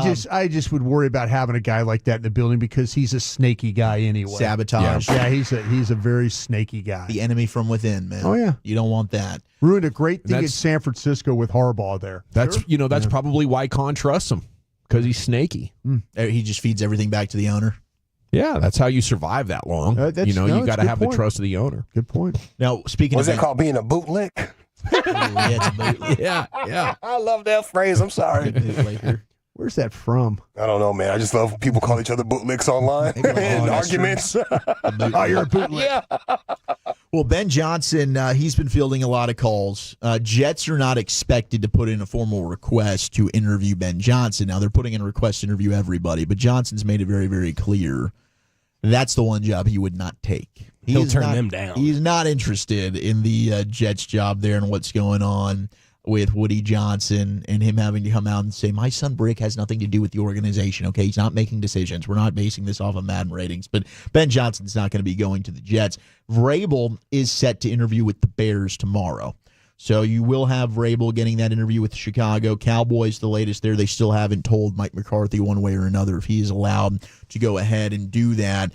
Bobby did give me the reasoning on the approval. He said he's under contract until Wednesday.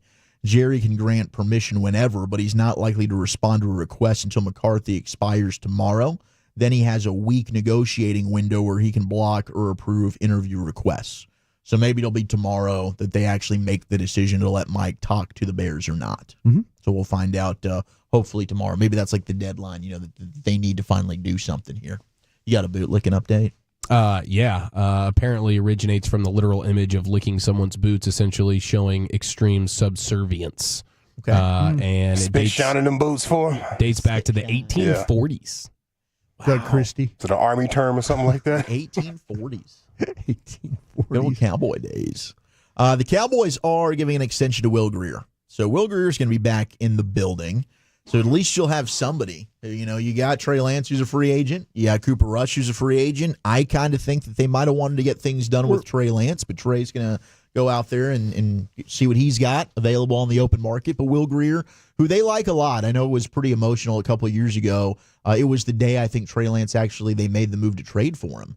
And Will Grier went out there, started the last preseason game, and I think they were asking Dak about it, and he made the comment, we're just really focused on, Will. Will's, we love him, and now he's going to be out of here, and he just played. It can be hard to tell, at this point in the season, are they just keeping him around so they can have him at rookie minicamp and OTAs and camp, or is this them saying, hey, we probably don't want to bring back Trey Lance, and Cooper Rush might get more of an offer than we're comfortable with, so we need a cheap guy who's been in the building that could start some games for us. Yeah, it's a good fallback option. I wonder if it means they're not going to bring back Rush, and that would be the ultimate cheapskate thing, because for $2 or $3 million, you get a guy that the analytics don't make sense, but he figures out a way to win. He does, unless he's playing the Eagles. That dude has a good record. He really, really does. I think he was 9-2 against any team that wasn't Philadelphia. Wow, pretty impressive. 0-3 against the Eagles. Big good news here for the Lions. David Montgomery, he's expected to be available for the divisional round. So they got themselves a bye. They played well. They got that number one spot locked up, and they'll have David Montgomery back for the postseason. So that's what, he went to enough doctors that cleared him. He's going to be good to go for this postseason Super Bowl run for the Lions. They got Anzalone back. And again, if they're able to make it to the Super Bowl, Aiden Hutchinson, he's been very outspoken. He's going to be available to play that game. So we'll see what happens with the Lions in the postseason.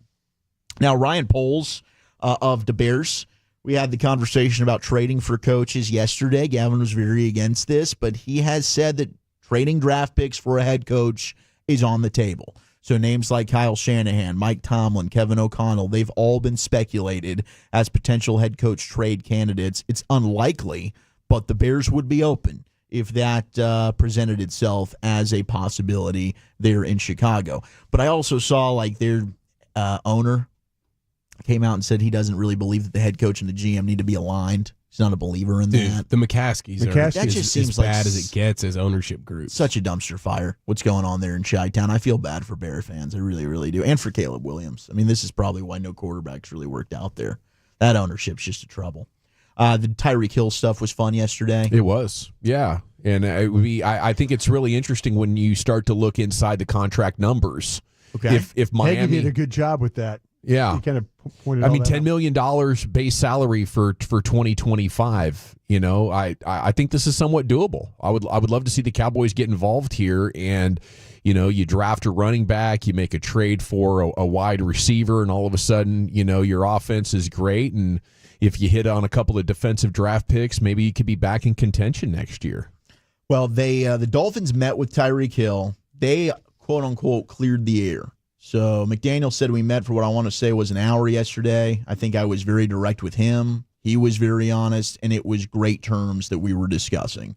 So he did not request a trade, but you never know. Maybe things go, south as we heard about this with Stephon Diggs as well. Things were good, kumbaya, then he gets traded.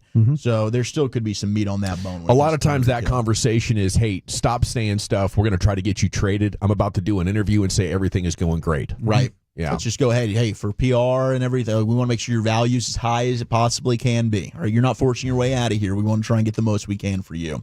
Absolutely. Eagles have faith that Jalen Hurts is going to get cleared to play. So that's good news if you're an Eagles fan. We are not, but we still want the best for Jalen Hurts, Texas kid. Make sure he's all right with those concussions. So he's in line to probably be cleared for that game against Green Bay. And then we've got Derek Carr. No interest in taking a pay cut to remain in New Orleans. He said, I wouldn't take a pay cut. Yeah, I wouldn't do that, especially with what I put on tape. Would I restructure, though? Absolutely. I'll always help the team win that way. But there's some things you put out there that you earned. I thought that was pretty laughable. Like Derek Carr, did you see what we saw this year? Like outside of the first 2 weeks of the season, you didn't play that great, man. I think absolutely you should take a pay cut there with the Saints. I don't think if you hit the open market, any team's going to go ahead and offer you nearly as much as what New Orleans is paying for you. That might be a little humble pie there, Mr. Carr. What's he looking at? 4 years and $150 million. So That's weed. 38 mil a season. I don't know. That seems pretty fair if I'm Derek Carr. I think I could get that somewhere else. Oh, I don't. I do not think Derek Carr would be sniffing $40 million out there. But, hey, you never know. There are a lot of quarterback-needy teams. Maybe he wants to go back to Vegas. They need a quarterback. So that could work out. Seahawks fired offensive coordinator Ryan Grubbs just after 1 year, which was weird because Geno just had another career season. Jackson Smith and Jigba really broke out this year. They found something in Zach Charbonnet. Like the offense seemed to be okay. The offensive line was terrible. 50 sacks this year for Geno, but I guess they want to go in a different direction as a 10-win team. Mike McDonald said, I didn't see enough on that offensive side of the football. Bye-bye, Ryan Grubbs. I mean, my last memory of the Seahawks is going to be that Thursday night game in Chicago a couple of weeks ago where they put up 6 points. That was so. gross. I mean, if you just watch that game alone, you'd be like, yeah, I think the entire offensive staff needed to get going. And maybe they are. They're like, hey, we win that game, we're in the playoffs. So, this is all coming down on you right here, Mr. Grubbs. Finally, I'd like to play Dan Orlovsky, who really kind of dunked on Shannon Sharp here. Shannon was asking about the last time you had a Triple Crown winning wide receiver. Dan Orlovsky was very, very quick with his response here. Hey, Dio, since you this historian and analyze the game, can you tell us when the last time a Triple Crown winner since the merger hadn't made the playoffs? Your brother? I can't either. No, I can't either. That was 30-plus years ago. And you asked me the last time it happened, 1992. 1992. Yeah. He didn't have a... Shannon was caught there. Oh, wow. Shannon was caught. He's absolutely right. And Dan was smiling. Dan was ready for this. And then as soon as he answers, like Shannon, it's like he doesn't even hear it. He's like, I can't. Oh, crap. What? Damn, you had an answer? And it was my brother? It was my brother? It's our very first year in Green Bay. I'm going to crawfish out of here. Good on you, Dan. Tip of the cap. No. Michelle. That first year, man, he was the only thing, him and Favre were the only things we had in Green Bay that year. I mean, it's amazing. The ball was going to him every single time, and he made every single play. What would you want to discuss with Jerry Jones if you were planning on attending the Cotton Bowl with him on Friday night? We have some ideas from Micah Parsons, who will be in attendance, and other news items as it's time for the C-Note, Cowboys news of the evening. Then Krusty's Corner coming up at 3:40. Tim Cato talking Mavs from All City, Dallas at 4 o'clock, and we're back with that here on The Fan.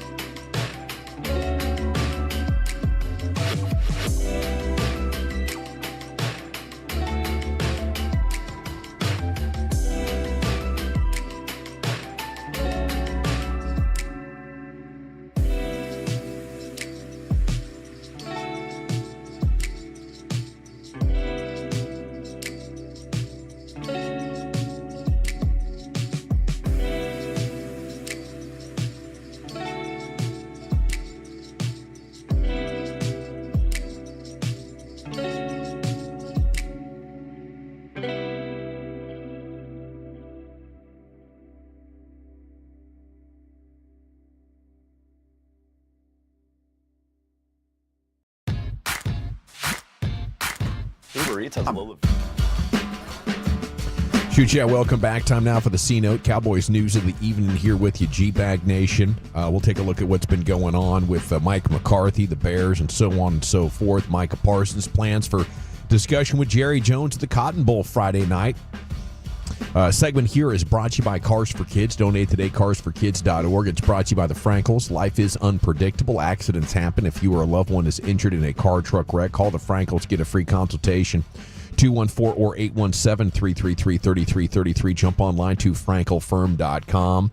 We are your home of the Rangers as well. The Winter Caravan presented by Coca-Cola with free Whataburger has been rescheduled for Monday at 6:30. The autograph participants TBA at this point. There will be ticket giveaways and other prizes.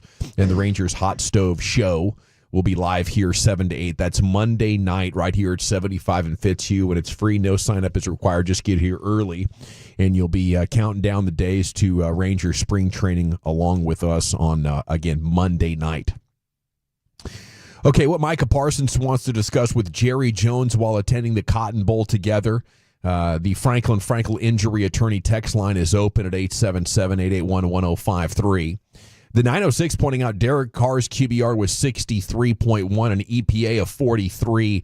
Dak was at 45 and 22, and we were told there would be a bidding war for Prescott. Yeah, I think Derek Carr at $38 million, I would rather have that than Dak Prescott at $60 million. I mean, just to, follow up on that conversation, Chief, where would you weigh in on that? How bad is Derek Carr compared to Dak? Oh, I think I think Dak is better when healthy, but now the unknown of Dak with his health and everything like that, you saw Derek Carr with a studly offensive coordinator and health for the first couple of weeks. He can look like a different player. So for $38 million, yeah, I'd probably rock with that.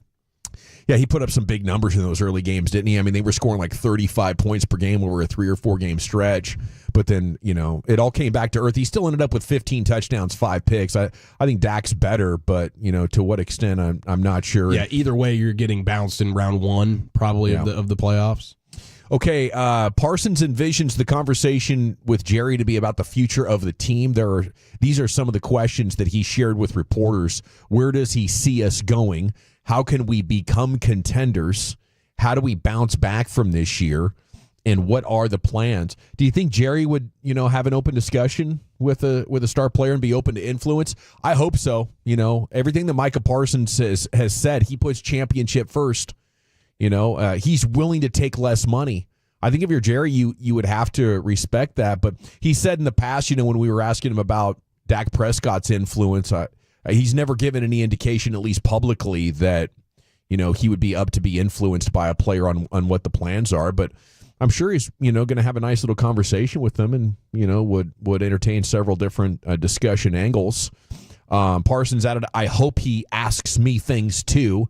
Jerry has always been so great to me in every aspect. It's going to be great to talk to the guy that kind of believed in me first to see what the mission is and how we're going to accomplish it to make us happy and really make the fans happy."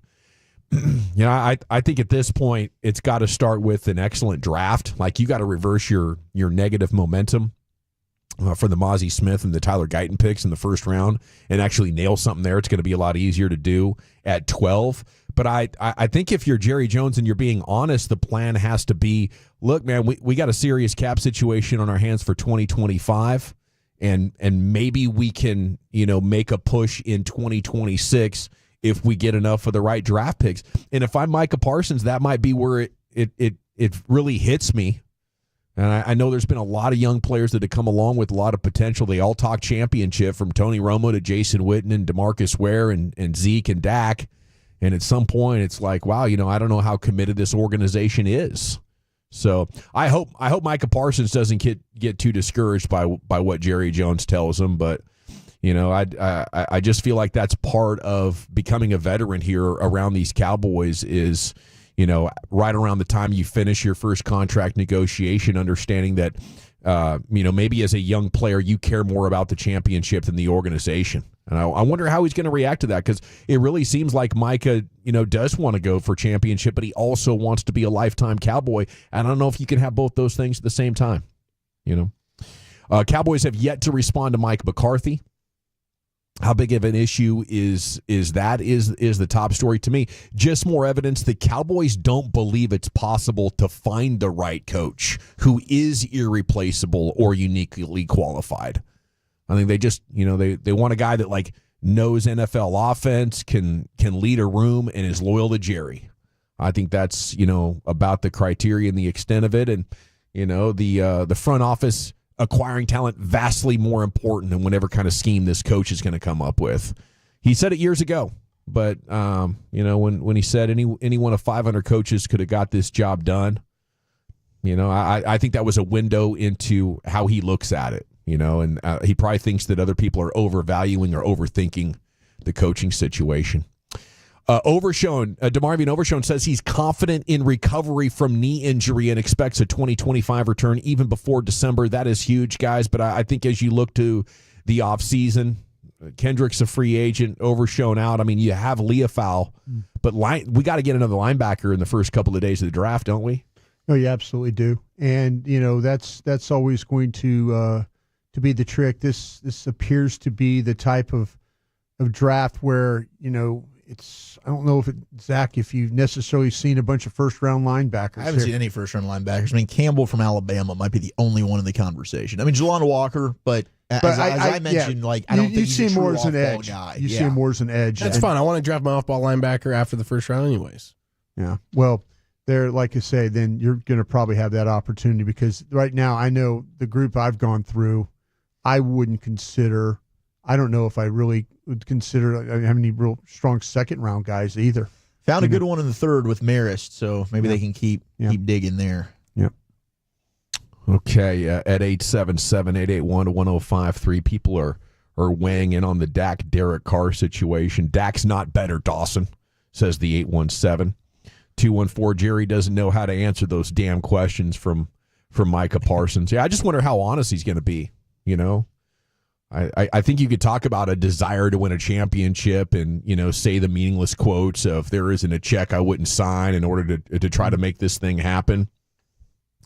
I just think the biggest takeaway from Micah, if I was his agent, I know he's got a great agent, would be don't fall for this stuff, dude. Don't you go take significantly less for a front office that has shown no ability to capitalize on golden opportunities that are dropped in their lap. That's going to be something you're going to look back on in retirement and be like, man, there should be another $30 or $40 million in this portfolio, but it's just not there because I believed in the Cowboys.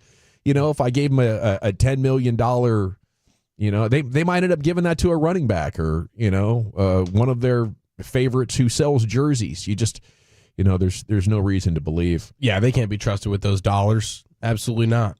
And honestly, if I was in the Super Bowl booth right now or the Cotton Bowl booth with Jerry, I would really just be peppering him with questions about his acting chops.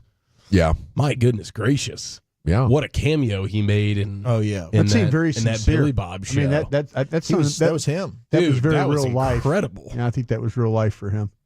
Yeah, I think it'd be easier. Jerry obviously very comfortable public speaking, and it'd be easier to just to ask him to give some genuine answers about his mindset or his perspective on things and let the cameras roll. It was amazing how it flowed. It was just so smooth. I mean, we've heard Jerry before and the trites and the choppiness of all that, but it was very very smooth the way that you think he just ad-libbed that thing? I think that's a speech he's given a number of times. I think in different that situations. he is really good friends. Is the gentleman's name Taylor Sheridan? Yes. This guy. He is very good friends with him. And so, maybe they've had this discussion before. Hey, would you come on this show? And I want you to do it this way. Perfect show to have him on. Yeah. And, I can say, so I think that this was one that he's probably a talk he's had with himself. And he was able to kind of, drum up the emotion in it. Man, and stuff. He hit that thing out the park. It was really smooth the way he delivered it. It was the tone of his voice, the facial expressions, the sadness, the inflections, the watery eyes. Up, yeah. I mean, John Hamm's looking at him with some envy. Yeah. But we're tracking all the reports and all the rumors on Mike McCarthy. I guess the next thing to look forward to, if yesterday couldn't put any urgency into it, is what happens, at the deadline when Mike McCarthy's contract is up, and then the Cowboys have an exclusive negotiating window. But it's clear every other NFL team that is in a coaching situation wants to start working quickly to get a resolution, and the Cowboys believe they are just fine letting this play out and aren't concerned at all about, the head coach or his assistant coaches having an opportunity to go pursue other opportunities.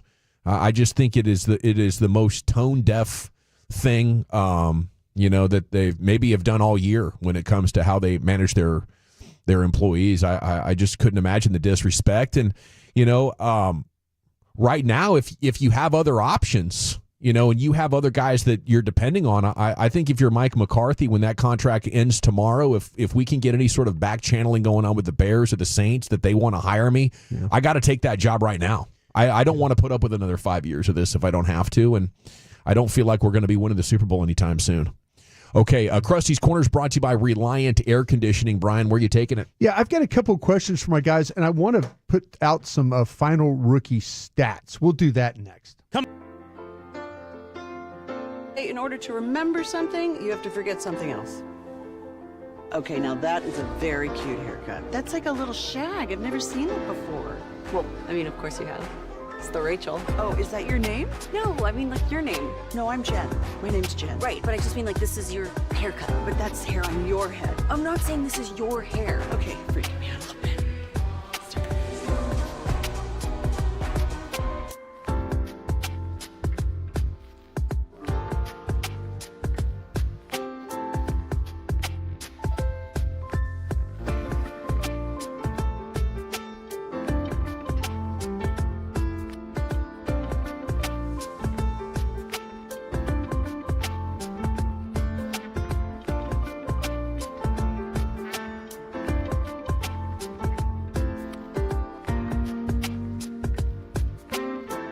It's true that you've got to forget something else to remember that Uber Eats has groceries. No, that's absurd. Hey, remember when you used to be a pepper lady?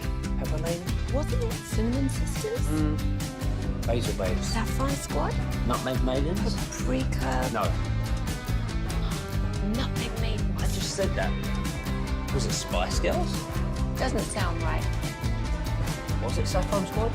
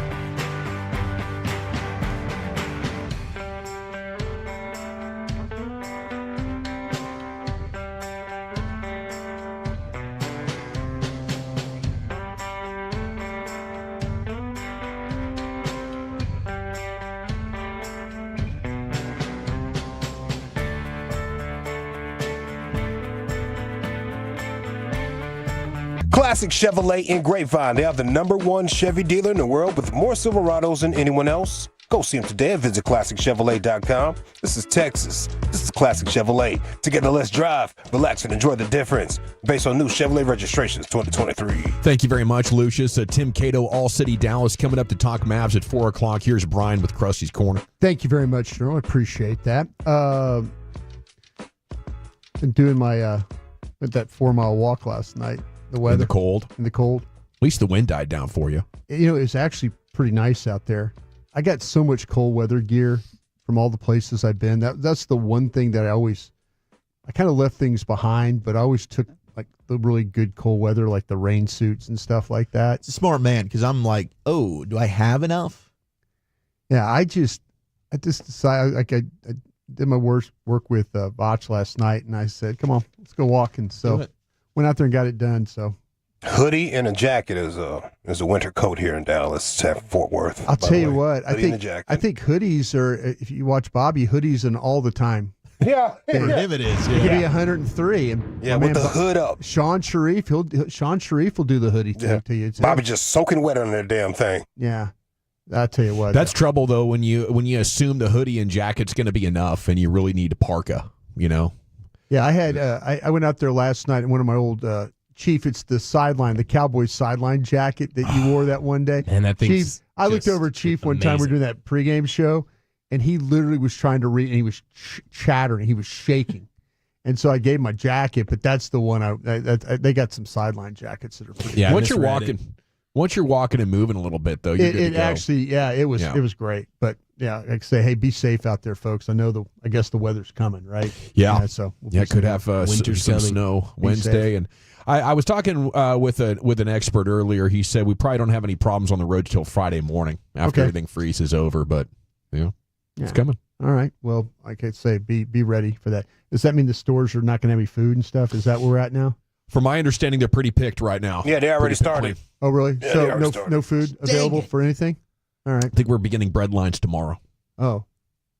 It's a lot. If you like Vienna sausages, then it's still heavily stocked. I cannot tell you the last year I had a Vienna sausage. Oh, we should change that.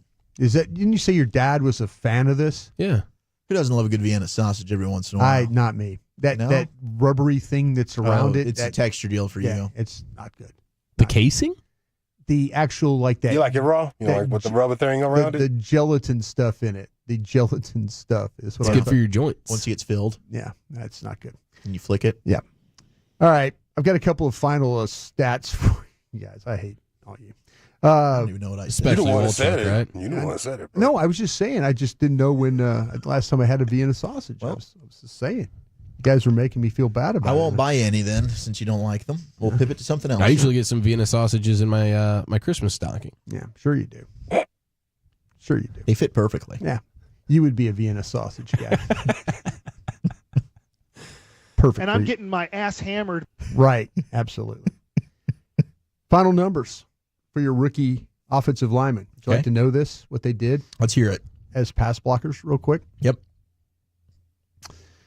Cooper Beebe, 629 snaps. How many pressures you think he allowed in 629 drop back snaps? So 10.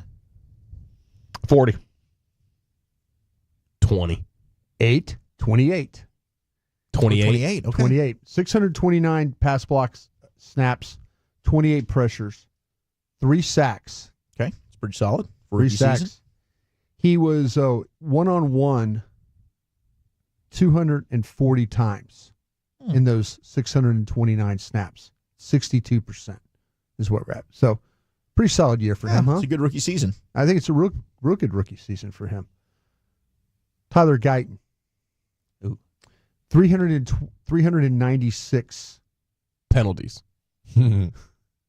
Snaps. Dang, it's like half as many snaps. You may like to guess the pressures. 32. 40. 37 pressures. He gave up how many sacks? 8. 5. 7. 6. Ooh, we're splitting the difference, boys. He was one-on-one. Now, get this. He was one-on-one out of 396 snaps. He had one-on-one blocks 326 times. So 82% of his snaps, he was one-on-one. Mano y mano. Mano y mano. Guyton Island. Giving up, do you think for a rookie giving up 37 pressures and that many one-on-one snaps, is that a bad year? It's not terrible. It's not good. So yeah, I would say he's one-on-one 82% of the time. He was getting pulled for Awesome Richards and Adoga. Okay. Yeah, I think that was more like the mistakes, penalties. Dawson, I think it's the penalties. That's a lot of pressures and sacks and penalties. He's inconsistent for a variety of reasons. I don't know, man. 37 pressures and 396. What was Steele? What is that, like 10 games worth? Steele's kind of got the BB numbers, but Steele gave up 11 sacks in this thing. Yeah. I was trying to do. You want to know what I could pull that up for you. We'll figure out what this. I mean, how many penalties are when you're beat? A lot of his, I think, were pre-snap, but he did have plenty of holdings as well. And he was playing in an offense that was perpetually trying to get the ball out fast. So you have to factor that in as well. You're giving up pressures and sacks when you're in an offense where they're just trying to get the ball out of the quarterback's hands as quickly as possible. I kind of feel like with him that maybe there's more to it than just how he played.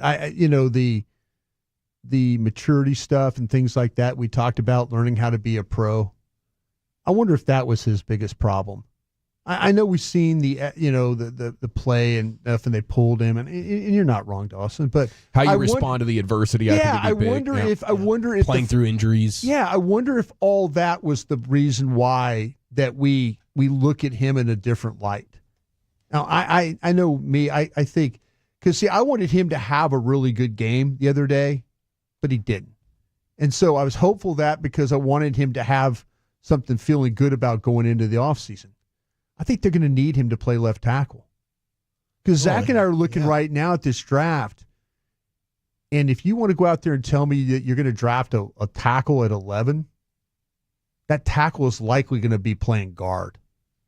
They don't really have true bona fide tackles. I don't think so. Yeah, Zach, correct me if I'm wrong. Athleticism and stuff. I mean, I think Will Campbell's capable of it. I think Kelvin Banks is capable of it. But Banks is capable of it from Texas. I think he would be a much better guard.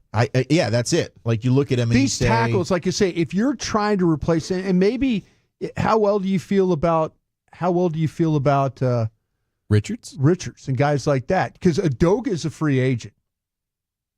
Yeah, I'm down to let Awesome Richards compete for the gig. I think he's earned that, and I think when he's played, he has not been bad. He's certainly showed you something this year where coming into the season we were disappointed.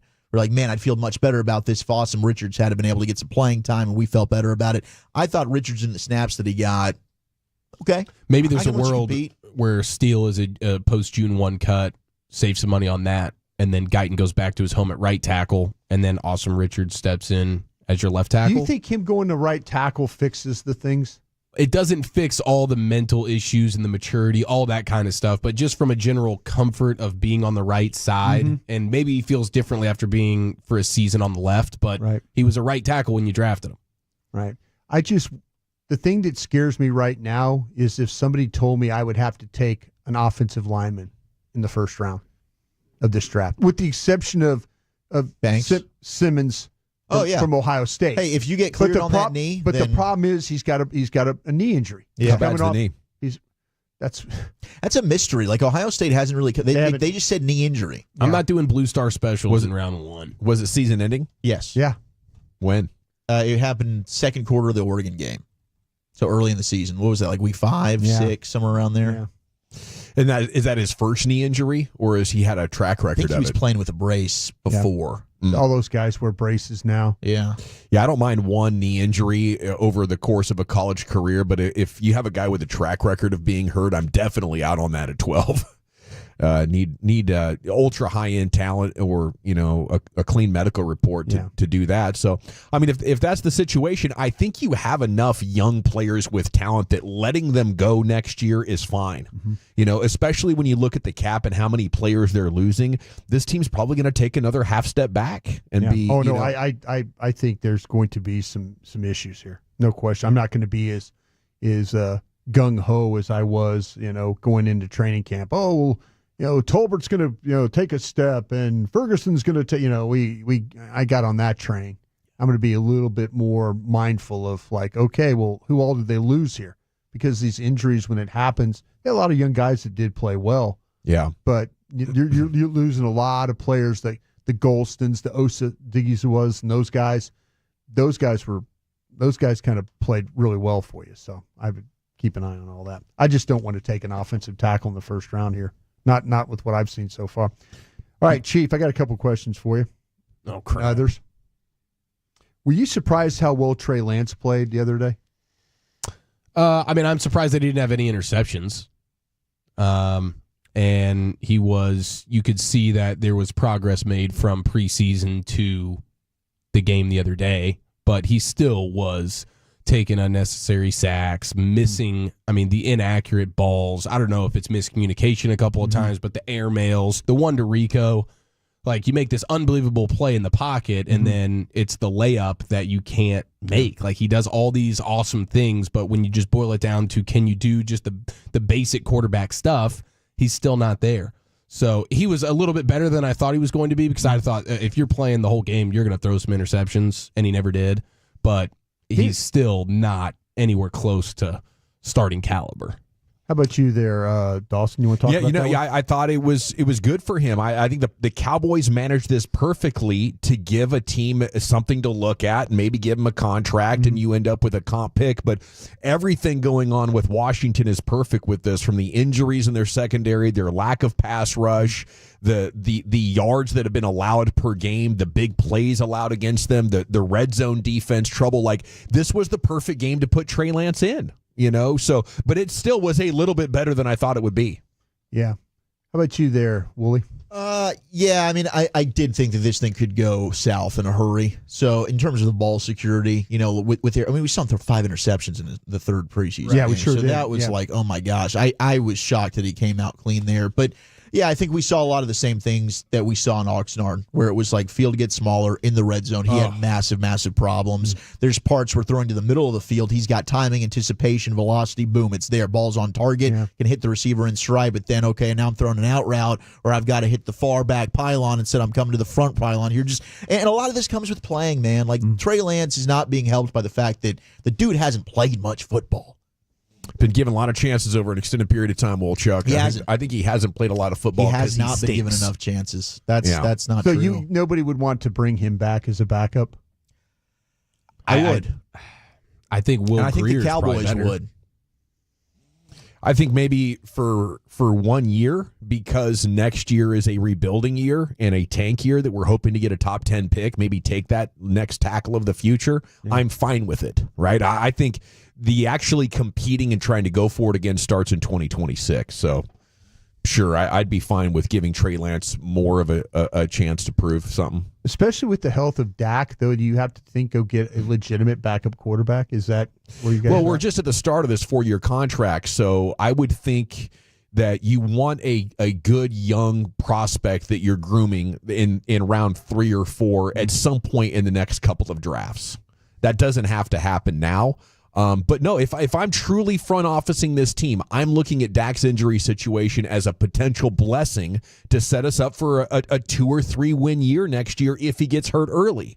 And that would mean letting Cooper Rush go, maybe bringing back Trey Lance, and then, not finding a competent quarterback, because next year has to be god-awful. If you want that top 5 pick that can deliver an elite pass rusher or tackle, or maybe it's a quarterback, That would be the right way to team build this. Like if Dak gets hurt, we're bleeped, and we want that. We want to embrace that this time around next year. Thank you, guys. Thank you. Tim Cato, All City Dallas, will be talking Mavs with you next. It's the G-Bag Nation.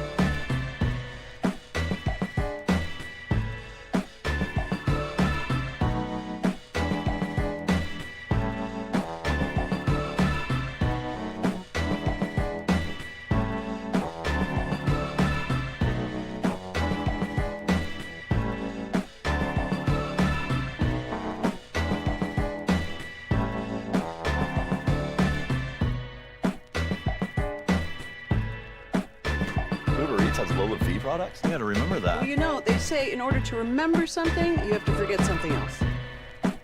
Okay, now that is a very cute haircut. That's like a little shag. I've never seen it before. Well, I mean, of course you have. It's the Rachel. Oh, is that your name? No, I mean, like your name. No, I'm Jen. My name's Jen. Right, but I just mean like this is your haircut. But that's hair on your head. I'm not saying this is your hair. Okay, forgive me.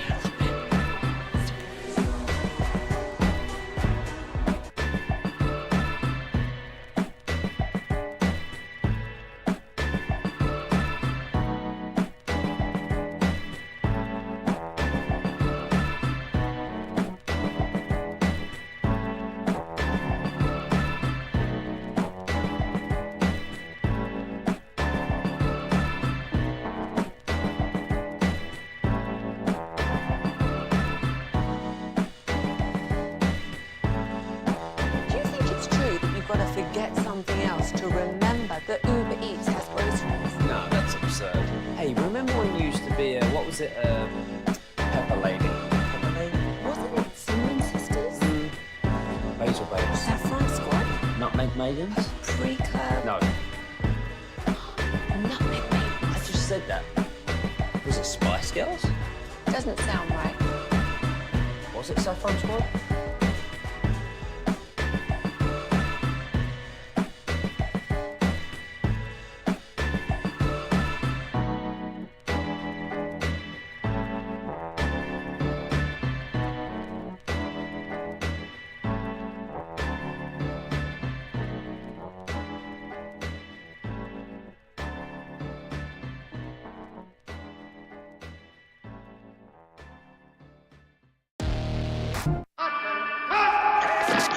You're rolling with the G-Bag Nation right here on 105.3 The Fan. Here we go. It's hour number 3 of the G-Bag Nation on 105.3 The Fan. And joining us now from All City, Dallas, it's our favorite Mavs writer, Tim Cato.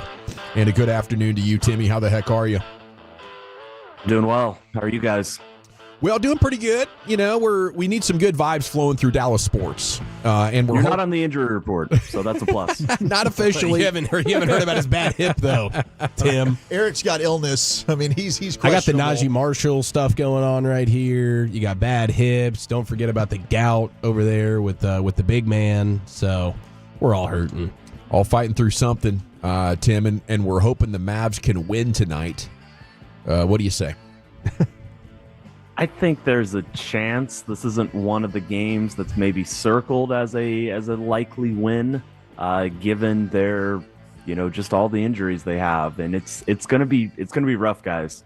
It's gonna be a tough few weeks. A lot of eyes right now are on Kyrie and just how serious that back injury is. If he is missing, if that's something that flares back up or continues to persist. That's not a good thing, but I sincerely think that Dallas right now, perspective wise, they have to look at their season and just accept that they're probably going to be a play-in team. Ooh. And that's going to be okay, like to weather the storm and to at least get there and have that chance. And, this is still a very, very good team when healthy, but it may be that, unfortunate of just cursed of a season right now with Dallas really struggling with they're not built for Kyrie and Luka both to be out, and so that's something that the entire team is trying to figure out right now. There's so many interesting angles we could take it through. I'm wondering if you've heard about anything. Is there a plan on changing the approach or how they attack without Luka and Kyrie for at least these next 1 to 2 weeks? I mean, there's only so much you can do, which is I think is the unfortunate reality of this all. I thought it was interesting how Jason Kidd chose to start the game against Memphis last night. He went big. He went with no traditional point guard. Spencer Dinwiddie wasn't out there. Not even Quentin Grimes was out there. It was a big lineup. It had Maxey, PJ, Derek Lively, Klay Thompson, and Najee Marshall. Only stuck with that lineup for about 5 minutes in that game overall, a few more when you include Gafford, who also now has an ankle injury. So Mavericks are down even more players. But I do wonder if the path for Dallas to sneak some wins, to steal some wins while Luka and Kyrie are going to be out is it starts with the defense. And, Derek Lively's been the anchor all season. It's so stark when he's on the court versus when he isn't. So I do wonder if that's one small area that Dallas can really lean in defensively and hope that can, power them through some games that otherwise are going to be very tough to create. It doesn't matter how many guards you put on the court. It's going to be tough to create without Luka and Kyrie. So maybe leaning into the defense is kind of their best hope. Tim, we saw Brian Windhorst report that the Mavs have been the most aggressive on the phones, it seems like, so far for this trade season. And Nico's done an incredible job both years at the deadline. But who do you think maybe they could be going after? I mean, financially, the Jimmy Butler stuff didn't seem to make any sense. And have their needs changed now with the injuries?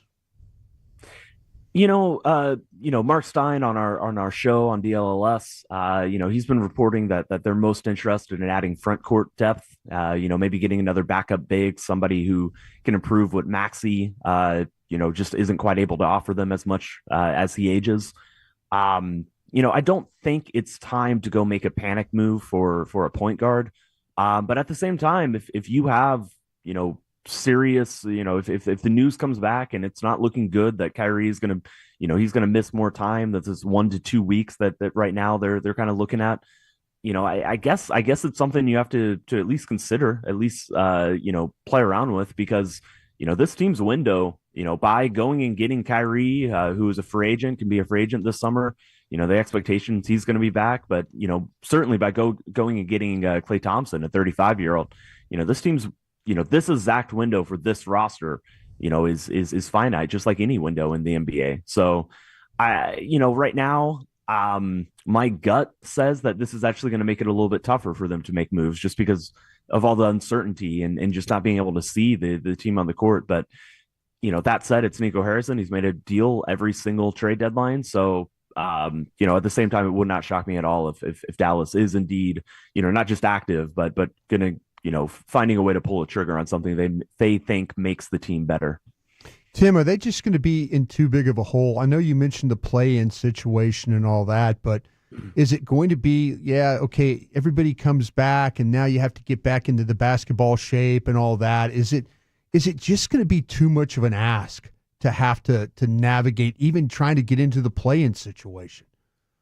So here's the situation. Dallas has 20 wins. They have 20 more games until they hit the All-Star break. They have 26 games after the All-Star break.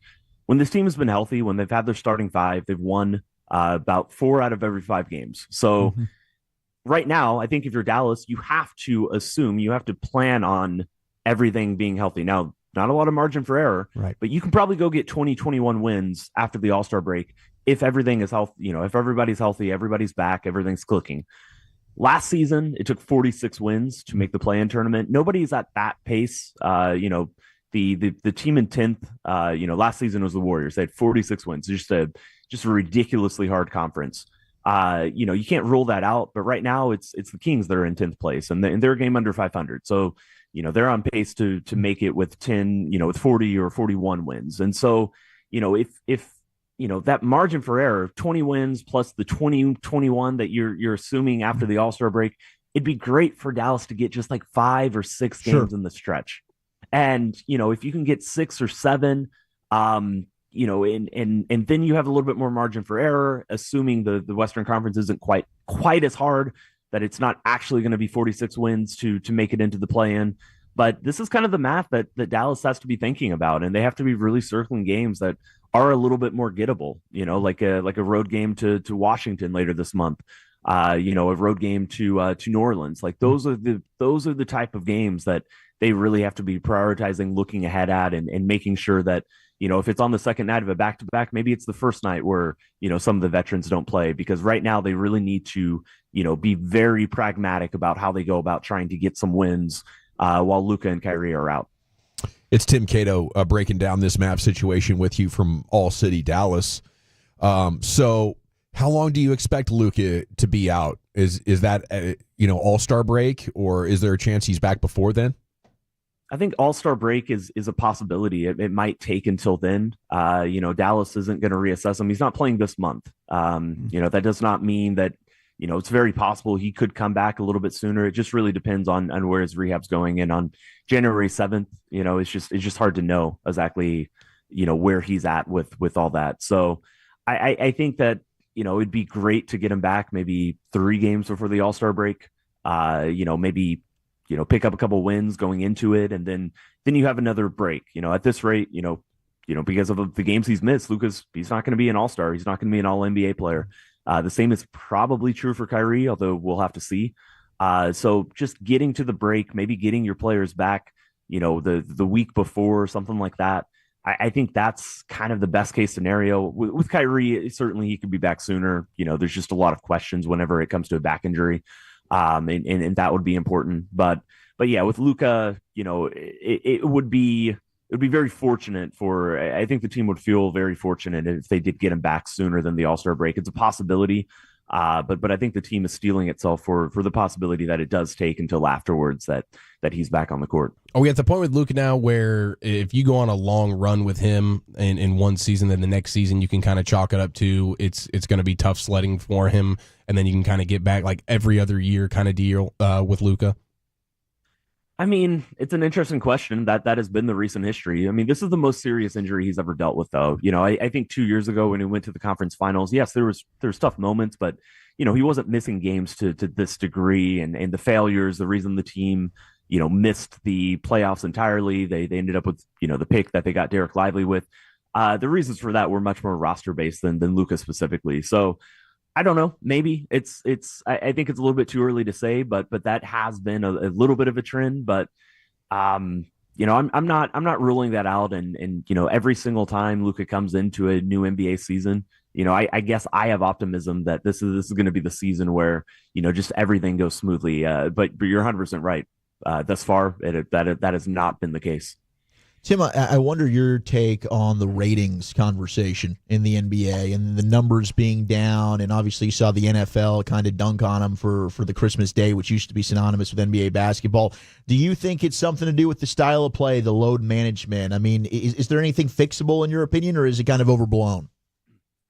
I think some of it is about selling the product better. The idea that there's too many threes being taken when not every three is the same type of shot, like not every three is created the same way. Teams don't play exactly the right, the same way that, obviously, like a lot of the threes that are being taken are just, spot up 18 footers that are being extended. But when it comes to the ratings, that's not really the conversation. The conversation is, how do you get that to translate? How do you get that understanding to translate to the fan? Because there are a lot of complaints from fans just saying, oh, there's too many threes. And so I think everybody, who watches the NFL understands a route tree. I think the NFL does a very good job selling the nuances of its coverages. And, Jason Witten, just sat down in his zone, pick your, the newest tight end who does that. But, sitting down in a zone, that is a concept that everybody talks about and everybody is familiar with, in the same way that, I don't think people talk about, well, it's not that the defense wanted to leave that corner 3-point shooter open. It's that, Luka was in a pick and roll and the guy had to tag in to take away the alley-oop dunk. But then Luka also looked off the player, to a different player, and he got the defense to move. I think that would go a little ways to helping things. But the other thing is just, I don't think it's that big of a deal. Obviously, the ratings are they matter to an extent, but the NBA just signed an enormous television deal. So my perspective is that there is something there, and I think the NBA could do a better job kind of selling this product. But this is not a crisis, is the way I guess I view it. Tim Cato with us. When you look at the trade deadline, are there untouchables other than Luka and Lively on this roster for you? Who are the guys you're looking to keep, and how attractive of a package could they get if something really tantalizing becomes available? Yeah, I mean, it's Luka, it's Kyrie, it's Derek Lively, it's Klay Thompson too. Just from the human element, you can't go sign a player and then trade him. Like that's just from a franchise perspective. Like, good luck ever getting another Klay Thompson if you turn around and trade Klay, when he is clearly not the one who would be pushing for that. So outside of that, I think Dallas is going to be a little bit strapped to they have a couple first round picks that can deal, and maybe if they keep sinking in the standings, then their first round pick this year becomes a little bit more appealing to a team that would go trade for it.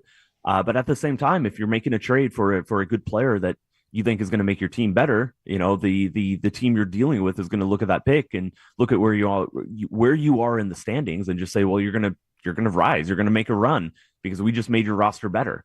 So it's a tricky thing. I think the more I talk about it, the more I think that, it's just, I don't think Nico's going to make it through. I don't think this is going to be his first trade deadline where he doesn't do something. We'll just see how big of a thing it is and where Dallas kind of allocates their resources and if they need to make not a panic move, but some sort of insurance for these guys who are absent or whether they just kind of focus on improving the roster overall. Man, I love your perspective, though, on maybe you just need 41 wins. There's no need to panic as long as they can get healthy by the time they're coming out of the All-Star break and pick up some gravy wins between now and then. They should be okay, and then you just try to get to mid-April healthy, right? Yeah, and ideally, you want the 7th or the 8th seed. I think that's totally fine. You just want to avoid the scenario where you lose once and your season's over, and you want to avoid the Thunder in the first round. Otherwise, I think, quite frankly, I feel pretty fine if as long as Dallas gets there and they're healthy when they get there. I still think this team is really good and can make some noise. Well, thank you so much for your time and insights, Tim. Enjoy the rest of the season. We'll catch up with you soon. Happy to do it. Cheers. There he goes. Tim Cato, All City Dallas.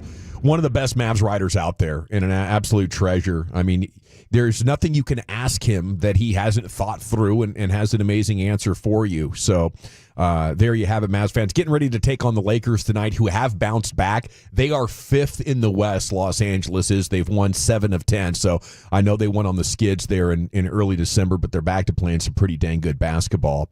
Okay, I have 10 options for head coach if the Cowboys do move on from Mike McCarthy coming up at 4:40. But a top 10 is next. Well, Chuck, what's in store? It is Nicolas Cage's 61st birthday. I know Lucius is a Nicolas Cage lover. What are your favorite Nick Cage movies? We'll do that next in The Nation.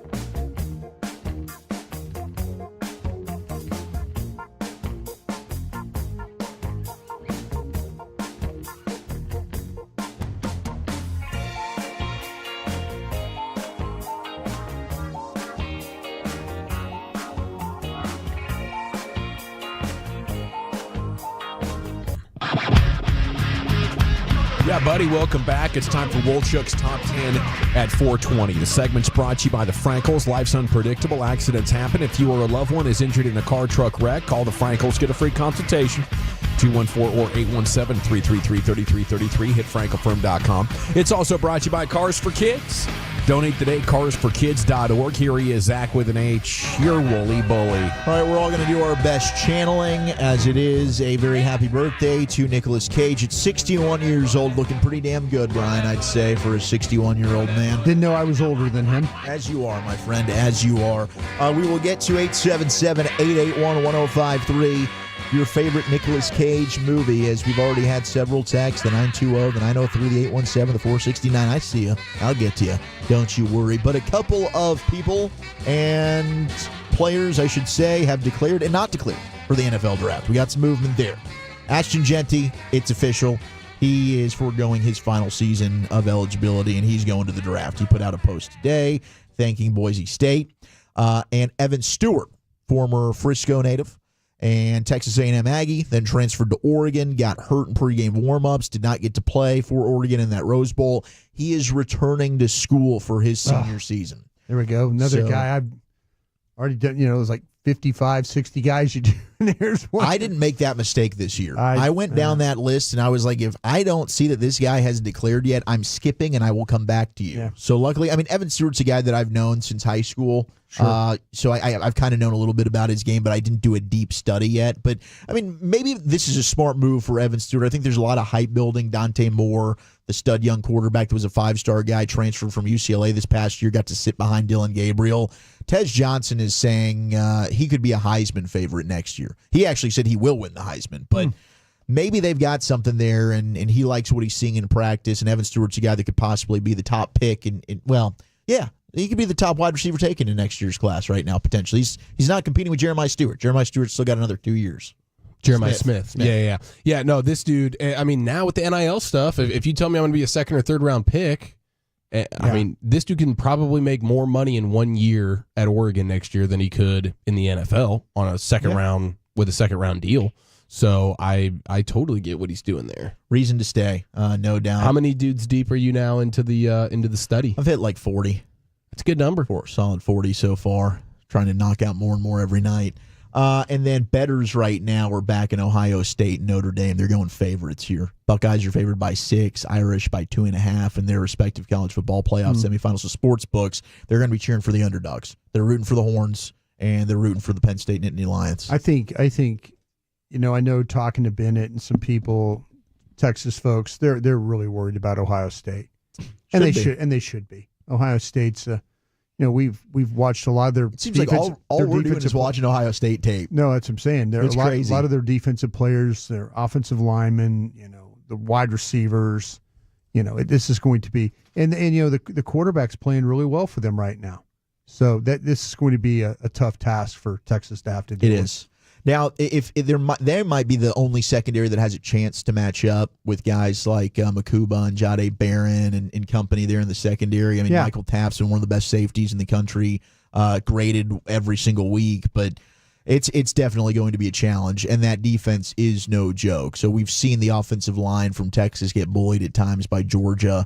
Ohio State's going to certainly have quite a bit of a challenge for them. So we'll see. That's going to be a fun game. We'll continue to preview that throughout the week. But let's get to some Nicolas Cage, shall we? Oh, I do want to give a shout-out to North Dakota State as well. They won their 10th national championship. I know Carter was there last night at the game. Looked really good. And a big congratulations and 105.3 The Fan salute on a tremendous career to our buddy Derek Holland, who has announced on social media that he is retiring from Major League Baseball. And, good forever run. Will be. As of now, greatest game we've ever seen pitched in a Rangers uniform in the World Series. So we love you, Dutch. You're the man. Let's get to it. Top 10 Nicolas Cage movies. Oh, sorry. My bad. Did you want to chime in? No, slide in. He watched Josh Hamilton out of there. Remember that when Hamilton came back when he was like, we got to. Sure did. He talked about Arlington not being a baseball town. Yeah. This is not a baseball town. Yeah, and he let him know. Showed him some baseballs he can't hit. Oh, he sure did. How about that one? He sure did. You let him know. Forever a hero to us, Dutch. We love you, brother. All right, let's get to it. Top 10 Nicolas Cage movies of all time. 877-881-1053. Well, Chuck, I do have the clip The channeling? The all-time channeling clip. Here's Nicolas Cage about 5 years ago. He's not an actor, ladies and gentlemen. He's something better than that. To go to some really crazy places, like how do you amp yourself up for scenes like that, or is what does the term over the top even register? You show me where the top is, and I'll let you know whether I'm over it or not. All right? I design where the top is. Let's go. Brian could speak more to this than I can. He knows how spiritual acting is for me. I don't even like the word acting anymore. I don't, because it implies lying in some way. I don't act. I feel and I imagine and I channel. I don't act. What an absolute legend. Where is the top? I decide where the top is. Yeah. Okay. And the way he's going to get into character for the John Madden biopic that's coming out. Oh my gosh. Dude. I'm excited. And Al Davis is our Batman guy. Yeah, Christian Bale. I'll tell you what, if that movie is great, it won't be hard for it to become the greatest Nicolas Cage movie ever. You gotta relax. You see what I did there, though? That tells me Dawson hasn't seen Matchstick Men. So Nick Cage in recent years, because I had some shots fired at him too. I was like, has he had a good movie since National Treasure? He has made a comeback here. Like Long Legs has been critically acclaimed. I didn't see the movie The Pig. He had to take a whole lot of movies, bro. He had to get their finances back together. Yeah, I mean, he was taking some like straight to DVD. Yeah, give him what you got. Like going through a divorce, fam. I needed that. So I understand, but in recent years, it seems like Nicolas Cage has done a tremendous job with some of the films that he's pumping out, and this will be the latest. All right, Lucius, I think you're probably the biggest Nicolas Cage fan. That is Francis Ford Coppola's nephew right there. Yeah, you gotta put some respect on his name. I did not know that. Big Nick energy, dog. His first, I think his first film was Fast Times. Fast Time, yeah, and he got credited as Nicholas Coppola. Wow! What he did. Yeah. Look at that. Wow! Yeah. Did not know that. Yeah, you don't want me to come on my list because it's going to destroy your list. No, and it might throw your list off. No, this isn't my list, so go ahead and give it to me. Your list's probably better than this. This is voted on by the people. I got Kick-Ass at my bottom, but it's still on the top. Kick-Ass is 10 on here. It's fantastic. The Weatherman is great. You need to write these down, Tolos. If you want to get into your Nick Cage bag, this is it. Kick-Ass, The Weatherman, Lord of War. My God. Lord of War is really good. Oh, Chef's Kiss. It's really good. Adaptation. Okay. Gone in 60 Seconds, of course. Yeah. The Family Man. Yeah. Family Man is brilliant. Family Man is brilliant. Con Air, and then Raising Arizona. There you go. Come you on nailed now. this, dude. No Matchstick Men. You know what? I haven't got all the way into that bag yet, so I'm not going to say it's not great. But look, the way you're shaking your head, you telling me that's what I need to be looking at. Watching Matchstick Men. And I'm not against it. Who's the other guy that's in it? Sam Rockwell. Yes, and Sam Rockwell only in makes it, good dude. movies. Okay, Sam. Sam is a problem. It's a good movie, Sam's bro. a problem. How about The Rock? He might be the most underrated actor. Yeah, he's a problem, dog. I mean, he's Rock, fantastic. The Rock was Good pull on The Rock. The Rock, because I like Sean Connery. Can you smell? Oh, Yeah. Just an upset. The Rock is number one on this list. Oh, is it really? Rock was number one. Oh, that Matchstick Men How is about a Leaving Ridley Las Scott Vegas, movie. though? Leaving Las Vegas. Leaving Las Vegas, pretty good. Yeah, dude. Matchstick Men is You guys are doing an excellent job. You're crushing this thing right now. We got some text for the Family Man. Lord of War. Face Off. Ghost Rider got a text. Dude, Ghost Rider was awesome. I thought that movie stunk. National Treasure.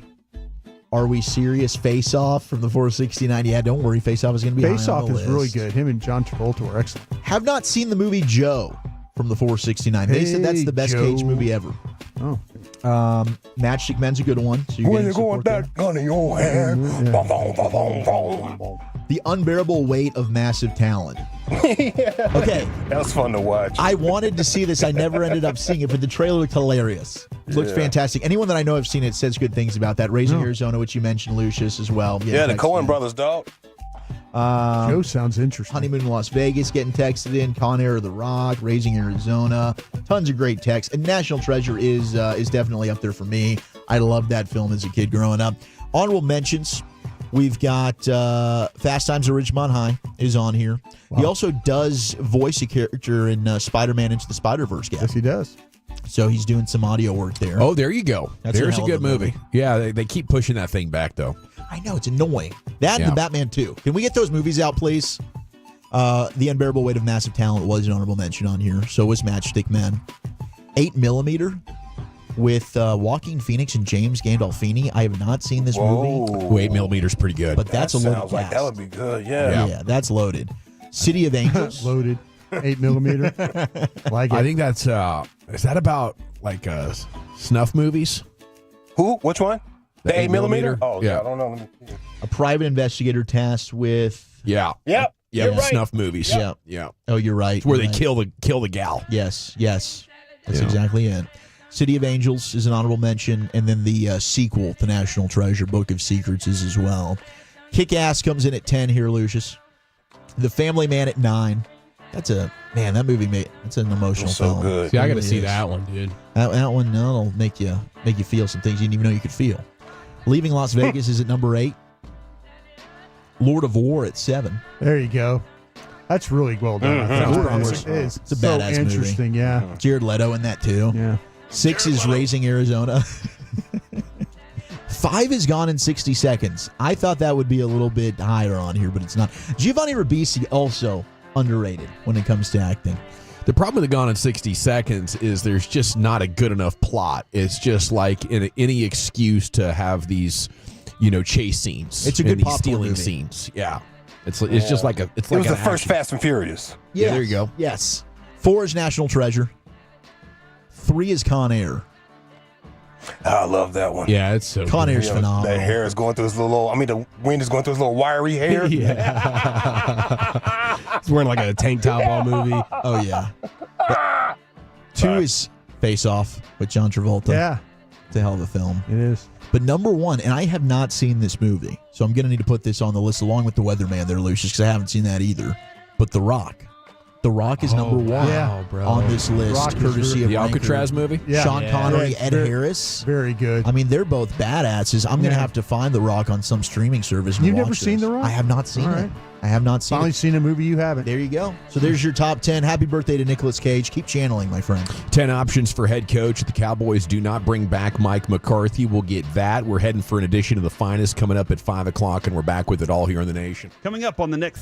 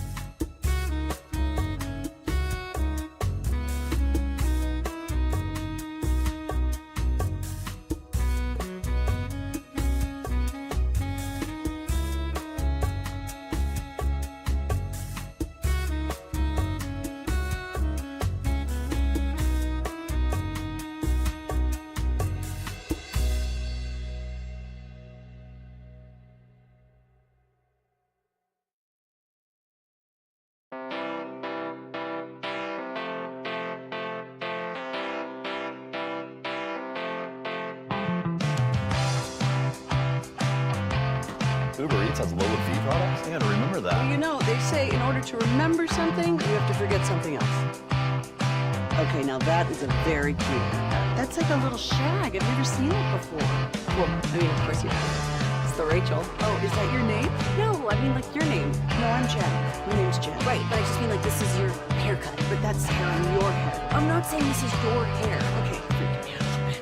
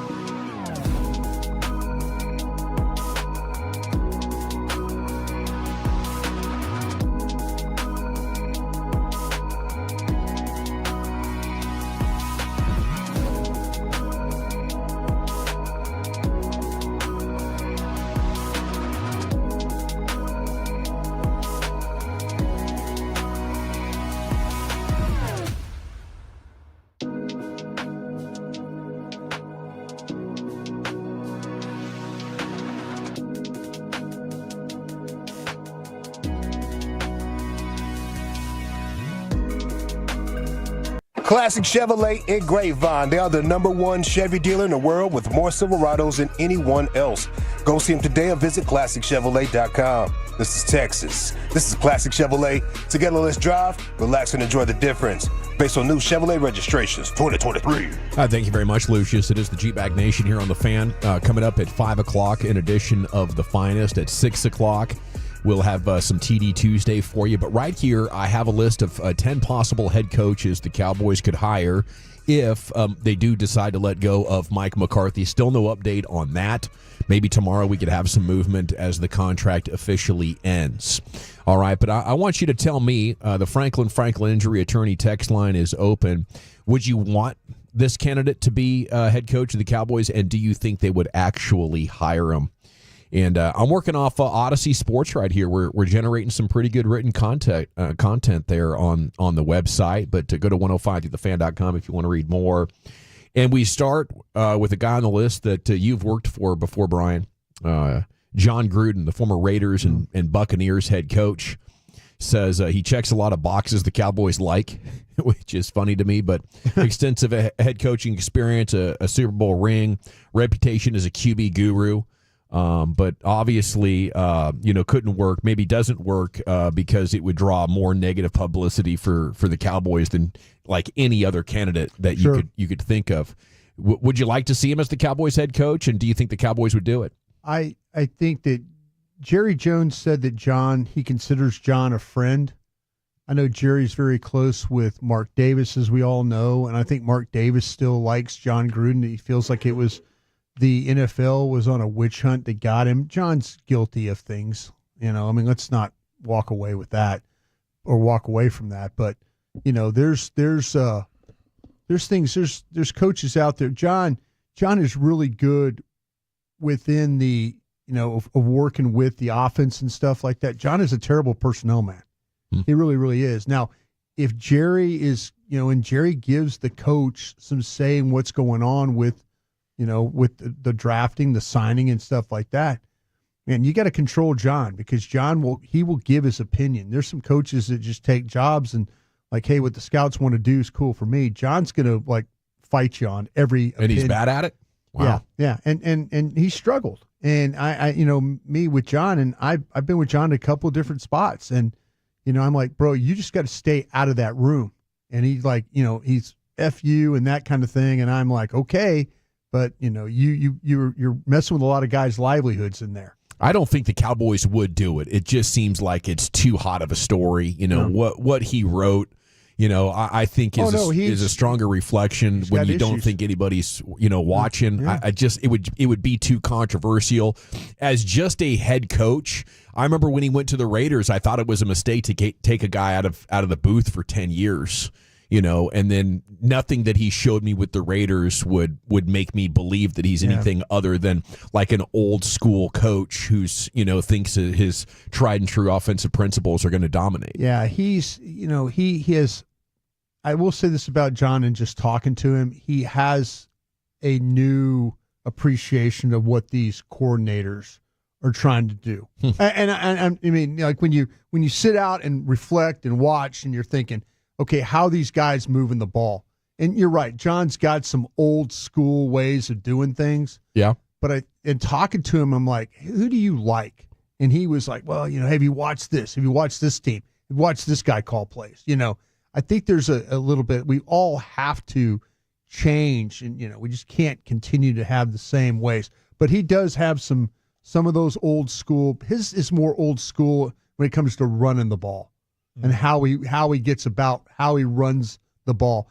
The passing game stuff, I think he's really interested in how that's evolved since he's been in the league. There would just be a huge void when it comes to the NFL content creation. If he gets sucked back into the sideline, I mean, my gosh, I don't know if we can. He doesn't even want, to be honest, he's perfect where he is. Yeah, he doesn't even want feeling nicey. I was talking to him. I'm like, hey, you interested in this Dallas show? He goes, don't even talk about that. Yeah. He goes, I'm friends with Mike. I don't want any issues. Mike's a good dude. He's got a job.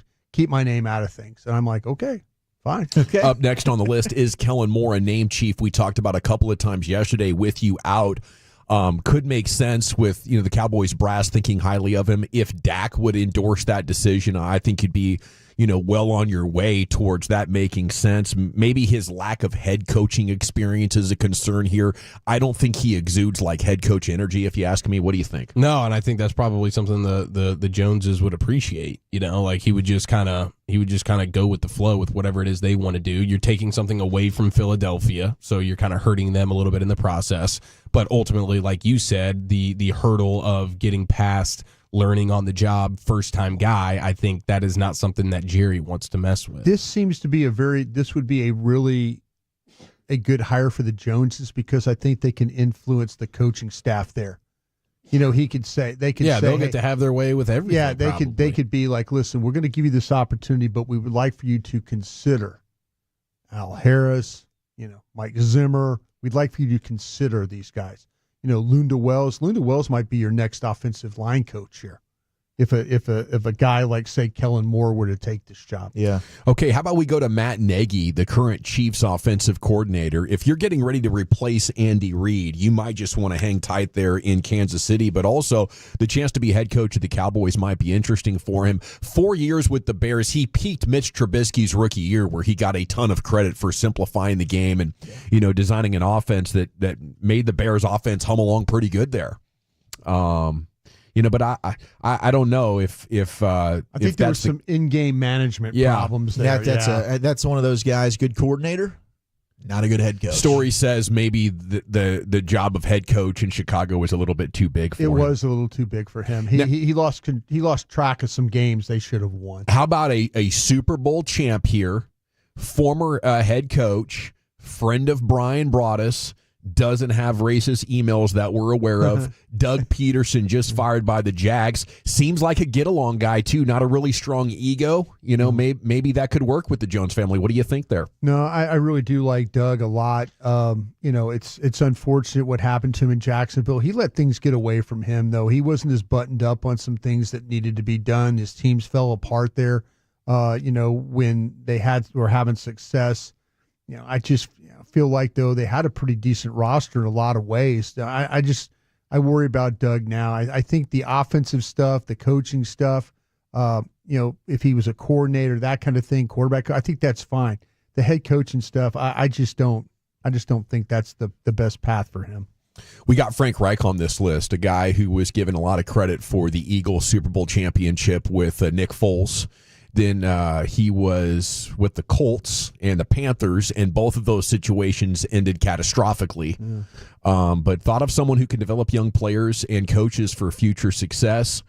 And, obviously coming off of a bad situation where he almost broke Bryce Young. But, that was a hot name in the NFL 5 years or so ago. Would you want to take another shot at Frank Reich? I liked him in Indy. I mean, what happened last year, Carolina is just a dumpster fire. I don't think anybody was having success there. But, again, I just don't think it's realistic. Like, is there really a correlation between him and a history with the Jones family? And he hasn't had enough success as a head coach that would get the fan base excited whatsoever.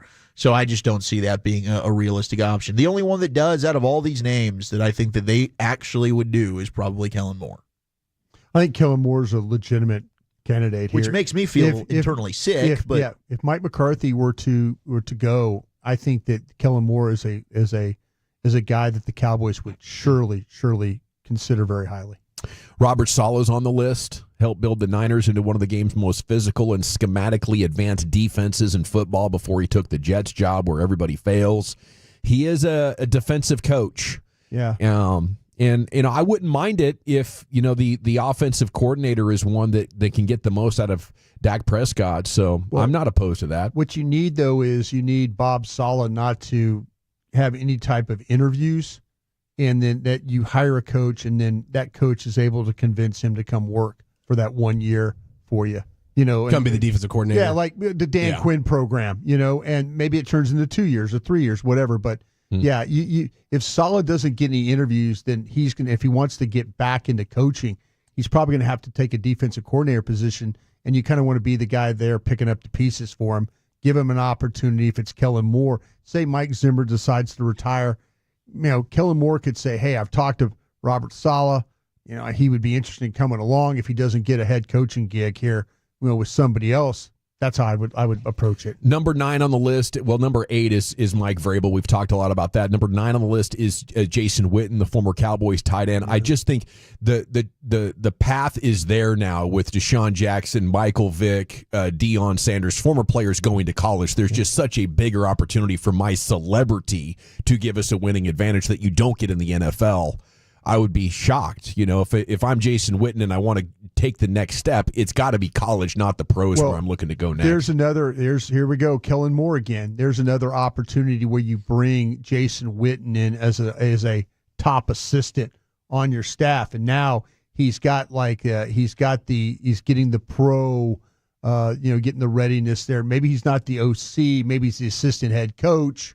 He's getting experience. If you want him to coach, that would make sense. Another position. Kellen Moore's looking over his shoulder the whole time, knowing that Jason Witten will be the incumbent. Very, very well could be. Very well. And then number 10, what about Mike Zimmer? If Mike McCarthy falls through the cracks, you don't like any of your other candidates, you can go with Mike Zimmer, find an internal OC candidate, or find another OC candidate, and this at least kind of bridges you to the next thing. Or, I don't think I could rule that out if Mike McCarthy and the Cowboys don't see eye to eye here over the next week, and then you're looking for who's going to be the next guy.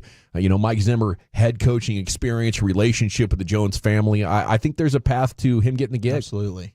Yeah, from the Jones standpoint, I could see that. I wonder if Zimmer, I don't know where Zimmer's head's at in terms of just wanting to coach at all. Maybe for a head coaching opportunity that would light a fire under him and he'd be hyped up to do it. But it sounds like, he's a coin flip to return anyways. Yeah, retirement and wedding, I think, is in his future. He might be, ready to enjoy the finer things in life. And you go down the list of all those names, like Vrabel, I think we'd be excited about. But do you think any of those are upgrades over what you have with Mike? I don't. And I don't either. Yeah, I don't. None of them. The Kellen Moore interests me only in the aspect of maybe it will bring other coaches here. It would make Dak very happy because that probably means Nussmeier's your offensive coordinator, and he loves Nuss. Maybe a change in, maybe you somehow steal the assistant offensive line coach from Philadelphia or somebody like that. Maybe there's some different, avenues there. I would like to see if you're going to change it, and he can go and get, Robert Saleh and some others, and Robert Saleh brings along a defensive guy with him. You might be able to put together a pretty solid staff with Kellen Moore as the head coach. Yeah, I that wonder, excites me.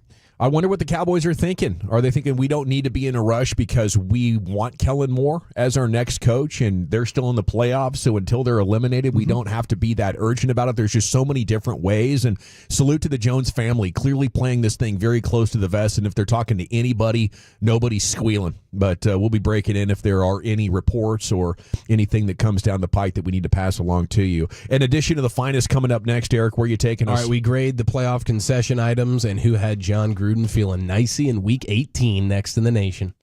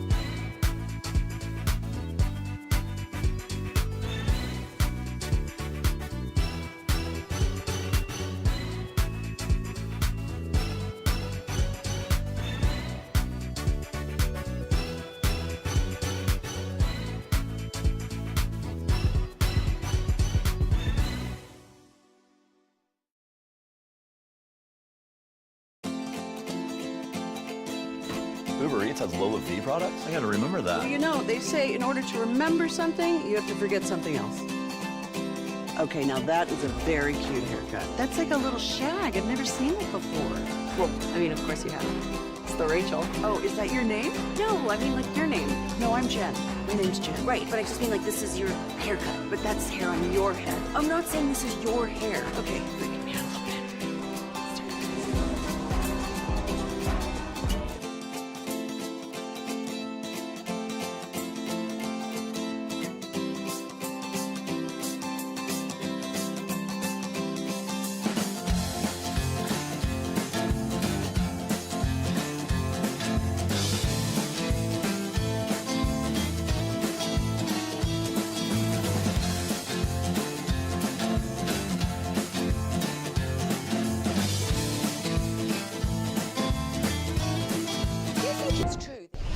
You're rolling with the G-Bag Nation. Let's do this. Right here on 105.3 The Fan. Here we go. It's hour number 4 of the G-Bag Nation on 105.3 The Fan. Time now for Eric Chiafalo's edition of football's finest, and here he is, the Chief. There's no question the funniest play of the football weekend was early in the game in New York between the Jets and the Dolphins doing the reverse pass stuff with Aaron Rodgers and Devontae Adams, and then it ends up back in Devontae Adams' hands 10 yards behind the line of scrimmage, and he gets absolutely smacked. I mean, that was just beautiful. And then even better, the Jets go on to win the game inexplicably there. So shout out to those guys. That was hilarious. And is there any question in y'all's mind what the best vacancy is right now from a head coaching standpoint? Of all the open, and the Raiders' job just became open a few hours ago. They fire Antonio Pierce. But is there any doubt in your mind what is, because I think there's a blinking red light here with, like, if I was Ben Johnson or Mike Vrabel with all the options in the world, there's no question which job I would want. You have the Patriots, Bears, Jags, Jets, Raiders, and Saints right now.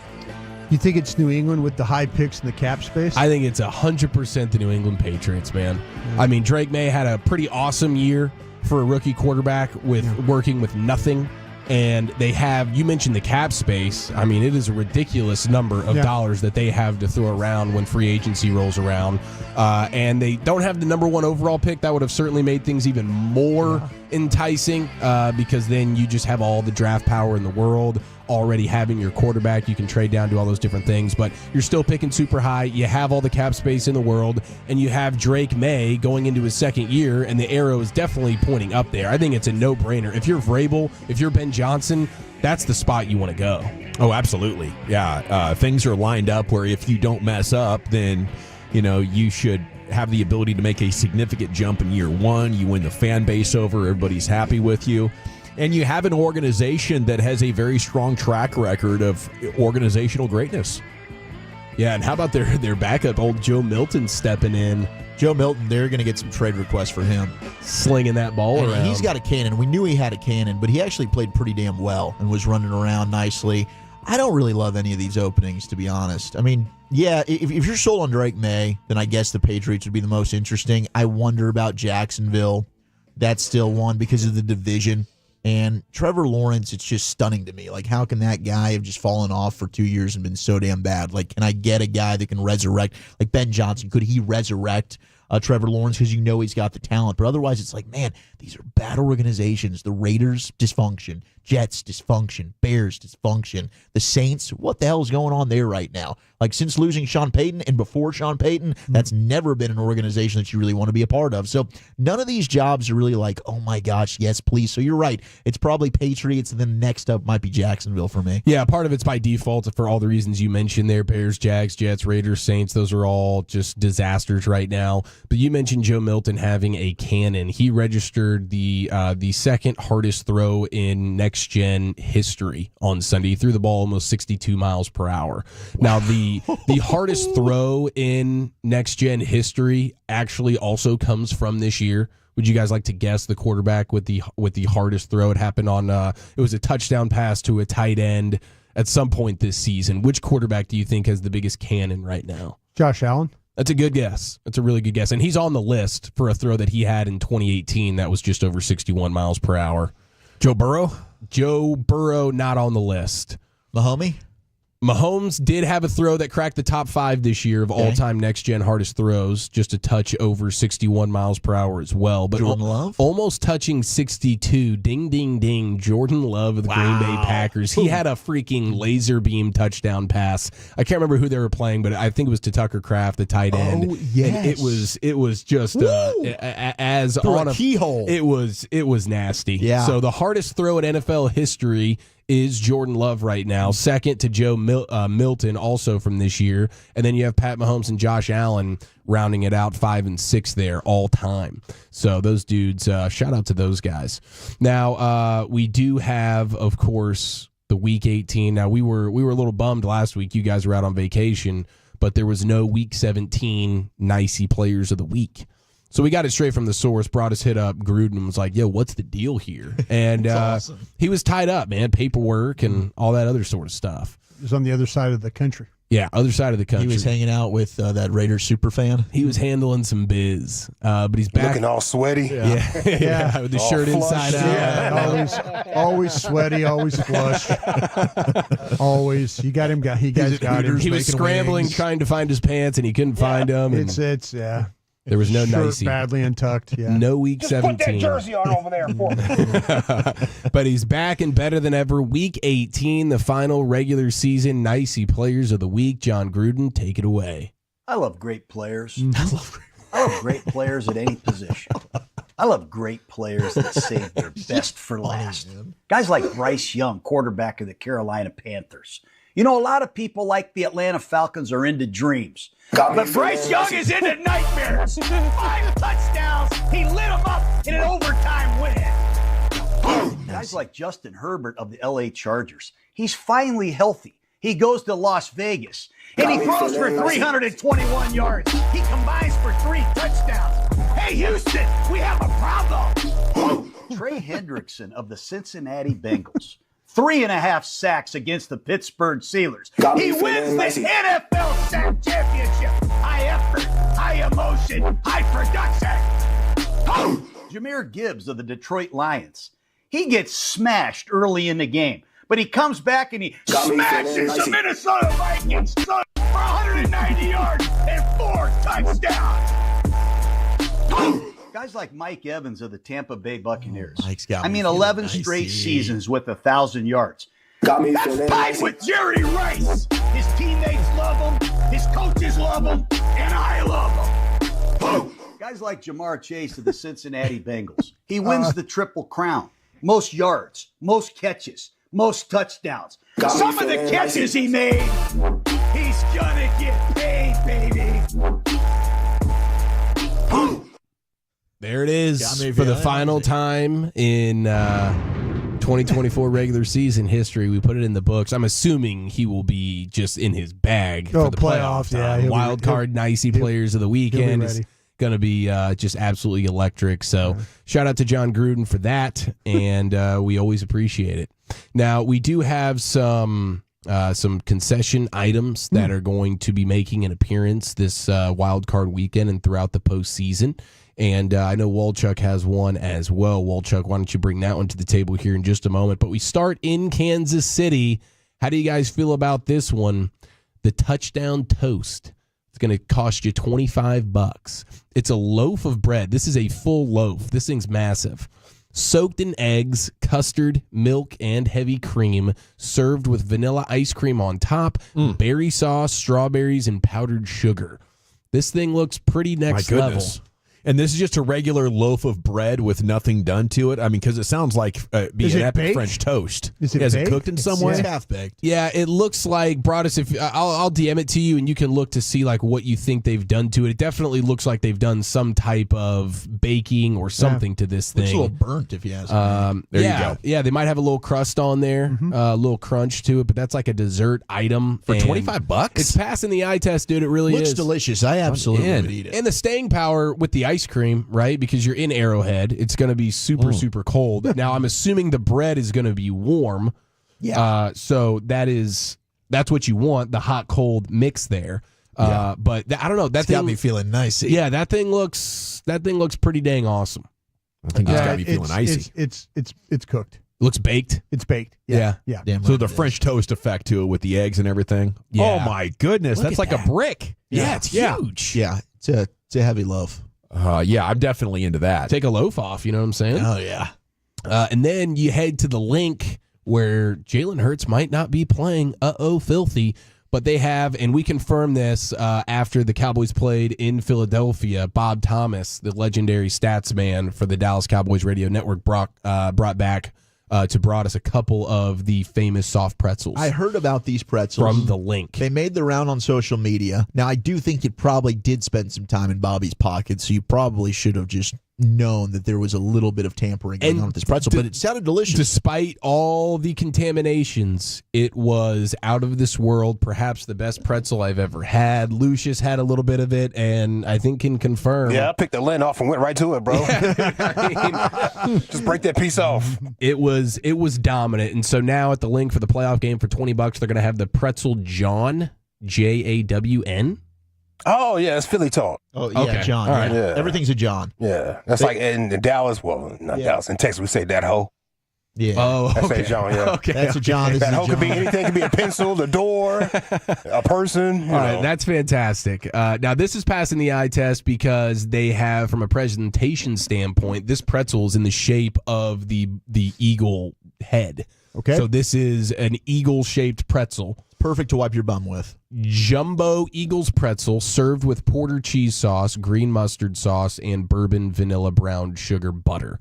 So you can have your pick of the litter on what you want to dip it in. Do you want to make it more dessert style? Do you want a little kick to it with the mustard or the cheese? But this thing, we know how good that pretzel is, and now you've just turned it into the logo. It looks pretty awesome. We know it tastes awesome. For $20, it's a no-brainer. And now what are the Texans doing? Okay, so Texans fans can try the towering, bigger in Texas tamale at NRG Park on Saturday, featuring corn masa dough filled with slow-cooked beef and chili sauce, wrapped in a corn husk and served with salsa. So it's a big old tamale. It's a huge tamale is what Big it is. tamale. Yeah. They're giving you some salsas to dip with. Every time the Texans have played in a wild card game On Saturday, they've It's lost. been the afternoon Saturday game. it has always been the Saturday 3:30 kick. Yeah. Literally 2011, 12, 15, 16, 18, 19, 23, and now 24. No respect for them. Texans Saturday. They're not pulling ratings, man. No, they are not, and they're not very fun to watch right now. They're on bust alert, if you will, for round number one here. Here's a clip of Eagles rookie corner Cooper DeJean, who's had a really nice year. Really nice. They got better on defense when they took Maddox off the field and put him in the slot. They got better. It's been awesome. And I was surprised when he was asked about his welcome to the NFL moment for this rookie year, and the name will probably surprise you as well. And would you say at any point in the regular season did you have what felt like a welcome to the NFL moment? Yeah, when I faced Adam Thielen a couple weeks ago, he gave me some good work. Yeah. How about that? His welcome to the NFL moment was the old man Adam Thielen, who He'll route you up. Yeah, he will. And he was definitely routing him up in that particular game. 9 catches for 102 yards. Yeah. But if you told me before the season it was going to be Adam Thielen, of all the wide receivers that Cooper DeJean was going to have to square off against, I would have told you there's no chance. But late in that game, that was a game where Leggett drops the ball at the goal line. The Panthers really should have won that game. Won the game. And it was Adam Thielen doing all of the late game heavy lifting, trying to lead the Panthers to victory. So shout out to Adam Thielen, still getting it done at this age. Cooper DeJean showing him some love.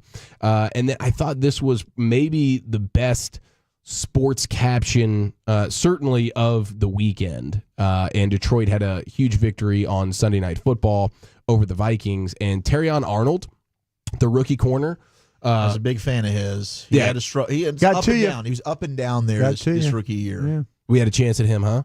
Oh, yeah. Had a chance on him and Mitchell. I think both corners were there. Detroit traded up to get him. Right to your spot. Yeah, that's who you swapped with. That's who you swapped with. Well, he had a great game versus the Vikings, and he Instagrammed some photos from the game, and his caption read, "Just like Chick-fil-A, pull up on Sunday, ain't S open." That's Beautiful. Hashtag Chick-fil-A. That's my guy. So, I knew why you were my cornerback one, Terrion. That's really, really good stuff right there. Caption of the weekend. And I'm really disappointed to see that Pro Football Focus has your two lowest graded players. Your lowest graded offensive player for the Cowboys this year is your first round pick, Tyler Guyton. Yeah. And your lowest graded defensive player for the Cowboys this year is your previous first round pick, Mozzie Smith. Ouch. The drafting's going to have to get better. All your rookies, I mean, they didn't grade. I mean, Mozzie Smith, but Kalen Carson, terrible PFF grades. He struggled this year. Even Maris Leofau, who, I mean, made some plays for sure. Mm-hmm. They had him graded as a 50 player out of 100. And Marshawn Nealand, same thing. So Kalen Carson, Leofau, Nealand, and Pro Football Focus is certainly not the Bible when it comes to this stuff, but man, we're going to have to start drafting better, boys. Absolutely. Yeah, that's got to be step one to getting this thing back in order. I think is great drafts in 2025 and 2026. I mean, it's just not sustainable to try to build through the draft. If they don't get this draft right, you'll be looking at 3 in a row without an impact first round pick, and that might be curtains for next year. Okay, as far as playoff chances. Is that our guy Fred Davis there on the TV? Fred's up there. Fred was on the TV interviewing Jerry. He was in. Nice. He got in the scrum. From the Ganger Sunday afternoon. He boxed Nick Harris out. Nick was right behind him. Like, who's this big guy, Fred, with the shoulders? Good job, Fred's doing a nice job over there along with Blake. Okay, there's an edition of The Finest. We'll hit the expressway. Everything that's been breaking in and out of the world of sports as we'll take a look at all the breaking news items of your day. And LA Live's coming up at 5:40, and we're back with you here. It's the G-Bag Nation on The Fan. I want to chat about the Frankels before we get there, though, because life is unpredictable. Accidents happen. You never know when you are alive. Remember that Uber Eats has groceries. No, that's absurd. Hey, remember when you used to be what was it, Pepper Lady? Pepper Lady? Wasn't it Cinnamon Sisters? Basil Babes. Saffron Squad? Nutmeg Maidens? Pre-curve? No. Nutmeg Maidens. I just said that. Was it Spice Girls? Doesn't sound right. Was it Saffron Squad?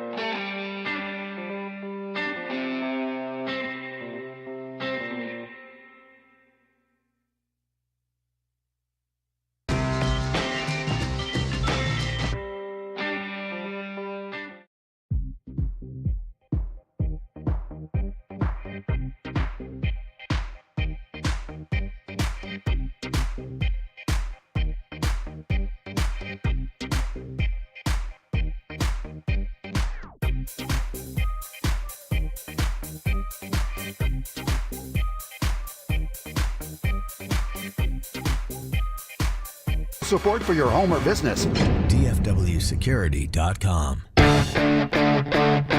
Shoot, yeah, welcome in. It's time to go commercial free to the top the expressway. Every night at this time here on The Fan. LA Live's coming up at 5:40 here, about 16 minutes away from that.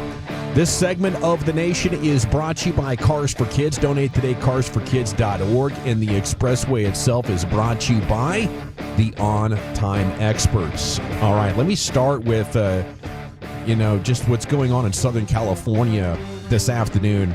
Our drive to Oxnard might look quite a bit different in July, as Pacific Palisades, which is where you drop into on the Pacific Coast Highway coming out of Santa Monica there, on fire. Mansions. I was watching probably at least a $50 million mansion up in flames. Damn. The hillside in flames. A lot of actors posting videos of them evacuating. I guess the wind is a major factor, and they've said that the wind is pushing this so much faster than the fire department can contain. So everybody in that area has been ordered to evacuate.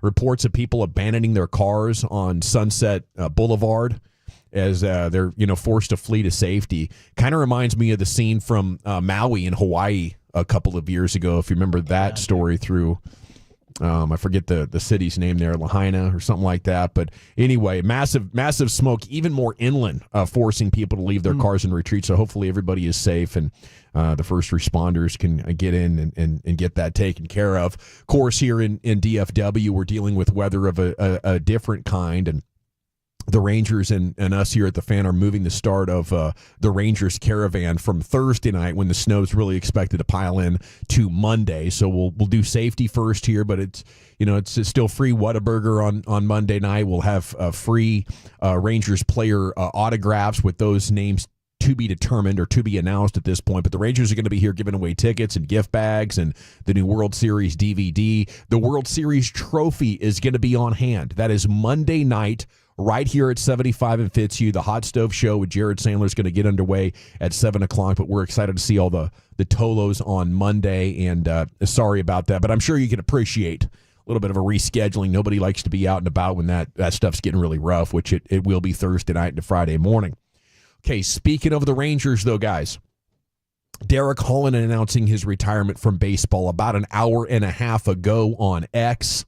14-year career. Was absolutely scintillating for the Texas Rangers and Ron Washington in 2010 and 2011. Started to get hurt with shoulder trouble around 2016. I still remember being in spring training and seeing him in a cutoff shirt, and he had this cupping stuff on his shoulder. You know how they put those cups on there, and they try. Luka has that all the time. Yes, Luka, yeah. You see athletes with it all the time now. I think on Derek was the first time that I saw that 8 years or so ago, but. From that point forward, he was kind of like on the injury yo-yo of trying to come back from something and establish. He had a pretty good stretch there with the Giants, I think, in 2018. But more than that, just one of the absolute most likable athletes that we've ever covered. I think he caught a lot of crap from fans because he liked to have fun and do impressions, sometimes even in the dugout during games, and people just didn't understand him. But the longer he went, the more people understood really what made him tick. And later in his career, he became, a heck of a coach for younger guys, even as he was continuing to rehab and pursue his own, comeback journey. But, on top of that, just an absolute beast of a person, and probably our best athlete friend in 105 through the Fan Station history, as far as being a good player who actually enjoyed our content. Like, he would be texting us while he was in the weight room, whether it was at the Globe or in Surprise or for a different, team, saying, hey guys, I'm, here working out, but I'm listening to the show while I'm getting ready for my start or whatever. So it was always, cool to see Dutch. And now when he comes in and hangs out and does the show, he just feels like he's one of us, if you will, Wolchuk. One of us. The Rangers' winter bullpen reconstruction has continued as late last night we get the announcement of the signing of a veteran right-hander Chris Martin. Boy, they like their older relievers. And the Arlington native coming on back now at 38 years old. He spent 2 seasons with the Rangers in 2018 and 2019, so many of you probably don't remember him. as those were the dark times here for this baseball team. But Matt Festa was designated for assignment in a corresponding move. Martin spent the last 2 seasons with the Red Sox, 3.45 ERA in 44 1/3 innings last year as an 8th inning setup man. His chase percentage and walk percentage both ranked in elite territory, despite a bit of a decline in some of his metrics there.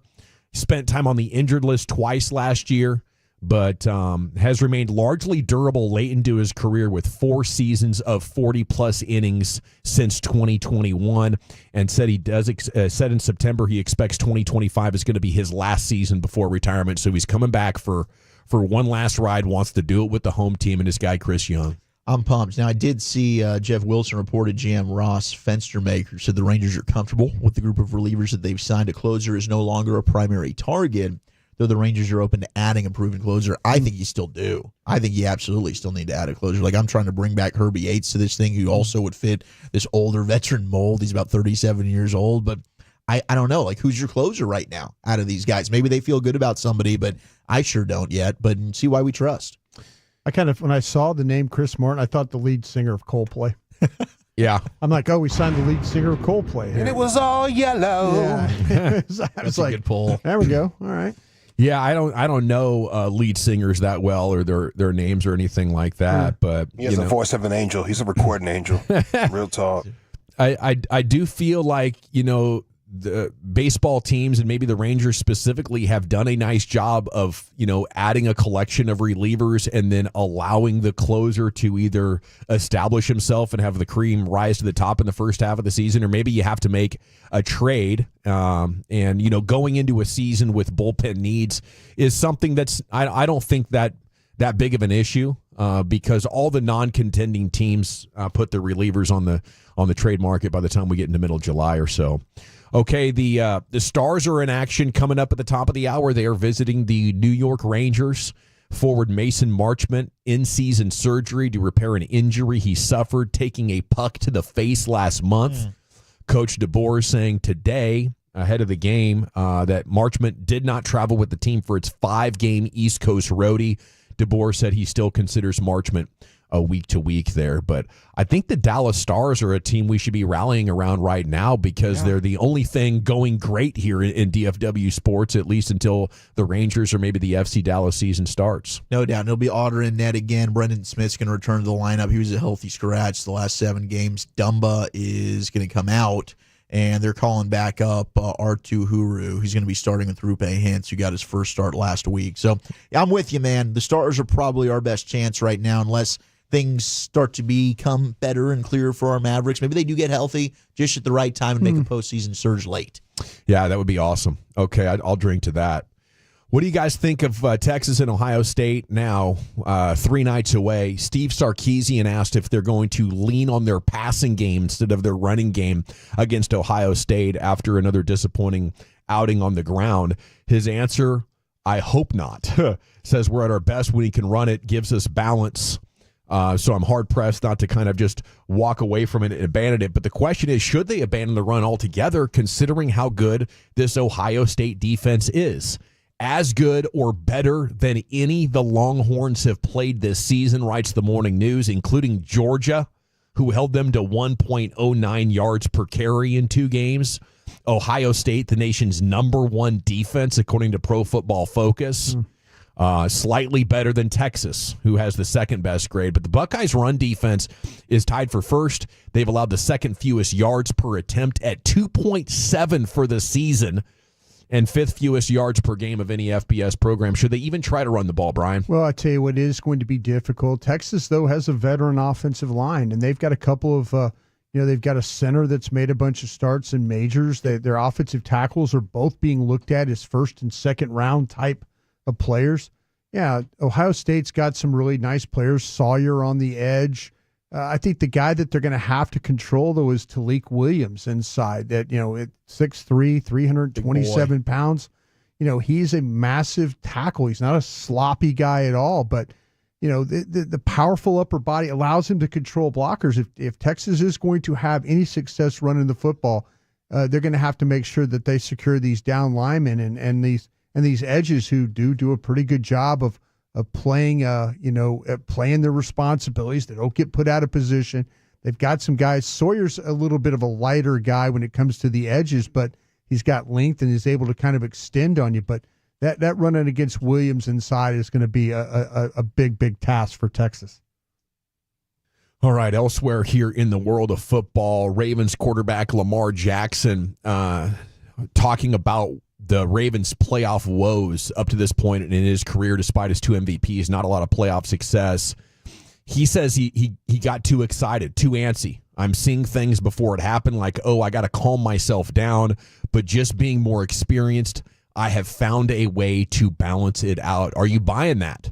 That this version of Lamar Jackson is going to benefit from the experience and have the game slow down for him at this point. Finally healthy. I mean, their wide receiver room isn't really healthy, but that's something that Lamar Jackson the last couple of playoffs has dealt with injury. Right, it's been the biggest issues for him. Yes, I mean, what a season he has put together. If it doesn't happen for him this year, I don't know if it ever will. Yeah, I mean, he's having the best season he's had, and that's saying something because he's a 2-time MVP. I think, I'm buying that. I mean, I think absolutely, like experience, you're going to learn and grow from that. The problem is, I don't think their game plan in the AFC Championship game, we talked about that when it happened, they didn't run the ball at all. And it's like, okay, now you're putting all the pressure on Lamar and his arm to win you a football game. Why? Why are you doing that when you got here because you ran the football effectively? I don't think they're going to make that same mistake again, having Derrick Henry and him, who just had the most prolific quarterback running back tandem in the history of the NFL when it came to rushing. So they got a shot, but I still don't know. Even though they just destroyed Buffalo earlier this season, I think I would still lean Kansas City and Buffalo ahead of Baltimore for me. How about you, Chief? You think this is the year Lamar Jackson breaks through? I'm with you. That's like, man, if it's not going to be this year, when will it ever be? And when one of the things outside of health for Lamar Jackson in the postseason, because that's been a huge thing, and obviously it seems like he is healthy going in, so that's going to be big. And the other thing was teams were always able to, when you want to stop Lamar Jackson over the years, if you blitz him, he became a completely different quarterback for the worse. And now this year, he has solved that problem. He is the best quarterback in the sport versus the blitz. So if he's going to be healthy, which he hasn't been in a lot of these postseason runs, and he's now really taken away the one element of his game that was like a blinking red light. Hey, he can be had here. You get into the postseason, really good defenses, really good defensive coordinators. Oh, all I got to do is blitz him, and he's not the same version of himself. Well, now he's overcome that. And then you add the Derrick Henry factor, and hopefully for their sake, Zay Flowers is going to be okay. Yeah, that's big. Yeah, I think, and their defense is starting to come around. I mean, that pass defense was a huge issue for a good chunk of the season, and I think they were misusing Kyle Hamilton, which is like a Swiss Army knife kind of player. They got him back playing more just a safety role, and their pass defense has really blossomed as of late. So I think they have the makings to do it, but still, going into Kansas City and winning a football game, even if Lamar plays awesome, it doesn't mean they're going to win it. But that's the kind of data, that's the kind of stat that I think gives his quote credibility. Like, things are slowing down. I figured it out. Now I just know I need to relax and go where the defense and the game is asking me to go.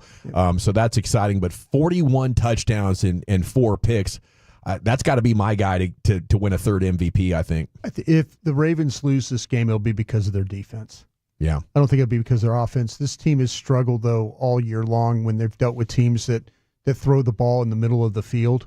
And I know it's about Hamilton, and you talk about the moving around and stuff like that, but they're damn near the bottom of the league when it comes to dealing with intermediate passing games and stuff like that. So let's see what happens. What's going to happen with Russell Wilson, how they're going to work the middle of the field with their receivers. They've struggled. They've struggled when they've blitzed. That's why the Ravens don't blitz very much. Yeah. Because they do struggle when they blitz. They're damn near the bottom when it comes to that too. Metrics is showing that their defense could be the problem in this game, not their offense. I do feel like great organizations, great quarterbacks figure out a way to overcome their team shortcomings. But with Lamar Jackson, it's usually been more about his surroundings, than what he is. But that is a championship level organization. So maybe it is their year, but that AFC is tough. It is. And I think the one thing for him too, the interceptions have been down this year, which is great. But the one thing about him is still, and one of the reasons why I would lean Josh Allen, the fumble factor. I mean, this dude has fumbled 8 times this year. Holy cow. And so he's mitigated the interceptions for sure. But those fumbles, you get an untimely fumble in a playoff game, that could be all she wrote. Chief, yesterday we talked about Ashton Genty, and the guys were actually convincing me that maybe at 12 I wouldn't hate it. Of course, the news today, Genty has declared for the draft, so that's happening. But you're at a spot at 12, while there are 14 or 15 first-round grades on guys, you're getting to a point where it's players who are inconsistent. You're betting on elite traits, but not necessarily elite college player or injured guy. There's a corner there that I think the Cowboys should be very interested in. Barron from Texas. That's the guy, without doing any film study, just watching him play and hearing all the different comps for him. That's a guy that immediately is a blinking red light for. I'd be all about him. That's a premium position, and I'd be thrilled with somebody like that. Yeah, but what if he's off the board? What if a couple of the wide receivers he won't be off the board? No. In fact, 12's high from now. Maybe like once you have a first round grade on him. Oh, absolutely. But like a lot of people don't right now. Like some people are having him go late first round, early second round, and I think that'll even itself out. But at 12. I don't know. I mean, he'll be there, and I don't mind taking him there. What they'll have to figure out, though, and this is why I think Barron will go higher than, and I think because the injuries. Well, I think the injuries. You look at Ravel, the East Carolina. He could be the best corner in the draft. He's coming off a knee injury. Nobody really knows how fast Will Johnson runs at Michigan. Yeah. You know, he's a long 6'2" corner. Dude. Yeah, big dude. You know. Hunter's depending on where people are going to play Hunter's probably the best corner on the board. He'll be gone. Yeah. But so these corners, there's going to be some question marks about those guys. I mean, Barron to me, it might come down to a corner, the runner, and a wide receiver. Cannot wait to cover this draft. That might be the three. Barron might make himself a lot of money Friday night. Yeah. He shuts down Jeremiah Smith. Boom. A lot can happen around the combine with medicals and testing, and between then and the draft, you will start to get a much better idea of the intel that the teams have that maybe the media scouts don't. It's time to go into the Pimp Cup, where Lucius Alexander has LA Live. On New Year's Day. Hey, St. John's is playing Xavier right now, and you can see Coach Rick Pitino. The game just started, bro. He's already throwing his hands up. Get this man a drink. Get the jacket off yet? Oh, come on. Game just started, dog. The kid's not listening to us. He's already frustrated. Game just started, Rick. Nursing that hangover. Hair looks good, though. I'm sure the hair looks good. Oh, it's my dude. I love it as a coach. You can be the most cordial. You're shaking people's hands. You're talking to them. Boom, that ball goes up. The whistle blows. And the next thing you know, your personality 180 degrees away. Oh, he's losing it, man. Like 2 minutes into the game, he's already ready to throw a chair. Yeah. All right, let's get into a Toxic Tuesday edition of LA Live right into the great Rick James. Well, all right, you squares, it's time to smoke. Fire up this funk and let's have a joke. It'll make you dance to some of everything. Everybody get high. Worth $2,000. Things is the category this time.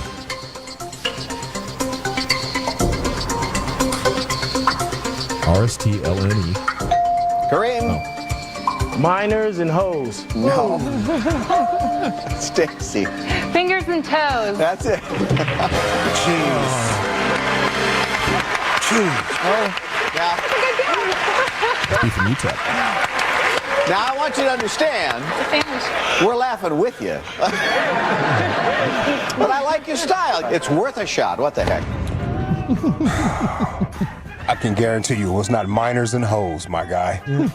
And I'm so embarrassed because he had his sailor uniform on. Oh, no. Yeah, representing the U.S. Navy up there talking about minors and hoes. And he jumped back from the thing. Nailed it. Got him. Put his hands up like Steph Curry. Yeah, minors and hoes. I can guarantee you, dog. Wow, what are we doing? This is LA Live for Tuesday, January 7th, 2024.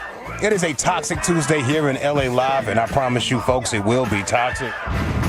It will be toxic. Hey, I got a question for you fellas right here. Mm-hmm. If your significant other said, there's this old man at my job. He's in his late 60s. And he's trying to give me 1.5 milli. Oh, for that? He's trying to give me 1.5 milli. What kind of advice are you giving your significant other? That's 1.5 million, bro. Well, I would ask her what her decision was. I cannot help you on this, but if you go yes, I would like half. Damn, you want half? Yeah, you're brokering the deal in a sense. Well, I'm just saying. You should be happy that she's coming to talk to you about it. First of all, Yeah. Because usually they'll go take that money and dip off. Yeah, and come back and just acting different like they won the lottery. No, you're right, man. This is a sticky situation. Yeah. But I would imagine it's the end of the relationship. We're just deciding to do what to do with the severance. It's every day. It's an everyday good relationship. This is a great relationship. There's this old man up there in the brass of the building, and he wants 1.5 million. I take it to the Anatole. They made a movie about this, didn't They they? sure did.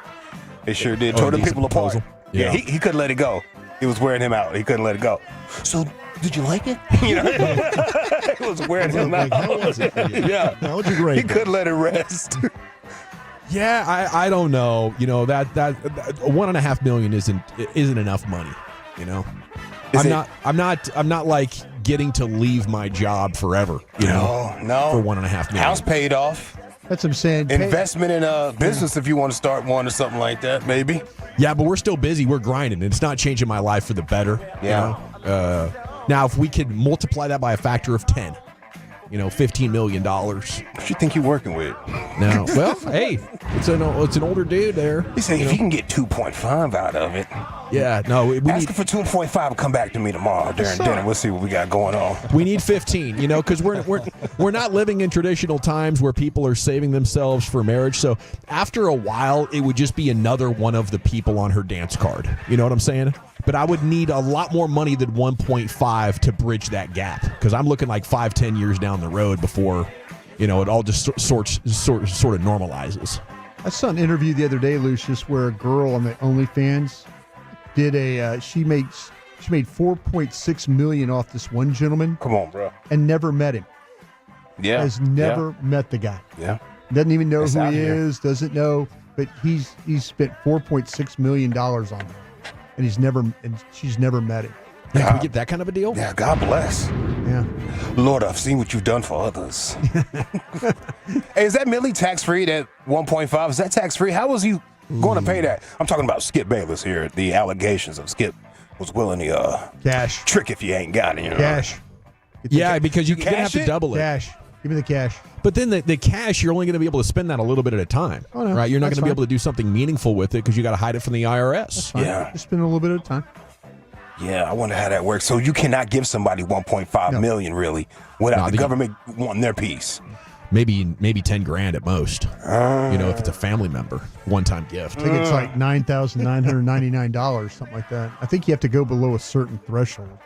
Oh. Yeah. Well, you got to be lucky if she does tell you that somebody's hitting on her that way. Because you put that in your she account. trusts you. Yeah, you put Or that. she's already done it, one of them. Yeah. You ever got any guilt gifts? You ever got any guilt gifts from your girl? Not that I'm aware of. Yeah. No. Yeah. Like I've a seen meal? few. You've seen a few? Yeah, I've seen a few. My What's girl the used to best work. one? My girl used to work in the booby clubs, Oh, that's right. And all of a sudden you get bags and stuff be at the door. I'm like, I don't even want to know. So I mean, 1.5 million. What you did? 1.5 million. You should be ashamed of yourself. Yes, that's You incredible. sicko. Yeah, I mean, it just. I like even this kind of considering cheese. that- Yeah. And this is the wrong size anyway. I said 11.5. I mean, yeah, 1.5 million would obviously change things for you. It would make life a little bit easier, but I'm not getting to retire. I can't go buy a plot of land in Montana and just relax. It's the easiest 1.5 you ever made, though. Yeah. I mean, for her, it's Now you got to different. live with being a cuck for the rest of your life.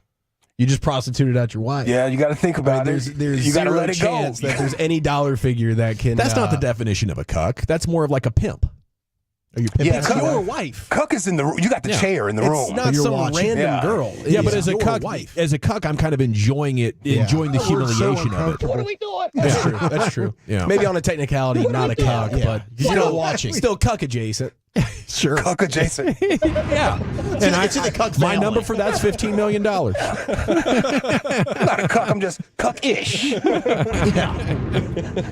stepping light. Who you outside. calling a cuck? Yeah, that's wild. That's a wild conversation. It is a Toxic Tuesday here in LA Live. Hey, what if there was some old lady in the brass section of our Odyssey company?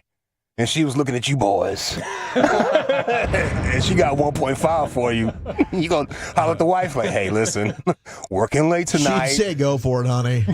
But I want you to look on that Zillow. Yeah, just make sure I see the profits. Look on that Zillow. I'm pretty sure mine would be okay with that. Yeah, but I don't know. Let me see her first. Yeah. Yeah, I'm pretty sure mine will push me out the door. You better go make that money. Oh, we can get a house on the beach. Get you some Blue Chews or something. Can't nobody have you talking about me like that. All right, well, I just wanted to ask those questions. I have no idea I was going to take that, take that little route right there. G-Bag of the day, we do it How you answering that question? How am I answering that question? Yeah. I'll tell you what. Hey, you decide what you want to do. I'll plead the fifth. Yeah, there you go. I knew that was going to be some kind of answer. G-Bag of the day, we do it every weekday on the Fan at 2:30. If you see anything floating out there, don't be afraid to hit me up at Lucky Lucius P on social media. Lucius Alexander on the Facebook, or you can follow us on if you find G-Bag Nation on Twitter. Our winner is still the church choir, I believe, right? Yeah. Church choir. Singing a little Silent Night over the holidays, and this went viral.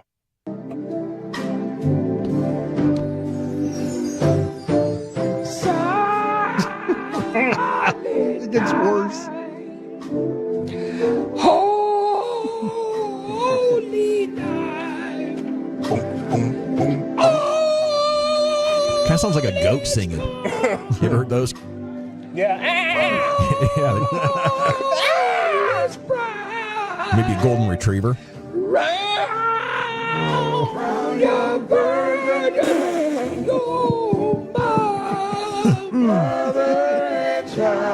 right. Yeah. Boy said, "Wrong young virgins." More than one. Oh my gosh. Looks like the Trump administration said we leaving here with something. Yeah. We are leaving here with something. I thought it was a joke at first when I seen like they were coming for the Panama Canal and Greenland. Yeah. No, it's for real. Yeah, we built that Panama Canal. I've been to it. It's amazing. Yeah. Our ship had to go through it. Both sides, of course, it's two different countries. Yeah. And they're both pointing their guns at you at the same time. Oh, that's unsettling. And we're pointing our guns back and we're just going through. Everybody's trying to be peaceful, Be cool, dog. Be cool. Everybody be cool. Yeah, Panama Canal, Greenland. Trump even says he's looking at Canada to be the 51st state. We leaving here with something. I mean, that's at least 5 or 6 states worth, Come on. Take all that oil up there? Make a new flag. This is going to be an interesting 4 years of entertainment because this man does not stop giving you hits.